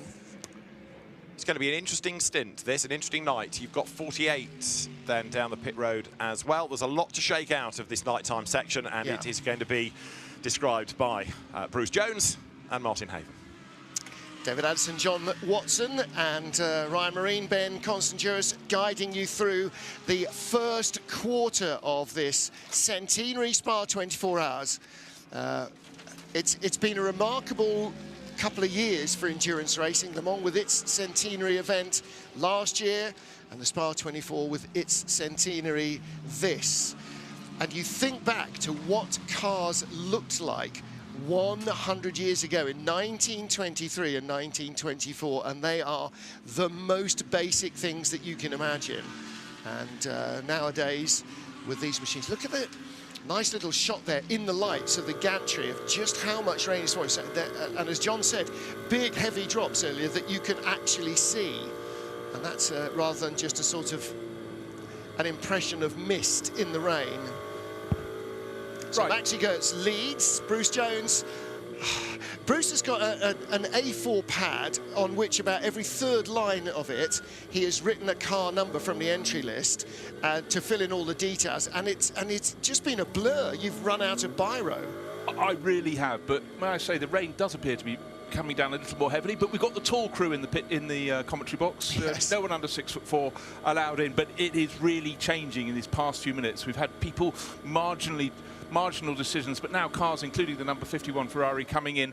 Davide Rigon from 4th place overall. It's full windscreen action as he goes to his pit. And everybody, almost everybody in the top 4 or 5 has just come straight into the pits. Now, again, because of the safety cars, because of the full course yellows, because of the various, you know, some people have been in and out twice behind a safety car, and others once, or some maybe even 3 times. It's very hard to keep a tab on exactly who's where on fuel stints. The real key, I think, for the entire race, as John Watson was saying earlier on behind one of the previous many safety cars,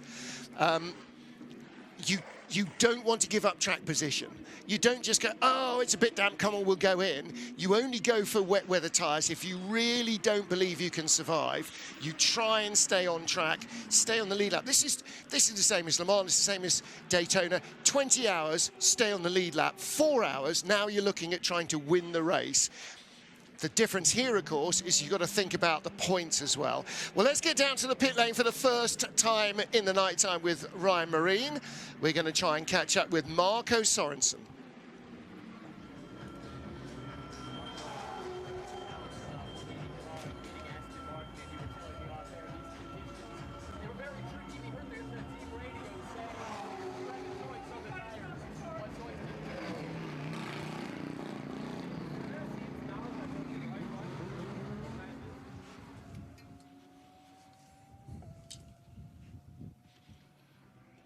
Okay, a slight adjustment going to be made in the technical department. Ryan and Marco were evidently audible in the truck, and I guess that you probably didn't hear that at home. We didn't hear it in the booth anyway, so we will try and catch up again with Marco Sorensen, because if nothing else, he's always amenable to chatting and is a very good interview. And we will then take a look at some of the highlights of the race.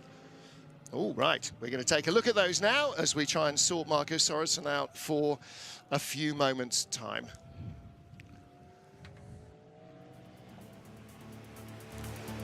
So the centenary Spa 24 hours, a monster crowd. It's hard to imagine more fans coming here, and there's one of the reasons. Valentino Rossi brings a phenomenal audience. Jackie Hicks flagging them away. Lamborghini leading the field from Mercedes and Ferrari, the 1, 2, 3.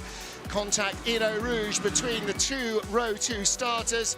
But it was a clear and clean first lap for almost everybody. 66 cars streaming through the legendary Eau Rouge Rédillon and up the Kemmel Straight. A stunning sight and sound of so many GT3 cars packed together. 48 making the move for the lead after a dozen laps of harassing the Lamborghini.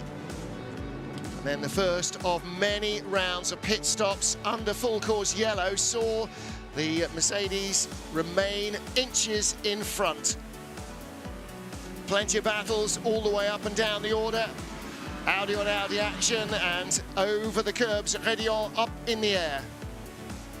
As ever, the bus stop, the scene of more than one slightly ambitious lunge.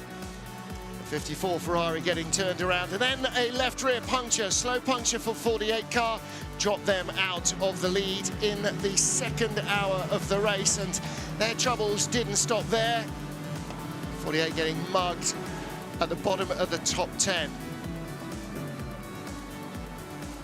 The new Aston Martin, the 007 machine, starting to look like a very competitive race car in mixed conditions. It's always been one of Aston's strong suits with their previous advantages. And then a full course yellow, the 26 car slowing down and getting hit by those who weren't aware that the full course yellow had come out. Clear of operations and back underway once more. just after 8 p.m. And then this little squeeze producing contact between the Ferrari and the Aston Martin. And the Ferrari stuck in the road and being hit very hard by an unsighted Porsche. Rather too many cars streaming by, vigorously waved yellows at much too high speed. Rain arrived to throw another little wrinkle into proceedings. Broken brake disc early in the race. And if you lose a lap now, if you lose more than one, there is very little chance of redemption. 777 having a spin, and as darkness arrived, so too did a little more rain, a little more contact. The 51 Ferrari getting knocked round by the 46 BMW. And then again up at Les Combes, another full course yellow turned safety car to retrieve a car from the gravel traps. It is night at Spa. The first 6-hour tranche of points has been awarded. Full points for the top 10 in each of our classes. The pros, the pro-am, the gold, the silvers and the bronze category. And those again will be awarded after 12 hours. Again, full race points. And then the next set of points will be at the end of the race after 24 hours, where double points will be awarded to the top 10 in each of the classes, assuming, Bruce Jones, that there are actually 10 survivors in each of the classes, which is not necessarily a given the way the rate of retirements has been going so far. Well, it's been extraordinary. The opening hour of the race was almost textbook. I mean, with the exception of poor Lucas Auer having taken the lead from the Lamborghini of Frank Pereira, hitting a bit of debris on the track. There's been a contact between a couple of tail enders. He then had to limp his way back, but everything else was all really solid out there for all the drivers. But then we actually took a little time off to go and have supper, and it all started happening. And as soon as any safety car period was completed, they almost seemed to go into the next one. We're trying to find the form, but within all of that, the car that you're just having a few of the top characters coming out. But we've lost some real megastars in this race. But we had basically 2 or 3 hours in which there weren't big incidents, apart from the one where poor Christian Hook had the contact with Nicolas Baer's Aston Martin going down past the old pits and then got collected by the EBM Porsche of Adrian de Silva. But apart from that, all little things. But we are now, with the weather that we were predicted, we said 11 o'clock at night, the heavy rain was going to come. There was the European football tournament, the match was stopped in Dortmund. Red flag? Exactly, red flag. And I'm not even doing it. I don't know how Addison did that. That's insane. The joke is always on you, Martin. You come in the booth and the red flags are thrown. But now we're hitting the sort of rain that could precipitate the incidents we had early on. Yeah. Half an hour ago, we had Martin Conrad on his roof at Radeon, and that was during a safety car period, yes, to my understanding. No, it was. He'd been waved by. He was one of 2 cars waved by. Nicky Katzberg in the number 4 Mercedes was the other one, and they were hurrying up to go around and rejoin the safety car queue. Katzberg made it, and I'm afraid Martin Conrad didn't. The car was on its roof, is therefore out of the race. He's been to the medical centre, he's been released. So actually, I mean, and again, this is the only thing that matters, especially to the race director and the teams. Everybody involved in every incident so far, whether the car's still going or not, has been cleared and are fine and dandy. So even the really nasty looking accident down at Eau Rouge with the fire and stuff, everybody in those cars were all fine. So full course yellow and car off on the left hand side. We've also got a Manitou. You can just see on the left of the timing pylon, is that an Audi? It looks, it's blue and orange. It looks like the Benji Goethe. Oh yeah, no, Garage that's not. Those are McLaren rear lights, aren't they? Well, I don't know. Benji was on board. Let's have a double check. He certainly did the lion's share of the early lapping in that car, sharing with Dean McDonald and Tom Gamble. But also need a lot of cleanup. There is so much gravel off the racing line. Any car that gets rescued from a gravel trap, of course, brings the gravel out, and of course, visibility is getting very, very hard indeed. 159. Tom Gamble was at the wheel. So car's going again. There you go. He's just been pushed off, and so is back on. And you're right, I mean, you know, for years everybody's saying, well, these tarmac areas on the exit of all the corners at Spa means that it's, you know, it's impossible to lose any time. Let's bring back gravel traps. We've brought back gravel traps. But the knock-on of that is when cars go off, gravel comes on, and also largely, when cars go off, they stay off, and then you go full course yellow because you've got to send something to lift or separate or pull them out or whatever. So it is a law of unintended consequences. For years, everybody's just saying, bring back gravel traps. Well, there needs to be maybe a different happy medium somewhere again, and to minimise time lost. And that happens. It doesn't happen so much in a Formula 1 race, but in endurance racing, and of course we race here with World Endurance as well as with Spa 24 Hours, and you know, British GT racing and so on. And then you've got the 25-hour race, the Fun Cup race. That's going to be a lot of time spent recovering cars out of gravel traps as well. Right. That's the talk on gravel traps. I'm sure we'll have other cars popping into them at further points in the race. Let's talk a little bit, if we can. 5 classes here at the CrowdStrike 24 Hours of Le Mans. Pro, of course, that does what it says on the tin. That's the one with the white Lumirank badges on the cars. That's all pro drivers. Gold Cup, which if you've got a 4-driver crew, it's gold, gold, gold, silver, or 3 drivers, gold, gold, silver. Bear with me on this. I'm getting Silver Cup. Well, there's a clue. Everybody has to be a silver rank driver, but it's really the 2 remaining classes that are interested me. Bronze Cup, your bronze driver has to do 4 hours minimum in the race, but they have to do 1 hour in the first 6. Think we've gone through the first 6 hours, so all of them have had to go out, but slightly difficult. Do you put them out when you think there's going to be a long safety car period or a short one? Do you want them when it's wet or dry? And then likewise, Pro-Am, the bronze drivers in those crews have to do 8 hours, a lot of the race, including 1 hour in each quarter. So basically, in the first 6 hours of the race, we've gone through that point in increasingly difficult conditions. Your bronze driver, who is the least experienced or least high ranked in your crew, has to get out. And any of them right now are going to be limping around very slowly, all the drivers slowly, because it's full course yellow. There's a mandated speed limit. But right now, for the camera crews out on the circuit, let's hope their waterproof gear is good, because we have got proper Ardennes-style rain. It's really, really hammering down. The past hour, until 20 minutes ago, it was a little play of rain. Is it raining, is it not? We'd see top teams like Team WRT coming in and putting one of their cars off wets onto slicks and one going the other way. Was that a team that's always very wise, just looking to work out which is going to work and then doing it during a safety car period to then, you know, be ready when the others would have to come in and pit? Well, you and I bumped into WRT's Thierry Tassin, who normally very elegant man with his hat. Normally runs the GT3 operation for them in WEC, and so will be in Mexico, in Brazil in 2 weeks doing that.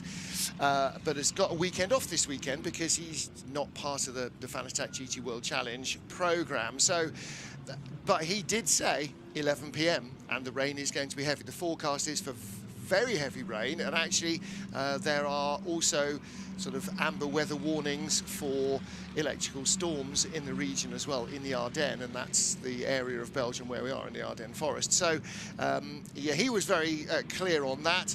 And also Serge van Bronckhorst, who's part of the GM PR group, he's here, and he said exactly the same. The local weather forecast has been very clear. Right, let's try again with Ryan Marine and Marco Sorensen. As I said, Marco always amenable to a chat. Let's try this again. Marco Sorensen out of the Aston Martin that had been leading this race. And Nicky Tim is in. The conditions have gotten a lot worse since you were in the car. What is Nicky dealing with right now, even under the full course yellow? Well, yeah, as you can see, it's quite a bit of rain right now. This weather is definitely giving some flashbacks to Le Mans, where we ended up driving quite a bit of the race in, you know, where it's wet and then on slicks conditions. And yeah, it's definitely a difficult situation. It is. So how do you keep your head? How do you keep the car in fighting shape for when the sun comes up and you can really go for the win tomorrow?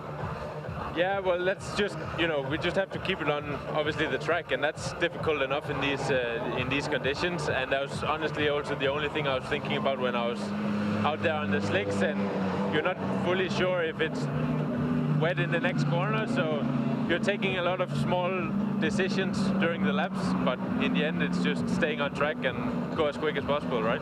Finally, you were in the car during the fireworks, and you were telling me something off air about what that experience was like.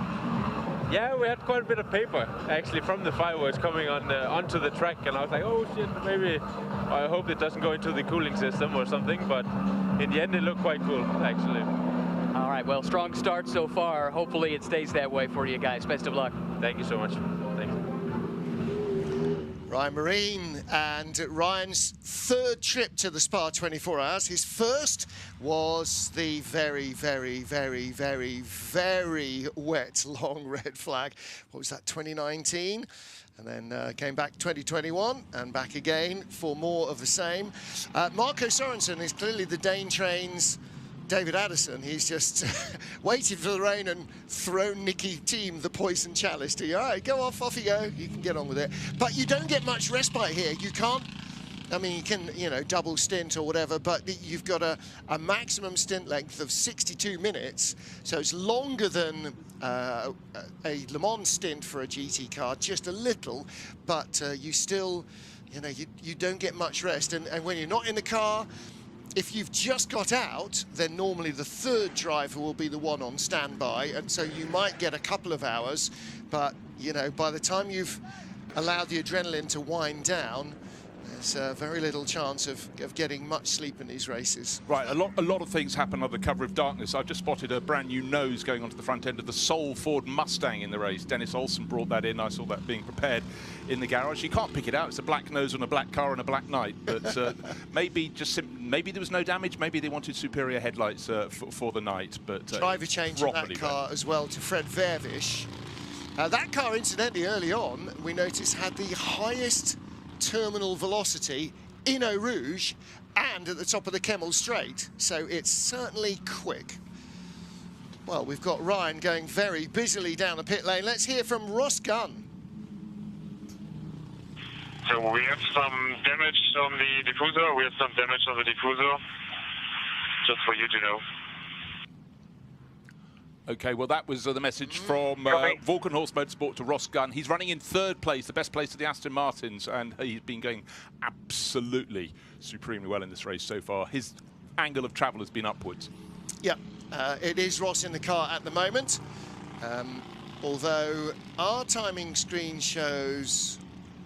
Does it now show Ross Gunn? Yes, yeah, it does. He's just slipped to fourth place. In the 34 car, but on your screen, it shows Enrique Chavez, so... our timing screen appears to be out of date with the TV graphics. Oh, yeah. Either way, the car that was our race leader has just come into the pit lane. That is the 62Cs Motorsport Mercedes, and that is a gold category car. Frankie Bird has brought it in. Interesting note, 2Cs making their first ever appearance in the Spa 24 Hours. It's an Anglo-Emirati-owned team, so Isa Al Khalifa, Martin Kodrich, Lewis Williamson, who was in the car, and Frankie Bird, who I guess has just... No, he's just come into the pit lane, so he has taken it over from Lewis Williamson, who was in before, and that car came into the pit lane. And as you can see further down the order, as we get down towards the tail end of the 40s, we start running, and into the 50s, we start running into cars that are not only no longer on the lead lap, but a multiple number of laps behind, and are never likely to get those laps back. Now, in terms of your position in the class, you can be fourth in class, 12 laps behind third in class, you're still fourth in class. So the points, you don't get extra points for being further behind or further ahead. So again, we've already got, after 6 hours, to the stage where you're not looking at whether you can win, but whether the car is going to survive and be safe enough for you to get points all the way through the rest of the race. And your team is going to be looking very, very hard indeed at how long this rainstorm is going to last. We talked a short while ago. In fact, they've got a track sweeper going around at Radillon to just clear the excess water with its brushes off the circuit, and the spray coming off that track is phenomenal.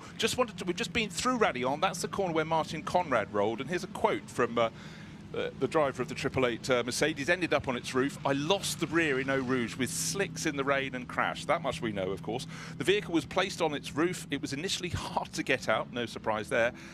I went to the medical centre for a check, and I'm fine. Of course, I'm sorry, very sorry for the team. We've been on a very good run up till then. I hope we'll have more luck next time. It's one of those extraordinary moments, but the greatest horror for a driver. It's fine behind the safety car, just accelerate. Oh my gosh. I know.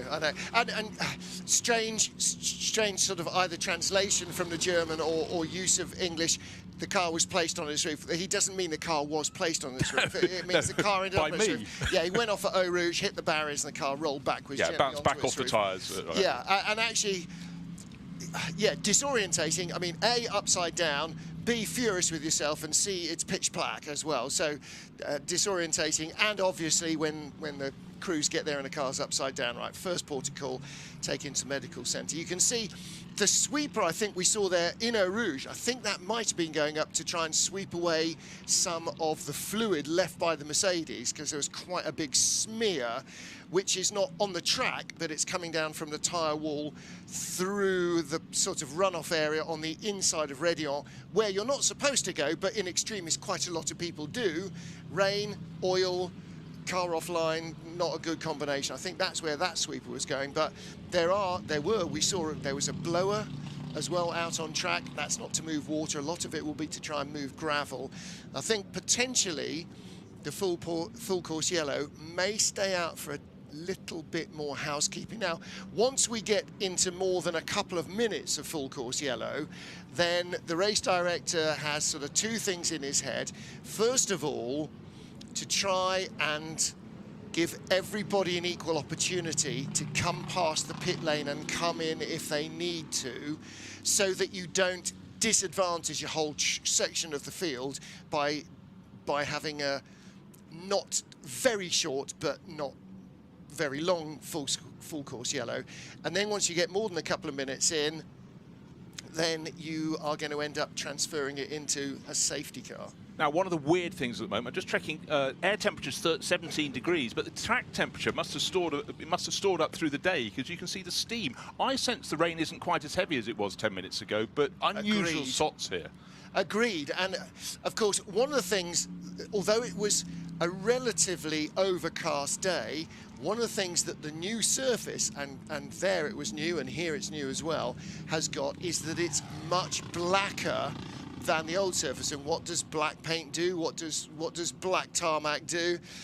It just absorbs the heat. So it's actually probably got more on the surface here than it does do. Did they resurface the pit lane as well?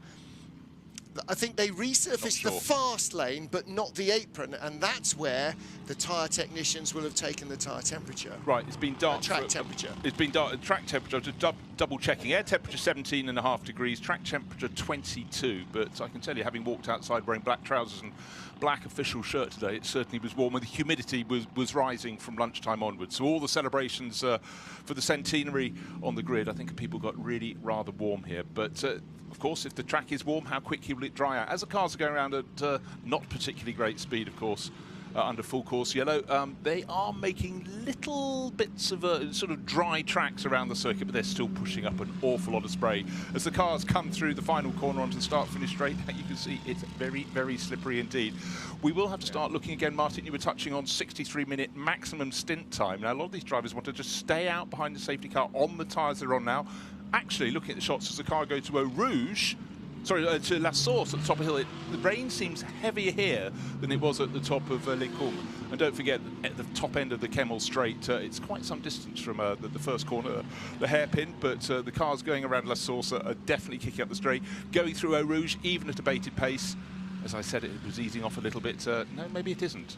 It comes, it goes, it's Spa. Yeah, exactly. When you're driving down the motorway, you know that you're driving through more rain, less rain, more rain, less rain by the minute, and that's because you're moving through the weather fronts, but it shows that weather fronts are not a solid, consistency, and so as they move across the circuit, they will bring more or less, and we've seen that already several times, just a few tiny drips and drops, and then a little sprinkle, and then some actual rain, and then back to nothing, very much.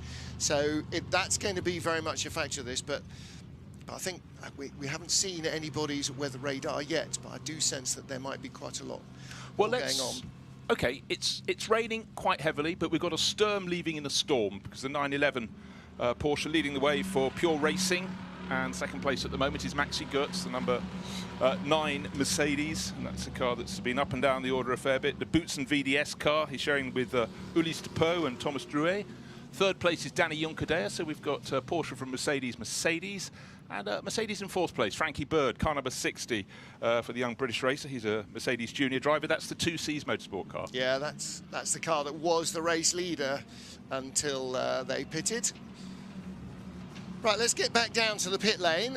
Ryan Marini is going to really start earning his living now, isn't he? And he's caught up with local driver Hugo de Wilde.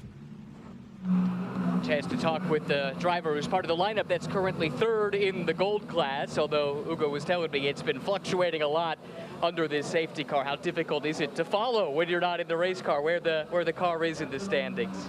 It's not easy because the conditions are changing a lot. There was a lot of gambling on the choice of tires, so we are lost a bit. We don't really know where we are, so I think we are one lap down. We will try to get the wave by to get back in the lead lap, and we have a strong package. So that wave by was a new rule last year, and how helpful is it for a car that's not in the top class to stay in the fight when sometimes these yellows can separate you from the rest of your class? Definitely. In our case now it's a really nice rule because it allows us to go back in the lead lap. So yeah, let's see. But you need to be well placed on track, because if you are behind your class leader, you don't get it actually. So now we can hope that there is a safety car to get back the wave by, to be back in the lead lap, and then we have a strong package. So keep pushing until the end. How difficult will these conditions be for the folks that are on track right now? Really difficult. As you can see now, there is a lot of spray on track. Already in the dry, the night is already difficult in Spa because you don't have a lot of visibility, even less now with so much water. So it's the same for everyone. We will try to survive the night and be there tomorrow morning. Do you know how the rain will affect the new pavement here that's covering most of the track? Not really. That's the question mark, because we didn't test during this week on the wet. So we tried to talk with some teams which were doing the speed week last weekend to have some information, but it's a question mark for everyone at the end, so we will try to make our best. Good luck to you. Thank you. Interesting comment about the track that because they didn't test it, and because in the prologue it wasn't wet, they didn't have that information. George Kurtz was saying just a moment or two ago when he was in from CrowdStrike that in the dry the new surface is super grippy, and it does.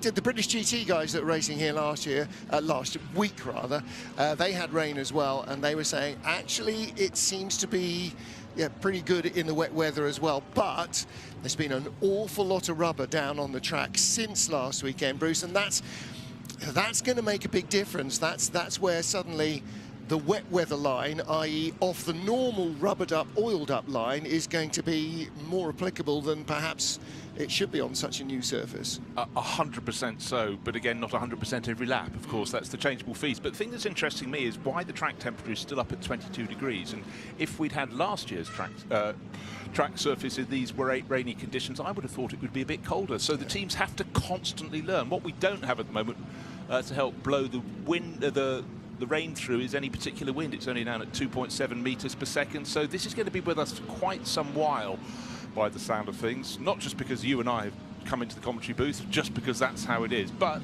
we know when you come to the Ardennes, you come to Spa-Francorchamps, there is a likelihood of rain. They looked at the long-term weather forecast, but it's a question of how heavy it's going to be. Yeah. They can normally work out roughly how long it's going to go for, but as you can see, the conditions are changing with every lap. So full course yellow, we're running around behind the car. We're getting just over half an hour away from midnight. Race started at 4:30, so we're clucking our way through the hours. But first hour good, hour 2 okay, then hours 3, 4 and 5, things really started happening. And of course we've got a restart coming up, but no time particularly soon by the looks of things. And there's the Lamborghini Gallardo that's leading, it is a Gallardo, isn't it, leading them around, the safety car? Could be wrong. So. As it got down to the foot of Eau Rouge, it was pushing up so much water, of course. Naturally, the water will run down from Radion and down the straight from La Source as well. So there's a lot down there. The drainage is very good, but there is still a lot of water sitting on the circuit. Safety car driver, yet another Belgian legend, because in the centenary race of Spa 24 Hours, it is sort of a big get-together of Belgian legends. That's Marc Douay, GT racer, rally driver, and all-round top chap. Marc Douay actually runs a company that does track days here as well, and you can get him to help you get the best out of your car if you are so inclined. Well, of course, he didn't just win the Spa 24 Hours 3 times for your for your reference, I can tell you that was 1997, 1998, 2001. But of course, this is in the Ardennes. He was constantly competing and quite frequently winning the Rally of the Ardennes. Yep. So a driver on any surface was a star. And I was told this weekend his name, we've all called him Marc Douay for years, but apparently it's, Ben Cox-and-Joris told me this, it's Marc Douay. Something like that. No. We've for lots of years we said Douay and sounded the Z, but he's saying it was Douay. I've always called it Douay. I suddenly panicked there. Because he's a Walloon rather than a Flem, possibly. I may be on slightly thin ice on that one. Well, so he's local, and the Walloon are the French-speaking Belgians in the highlands, and the lowlands down towards Brussels and Antwerp is where Flemish is spoken, and their neighbours from just to the north, from the Netherlands, of course, understand them implicitly, sharing a language. Separated by a common language. There we go. Yes. So our class leaders are Pro Class 911 Joel Sturm in the 911 Porsche. In the Gold class, it's Frankie Bird, who's 4th overall, and again, so much of the overall positioning now is jumbled up by full course yellow and safety car pit stops and so on. That is the number 60 Mercedes, so Porsche leading overall, Mercedes leading in the Gold class. In, what am I looking at? 13th position is car number 36, which is our bronze, beg your pardon, our gold class, no, our bronze class leader. I was right in the first place. And who's at the wheel of that now? Max Jansen, yeah. Max Jansen, that's Walkenhorst Motorsport. That's their pink-nosed Aston Martin. Yes. Of course, new for 2024. That's a glorious-looking thing, isn't it? And let us hear a quick bit of team radio. Right, how's the track? Right, pretty wet. I don't see any big puddles yet, but it's difficult to see when you're driving 80, but it looks very, very wet. So that was Dries van Tor, the 5th place, number 32, Team WRT BMW. And of course, that's a stellar lineup. Charles Weerts, his regular teammate across the last handful of years and frequent fellow title winner, and Sheldon van der Linde. But they were the crew that went to slicks as others were going to wets. And but he's experimenting. But there's been a lot of miles under the wheel at Spa-Francorchamps in all sorts of weather for Dries van Tor and the gang. So he's a good guy to have in the car. They stayed on slicks, didn't they? And then went to wets, whereas the 46 car was on wets, and then Maxime Martin was put in and was switched onto slicks. But that was before 32 came in and changed onto wets. So when it first started raining, 46 went onto wets with Valentino in, but 32 stayed on slicks. And then they changed from Valentino to Maxime Martin, put Max onto slicks.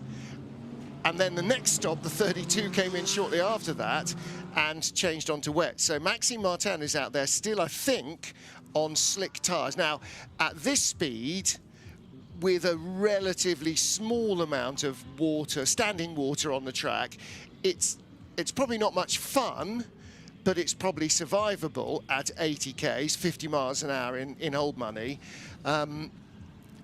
But the moment you try and prod the throttle and you haven't got the pit lane or the safety car speed limiter on, then those slicks are going to be in real trouble.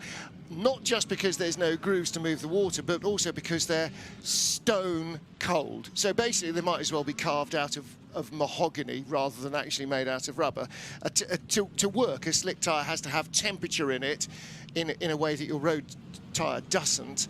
And in cold water like this, and the water will be cold, any temperature that might be in a slick tyre from running fast and hot will have vanished long since behind the full course yellow, long before they got into the safety car. Now, the other deal with the wave around was, did we just see that the wave around was going to happen behind the safety car? The wave around, again, introduced last year, allows any car that is in the safety car queue whose category class leader is behind them in the queue. So let's say you're 4th or 5th in gold, but first place in gold is behind you.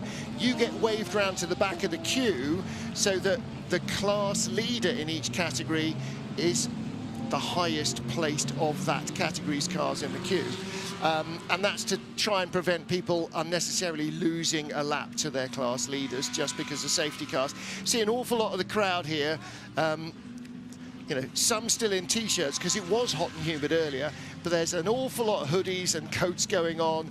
Air temperature is definitely starting to get down to that, like when we're at the end of dinner last night, about an hour earlier than this. We're sitting there going, well, the sun's gone, and actually now, getting quite chilly. We need to get in the car, go home, but there's still this new grandstand at Eau Rouge. If you've not been in it, it's a phenomenal view. You can not only see all the way from La Source down through Eau Rouge and halfway up the Kemmel Straight, you can actually see the far side of the circuit. You see the cars coming up through Blanchimont, and then all the way, just obscured briefly by the Formula One pit lane building, and you see the cars going all the way past there as well. So you see about a third of the circuit, which is astonishing given how undulating this place is. You see vignettes, right? We talked about the wave-by process. That is now being commenced. So the car that's leading the way still outright will be Joel Sturm, the pure racing Porsche, but as Martin had explained, if you're ahead of your class leader in the queue of cars behind the safety car, you will be flagged by. It's something the drivers have to be informed of by the teams, because, of course, under cover of darkness, it's very hard to tell who's exactly around you on the track. Yeah. And the other thing, of course, is that our race leader is not necessarily the first car behind the safety car, because the safety car didn't wait to pick up the race leader, because the safety car came out when he was told by the race director, and there was already a full course yellow, and cars had been in and out of the pit lane. So, in fact, the first car behind is... trying to identify that. I can't make that out in the Well, that's going to be changing fairly constantly, because now the wave-by has started. So the safety car does have Joel Sturm behind. I did see 001, but of course, you're trying to check the colour of the Lumirank badges on the screen. Of course, that's a Pro Class car leading the race. So we've had a number of cars who have been waved by. So having been waved by the 19 at Grasser Lamborghini, that's their silver class car. 90 has also had a wave by, I can see on our little data tracker, and that is Mad Panda Motorsports silver class Mercedes. Who else? There's somebody else with them. Also 74 got a wave by, so they were in the queue ahead of their class leader. That's the Kessel Racing Ferrari, John Hartshorn and those guys.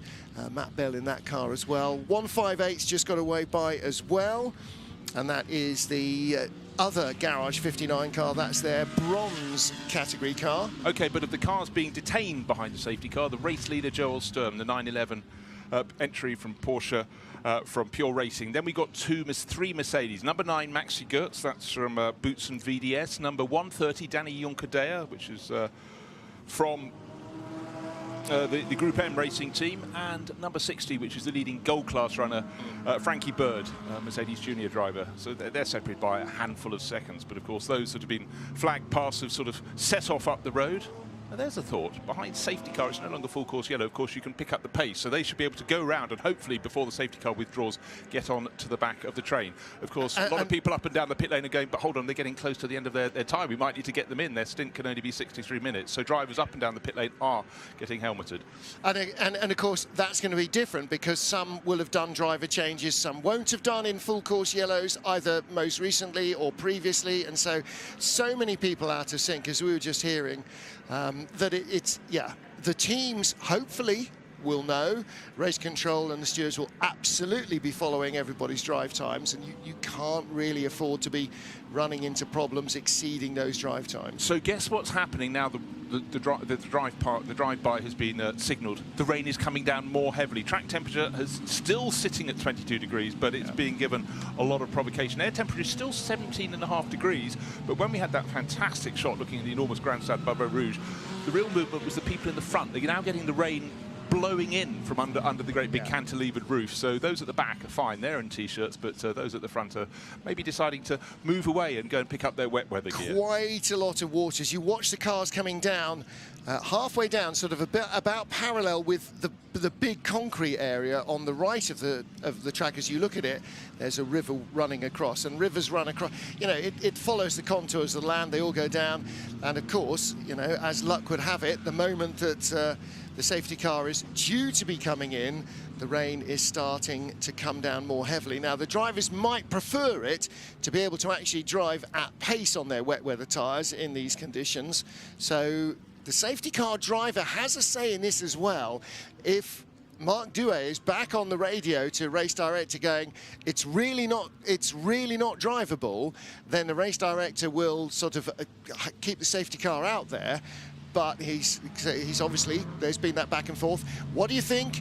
Are we good to go? Yeah, I think we can go green now. I think we can go green. And so a lot of that information from the safety car driver is what's informing the decision of Alam Adam, our race director. Okay, what we've got is the safety car has just gone through Bruxelles, so they've gone all the way up the Kemmel Straight through the Piff-Paff, Malmedy as we used to call it, going down to that right-hand hairpin, but still the tail end of the group behind the safety car is only just now entering Eau Rouge. It's spread out a long way. That's because of the spray. They don't want to be sitting right behind someone else. There are restarts coming. 2 or 3 cars also coming out of the pit lane behind them, so they have been forced into the pits, whether they wanted to go in or not, in terms of being in, you know, the right place for track position and so on. Lights remain on the safety car. Well, why are they still on? It's coming in. Well, because when it gets to the end of intermediate sector 2, which is between Campus and the Cours Paul Frère, what used to be Stavelot, that's where the lights will go off on the safety car. And then he will pick up the pace and beetle off up the hill to get into the pit lane to try and clear out of the way of the race leader. And the problem for the race leader, Joel Sturm, is that you can't go too early, because otherwise you risk running right up behind the back of the safety car and have to lift off again while everybody else might be steaming up the hill behind you. So you've got to try and give him enough time to get out of the way and back into the pit lane before you get there, possibly going a bit quicker than he is. Now, don't know what tyres Joel is on, so don't know what tyres anybody is on, frankly, at this stage. After 11 pit stops for the leader, 10 for the car in second place. You know, some teams are now up to 13 or 14 pit stops, so there's an awful lot been going on in 6 hours. And our eyes in the pits, Ryan Marine, pointing out that several teams, including Come To You with their Aston Martins, have been coming in through one more lap for the safety car, I've been told, but Come To You have been bringing their cars through the pits a few times during the safety car period to extend their drive time. Yes, so every time you go... Every team has to think about it. Yeah, every time you go into the pit lane, it resets the drive time, so you don't run over the 67-minute absolute maximum. So, and that makes a lot of sense. Behind the safety car, you lose very little at all in terms of track position, but you are using up time that the drivers, you know, the minimums that drivers must do. On board with the number 2. But honestly, it's impossible to race. Copy that, we are working on it. Okay, that was Lucas Stoltz, who's running 8th in the queue. Mercedes really at the front end of the field. He's the 4th place Mercedes, 8th overall. But if Lucas Stoltz thinks it's impossible to race, I'd take his opinion very seriously. And that's not a message so much for the team, that's a message also for race control, because I tell them we can't go green just yet. And again, that backwards and forwards between the safety car driver and the race director, it happens everywhere, because... And he will also be talking to, you know, marshals posts at various different places. What's it like there? What's it like here? Not directly necessarily Alan himself, but his local right-hand man, woman, who is in direct contact with the marshals at the posts. They will be doing that and reporting back, saying, no, everybody's saying it's much heavier from turn 9 to turn 14 or 14 to turn 1 or whatever it happens to be.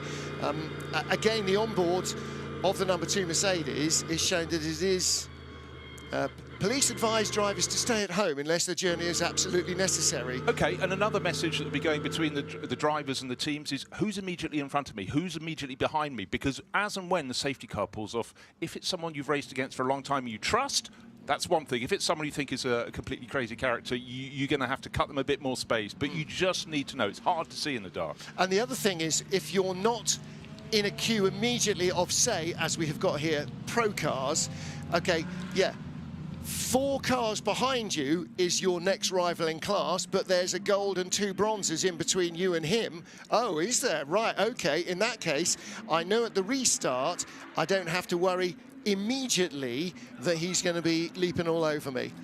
There's Emma Ladderman, one of the fleet of WRT press officers down in the WRT garage. drivers and pit crews all in very good spirits down there, but those that aren't in the cars are probably going, you know what, I'm quite glad my teammates are out there, because this restart's going to be very tricky. It's already been knocked back one lap. Yep. Still with that signal, one more lap to go. The safety car is going down the slope towards the double lefts of Pouhon. Such a tricky stretch of circuit. In the dry, we've seen many a car go off in the drive. Luckily, there's much more runoff on the exit of the second part than there ever was before. But the water is streaming down the hill. But the drivers are still getting that message. The lights could go out very soon on the safety car. Then it's racing again. Pick a set of lights and follow them down through a camera shot and see if you can. There you go. Look, watch the safety car. You can see where it's going sploosh, sploosh, sploosh through little rivulets that are running across the track as they come down from one side or the other. And everywhere here, there's elevation. It's either above you or below you on one side or the other. So water is always moving across this track. And one of the things the drivers will want to know is, and we've heard it on the radio already during this race, are there any rivers? Are there any, puddles of standing water? Look, the drivers are accustomed when they know this circuit well where the streams come across, but I just wonder how different it'll be with this new surface. Well, they keep moving. That's the problem, that there was none there last lap, but now the stuff has come from much further up the hill, and now there is a stream running across. So you're right, and in the dark, it's really much harder to see than it is to feel. But unfortunately, by the time you feel it, you may not be in a position to do much about it. Now then, was a big flash of there light. was a big flash in the sky. Was that me leaning on the light again? No, it wasn't. No. Was that lightning? Just as the cars are about to be released. I have to say, that did feel like it might have been lightning. I didn't see lightning, but suddenly it was like when we were in the press room earlier, flashing behind us in the window with these regular blue lights. Well, that was the stage, the DJ on the stage, but that did have the feeling of a little bit of lightning in the air. There is a yellow warning, weather warning for lightning. Lights remain on the safety car. Due to the weather conditions, the safety car will stay on track, says the race director. And that is not time determined, that is weather determined. So the safety car remains out there. It's now, I believe, our 8th safety car period after our 10th. I think it's the 9th. I think I heard that said. 9th safety car? No, 9th caution period. No, it was before I came on, it was 10. So we've now had 11 full course yellows. In fact, This is our 8th safety car phase.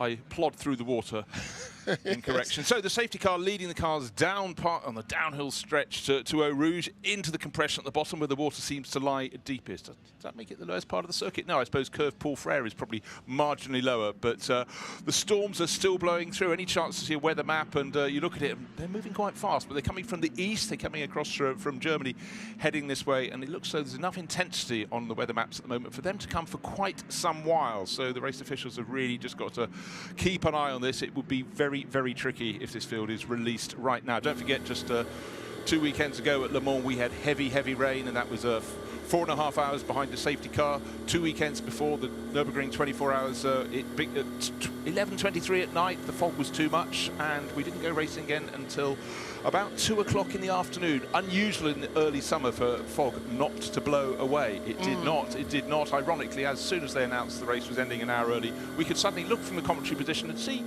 the control tower on the other side of the track. That hadn't been a given in the fog. Yeah, but that's about as far as you could see is the other side of the track. And, oh, totally. Yeah.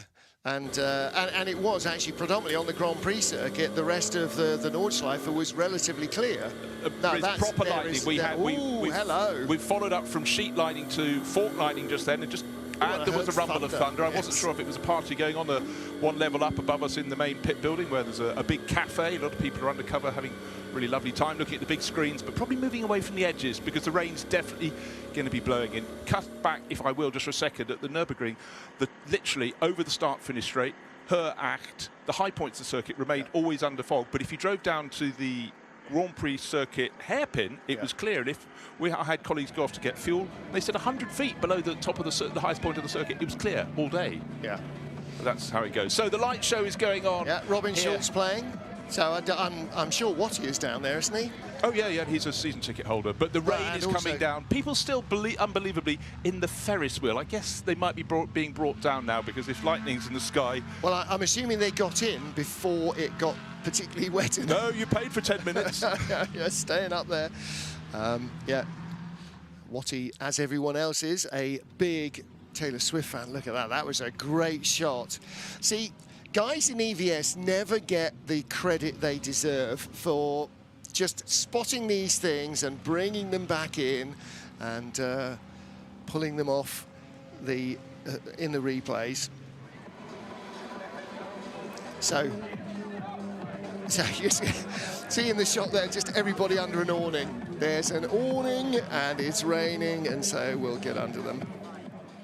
Quite a lot of thunder back in the town of Spa. That's from a little bit of information coming in there from our personal network. Stephen Brunston of Lamborghini.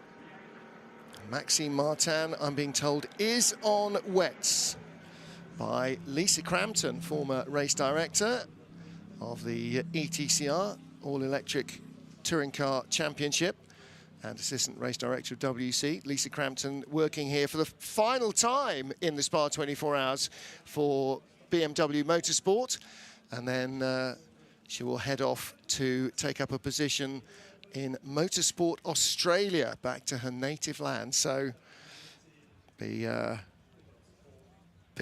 very interesting change of gear, heading from a European summer like this to the Australian winter in Melbourne. I think it might be slightly warmer and slightly drier.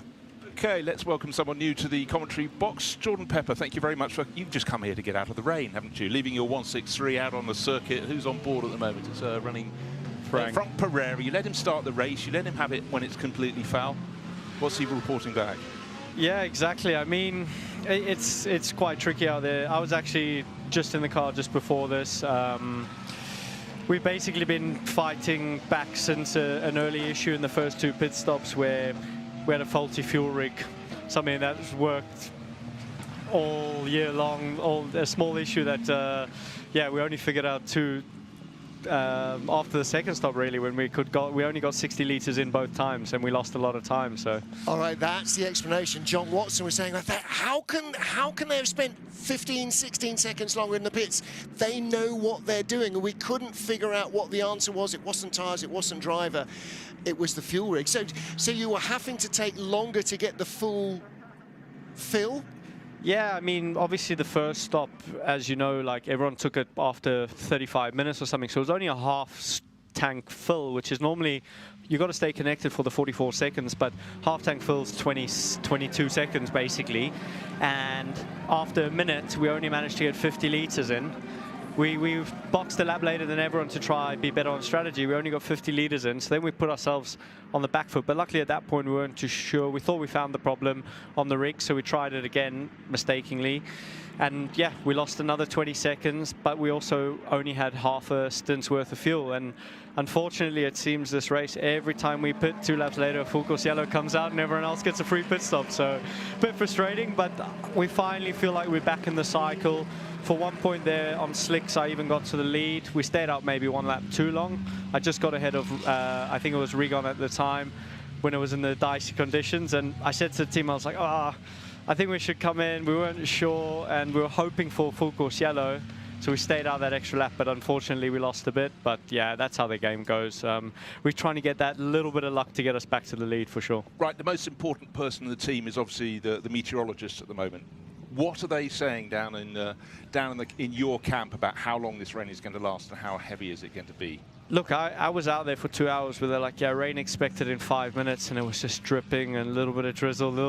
So I don't trust any meteorologist out there at all. I mean, there was forecast for a big rainstorm to come. I don't know how long it's going to be, but unfortunately this new tarmac, although we saw record-breaking lap times out in the dry, it's just not letting the water disappear straight away. So I think safety first. It's quite good that we're under full safety car now. As every other 24 hour this year, it hasn't been the most enjoyable thing, but there's nothing worse than seeing a driver out of control in a wall or something like that than being injured. So right now I think the race control is balancing both acts, unfortunately. But yeah, hopefully it dries up and to a good level and we can all get racing quite soon. Jordan, we've talked about the new tarmac that's been laid down around most of the circuit. It's blacker than the previous tarmac. I'm just wondering, because the track temperature is still sitting at 22 degrees. Does that seem quite high? Air temperature's actually just gone below 17 degrees now. Do you think there's any difference in that, or is it just an irrelevance that people like us look for? To be honest, you're 100% spot on, because for what we were seeing, and it changed actually a lot of our approach on everything actually when we pitched up to the week on Tuesday, when the first time we got out there and saw what was happening. What was interesting to us was how quickly, when you had full sunshine, how quickly the black tarmac versus the old tarmac rose. And it was a rapid increase, and it changed a lot of factors. I mean, Superpole, I think one of the contributing factors was actually that there was cold air, which is always good for the motor, like the engine power, but there was sun, so the track temperature was high, and the combination of the both is what probably led to the record-breaking lap by Frank. But yeah. It makes it tricky. What is even more difficult here at night now is, for some reason, your visibility's got a lot worse with that black tarmac. It feels like we've gone back to candle strapped to the front bumper. But you know, one thing we've always commented on in the last handful of years is just how much better the lights at the front of cars have become. You look back at images from even just 10 years ago, and they didn't quite have candles. They had 2 candles, but then you've got all this spray as well. But certainly some of the images we're seeing, it looks like a black night, a black track on a black night, and it seems really, really tricky. But it's interesting you say that as well, because of course cameras only pick up a certain amount of light. Whoa. That's no. Well, I thought that was a slick for a moment. Give him just one slick. But what was interesting actually is just how misted up the inside of the car is. Now, that, again, that's a big factor. You're hot, the air inside is hot, you're breathing out humid air, you've got cold rain on the windscreen. That's why we have demister blowers in road cars, so that you can see where you're going. That's a factor when you're behind the safety car for a long period. Yeah, exactly. When we're up to speed, it's normally all right. We have good airflow in, but we don't have any like road car added extra demisters and stuff like that. I mean, some cars do, but obviously, I know for sure ours is just done by natural air just blowing on the window.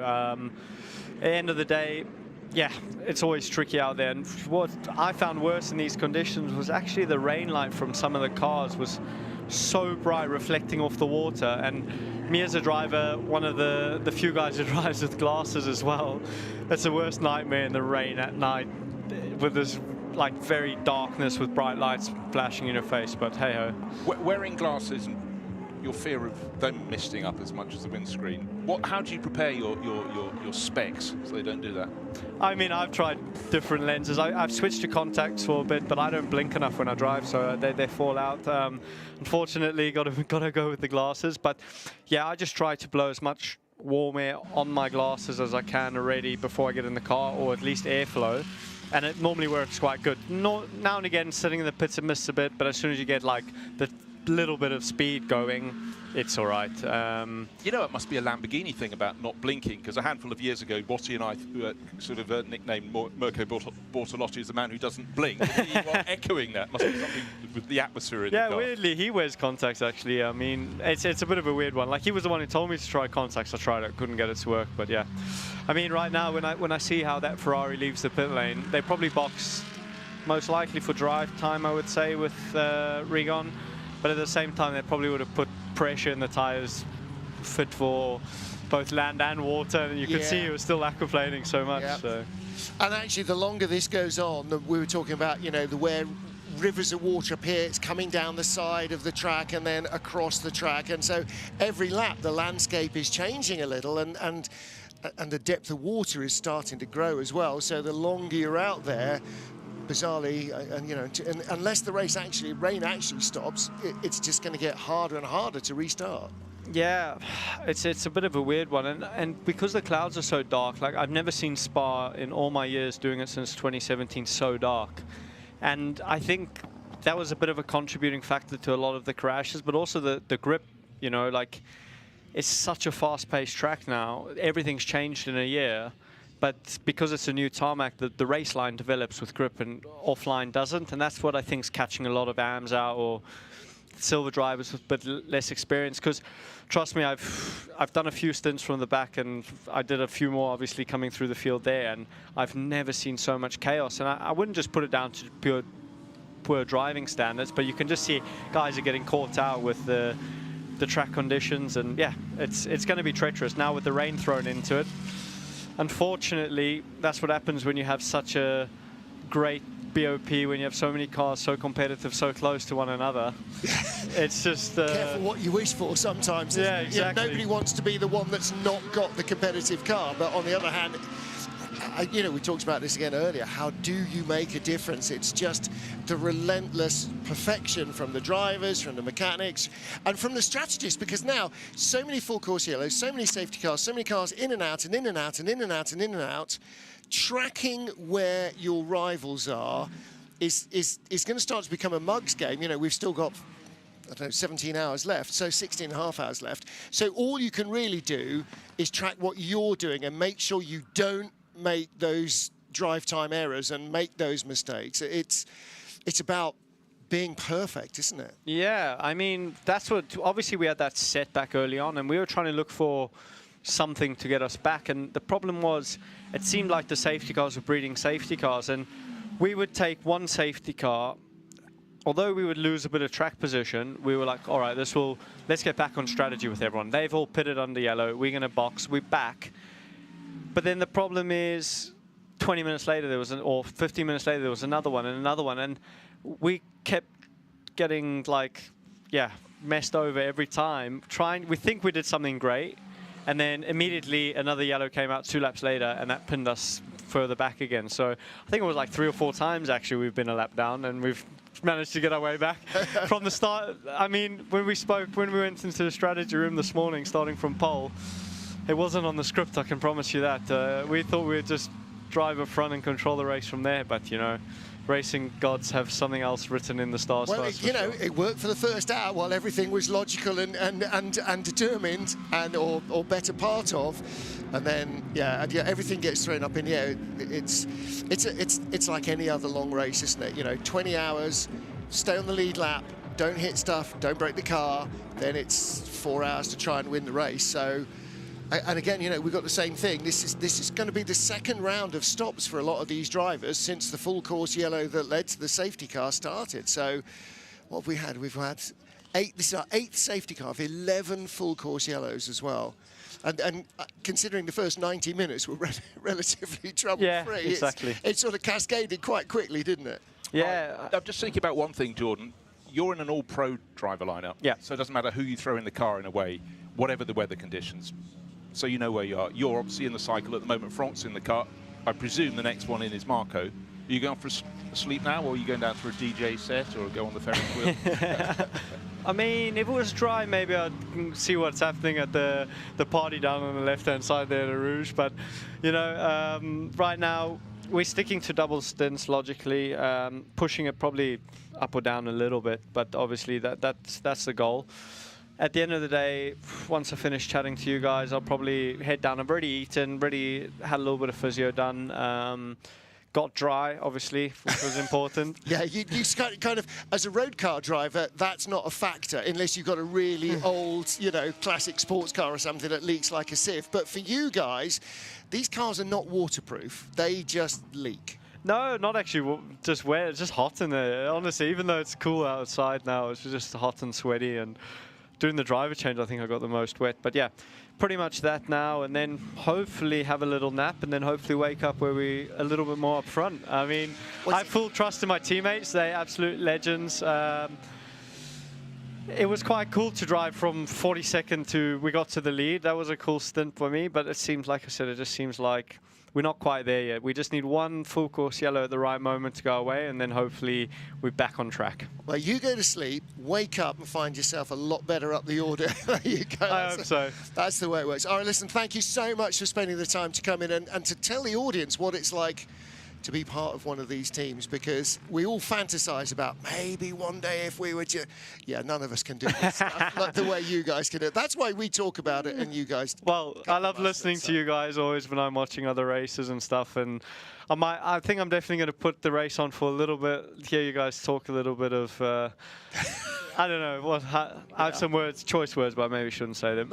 Yeah, no, we'll go back and revisit your victory in the championship in 2014, winning the VW Sirocco Series, and how you've moved forward from there. Sounds good, guys. Thank you very much. All right, best of luck, Jordan Pepper. Thank you so much indeed. And yeah, I mean, it's like all these races. Lady Luck is the one who you need in your team, and you can't buy her presence. And yeah, we always say Le Mans decides who's going to win, and I think Spa is absolutely no different. Nürburgring, Nordschleife, exactly the same.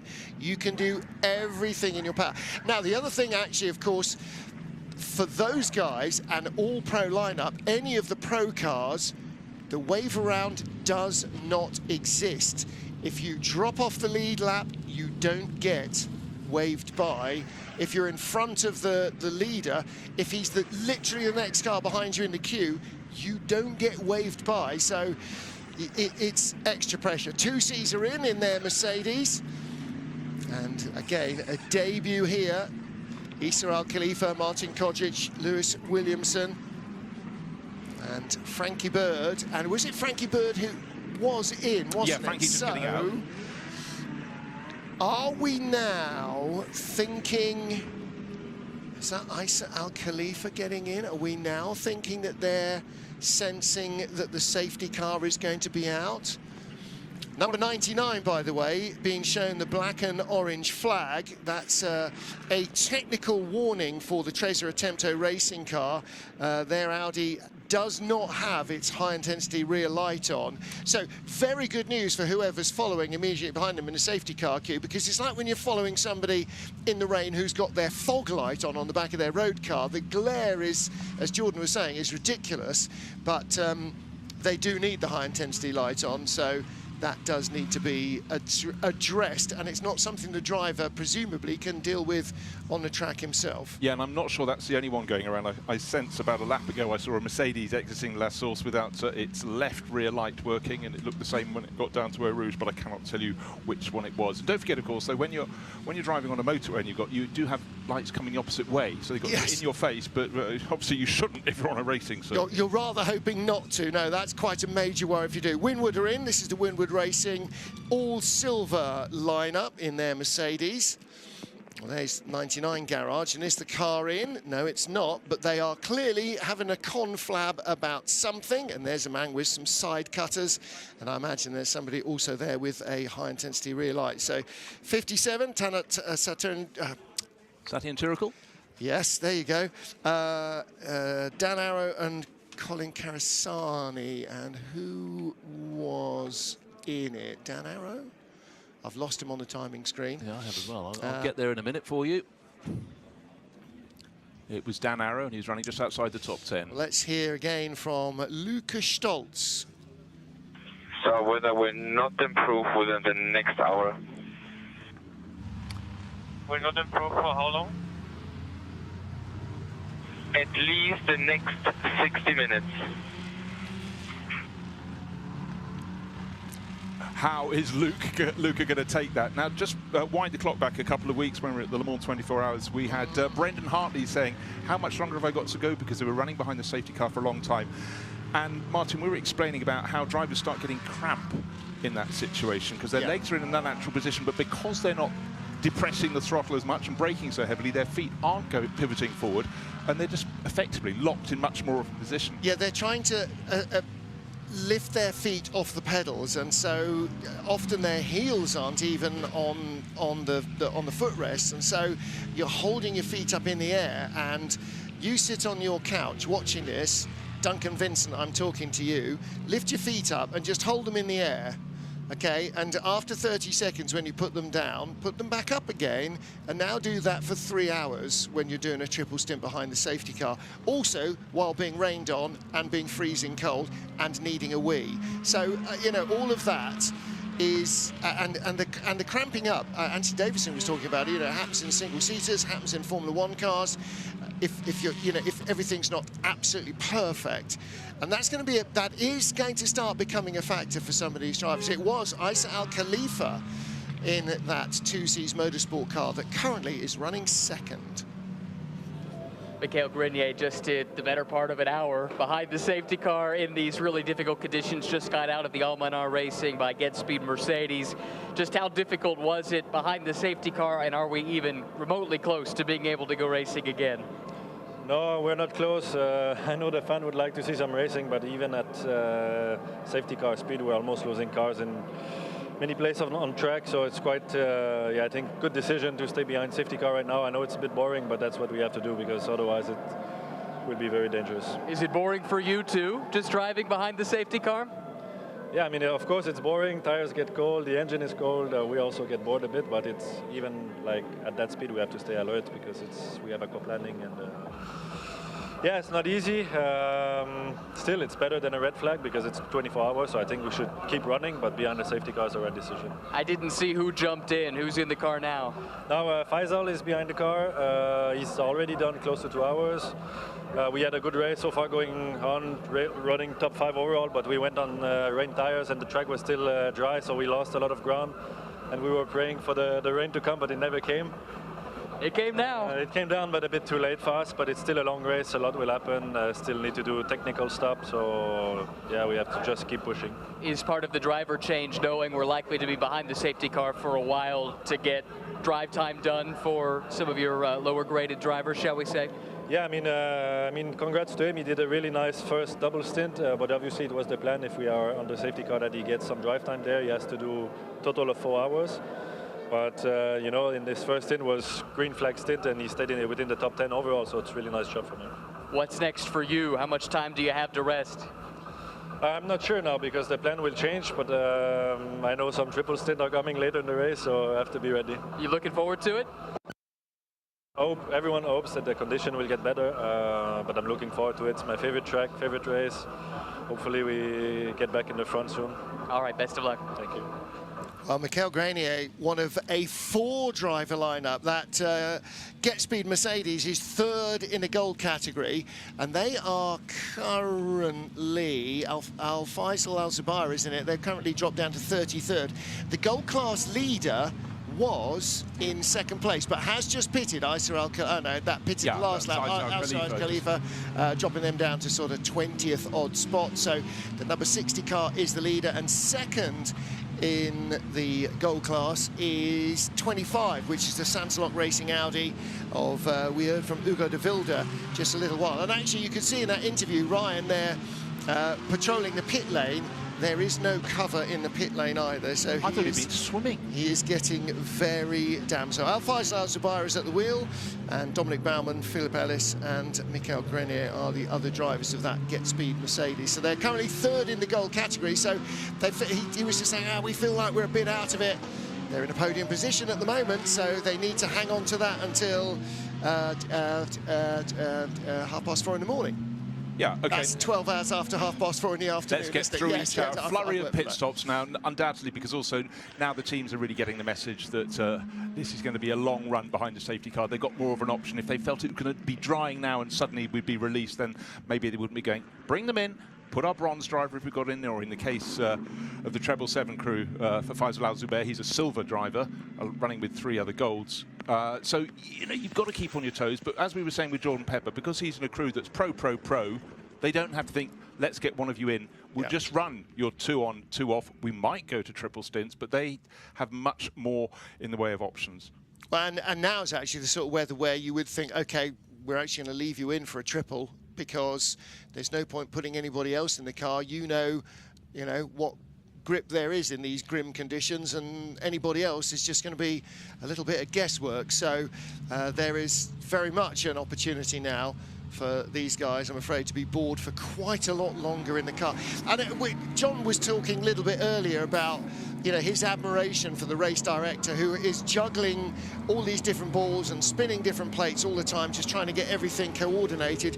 And that's without actually monitoring all the, you know, track limits and speeding in the pit lane, all the other stuff that's not done by the race director, but is done by the judges of fact and the marshals and stewards and everybody else. But it's absolutely Murphy's Law, isn't it? OK, safety car in this lap. Oh, of course, here comes all the heavy rain. And now suddenly we're going to be into possibly, you know, a 1 hour, a 2 hour safety car, who knows? Just as he was ready to release them and to go back to green flag racing. And that you've like the teams, you've got to react immediately to what is happening. And you know, the race director's job will be predicated by one concern, and that is to make sure that everybody is safe. Now, some of the other aspects of the race that are going on, track conditions, okay, that's something that nobody can deal with. Track limits, probably not going to see many people getting pinged for track limits in the next hour or so, and probably haven't in the last hour or so either, for the obvious reason they're going so slowly that anybody goes off now is having an accident rather than trying to gain an advantage. But some of the other things talked about, speeding in the pit lane, fuel stops as well. Jordan was talking about the minimum fuel time. You've got to have the hose connected for 40 seconds, 44 seconds. Car number 64 will have 25 seconds added to their next pit stop time for short fueling. So again, you can't just come in, throw a few litres in, go back out. You have to have the hose connected for the minimum time. And so 64, which is Proton Competitions, Porsche, Chris Meyer, Mustang rather. The mighty Mustang, the single Fred Mustang. Verbish and Dennis Olsen. Unfortunately, highest speed in Eau Rouge and at the top of the Kemmel Straight, but also the highest speed through the fueling rig, much too high. So, and again, we, you know, just saying to Jordan about that, you know, Lady Luck is going to knock you back enough in this race that you have to make sure that everything you do is as close to perfection as possible and not get tripped up by track limits, excesses, and not get tripped up by drive time mistakes, excesses again, and not get tripped up by not fueling long enough. Things like that are going to really knock your race out of kilter. And if you are feeling you're in a competitive proposition, then, and everybody here is, because all the GT3 cars technically have the possibility to win this race. It comes down to how well you operate them. Whatever car wins, every other one of that brand, unless it's the Mustang, in which case it is the only one, but every other one of that brand also had the possibility to win because that car won. But because the cars are so close, the way the balance of performance works between all these different brands, every other brand also had the possibility. You know, I'm not sure the Mustang hasn't led. It's bobbed its way up the order. Has a McLaren led? Yes, we had a McLaren at the front of the race. I think Adam Smalley led it, but Okay. again, by being sort of out of sequence. Okay. But right, I like to be the bearer of good news. Ryan Marine, we mentioned the fact he seemed to have been swimming down in the pit lane for us. He says the rain has lessened, it has reduced. However, it's all on a relative scale. Fans in the Great Big Eau Rouge grandstand still seem to be happy with life indeed. Still more cars are starting to come in the pit lane. Maybe this is because also the teams, either, as we've talked about, their drive stints are getting quite near their end, or maybe they too are sensing that conditions will be changing in the favour. The wind is blowing up the pit lane from pit in to pit out, and we saw earlier quite blustery winds all around the circuit, but again, hard to pick out, but there's a flurry, a good dozen cars diving in. Windscreen wipers still going very fast indeed as they get into the pit lane. The pit lane, the upper pit lane, the water's bouncing, the raindrops bouncing back off the surface, so it's still heavy rain, but if Ryan says it's less than it was before, I'll take him at his word. That's because he's in somebody's garage. Oh, that must be it. He walked under the cover. See now, because it's Ryan and not Ben, we know he's not found a cup of tea somewhere. But he will. Yeah, if it's lessening on him, then good news for him. But we did hear the team telling Lucas Stoltz 5 minutes ago they're expecting the heavy rain to continue for at least another hour, and that means safety car for at least another hour. So this Routronic Porsche is in. And again, you know, when the full course yellow came out and a whole bunch of cars came in together, they all now are in drive time and or fuel positions where they all need to come in together again. And so from our top dozen cars, we've got 10 of them on the pit road. Franck Pereira hasn't come in yet in the 163 Porsche, and David Pittard hasn't pitted number 34 Aston Martin. So they sort of shuffle up to the front of the safety car queue again. Look, we're still running behind the safety car. When Jordan Pepper was in his car, number 163, the Rasa Racing Team Lamborghini, was in 18th place. It just shuffled up to fourth, now fallen to fifth, but that's out on the track. It'll rise up the order, but then their turn will come again to come in the pit lane. So officials all up and down the pit lane, checking with the meteorologist, not just the racing teams, but the officials as well. It's the flurry of pit stops. In fact, of the top 14 cars, 11 of them are in the pits at the moment. Now they're queuing at pit exit. Well, you can see they're like 6th, 7th and 9th. Yeah, they're all queuing at the pit exit because they've got to wait for the safety car queue to go by before the pit exit light goes green, and then they're allowed to leave. So you see 2 of the Astons in there for service. Yeah, they were having to wait for their turn to go, so they would have lost a few seconds here or there. They'll be a bit further back in the queue. What happens, though, if we carry on for a very long time and we need another wave by? How do we get to that? Well, pros won't get a wave by, so that's... No, the pros won't. I'm talking about the overall field. Well, we'll whenever we're getting ready, whenever the weather is acceptable enough to go back to green, then we will look at where the wave by happens, but we're not going to do it in these conditions, because the last time we had a wave by, it was much less wet than this, and we ended up with a Mercedes on its roof. So, again, the race director is going to be very cautious about exactly when, particularly now it's dark, we go with the wave by. Now, what was I going to say? Oh, the Astons were both being fueled, and so that's why they were waiting. They weren't actually getting held in the fast lane. So actually, that broke quite well for them. By the time their fuel had finished going in and that minimum fueling time had elapsed, then there was nobody in the fast lane and the green lights were on. So actually, they were impeded less, say, than somebody further up the queue who had come in. Now, I did say that the David Pittard had not stopped, but that car has now stopped, I think. A lot of teams are now pushing for red flags, so just sit tight. Right, can I have a fuel reset, please? Right, we still have heavy rain around the circuit, so maybe Ryan was just slightly too optimistic there. Yeah, that, I think, they were saying Frank, I think, was that Frank Pereira being talked to in the 163 Porsche? Possibly. Anyway, reset the light and so on. Lots of teams pushing for a red flag. Now, the organisers... It was Car 7, okay, a different Frank. So the organisers were saying, oh, that's Nicky Team. So the organisers that were saying that they are not going to, well, they will avoid a red flag unless it is for a medical emergency. So I think we are settling in for a longer period behind the safety car. And the teams might not like it and the drivers might not like it, but again, a fortnight ago in Le Mans, we had a 4-hour plus safety car period because of, you know, weather and so on, and that's the situation we're in now. And the reason that they're reticent to red flag it is that it is the centenary race and they would like there to be as much opportunity for racing as possible. And the problem with the red flag is that once you've stopped everybody, starting everybody takes more time than releasing everybody who's already running around on the track. So it takes away basically another 30 minutes odd of potential green flag running, whereas now if the safety car driver and various drivers and teams and stuff are saying, okay, no, we're good to go, then you can do it within 4 or 5 minutes. The safety car can be in at the end of that lap and, okay, let's go green. And that's another 30 minutes of racing. And it might be at the position where, say, we're within an hour of the next load of points.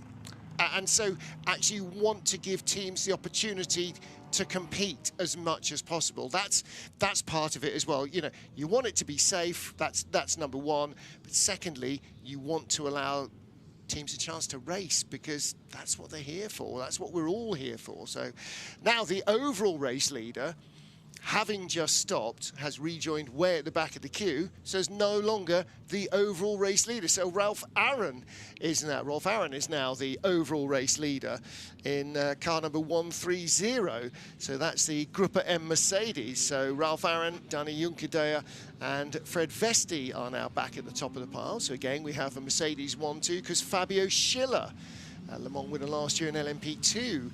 Again, you know, talking to drivers who are here in a GT3 car, and a couple of weeks ago were in an LMP2 car, and a couple of weeks before that were in a GT3 car. You know, have car will travel. You know, Earl Bamber raced in hypercar. Half the Ferrari drivers raced in hypercar at Le Mans 2 weeks ago, and here they are in GT3. To be a modern sports car racer at the top of your game, you've got to be enormously adaptable. Enormously adaptable to go from a car like the hypercars to a car like the GT3s is not just getting into a different rental car. There's a whole lot more going on. No, we heard from George Kurtz, who last weekend was in pretty foul weather at Watkins Glen, the weekend before foul weather at Le Mans, but jumping from prototype to GTs. There's an irony now that GT3 racing, you know, pretty much created by Stefan Rattel as SRO.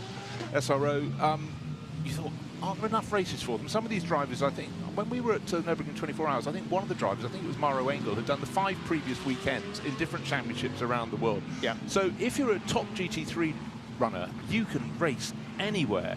But for a lot of them, as you point out, they're also racing the World Endurance Championship in a prototype, not just a prototype, in a hypercar, so a more different sort of car you cannot imagine. Or in IMSA, exactly the same. Exactly the same, yeah. But the versatility they have, but also bear in mind that when they're not driving the cars, they're often on the sims. So we had a debate 2 weeks ago at Le Mans 24 Hours about the level of driving, and I think, you know, we had 9 manufacturers in the hypercar class, we had 9 in the GT3s, the junior class, if you will, for not the last time, but very nearly LMP2s in between. But the level of driving, these drivers are busy, busy, busy all year, and if they're not at a track, they're either testing or on a sim. So their level is just sky high, and it really shows. Conditions like this, incredibly tricky. Let's hope this doesn't blow up in my face when the cars do get released. But, you know, in terms of the track time versus drivers even a few decades ago, they have so much time in these cars. And that's absolutely right. And the more things you race, and the more frequently you race, the more likely you are to be able to adapt to other cars as well. And so, yeah, you will find drivers that you associate it with one kind of sports car racing suddenly popping up all over the place. 163 heading back out, and it's now David Pittard's Aston Martin that is the race leader from Franck Pereira.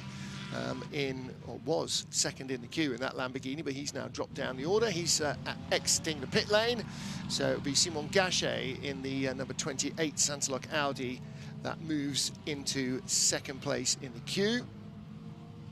So we're just cycling through, and as the drivers get to the end of their... Sorry, 28 Haas. Haas, indeed. That's Sandrine Haas's team. I knew her in the old days when she was a photographer in Formula 1. And then she went away, made much of money, based out in Aruba.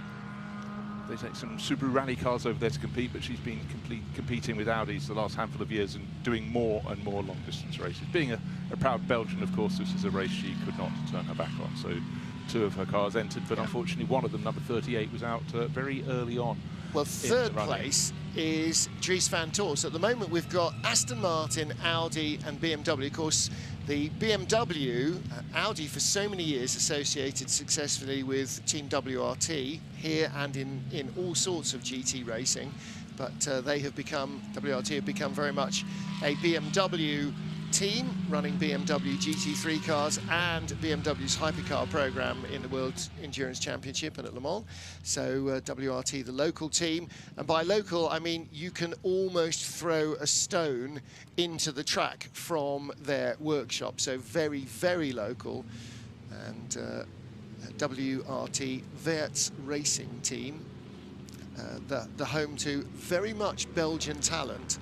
So if you can think, apart from Eric van der Poel, of a top Belgian driver of the last 20 years, then you'll very likely find them in a WRT shirt. Well, it is cold, wet and miserable wherever you are. It may not be, but it is here in Spa. It wasn't always thus, though. The Centenary Spa 24 Hours, the CrowdStrike 24 Hours, started in fair weather conditions, warm and humid, with 66 cars on the grid for the Belgian Classic, waved away by a Belgian Classic and multiple race winner, Jackie Ickx, with the Lamborghini on pole position, chased by Mercedes and Audi and Porsche and the rest of them, sweeping through the opening laps of the race with nary a bit of paint being swapped. Certainly in the first couple of corners, it was all looking fairly clean and very quick indeed. The newly predominantly resurfaced Spa-Francorchamps leading to record pace in the Hyperpole. Change for the lead within the first hour. 48-man Filters Mercedes moving in front. And that was the start of a run down the order for the Lamborghini that, as Jordan Pepper has explained to us, had a fuel rig issue. Cost them 16 seconds plus to their rivals in their first 2 pit stops each. Aviating over Rédillon, a Code Brown moment for the Audi, and one of a number of unfortunate, over-ambitious attempts into the bus stop chicane. 48 then picking up a left rear puncture, dropping them once more out of the lead of the race in the second hour. And then finding themselves with the recovering 163 coming back towards them as they battled at the bottom of the top 10. Aston Martin moving through towards the front of the field, the number 7 car, or 007, as AMR like to style it. The new Italo Dane train going strongly. Full course yellow catching out a number of drivers behind one of our McLarens that did stop, a number didn't, and a multi-car pile-up ensued. We have had a slew then after the second hour of full course yellows and safety cars, debris and crashes, and this one perhaps the most dramatic and spectacular. A little bit of a squeeze. 333, the Rinaldi Racing Ferrari. It was Christian Hook who triggered it and then ended up getting hit very hard indeed. All drivers were okay. Rain starting to make its presence felt around 7 p.m. A few spits and spots. Brake change very early on after a shattered disc for one of the cars. There have not been many brake problems so far though in the race, and the mandatory 5-minute technical stop, which everybody will do to change their brakes, can't be taken until after hour 11 of the race has elapsed. More incidents as another few little drops of rain came through. Then the rain started to arrive seriously with thunder and lightning. Davide Rigon not thinking too much of this. And we are currently behind the safety car with a lot of rain still coming down.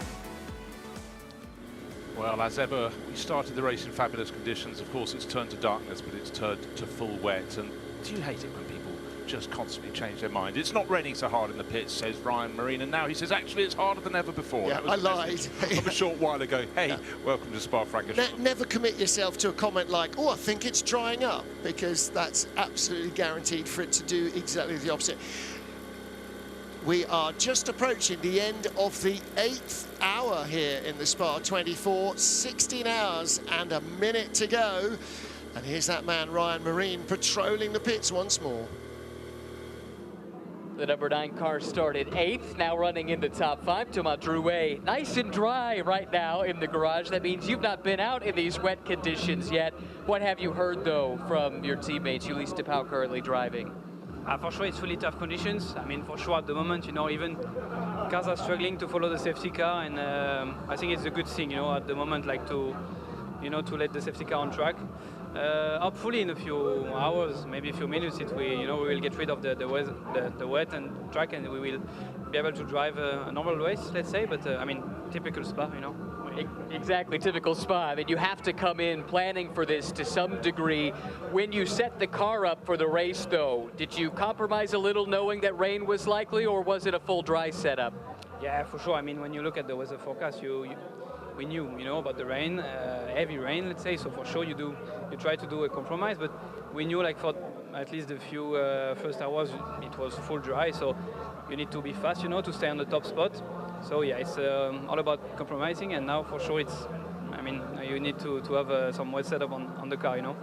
How difficult is it to stay engaged when not a whole lot is happening, but you know your turn is coming and you're going to have to keep the car pointed the right direction, which even under the safety car has not proven to be very easy? Yeah, for sure, it's the main target. I mean, we want to do a clean race, you know. I mean, survive, you know, the 24 hours of Spa. So the strategy at the moment is changing a lot, you know, as with the conditions. So I mean, wait and see, you know. Strong start to the race, all things told, for the Boutsen VDS team. Thank you. Thanks so much. Well, good to hear from Thomas Drouet there, 25-year-old Frenchman. His teammate in the number 9 Boutsen VDS car, who's at the wheel at the moment, is Ulysse de Pauw, and the driver who got it going is Maxi Goetz. So I guess Maxi will be in that cycle again. So going very well indeed. And a short while ago, Martin, in the top 10, well, the top 8, we had 4 Mercedes. They're now the highest placed Mercedes in 4th place. But we're having this shuffle, this constant running in and out of the pits. But the only one in the pits of the front runners right now is the driver from 2nd place overall. That's Team WRT, Dries van Toor. He'll probably be going on to slicks, I'd have thought, in this, wouldn't he?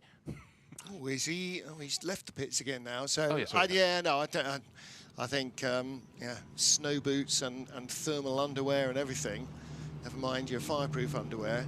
And again, you know, the cold and the boredom is going to be a factor. David Pittard leading in the Aston Martin, 149 laps in the books, and we have just knocked out 1/3 distance. This should not be an all-time distance record then, I would imagine. 15 hours and 58 minutes and 52, 51, 50 seconds remaining on the clock. So 1/3 distance. The next bunch of points then will be after another 4 hours. 4 hours indeed. Yep, 4:30 is now midnight Central European summertime. And for those of you who are not living in Europe, actually the European summer has kind of looked quite a lot like this. Not just in the UK, but in France, but in Germany, but in Belgium, but yeah, most places. Unless you're from sort of Sicily or Sardinia, I think it's been, or somewhere else in the Mediterranean, I think it's been a fairly grim northern European summer. It certainly has. Now, we talk about, of course, the Van Toors knowing the local circuits and the local weather. They come from near Zolder. We're a little more up country here. But David Pittard may be a British driver, but he, about 5 or 6 years ago, based himself not far over the border into Germany, near Nürburgring, has become a Nürburgring expert. Took the advice of Frank Stippler, because he was a GT racer first, started doing a bit of historic racing. Frank, when he met him, you do historic racing, but you're a contemporary GT driver. What can I do? He said, move to the Nürburgring. So a man who can tell the weather there and here is very similar. Again, wooded hillsides, a circuit that goes up and down at a similar altitude, and he finds himself at the front of the queue. No total credit to him there, because of course that 07 Aston Martin had been, sorry, the 34 Walkenhorse Aston Martin had been working its way ever further to the front, but we're just cycling through, and for some time we're going to be behind the safety car. We heard a short while ago, if you're just rejoining us, that the teams, some of them are wanting to get a red flag, get the cars in off the track, others do not. Let's just run down the class leaders though, because Silver Cup at the moment in looking for the highest position. Alain Valant in 6th place overall, 2nd of the Mercedes in the overall ranking. Kind of a 90 leading that class, and they've had a good run. That's Mad Panda Motorsport. He's showing with Patrick Assenheimer, Karel Bass, the very quick Polish racer, and the driver who puts the whole Mad Panda crew together. That's Ezekiel Perez Companc. So they're leading the Silver Cup class. Looking down to bronze in 8th place overall, so really, really well placed. But again, some of this is down to the placement of where you are in the queue and your cycle of pit stopping. That's Tracer Tempto Racing with their Audi, and that's Alexei Nesov. Yeah, they see that we've still got 17 cars running in the bronze class. It's one of the more populated categories with 20 starters. We've lost 3 already, unfortunately. But don't forget that points go down to 10th place at 6 hours and at 12 hours. Now, that's not how they were, as you've just seen. Just seen immediately as we're talking, cars moving up and down the order. But it is, yeah, Nesov at the moment who is driving that car. He's leading the class. Again, that's a 4-driver lineup in that car, so there will be more time out of the car for a bit of rest. And I guess when Alexei Nesov gets out of it, he will probably need a bit of rest, because he'll want to get under the duvet and stop shivering and get warm as much as anything else. Yeah. And the drivers dealing with the rain, dealing with the dark, some of them dealing because they're not running at full racing speed or anything near it behind the safety car, with their spectacles, if they wear them, and certainly their windscreens becoming quite fogged up. These are uncomfortable times for the drivers, but of course they'll be going to the teams What's the weather forecast? What's the weather forecast for the next 10 minutes, let alone the next half hour? Now, the Ferrari that's in second place, the 93 Sky Tempesta racing car, that was the one that was leading the category at 6 hours. So that's the one. Lilo Adu, I think, was at the wheel. And Chris Froggatt was in, I think, just before Jonathan Hui. Eddie Cheever, the fourth driver in that car. I seem to think they are the car that got the top points at 6 hours. In the Gold Cup, Al Faisal Al Zabir ahead of Isa Al Khalifa. So a Middle Eastern battle going on there. The 777 car, which is the Get Speed, Almanar Racing by Get Speed Mercedes, Al Faisal Al Zabir, Dominic Baumann, Philip Ellison, Mikael Grenier, who we heard from a little earlier. And then the 2Cs Motorsport car, Mercedes in second place. Isa Al Khalifa took that over actually while we were under full course yellow. And then the Sansalot racing car, the Audi, in third place. That's in the Gold Cup. And all 6 cars in that category are still racing. So if they are still going, moving at all at 12 hours, then they will all get points, and ditto at 24 hours. Whether they're in that order or not remains entirely up in the air. Yeah, and if you're just joining us, you've taken a little time away and you come back, yes, we're behind a safety car, been behind it for quite some while, but even running behind the safety car, the order will change. Don't think we're locked into these positions until the safety cars withdraw, because, of course, drivers will be coming in when they get towards the end of their stint time to change over. Some will drive through the pits just to keep start restarting their stint time, so it's going to be up and down. Just wanted to really blow the trumpet for Team RJN, because they're leading Pro-Am. They've been leading it for a very long time. Every time you get this sort of Owley roundup, they seem to be at the front with that number 100 McLaren. The team staying, they're still sort of getting to grips to it with it. It's their second season with the 720S McLaren. But learn as you go, and the lineup with the two Buncan brothers, Alex and Chris, Josh Cagill and Jan Mardenborough, who came and joined us again. Good to have him back racing in Europe, of course.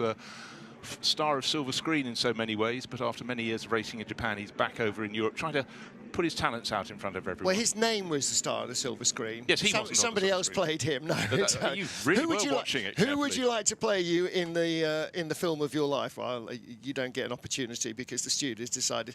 Sam DeHaan helmeting up. So again, you know, we're kind of cycling through the whole deal where all these guys are in and out of the cars, doing their regular stints and just getting through the drivers. And part of that will be, well, why don't you just leave one guy in? Well, maybe because he's already done a double stint, or maybe he's approaching the end of the maximum drive time you can run in one session. And then, of course, the other guys in the crew also have a minimum time that they must drive for. So all of those calculations have to go in. You can't just go, right, you stay in until we go green. We might not go green for 5 minutes or 5 hours, and nobody's entirely sure which.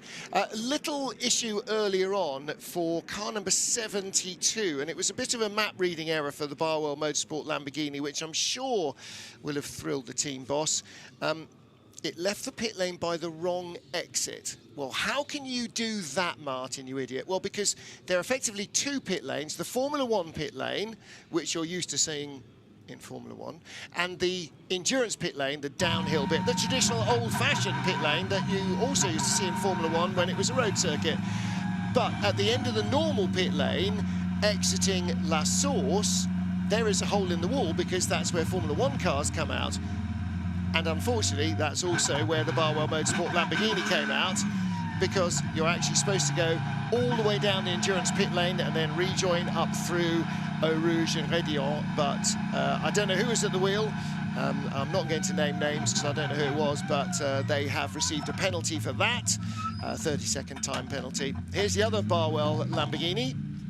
Barwell have been a Lamborghini customer race team for a number of very successful years. Is this the 78? Théobald Toussaint, Antoine Doquin, Ricky Collard and Sandy Mitchell. Ricky and Sandy both regular racers in British GT in a number of different machines over the years. And yeah, Mark Lemmer's Barwell Motorsport crew, very well rehearsed with the Lamborghini GT3 program.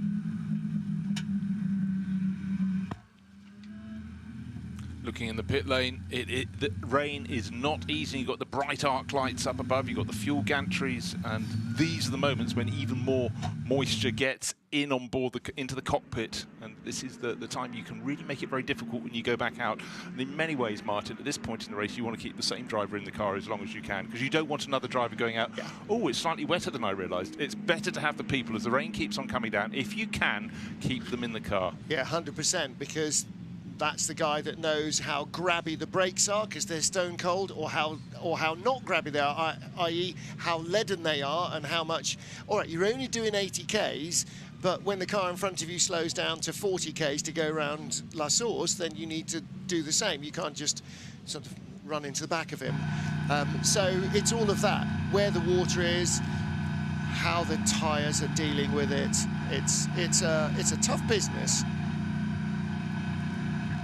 Eau Rouge, just really got to just back it off completely going into Eau Rouge. There's a lot of river running in. The Camel Straight, again, just drive in the middle of the track and look for the markers on the left-hand side. Brake it around for 200 would be safe. So again, no higher than first gear. Then Lecombe, there's streams running across Lecombe when you turn in, and at the apex on the right, another stream at the apex on the left. The final part is not bad. Then Brussels, not bad. No name, be careful of the rear. Going down the hill in Suwon, that's fine. The entry to Suwon is fine. Mid part of Suwon, you have a stream, be careful of the mid part. Going into Biffat, there's a stream. The right is fine, the left is okay. And then braking into Tableau 1, really big caution there. There's a big stream that runs across the entry. Tableau 2 is fine, and then Blanchimont again, no risk. And then the braking from minor 4 to 4.5. Well, that's a message from Barwell Motorsport to Till Bertelsheimer, who got shoved off into the gravel early on, but that's a lot to take in, and then it's the question of degree of each of those descriptions. And that was Ricky Collard on his in-lap, and that wasn't for the team, that was so Till, who had a radio plugged in his helmet into the team radio network, could hear all that. Now, you're absolutely right. I mean, you could see riding with Till there as he was leaving the pit lane, how chuntery and juddery these cars are at non-racing speeds. They're not designed to potter around. They're designed to be absolutely whaled flat out around this place. And so they are horrible, nasty, uncomfortable, jerky, slow, unwieldy, heavy to steer, heavy to brake, almost impossible to gently accelerate in lumps. That it's like chaining up a racehorse and making it tiptoe with its legs all tied together. They just can't do it. It's not like driving your road car slowly in slow-moving traffic. It just is nothing. It's doing nothing that these cars are supposed to. It's like trying to drive your normal road car at 150 miles an hour when it's designed really to do not much more than 70 or 75. It's that far extreme from what its comfort zone is. And so the things are awful. I can't imagine how horrible they are to drive, but just that little bit of onboard gives you a bit of a clue that Till Bertelsheimer and everybody else out there is going to be in for a long, uncomfortable, unrewarding, and really hard session in the car. Yeah, let's just put the bronze in. Yeah, give him the easy bit. It's not easy. What is easy is to get it wrong, because where's the adrenaline? Where's the adrenaline pumping that's firing all the synapses, that's keeping you... There's none. It's far more mentally taxing in every way. It's like many a sport, back in long ago when I used to play rugby, if you do it at 90%, you possibly get yourself injured. But if you're going in 100% to someone, they might get injured. Well, but that's more exciting. When we drove down, we drove all the way through the UK, through the tunnel, and then through France and into Belgium, and not a single incident all the way down to 5 hours of driving. Got into slow traffic around the Brussels Ring Road, crash after crash after crash. We weren't involved with them, I'd just like to say that. Oh, we were having them off, but, didn't have an accident, saw hundreds, but there were lots of tail end shunts where somebody's just run into the back of somebody because they've, you know, had their brain in neutral, not paying attention, and that's the safety car situation, and it's so easy to do and so mortifying if you get caught out. But I can't. You know, what we actually need is John Watson to tell us just how hard it is, but actually through most of his racing career, safety cars were an extremely unlikely occurrence. I don't think there would have been even a safety car ever in his Formula One career, and in 1973 United States Grand Prix, where of course it came out and picked up the wrong car, and it resulted in Peter Revson winning. He wasn't racing in the 73 US Grand Prix, was he? I think his first Grand Prix was in 1973. Didn't do the entire season. He was driving a Brabham. But anyhow, it was an absolute rarity. Even in Group C, you know, no, just carry on racing, carry on racing. A safety car was an extraordinarily rare thing. So when he was racing Porsches and Jaguars and Toyotas and all the other stuff in sports cars, look at across the track. You can actually see where there's a solid body of water halfway down on the run into Eau Rouge, and that's what Ricky Carlo was saying. There's a river on the way into Eau Rouge. He's absolutely right. Eau Rouge is a river, but underneath the track now. But there is a river running there. And again, we're looking down towards La Source, so the water will be running across that tarmac area down from the camera. Look at the fuel hose there. The fuel was running down the wing of the car. Now, that's not ideal because the fuel man is reading the meter and they're judging how much fuel's gone in. But I could see that some of it was running down the side of the car. And if you're doing that in the petrol station, you know something's not right. He's got it engaged again, but you could see water was, or I think fuel was streaming down the right-hand side. You sure that's fuel, not just water running off the car? Now it's barely anything, but there was definitely a much bigger. Let's get the guys in EVS to show us the previous shot again, because there was a lot more coming out there. It might just have been that because those dry brake fuel systems are recessed, there was water sitting in there and it was puddling and attaching the fuel hose pushed it out. Now, you were talking about RJN. Talk about the devil and he will appear. This is on board with number 100. So who is at the wheel and where are they? This is going to be a long hunt down the order. Because they're leading in Pro-Am. So it's Chris Buncombe. So he's sharing with Josh Cagle, Jan Mardenborough and brother Alex Buncombe. It's a while since they've raced together. CrowdStrike by Riley in second place in the class, and Uno Racing Team, the Landgraf car, is third.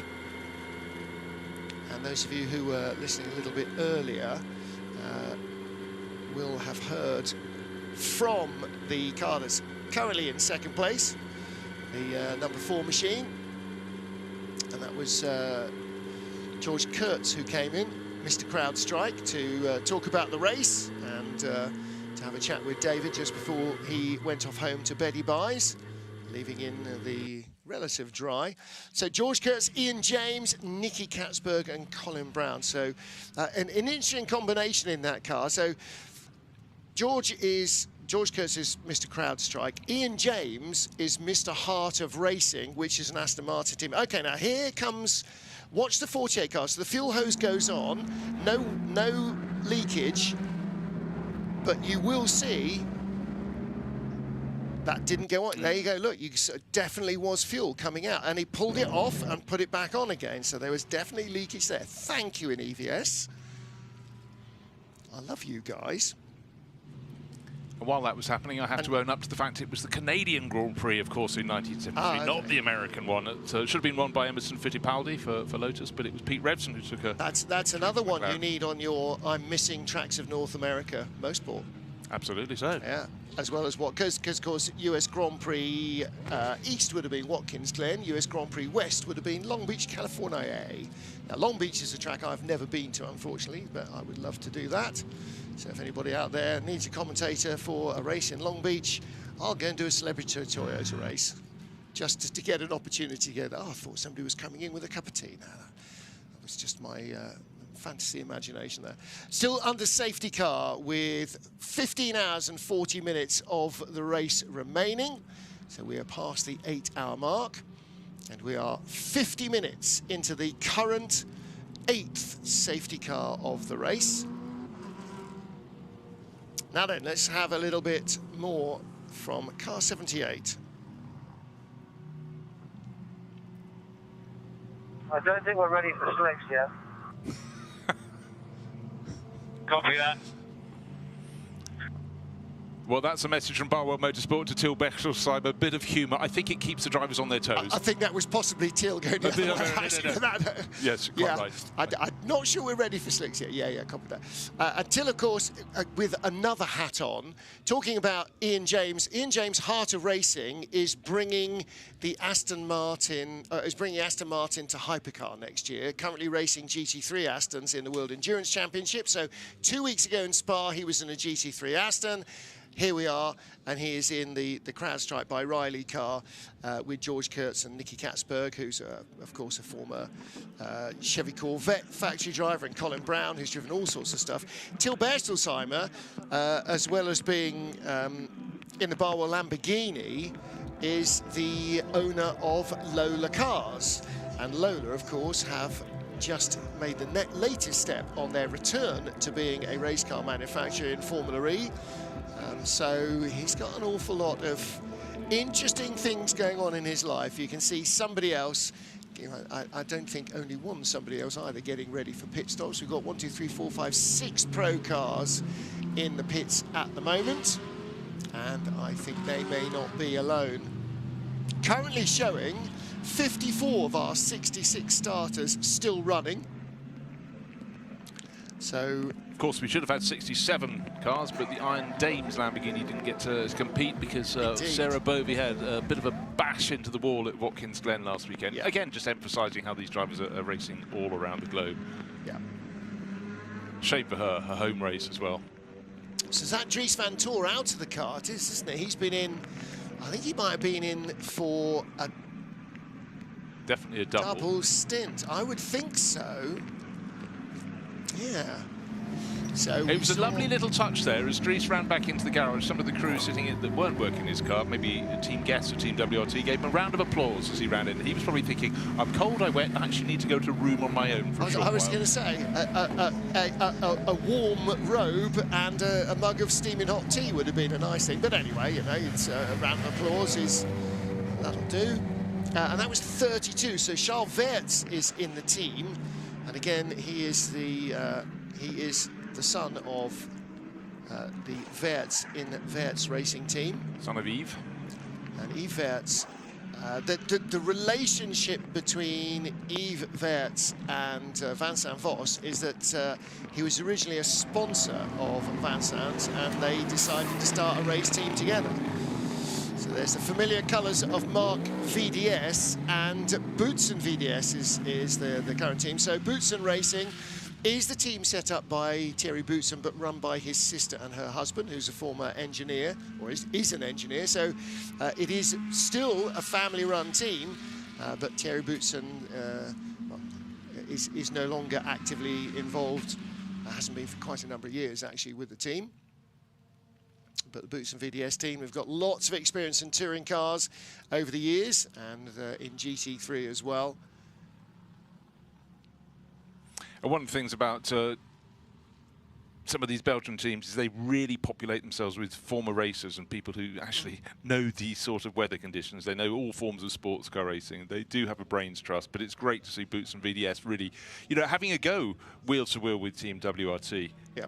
Everyone at the moment is not having a go at each other. They're simply running around behind the safety car. But there will come a day, maybe it will be the dawning of day when we get back to full racing without the safety car. We had the nearly 4.5 hours at Le Mans. Just there's nothing you can do about heavy rain. But I thought it was so interesting when we had Jordan Pepper in from the Grasser Lamborghini team. Car number 181, which led away from pole with Franck Pereira. Then Lucas Auer passed it in the Mercedes from car number 48, which is for Team Man Filter, but it was right up at the sharp end. But as Jordan was pointing out, you can just get on the wrong side of a couple of moments when a race isn't going green, isn't running behind you get a full course yellow thrown and you're just at the wrong point in the pack. But we know they can have a maximum stint time of 63 minutes. Actually, behind a safety car, you can extend it by an extra 5 minutes. But if it's your time to come in, that's when you go in. And then, of course, if you do that behind a, the full course yellow or whatever, you're not going to lose too much time. Do it under green flag conditions. But it was chopping and changing between effectively about hour number 3. There were a few little incidents. We had a little bit of light rain, and things kept chopping around. But the fact of the matter is the 181 Lamborghini at the moment is... trying to see where it is. Sometimes cars disappear on a screen. Yeah, and I've lost it completely. My eyes have gone already. And exactly, you sort of go, yeah, he was in sort of top 20. Oh no, he's had a pit stop, so now he's 43rd. And that's the difference it makes, because when you're doing a green flag pit stop, you might spend a minute and 10, minute and 12 seconds in the pit lane, and that's a third of a lap. But of course, when you make a safety car pit stop, then you drop right to the back of everybody. So you lose so many overall positions. 28th position. Of course, I was looking for an erroneous number, because 81 is a Lamborghini. He's in 163. That's why I couldn't find it. I was looking for 181. But Franck Pereira back in the cockpit. They're rotating through, but we know that the next one in the rotation is probably not going to be Jordan. So these long stints, they can do a treble stint now. Yeah, and that might buy those members Jordan that was see the third driver in the rotation, it buy them time. It should be Marco Mappelli next after Franck Pereira. He thought they were all going to do doubles and then maybe start doing triples later on, but I think actually most teams are probably going to up it to triples soon. I'm indebted to regular correspondent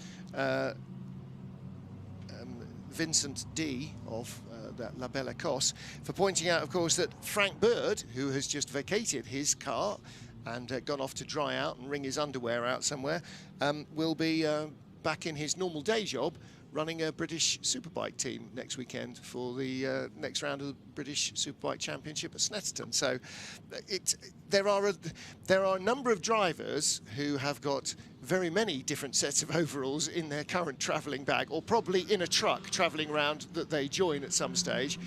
But there are a number of other drivers, as we've documented, who have got a series of different day jobs going on as well as their driving careers. Well, that whole motorbike side was run by his father, who unfortunately died within the past 12 months, I believe. But put a huge amount of effort into two-wheel racing, and the big pity for most of us in four-wheel races, we don't get enough time to watch it. We will absolutely love any form of motorised competition, but clearly they had a foot very firmly in both camps, and a spot of rallying as well, I think. I was in the autograph session when we were in Imola a couple of months back, and Valentino Rossi, with the biggest crowd, even though Ferrari were in the pit lane as well, Valentino Rossi had by far a bigger crowd waiting for autographs, was busy watching MotoGP on his phone while signing T-shirts, chests, buttocks, hero cards, and that was just everything you, else. Yeah, that was just me, yeah, exactly. But yeah, really, he absolutely is so deeply involved still with MotoGP, Moto2 and Moto3 because of his own VR46 team and the riders who were formerly his riders who are now racing for other teams in MotoGP and so on, as well as his own racing career. I mean, I don't know how he juggles all these things. Bit of an issue here with the Audi. Is this the one that had to have a new rear light, car number 99? Oh, it's the 99 car. That is their rain light. Well, it's flashing. Was it falling out? It could well be. This is the car shared by Alex Arca Jr., Ricardo Fella, who was driving at the time, and Christopher Haase. But the old, it looks a little bit of extra wiring is being put in there. So this is going to be dropping it right down the order. Is that wiring or just more gaffer tape, more tie wraps to hold it in? Could have been tie wraps again. Dark in the pit lane. Actually, the pit lanes are quite light, but this one is going into some form of I'm loving free all fall. the signatures on the rear bumper. I don't know if they're further around the car. I didn't notice that before, so I don't know if they are friends, family, sponsors, team members, well-wishers, vandals. Not sure. Did they leave it parked in the public car park overnight? It's sort of, the rear bumper looks a little bit like a section of track at the Nordschleife. It just with loads of graffiti all over it. But nice little touch. And again, look at that. You see the little hologram there for the recognition of the homologation stickers on the rear wing there. So all these things, the deal with the way the homologation works in categories like this, and GT3 is kind of the one that really set the trend for global balance of performance, bringing these cars so close together, is that the car is homologated in an exact condition, and so the FIA now homologate all these cars. So Audi will bring their car, Mercedes will bring their car, Aston Martin will bring the new car. It will be power tested, it will be wind tunnel tested by the FIA in a facility that they use for everything, and that's whether it's in SRO rules, ACO rules, F1 or anything that they need to wind tunnel test these cars. And they weigh them, they measure them, they test them, and they 3D scan them.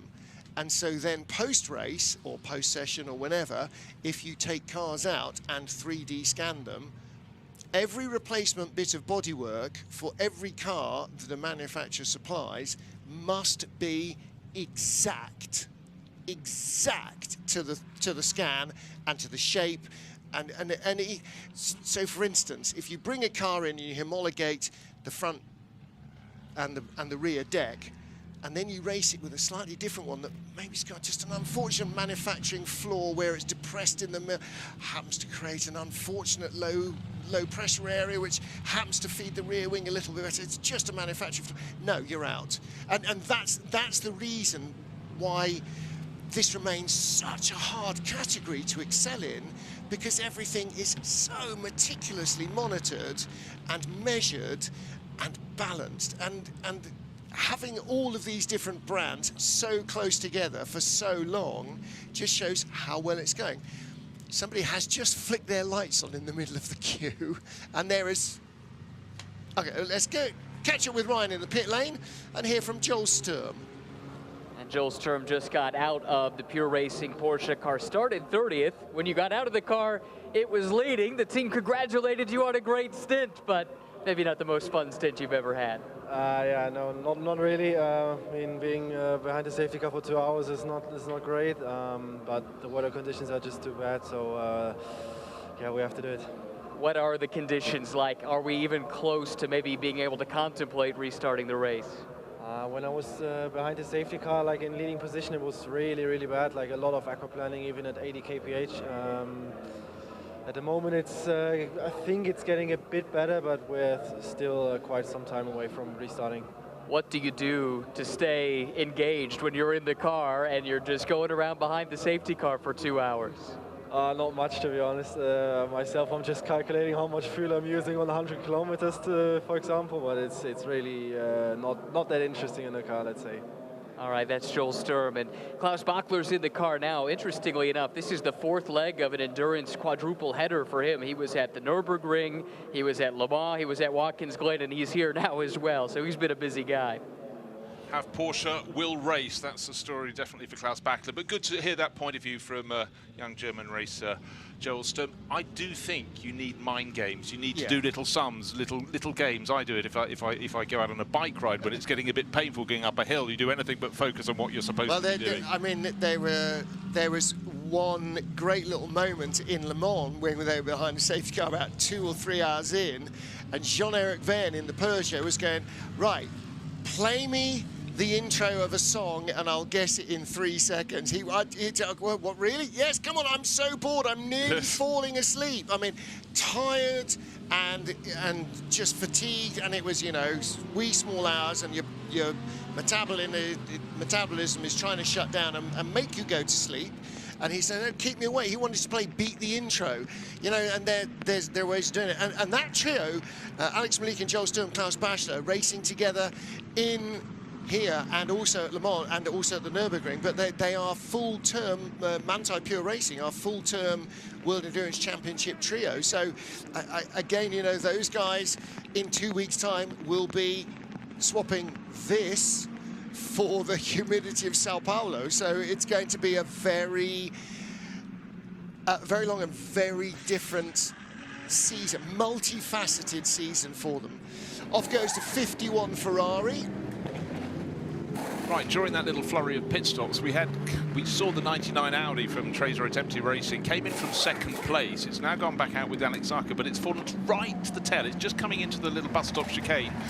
The tail of the entire run of cars, which is 40+ cars behind the safety car, and that is being led up the Kemmel Straight at the moment. So anyone comes in, they can lose 30, 40 positions at the drop of a hat. But we're not anywhere close, we don't presume, with cars still potentially aquaplaning behind the safety car, of going full racing again. It's not going to be green for quite some while. The teams have just got to settle in. They've got to sort of do the mental maths or beat the intro or whatever it is. It's about keeping the focus. And definitely once your mind starts to wander, but not in a productive way, that's when you can make a slip up. I said it was the 51 Ferrari. I think it was the 52 AF Corsa car, the Louis and Jeff Machiels, Andrea Bertolini and Tommaso Mosca car. I think that was the one that just left the pit lane with Louis Machiels at the wheel. That car in fourth place, currently in the bronze class. So, and the car that is leading in the bronze category is the overall race leader at the moment, 66 Tracer Attempted Racing Audi. Now then, let's take a look at the 99 Audi again. We were looking at that, and we're being told, we're looking at the left rear, brake light.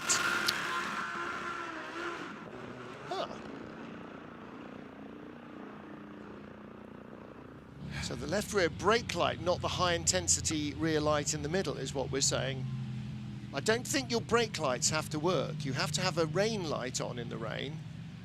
Now, again, I'm venturing an opinion here that it is not based by me being intimate with the rules, but I think they were pitted for the high-intensity rear light, so maybe they were trying to fix the brake light. Maybe they weren't. I'm not sure. But they had one brake light working. They don't have an issue with their illuminated side panels. That, again, would be another issue. And that has been such an improvement in the past decade. Yeah. The positional images, the numbers on the windscreen, the letters of the driver's name, they alternate, but the panels on the side of the car, and certainly Lumirank have done a fantastic job. Well, and for the people who are still in the grandstands, it gives them a chance, because otherwise trying to make out the profile of a black car on a very dark night and with no lit numbers, but they can be picked up. And again, they have color coding according to whichever class you're in, and so that helps the people. The positioning class, the name of the driver on the windscreen, or a 3-letter acronym, and it's just a way of staying in touch, and also a safety element for the teams. They're looking over the, out of their garage to see where their class rivals are. Just give you a little colour chart. It's a white Lumirank panel on the side of the Pro Class cars, yellow for the Gold Cup, so yellow's close to gold, I guess, blue for the Silver Cup, orange Lumirank for the Bronze Cup, and red for Pro-Am. The 5 classes here for the 24 hours of Spa-Francorchamps, the 100th anniversary, the centenary event. But we would like it to end in sunshine, but we knew there was going to be heavy rain.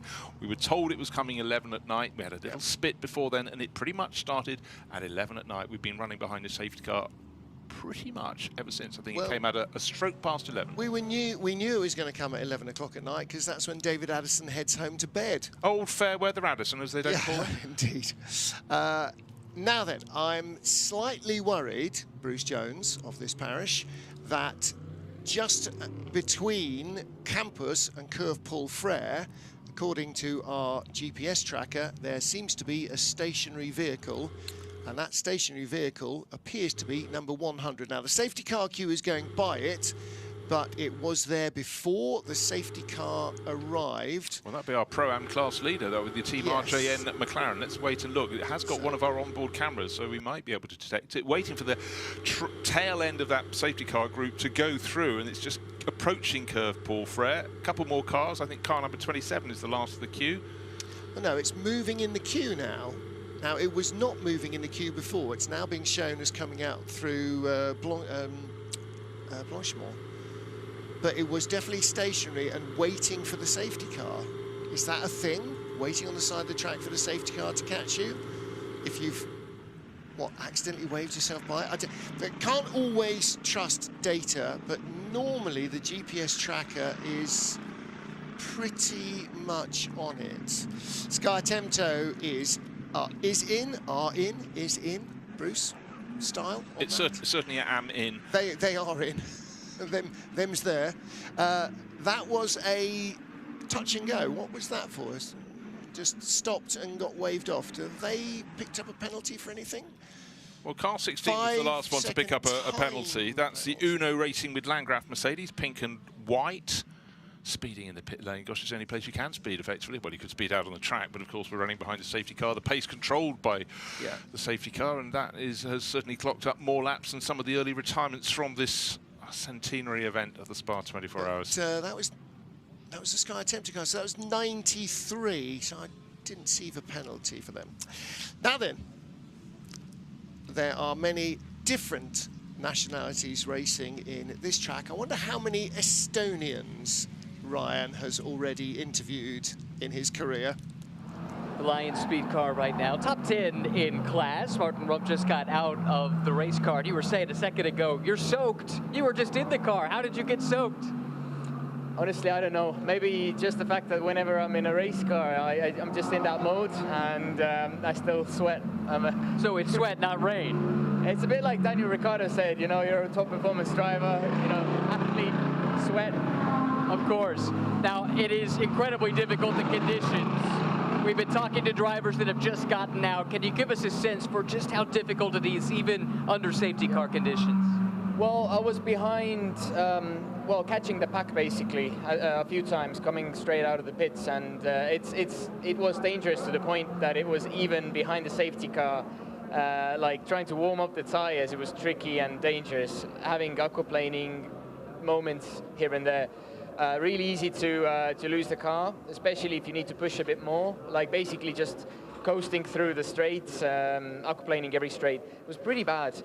Then it was getting a little bit better, and then at some point in Lacombe, like I saw the standing water again, and then just we realized, okay, it's going to be a nice Sunday drive in a pretty good car, but I would like to definitely drive it faster. Maybe let's see the weather will let us. The track was repaved, of course, large parts of it at least coming in, and we know that in the dry it led to track record types of speeds, but how about in the wet? Have you got a sense for how the new surface is holding up with all this rain? Definitely, yeah. Before, nobody really could know what it was going to be like in the rain. Sometimes it can be super grippy in a new tarmac, sometimes it's very, very slippery. I would say it's not so bad, but when it comes to standing water, it's tough. So that will make the difference. Finally, who's in the car now, and what was your message to get that driver prepared? It's Alexander Fuck at the moment in the car, and we'll just hopefully circulate long enough that we can finally get some green racing time. The message at the moment was don't fall asleep. Possibly maybe make a few jokes to the race engineer to keep them awake, and yeah, just enjoy as much as we can this wonderful weather. As much as we can. That's a good plan. Thank you. Thank you. Nice work, Ryan. So Martin Rump, one of two Estonian drivers in the field. Is that the first that Ryan has interviewed in his career? While Ryan is there, actually, Ryan, if you're hearing me now, the 91 car, Herbert Motorsport car, he was just at Lion Speed, Herbert. 91 car is shown as retired. That's the Ralph Bone, Alfred, and Robert Renau and Maurice Schuring car, 91. I don't recall if we saw why. Now, this is in the Falkenhorst Motorsport garage, the 36 car. This is a pink-nosed Aston, and they appear to be discussing doing something with the right rear quarter, right rear corner.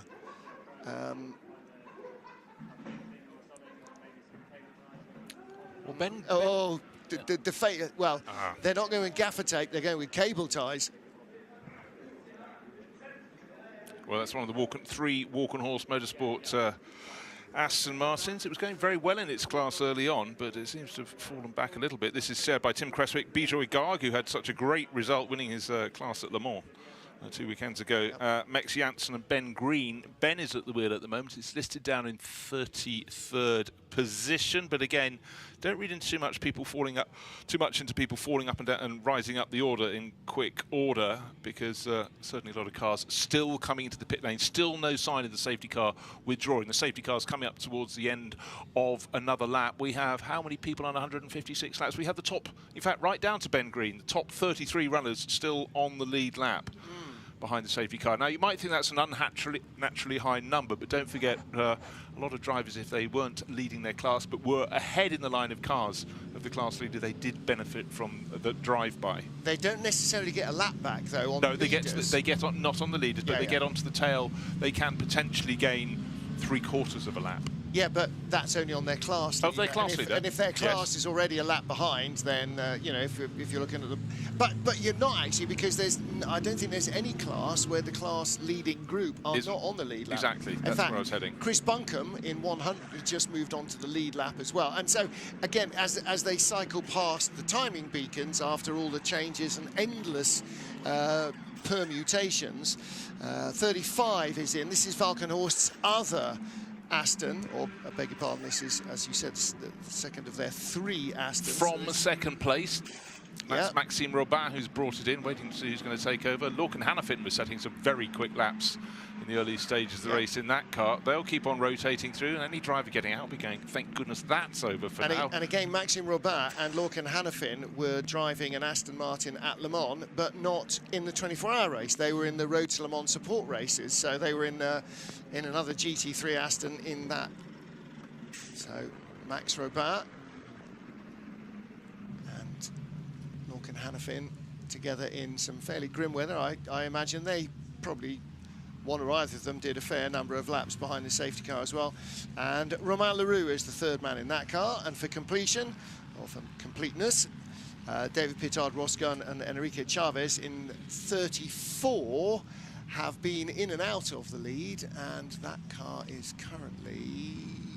Is Ross Gunn in it now? Yeah, Ross, he's down in 27th position. They've just had a pit stop, so they go up to the top of the order.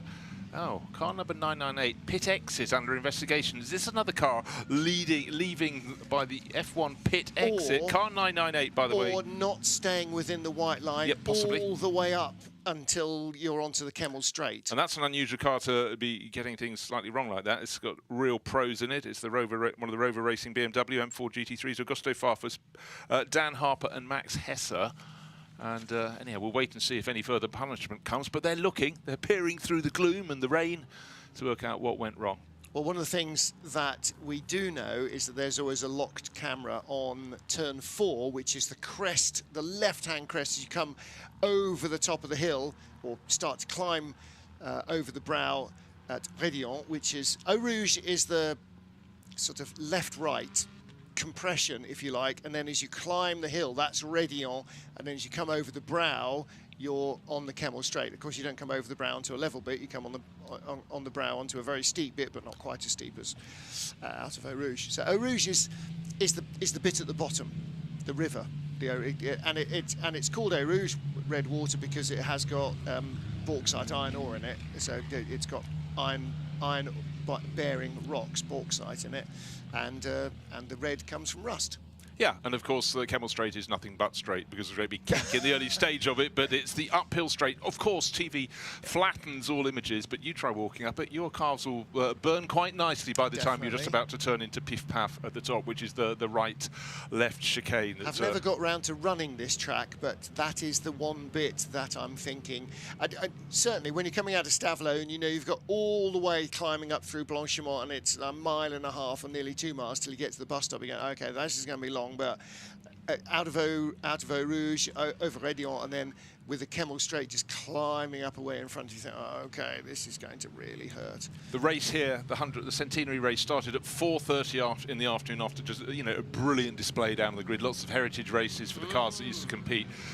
It seems like another event when the cars are running 4 abreast up the Kemmel Straight in the early laps, and a fantastic first hour of racing. Just unfortunate that a bit of debris on track took the race leader out of the lead, which was Lucas Auer in the number 48 Mercedes from AMG Team Man Filter, but they've been cycling through. Daniel Morad, the Canadian driver, and Mauro Engel, who seems to be everywhere all the time cars with the three-pointed star of Mercedes on the bonnet. They will be in the mix, but we're just in this holding pattern that's going on and on at the moment. We've got 16.5 hours remain here, but it is pretty hideous in the rain. Can't restart. It's a waiting game, and it's just about nobody making a little slip up. Very easy to do so, and as Martin and I have been discussing, keeping your concentration. You need your race engineer in your ear, not the whole time, every few laps.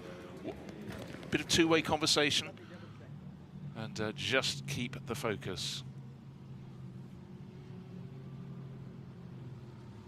Just looking to see that Dan Harper's at the wheel of the, we mentioned the 998 BMW from Rover Racing, and the driver from Northern Ireland is at the wheel at the moment, waiting to see if there's going to be any punishment for the pit exit. We had a problem for, I'm trying to remember who it was. Number 16 was speeding in the pit lane. Who else got the pit exit wrong? But 998. No, before that.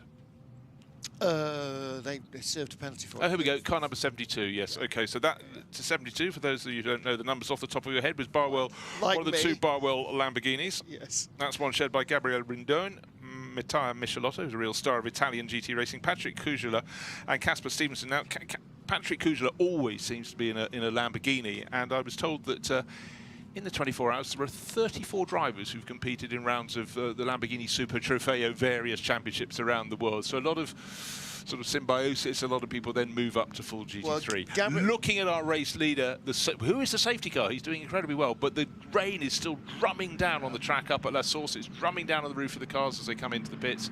This is going to continue for a long while behind the safety car. Yeah, three of those Barwell drivers, Gabriele Rindoni, Mattia Michelotto and Patrick Kujala, are all in the Lamborghini Super Trofeo Europe this season.